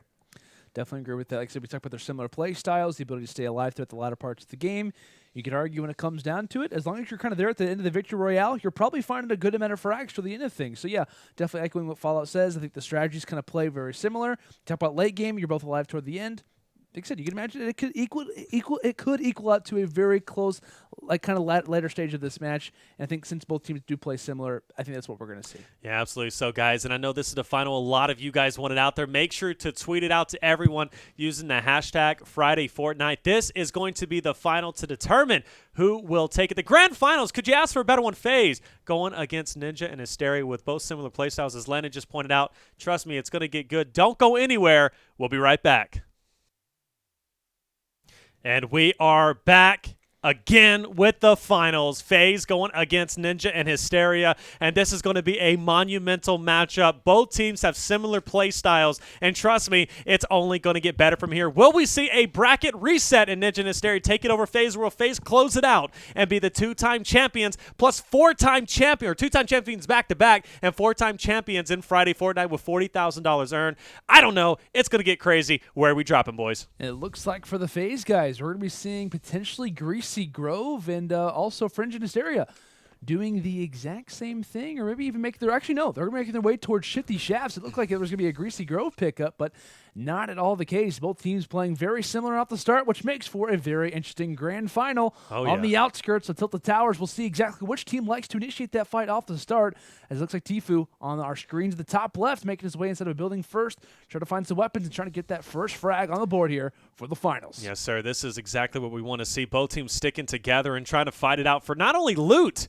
but also fight it out for the kills, as they are going to get brutal at this point. Now, mind you guys, if you're just joining us, Ninja and Hysteria have to get a bracket reset in order to take this victory, whereas Tfue and Cloak only have to win one game, or one series rather. So who will take it? I don't know. Let us know in the chat. Tweet it out. We got to get it going, as this is going to be one of the most exciting finals I think that we're ever able to see. But with both landing Shifty, both hotly contested in this area, really, honestly, you got to be thinking we're setting records here potentially, or also, too, how scared I would be if I was an opponent in this lobby. Right, man? You got tons of viewers watching this game. I quickly made a quick little jaunt as far as viewership is considered. There's got to be at least over 400, 500,000 people watching this in total. Grand finals across all streams. Unreal stuff. And, of course, thank you to the viewers for making all of this stuff possible, making the finals here for Fortnite Competitive even more amazing. Yeah, man, can you believe this matchup? I mean, this is the matchup we've been waiting for. Ninja and Hysteria versus Tfue and Cloak, the kings of Friday Fortnite, as they've won 3 times total in their tenure. Can Ninja defeat them? Of course, they're going to have to reset the bracket here. If it's going to be anyone, it's going to be Ninja and Hysteria. We've talked before about how they match up incredibly well. So interested to see, though, that Tfue and Cloak did their research. They actually countered them at a Shifty drop, which goes to show they're really, really confident against them. I think they feel like they can match up well and outlast them in 2v2 or 2v4 fights. And what I love about this landing at Shifty is both of these teams got 0 kills, which means they just got kitted up, and now it's going to be all simply down to the rotations to see who ends up taking it. Now, I want to point out Ninja and Hysteria's rotations have been absolutely on point. So has Tfue and Cloak, but are they going to pick different spots? Doesn't look so. It looks like they're all heading together as one cohesive unit, which, once again, I like even more so, because it's like they're going to be battling so hard. Well, yeah, it looks like FaZe Boys are actually making their way towards Salty Springs pretty much off the break, and Ninja and Hysteria probably vinning to go toward Tilted Towers, it seeming, for the time being. So a little bit of a split potentially in our midst. It's going to be a little bit of interesting strat, right, if Ninja and Hysteria decide to go there, and it looks like that is going to be the case. So, yeah, a little bit of a split coming forward. And for Ninja and Hysteria, right, we argue about the high traffic possibilities of this moment for them. They can either really distance themselves when it comes down to this game, or very quickly lose any potentials of closing out this first series. A lot on the line for our losers bracket team, especially, in a nice situation off the start. A nice way to kind of kick things off and Tilted is a quick knockdown coming in from C9 Hysteria. Yep, Hysteria's going to pick up that kill as well. So I think that's the first kill we've seen picked up so far. So Hysteria's going to break ice. And meanwhile, the Salty rotation. So we saw the same exact thing last game with Cypher and Jaomock, their teammate actually on FaZe, rotating over to Salty side. So we'll see which one pays off. Last time, of course, Ninja and Hysteria got paid dividends by rotating over to Salty with a 23 or 24 kill game in game number 1. Definitely so. It's going to be hotly contested. Tilty, Salty. Which one is going to reign supreme? Of course, Ninja and Hysteria going into those tilted areas, they have managed to make it work considerably well. They have been rotating, honestly, just beyond belief. On top of that, too, being in tilted, they get a lot of great kills. But now I've got to be a little bit worried for them with Tfue and Cloak rotating through Salty. They've got that Dusty advantage. But I've said that in the past, especially in our previous round, whenever we saw Sypher going up against the team of Ninja and Hysteria. I was like, well, you look at the Salty drop, or excuse me, you look at the Shifty drop, they go tilted, but then they went back to Shifty, and they ended up winning the game by a considerable amount. So obviously there's something I don't know or something that I'm missing here. I would say, too, when it comes down to Tfue and Cloak, I was going to say they have yet to find an engagement, finally find the knockdown, and that's probably been the longest that I think we've, in this entirety of this tournament, that it's taken them to finally get a kill on the board. But regarding map positions, I think it's a little bit worrisome if you're Tfue and Cloak. You have the high ground when it comes into a lot of different spots, but having Tilted Towers be open, have it be available, has got to be a little bit worrisome. Got to be a little bit aware in the back of your minds that is going to be the case. However, Ninja and Hysteria quickly both involved when it comes down to engagements. Ninja decides to go ahead and back down, try to reassist the situation and help out Hysteria from one side of the fight. And I absolutely love that. Some beautiful movement from Hysteria as he's going to place down the pyramid, which allows him to sneak through the window and barely flank and get a nice double kill. Great gameplay right there for Ninja and Hysteria. This duo-ship is really starting to show how much chemistry they have. They've been putting in work together, and boy, are they starting to bond. Of course, if you don't know already, Ninja and Hysteria, former teammates in competitive Halo. They go way back, years and years of competing in Halo, and their chemistry certainly does show. Two very different routes after they landed Shifty, but ultimately almost the same result as we have a 1 frag difference between the two, as Ninja and Hysteria have a little bit of an advantage there. But notice they are in fact going to be on the edge of the circle. They're going to be able to play that gatekeeper role a little bit better. Kind of curious to see where Tfue and Cloak should be rotating just after this. Looks like they will in fact be at retail. So let's recap. They landed Shifty, go across the river, they head over to Salty, then go to Dusty, and now they're going to be at retail. You talk about covering ground. They have managed to cover a lot of square footage, whereas Ninja and Hysteria, they're staying typical at their Shifty drop. They're staying also by tilted as well. They're banking on the rotations coming through Greasy, or maybe even players a little bit further out. With that being said, Ninja, though, will take some damage. He does, in fact, pick up the Thirst, but is he going to be in trouble here?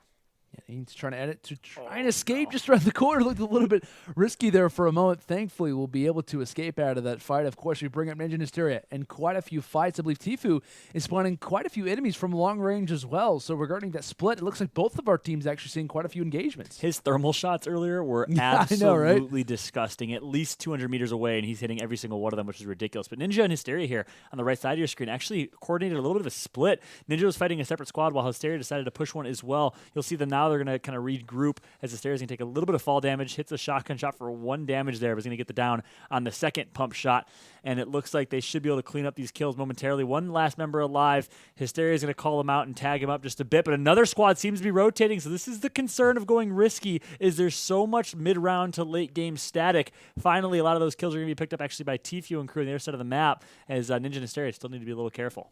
Trying to get that high ground is in fact going to be Ninja. We saw him get dinged up just a little bit, but he manages to get that high ground, and he goes down and does get an elimination. But players still building up. A lot of activity here, and that's to be expected, especially where the circle is at, as these players are going to be rotating through. He's got to be careful here.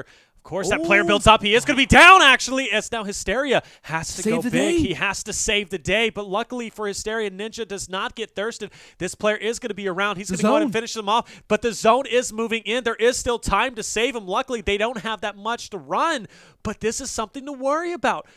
Where's the bandages? He only has minis in his back pocket. And they're in tilted towers, right? They should be able to find some heals. Right. If you're a Ninja fan, don't be too concerned. But I'm more wondering, where is the last member of that squad? And there he is, actually. He's going to pop out of nowhere. And now in a pretty tough spot, literally backed into a wall here, are Ninja and Hysteria. Can they back out and reset this one, as this last member alive is going to actually down Ninja all up to Hysteria? Hysteria's going to flank him. He downs him, but there's still one last member lingering somewhere.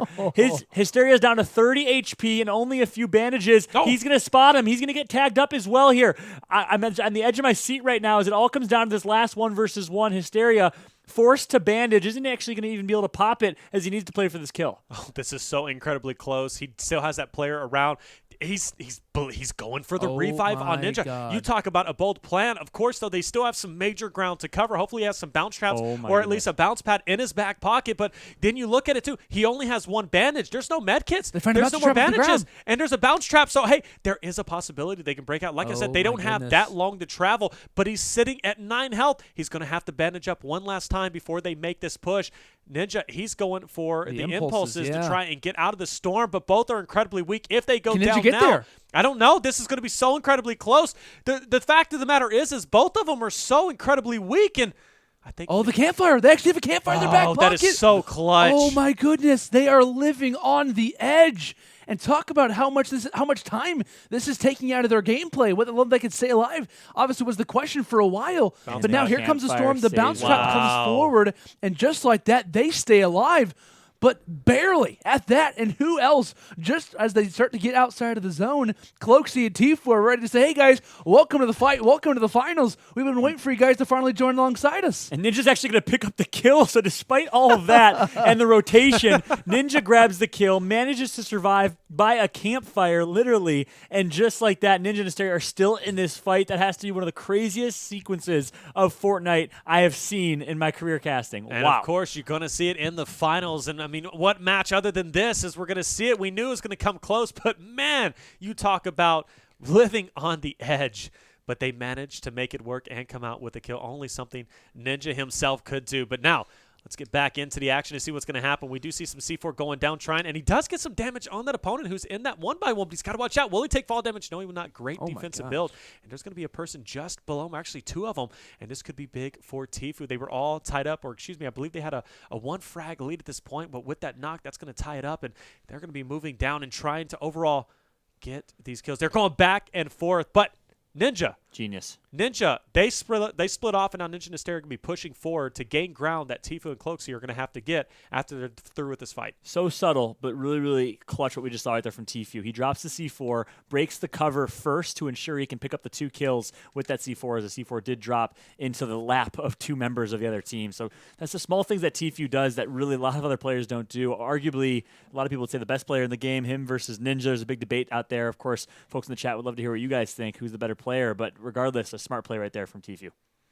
Definitely was. Like I said, every time that we watch Tfue stream, it's like we're always learning something else to add toward our gameplay. But as far as engagements are considered, they're starting to come down to the wire, and Ninja is starting to find an entire squad. There's one, and here is a second as well. Double knockdowns coming forward as we talk about Hysteria's play throughout a lot of this game, a lot of this tournament, rather. And now it's Ninja starting to add toward the overall amount of kills. This is a team who can kind of hang with the FaZe group. When you talk about the consistency, the long escape of these games, one player in the bush, Tfue, not going to escape from him either. As back and forth we go, similar team fights, same squads, and overall kills going to both of our teams. We have a total of 7 engagements remaining, and they're going to be pushing forward. Now 6 as we see another one getting dropped from a player not on this team. And of course, every frag is going to count. Now, mind you guys, just another quick reminder. I said at the beginning, but Ninja and Hysteria have to win this. It's so important because they have to force the bracket reset in order to take this over FaZe. So at this point, Tfue and Cloaks, the pressure may be on them, but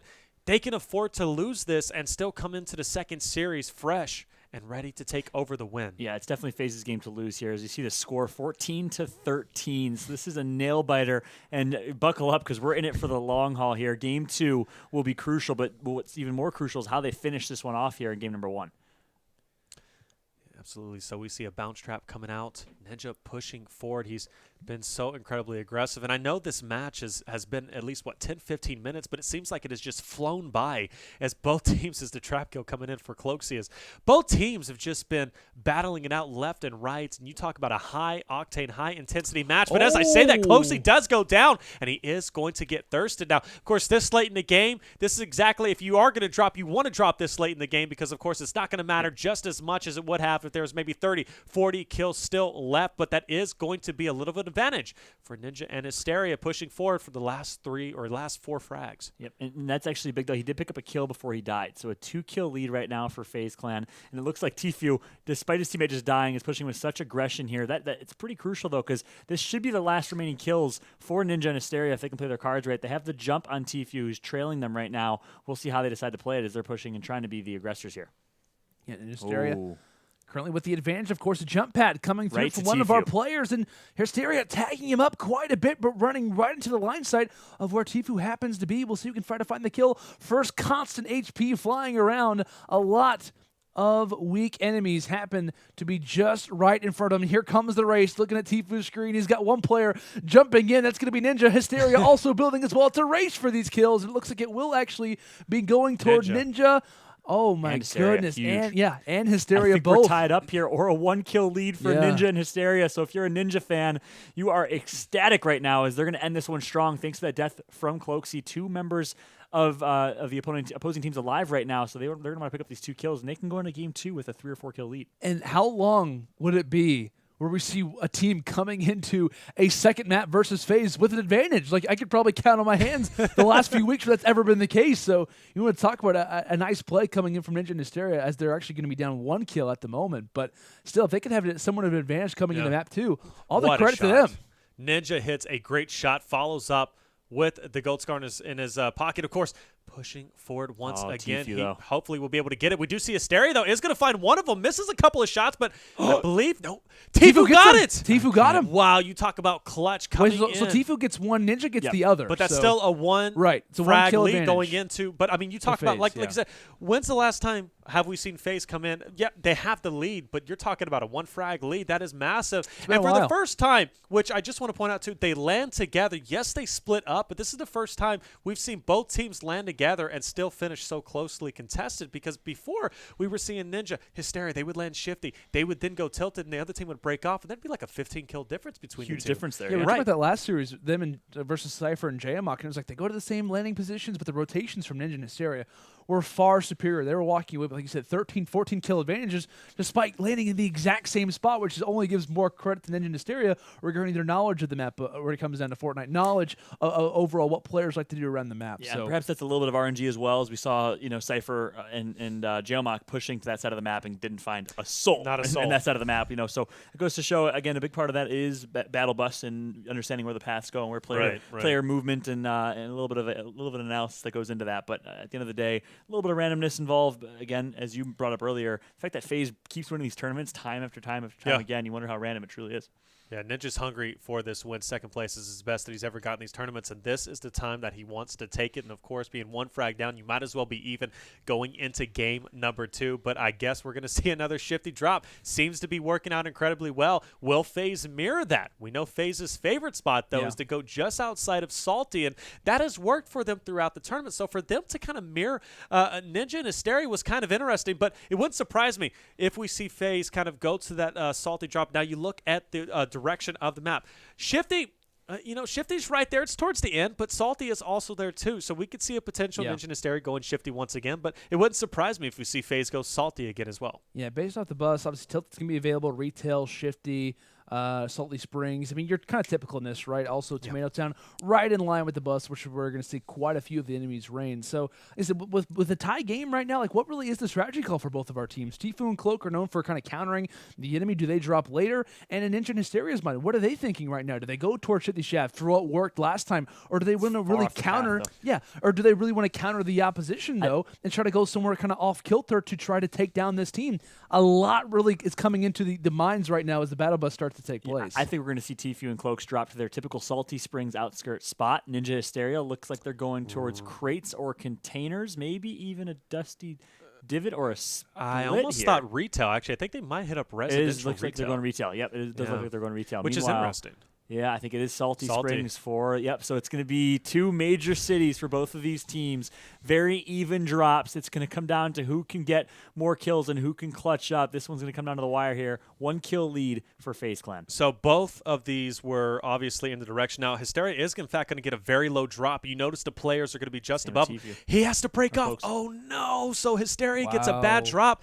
Ninja, he gets a decent drop, but there's also going to be people just below him. Luckily, he will find a chest. with and a what Sniper though. And he has a sniper. No. He's got only a pistol as he has some players running towards him. Luckily, he has that half pot in his pocket. But of course, Hysteria will find a chest himself. And lucky for him, he finds the double pistols plus a half pot himself. But they've got to meet up. This is a great opportunity for them to get a lot of kills. We saw, of course, the battle bus. This was well along the route. There's going to be a lot of players here. But of course, a lot of players at Salty too. But Ninja is getting lit up from the side, guys. This is a bad situation if you're Ninja and Hysteria. He's going to find himself a green SMG, though. That is massive. Hysteria needs to get there ASAP. A poor drop is going to force Ninja to have to clutch, and who better to clutch than Ninja himself, as he's going to take out 3 right now, all by himself. Ninja solo squatting retail row as his teammate Hysteria tries to catch up. Rightly so. We see the double pump in the back, or in the hands of Ninja. As you see him, he does have that sniper too. So, he didn't get the best of loot in the beginning, but winning that first round, at least against his opponent who pushed him with the pistol, seems to be working incredibly well. Finally, half pots. He's got the loot in his hands. This is a great opportunity for Hysteria Ninja. Now, of course, it started off a little bit rough and a little bit shaky, but now they can pick up a lot of kills. But Tfue and Cloaksy are starting to push into Salty like they typically do. But at this point, usually they have quite a few kills. They're opting, instead of to go for the engagements, to kind of get some wood, get some resources, which leads me to believe not a lot of people went Salty.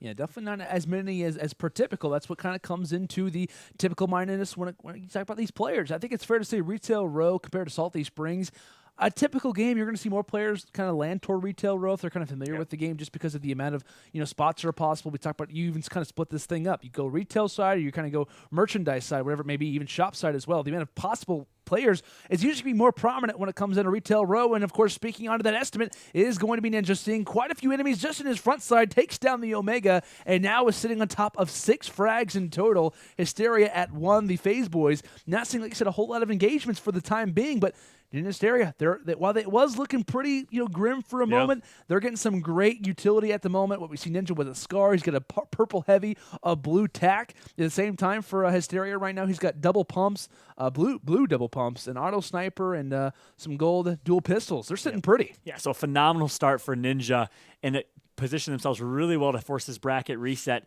If they can rotate is the key question. They need to ignore the rest of Retail Row loot. You're good enough with your loot. Get to Dusty Divot or wherever as fast as you possibly can, because guess what? FaZe is one of the best in the business in rotating towards that side, and they're almost already there. And I noticed, I think right as Tfue and Cloak started to make that rotation, Ninja and Hysteria also realized in the minimap and said, hey, now's the time for it to go to the rotation. So I think maybe it was a call for Ninja and Hysteria to realize and say, hey, these guys are going for the rotation. We know this is their game plan. This is what that's what they succeed at. In so many of their matches, they're doing it. Now's our time to copy the champions. Absolutely so. As we see, Dusty is going to be hotly contested. We see Tfue and Cloaksy trying to make some magic happen here, but Tfue will, in fact, be lit up, trying to get that high ground with the Pop Rocks. Cloaksy pushing in. Of course, that great consistent support role player is now going to be the aggressor. He's going to get above, and no one's going to be home as Tfue already cleaned them up. And, hey, got to say, Tfue's playing on point. Of course, they're answering back to Ninja and Hysteria's great start over at Retail, but like you said, Fallout, now they're going to be at Dusty. They're going to start matching pound for pound the kills, at least over at Dusty themselves. It wouldn't surprise me if they stick together at this point, of course, or maybe even split up, send one player ahead. You have to get ahead of FaZe if you want an opportunity to win this. And that's what I was about to say. You're a step behind by going Dusty Divot, a chess move ahead. Our FaZe clan right now, if I'm Ninja and Hysteria, I think the better play there, actually more people are going to rotate. So a few more people, they could pick up some of these kills. We'll see what's going to result here. Oh, no, that was Ninja shooting that piece of cover up. I apologize. But I think the better rotation would have actually been to Salty. So a little bit of a mind games, but you're going to catch people coming from Yonder Yard, from Lucky Landing, and a little bit further down, maybe even from Salty Springs. I think you go straight to Salty and just beeline for Tilted if you're Ninja and Hysteria. Ooh, and what a shot from Ninja. That's going to be a knock from the top of Dusty Divot. He's going to push up to try and get the final kill, but look at Tfue. He's already there, and he is, in fact, going to get one knock as well, as the players are trading back and forth. But with that being said, he only got one elimination. So did Ninja. So that means they are now, I believe, still one frag ahead at this point as they just go back and forth, and the kills have been dwindling away. We're almost down to the final 30, 34 players, for 34 engagements still remaining, and of course opting to stick together. It looks like Cloaksy's trying to make his way over The split, okay. the split. Yeah. Exactly. So a little bit different. Yeah, I was curious when this was going to happen. And you also see Ninja, right? He is just right behind Tfue for the time being. So I'm curious, where does Hysteria go? Does Hysteria start to follow alongside with Cloaksy, or what really is the break here? So at least one thing that we can take note of, Ninja and Tfue sticking on each other's backsides, along with Cloaksy and Hysteria kind of going in their opposite directions. Yeah, absolutely. So pushing forward is Ninja and Hysteria.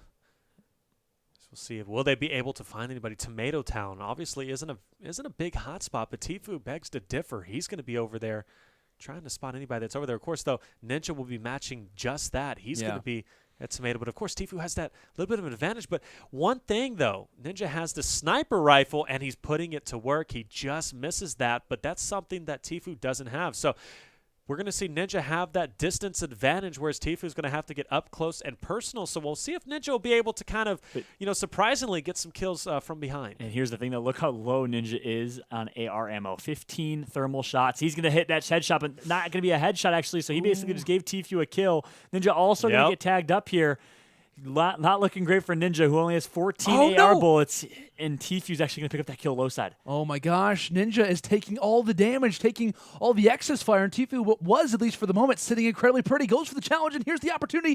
Thankfully, does not take fall damage. He has the mountain to thank for his life, at least for the time being. But you talk about Ninja versus Tfue, literally fighting side by side. Only 19 total HP right now for Ninja to try and even stay up for the time being. And there's still, I believe, one more player just on the outskirts of this position. Ninja does go for the successful knock, but that player, like I said, was knocked down. There is still another enemy lingering around this area. Who's going to find it? Well, luckily he's able to find some bandages, and I think that's what his kind of objective overall for that. But like you said, where are the other players at? And I think Tfue might have found at least a couple of them pushing forward. He's going to try and meet up. And, even though he can steal some kills from Tfue at this point, the point is he's going to have a little bit of added protection, especially from splitting up. But look at Hysteria and Cloaksy both matching each other at Tilted. This is exactly what you want to see. You've got a Tfue and Ninja battle, whereas you also have a Hysteria and Cloaksy battle. You couldn't ask for anything better.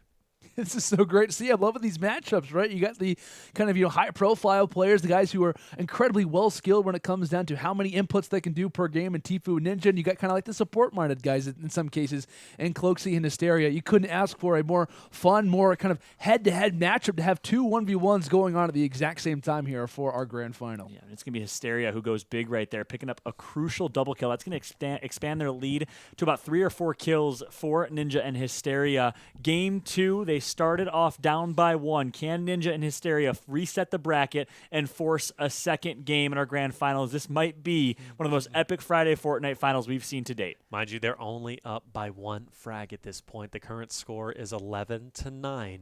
With that 1 frag, of course, in the hands of FaZe before this game started, that puts them at 10. So 1 frag is the only thing that separates these two teams, and we have a 1v1 battle going on. And Hysteria picks up a very much needed knock and goes in for a second one, is able to get that. That's going to secure 2 frags, and now they're going to be up by 3 total frags. You talk about taking a lead to get that bracket reset.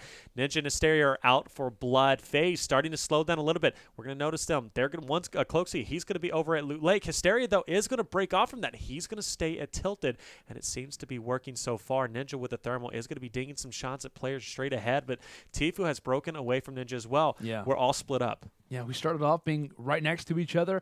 Players started to kind of go on their separate ways. We saw Ninja and Tfue right next to each other, Hysteria and Cloaksy. Now all 4 players are, like I said, Taylor, all spread out. Where can they find these kills? This is going to come down to ultimate player vision and overall knowledge of where the enemy is going to be at, all at different locations. Loot Lake, Dusty Divot, Tomato Town, and I believe just around Shifty Shafts is where all 4 players are lingering. Where are the enemies at, and how does this all come into play? Yeah, and I see Cloaksy's going to spot a few. I don't know if Hysteria knows something that we don't, but he's pushing outside of the storm into Shifty Shafts, trying to hunt down the last member or two. And it's actually not, he's spot on. He's going to find one. Easy shots, going to connect for the down here. Hysteria has been going off in this mid-game and single-handedly securing the win here. Meanwhile, Ninja on the other side of the map doing the exact same with a phenomenal performance on his end. Tfue is down, and there it is. He gets dropped, and that is huge for Ninja and Hysteria to force a bracket reset. Cloaksy now last alive for his team as Tfue is completely finished off. Cloaksy in a battle himself. He's got to be patient here. He's got to go in for it, but he is taking some massive damage, opting to kind of dip out. If he goes down, we're going to be forced into a bracket reset. Will Cloaksy stay alive and pick up these frags, or will Ninja and Hysteria close it out and take the victory? And you also notice, right, Cloaksy doesn't really have any eliminations, of course, getting those knockdowns, but he's yet to really kind of get any solidified kills on the board. Just as that happens, 3 big ones go through, as it's all on Cloaksy to keep that kind of 1 series pad alive. Of course, like we said, if FaZe ends up losing this series, it is not all done for yet. Ninja Hysteria, they've got to win 2 of these series, so a much more difficult task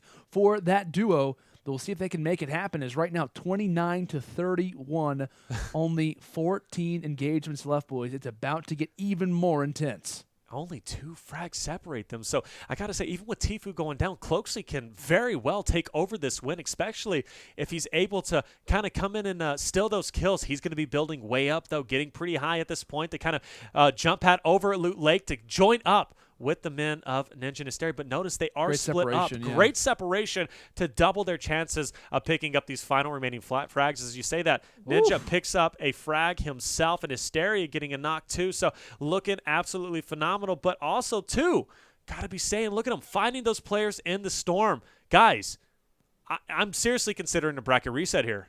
I think it's happening. Ninja and Hysteria are certainly playing for it. They're playing incredibly well, and they deserve the bracket reset here based on their performance here in game number 2 especially.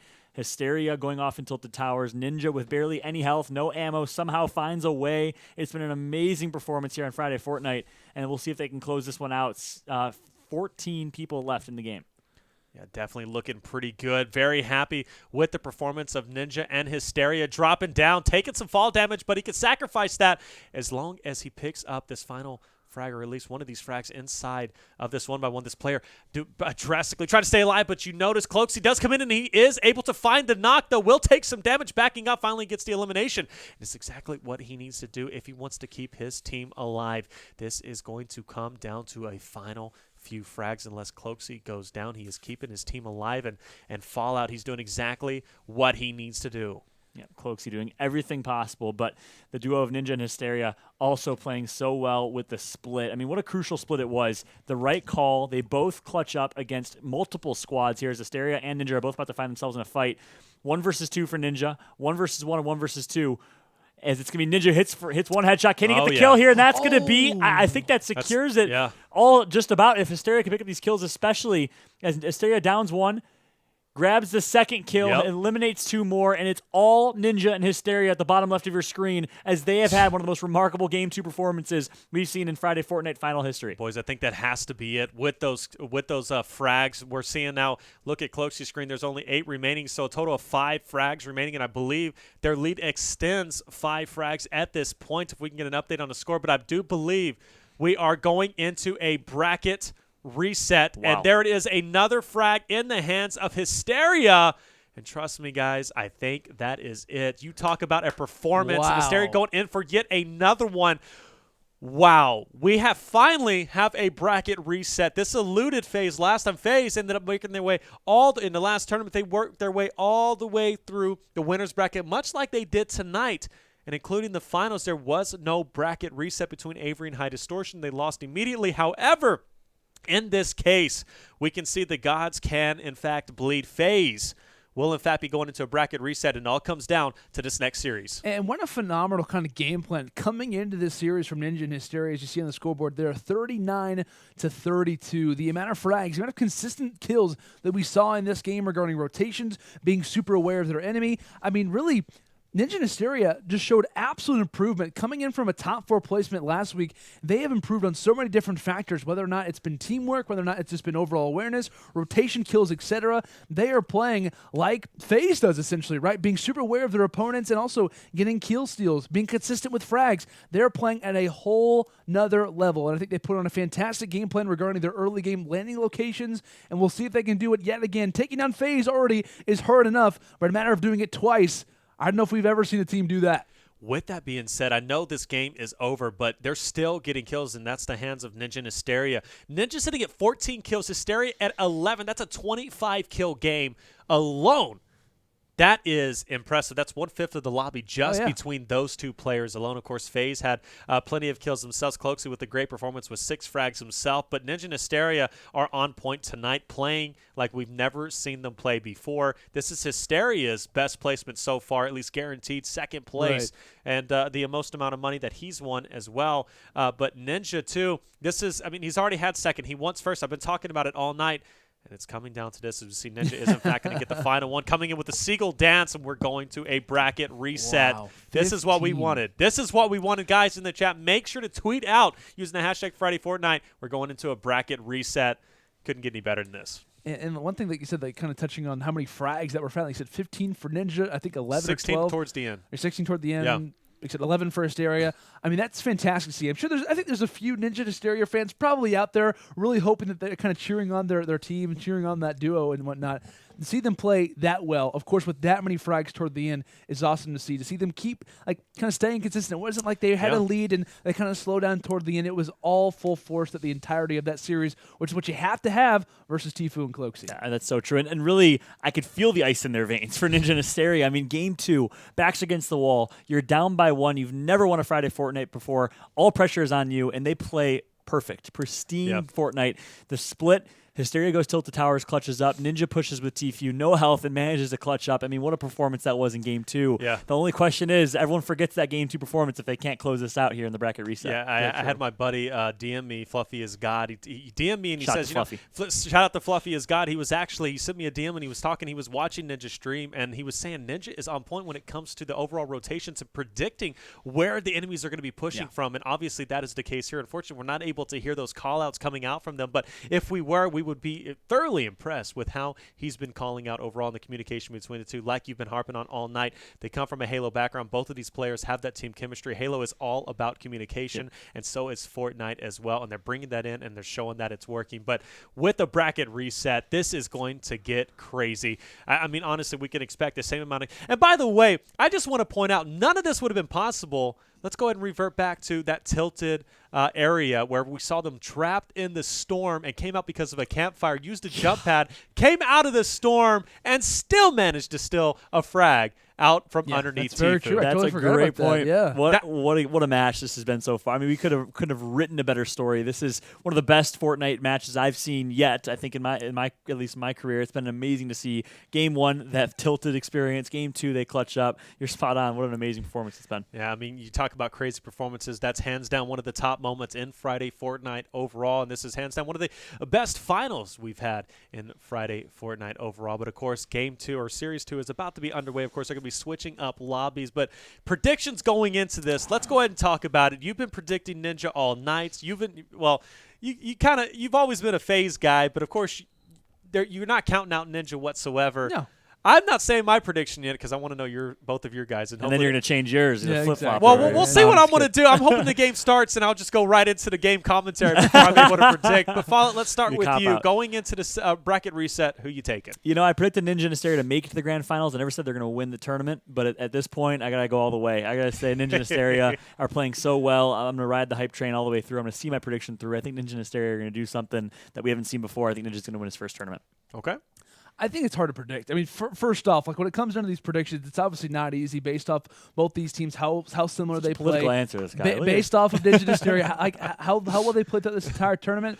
But no, I'm not going to ignore the prediction, man. I'm going to go FaZe, man. Oh, okay. I think that they're bring the flags out, man. I'm going to hold on FaZe. I think that they're going to go for a 4 championships and be the first team to defend their championship successfully as well. I think beating FaZe was hard enough for Ninja Hysteria. We talk about how many situations, how close they nearly escaped by the skin of their teeth. I don't know if you're going to do that 2 times in a row. Well, you know what? My prediction definitely has to come into play, and I'm going to have to go with, of course, they're going to be dropping. Where are we going to be dropping? Tfue and Cloak and Ninja Hysteria going. I did it. I finally At had time reflections on Twitter for baiting. If you guys, what do you want? No. Yeah, that was clickbait if I've ever seen it. But, of course, we got to see a shifty drop. The bust is primed for it. Tfue and Cloak, of course, could go over to, Salty as well. That's primed for that, too. So both players, both teams are going to get exactly what they wanted out of these drops. Looks like an early shifty drop going to come through for Tfue and Cloaks. Ninja and Hysteria are going to drop a little bit late. Looks like intentionally. Well, sorry, Ninja's stream is delayed, I believe. So I believe it might have been at the same exact time. I think 4 Shifty. But I think we're going to see a four-man Shifty here, so it's going to come down to who can hit more shots, just like we saw in game number 1 last time around.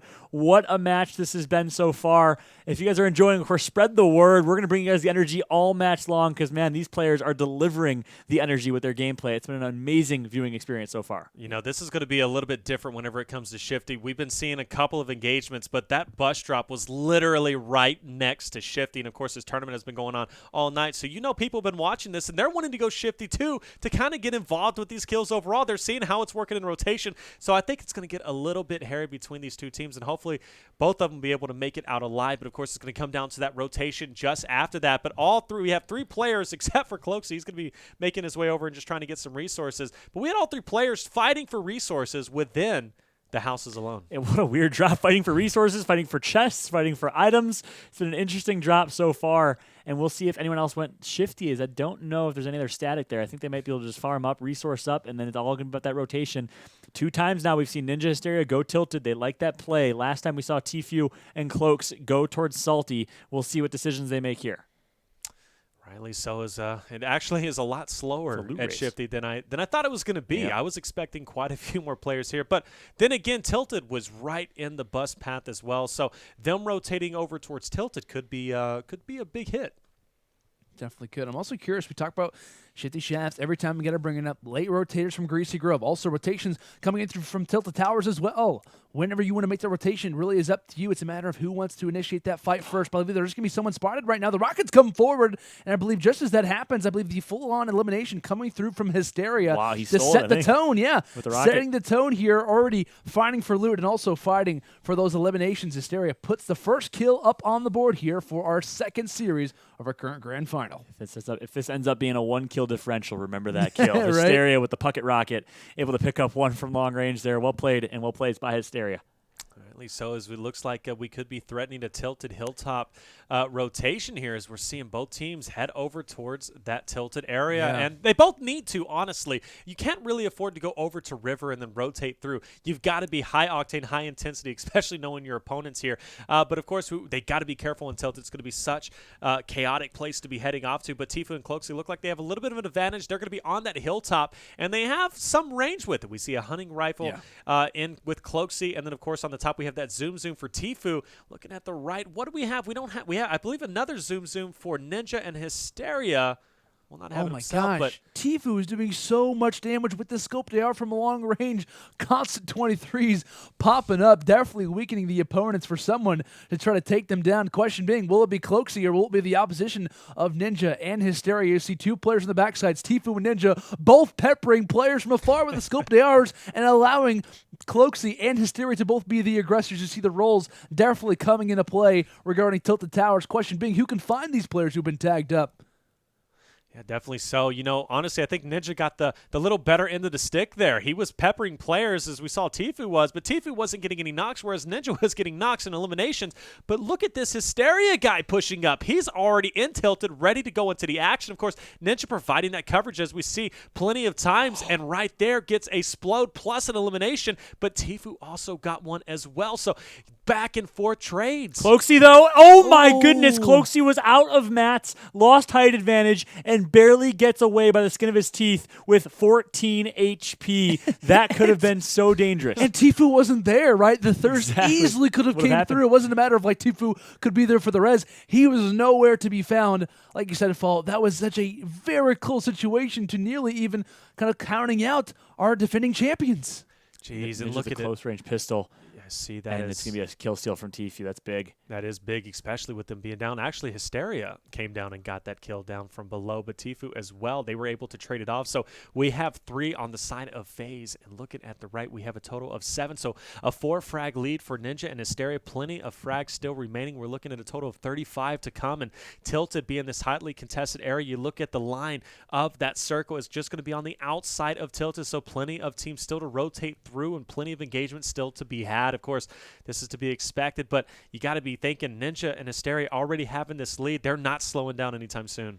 Yeah, and I wonder, I'm not sure if Ninja had one of those blue pumps in that close range encounter, instead opting for the pistol, which does a lot of damage, does a lot of DPS, don't get me wrong, but it's not the best finishing weapon. So in those close range battles, if you're going for kills, you need to have those shotguns out. But again, not sure if Ninja did have the luxury of using a pump shotgun. One thing that's been great to see, of course, is this new meta. Since the recent patch, you see a lot more scoped AR work, both thermal and the regular scoped AR. Been great to see that. A lot more SMG work, as we've seen a lot of these players, especially Sypher, Ninja, etc., Tfue, in using that silenced SMG. Because, you know, the thing is obviously shotguns have been getting nerfed, and they're great to have in your close quarters as well as your submachine guns, whether it be silent or tactical, whatever you like to rock. A lot of these players have been rocking the tactical submachine gun regardless of the, I mean, it got a buff and a nerf as well, but still they opt for that versus the silenced SMG. But with that being said, having that zoom, having that scoped AR in your back pocket is obviously what you want in the end. But Tfue has been known for that, in fact. But notice he also does have the C4 too, so he'll be able to provide detrimental damage whenever he comes to pushing forward. But very slow now, as we're going to be slowing down, pushing out of Tilted and pushing forward. It looks like Salty is Ninja and Hysteria might be able to hit it up first, but Tfue and Cloaksy are going to be going over towards Loot Lake. Yeah, either way, they're all kind of close to each other in proximity. One thing that's interesting about that C4 is you really can have the upper hand. And, you know, also raises a question about interference, you know, because if a teammate's fighting a build war and you launch C4 because you're going for the enemy, you knock your teammates down. I mean, there's an interesting role play that C4 plays now that it's got an increased buff. But regardless, Tfue having that C4, I think, is a significant advantage.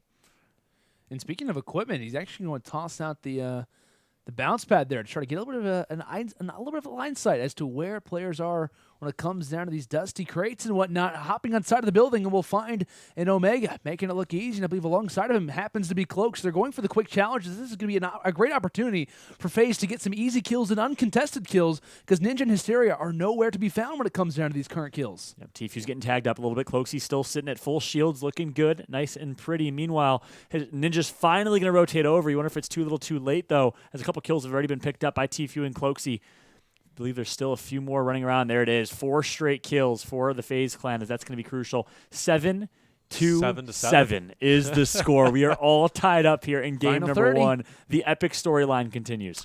Yep, as Lennon just said, we are at the final 30, and Ninja in hot pursuit as a player jumps up and dips out. And the player is like, I want none of this. I'm going to go ahead and dip out. But we do have a little nice battle going on, as unfortunately Ninja is going to lose that high ground, and he has to try and regain that. But luckily he finds an enemy down on the ground, dodging rockets, gets a knock, another player just ahead, and opts out for the thirst, but rather goes in for the close. And the guy brings up I was like, for a moment, I was like, okay, Tfue 100% stole that kill, but thankfully not the case in that spot. Great play from Ninja Hysteria to kind of surround those players with the builds and collect those frags. Yeah, meanwhile, look at Tfue, actually. So Cloaksy's going to backtrack and try and steal some kills, but Tfue is on to the next one. He is looking to out-rotate and pick up some kills early here. I like the call from Tfue. Smart decision comes in for him. And again, close one here. Score is 9-8 right now. 1 kill lead just barely in favor of Ninja and Hysteria. I want to say earlier, maybe like a few minutes ago, I actually saw Cloaksy drop off that bounce pad to Tfue, and I'm thinking that maybe what Cloaksy is having in mind is saying, hey,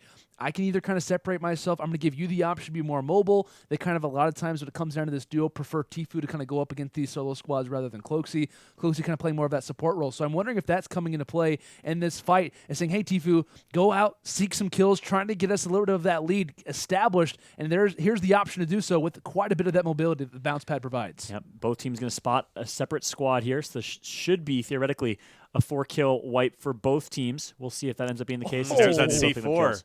What a toss. You know, we talked about that C4 bringing down the builds and kind of throwing off the tempo, the pacing from his opponent who was trying to get that high ground. Now he's going to be forced with the low ground, and Tfue is going to take advantage of that by getting a knock and pushing for another one who's trying to dip out. But you see there Cloaksy too, that great support, consistent role coming through and able to try and put the pressure on, and he's going to go ahead and get it as well with the Splode, bringing down the enemy base plus the enemy's life. And that's going to be 4 frags for Cloaksy, and Tfue sitting at 7. That puts him at 11 total frags, as opposed to we have 13 on the right. So still a 2 frag lead for Ninja, and Hysteria looking incredibly strong, getting down to the final remaining 20 frags still, as we see 15 remaining overall. It's a close one. Yep, so yet another Game 1 nail-biter that's going to be decided most likely by a Game 2, bar something crazy happening here, one team potentially getting wiped.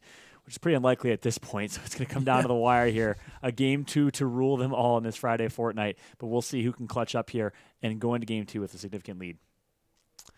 Rightly so. We'll have to see as they're going to be frantically searching for these last remaining players. You notice there's going to be a big split on it, but there is a shopping cart, but only one player.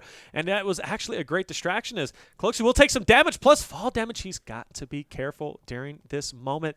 He will build up, showing the experience overall. Can Cloaksy come through and pick up these 2 frags? Of course, being so close, this is extremely crucial. He picks up one, knows there's a player just below, puts the trap down, and he will, in fact, be able to pick up a knock plus a kill. And that is going to be another 2 in his pocket. 6 total frags for the man of Cloaksy, and that is what you want, especially this close in the game. Yep, what a beautiful play there. And it's actually going to be the split from Tfue and Cloaksy that might make the difference here. Meanwhile, Ninja and Hysteria, I believe, sticking together a little bit. Finally going to split here, but maybe too little too late now as Cloaksy just picked up a squad. Tfue just spotted another one. He's actually going to get flanked here. So Tfue might be in a pretty rough spot, depending if Ninja and Hysteria can come and try and clean up some kills. Rightly so, we see Tfue still engaging in those players just ahead. They seem like the RNG is, in fact, in their favor as they are finding all of the engagements. Ninja and Hysteria very slow. You see the circle is, in fact, collapsing down, and Tfue should make quick work of this opponent, and yes, he does, taking him out. That's going to put him at 8 total frags. We're looking at a very high frag game as Hysteria now will finally spot a player, and he's going to be trying to eliminate him. Tries to pull out the rocket, opts out, and just keeps going in with Tfue and Hysteria actually both sandwiching these individuals. So it's going to be Hysteria, though, that ultimately gets the final kills. Once again, Tfue put all the work in, but Hysteria cleans up all 4 of them, I believe. So that's going to be a big, big 4-kill pickup for Hysteria, sitting at 18 kills are Ninja and Hysteria. Meanwhile, 14 kills are FaZe Clan. Rightly so, as Ninja picks up another 2. Hysteria is okay with being inside of this storm. He knows very well Ninja in the storm too. They know, though, this is a crucial play.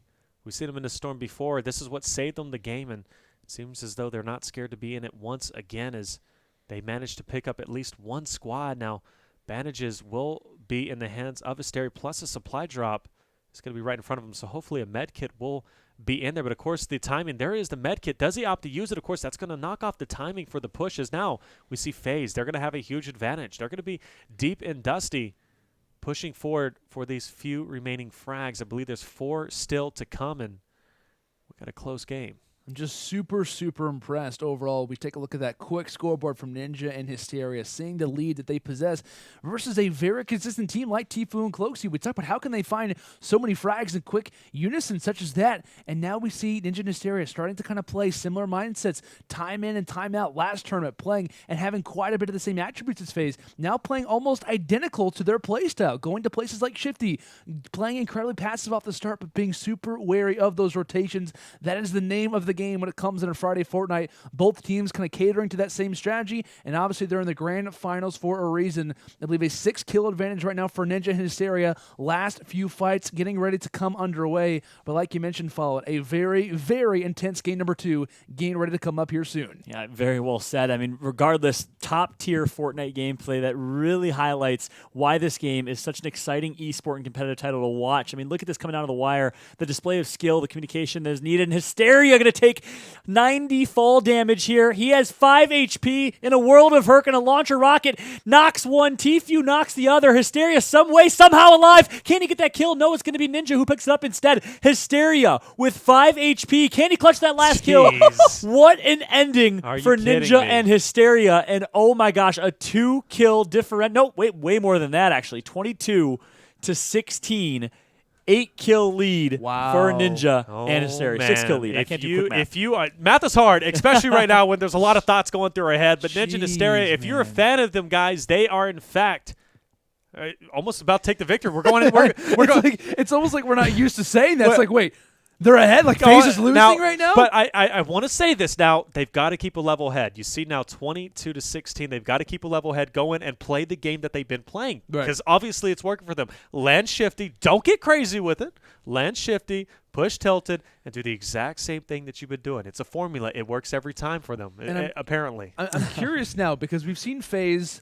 like when it comes into their gameplay, they want to play their style, right? But this has not happened before, right? Being in a grand finals in the winner's side, losing your first series, also based off kills. It wasn't like a very close kind of tested game toward the ending parts. Ninja and Hysteria were up after game 1 of the last series. They obviously closed out game number 2, being the most kills as well. They've won 3 games in a row by having more kills than the FaZe boys. So now if you're in FaZe's situation, it's a matter of, okay, hey, these guys are obviously countering us by playing our strat.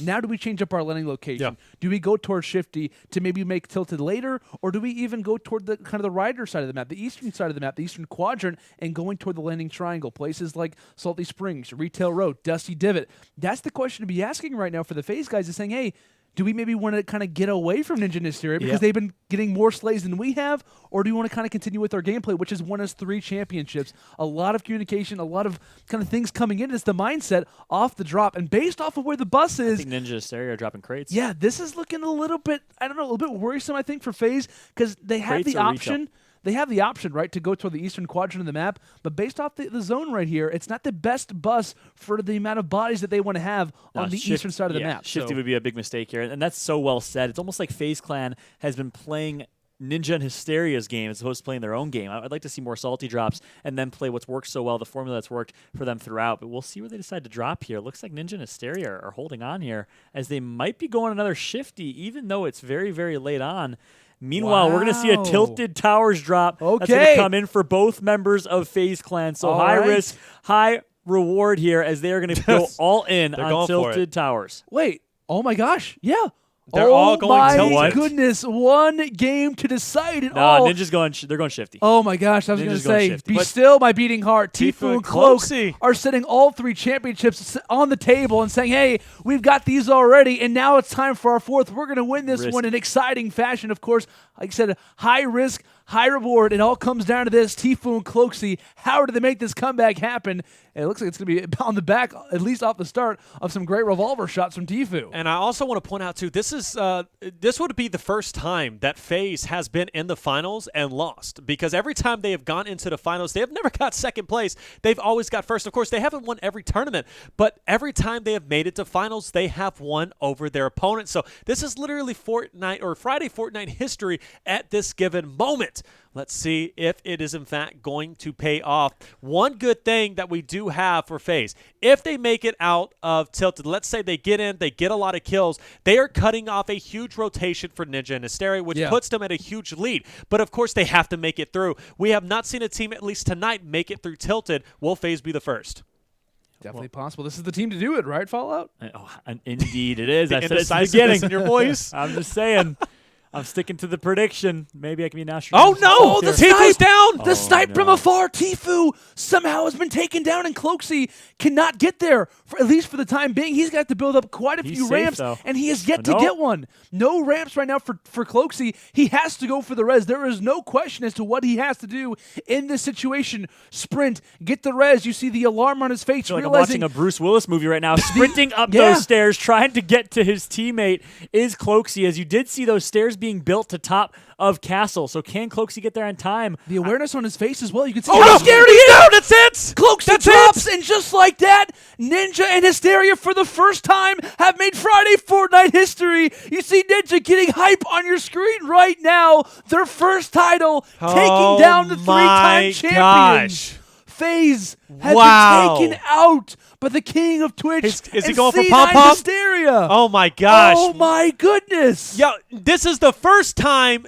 the curse is lifted. Ninja has gotten second place at least once overall. He wanted that first place, and he managed to get it. Hysteria as well, doing good on his organization. What a play. Ninja and Hysteria are the Friday Fortnite Week 8 champions. FaZe, the gods of Friday Fortnite, have shown that they can bleed, and Ninja takes him out. Unbelievable story from the losers bracket. Ninja and Hysteria claw their way back, and I love the story of this. Ninja and Hysteria placed 4th place last week. Ninja could have easily said, you know what, I want to play with maybe a FaZe member, whoever it might be, sticks with his teammate, grinds it out, and secures his first Friday Fortnite championship. An unbelievable performance. Game 1 was phenomenal. Game 2 even better. Game 1 of the second reset was amazing. I mean, what a great display of skill, and goes to show how exciting Friday Fortnite really is.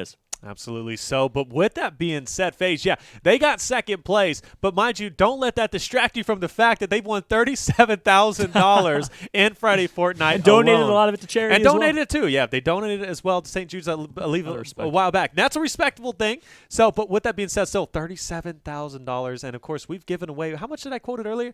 Like 140, no, but like $135,000 plus from Friday Fortnites alone. Of course, this is our week 8, and you couldn't ask for a better one. I'm excited. I know the crowd was excited, but the FaZe boys finally losing and getting second place. Ninja, well deserved. He's literally played in every single Friday Fortnite, and except for week 1. Except for week 1, but on there he's played in 7 of them, and he finally gets his victory. Yeah, and it comes here, right, versus the FaZe boys. If you're going to get a win, right, you want to do it versus the best team, the best duo squad in the 100%. world. And you could absolutely argue it is going to be the FaZe boys and Tfue and Cloaksy, but what a grand final. I mean, I think we have to say it. GG's to both sides. Of course, 100%, FaZe put on one heck of a show, making their way all throughout the winners bracket. Like you already mentioned, Ninja and Hysteria, an incredible story through the losers bracket, playing countless tournaments, trying to get in preparation for the Friday Fortnite title, the one title in Fortnite that Ninja didn't have. He's won Ninja Vegas, right, a few tournaments. He won the E3 tournament, but he had yet to win Friday Fortnite, and he wins it here in week 8.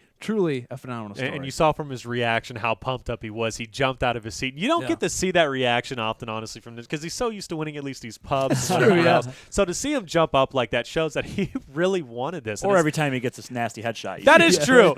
But you know, it comes down to the fact, for Ninja, as we know, one of the most popular streamer out there. It's not about the money. It's about that W. It's about the first place. So competitive. That's literally all he cared about at this point, and he got it. And wow, I'm proud of him. I'm proud of Hysteria. I'm proud of the FaZe guys for taking it as well. And, of course, you got to give it to Sypher and his teammate, too. I mean, they played well. Jaomock, they played so incredibly well, too, getting 3rd place. We saw a lot of firsts tonight. And I got to tell you, couldn't ask for a better Friday Fortnite. It only gets better every single time we watch. That is so true. And, of course, Courage making it to 4th place as well. So consistently improving week over week. Of course, the rising star of Fortnite, he's been playing incredibly well, and his following has as well. It's just, but across the board, it was an amazing day of Fortnite action. I mean, wow. For Ninja to do it with his longtime teammate, Hysteria from the Halo days. I mean, again, it's not about the money for Ninja. It's not about anything but pride and the competitive nature of this guy. It's awesome to see him finally get that W on the board. And, of course, to mention, too, Tendon and his partner, who came from Saturday Fortnite, had a great placing as well. We saw them take out King Rich and Aimbotcalvin in 1st round. And, of course, they eventually ended up getting eliminated, but showing the potential that they truly have. Last time that happened, we saw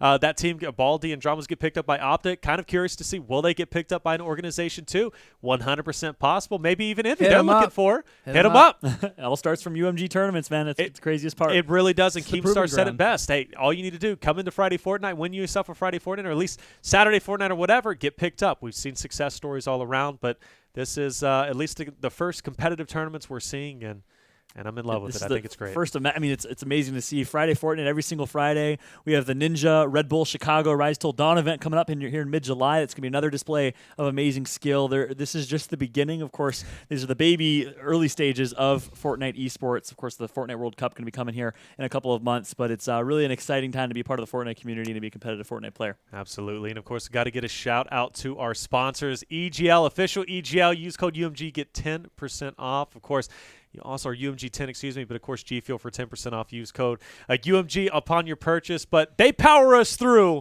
our broadcast. 4 of these, let me tell you. Shout out to G Fuel, man. I drank 2 tonight. I don't know. You drank at least, what, 1? 3 or 4, actually. Oh, my gosh. 4 o'clock train ride this morning to be here. I had so much you love Fortnite, but G Fuel is literally keeping me awake. Trust me, his night is going to continue. I believe that. And, of course, Landon, you don't drink too much G Fuel yourself, but at least when you do, I know you love it. Oh, I do actually drink quite a bit of G Fuel. Actually, in the morning for work and whatnot, we're working on editing those videos, of course, on youtube.com/UMG events.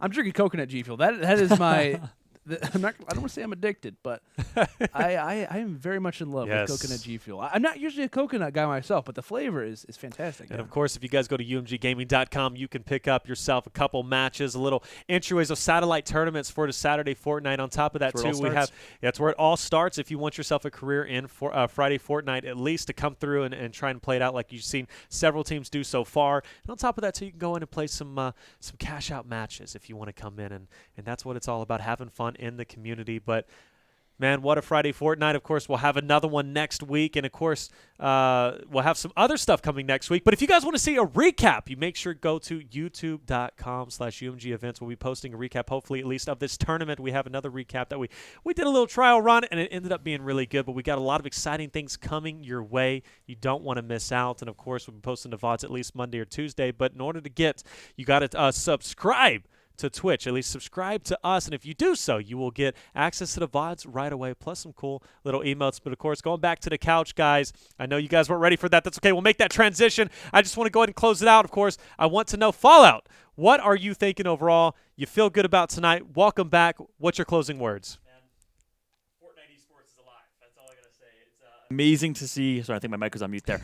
Fortnite esports is live, as I was saying. It is awesome to see Fortnite in its true competitive nature. Of course, seeing the highest level of Fortnite performance I think I've seen yet today really, really uplifted me and got me super excited for what is to come. This is the best display of skill I've seen so far in competitive Fortnite. Very, very excited for a lot more to come. I'll be casting another Fortnite event on Sunday, and absolute honor to be here. Really appreciate the opportunity to be involved. Congratulations to Ninja and Hysteria on their first Fortnite win, and I'm so excited for the future of Fortnite esports. Absolutely. And Landon, what do you got to say, buddy? I mean, just echoing the sentiments, of course, from Fallout. I mean, just super excited to be involved with Fortnite esports, Fortnite competitive in its infancy stage.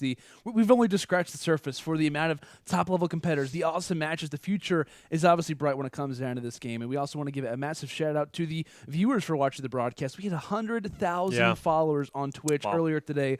Unbelievable stuff. I want to thank all of you guys for hitting that follow button, watching the broadcast. If you watch one broadcast or all 7 or 8 of them that we've done, we want to give a massive thank you to you for, of course, just being a part of the UMG family. And, of course, along with that, great working with you guys. As usual, shout out to Ryan, shout out to the production team for always making these tournaments run smoothly.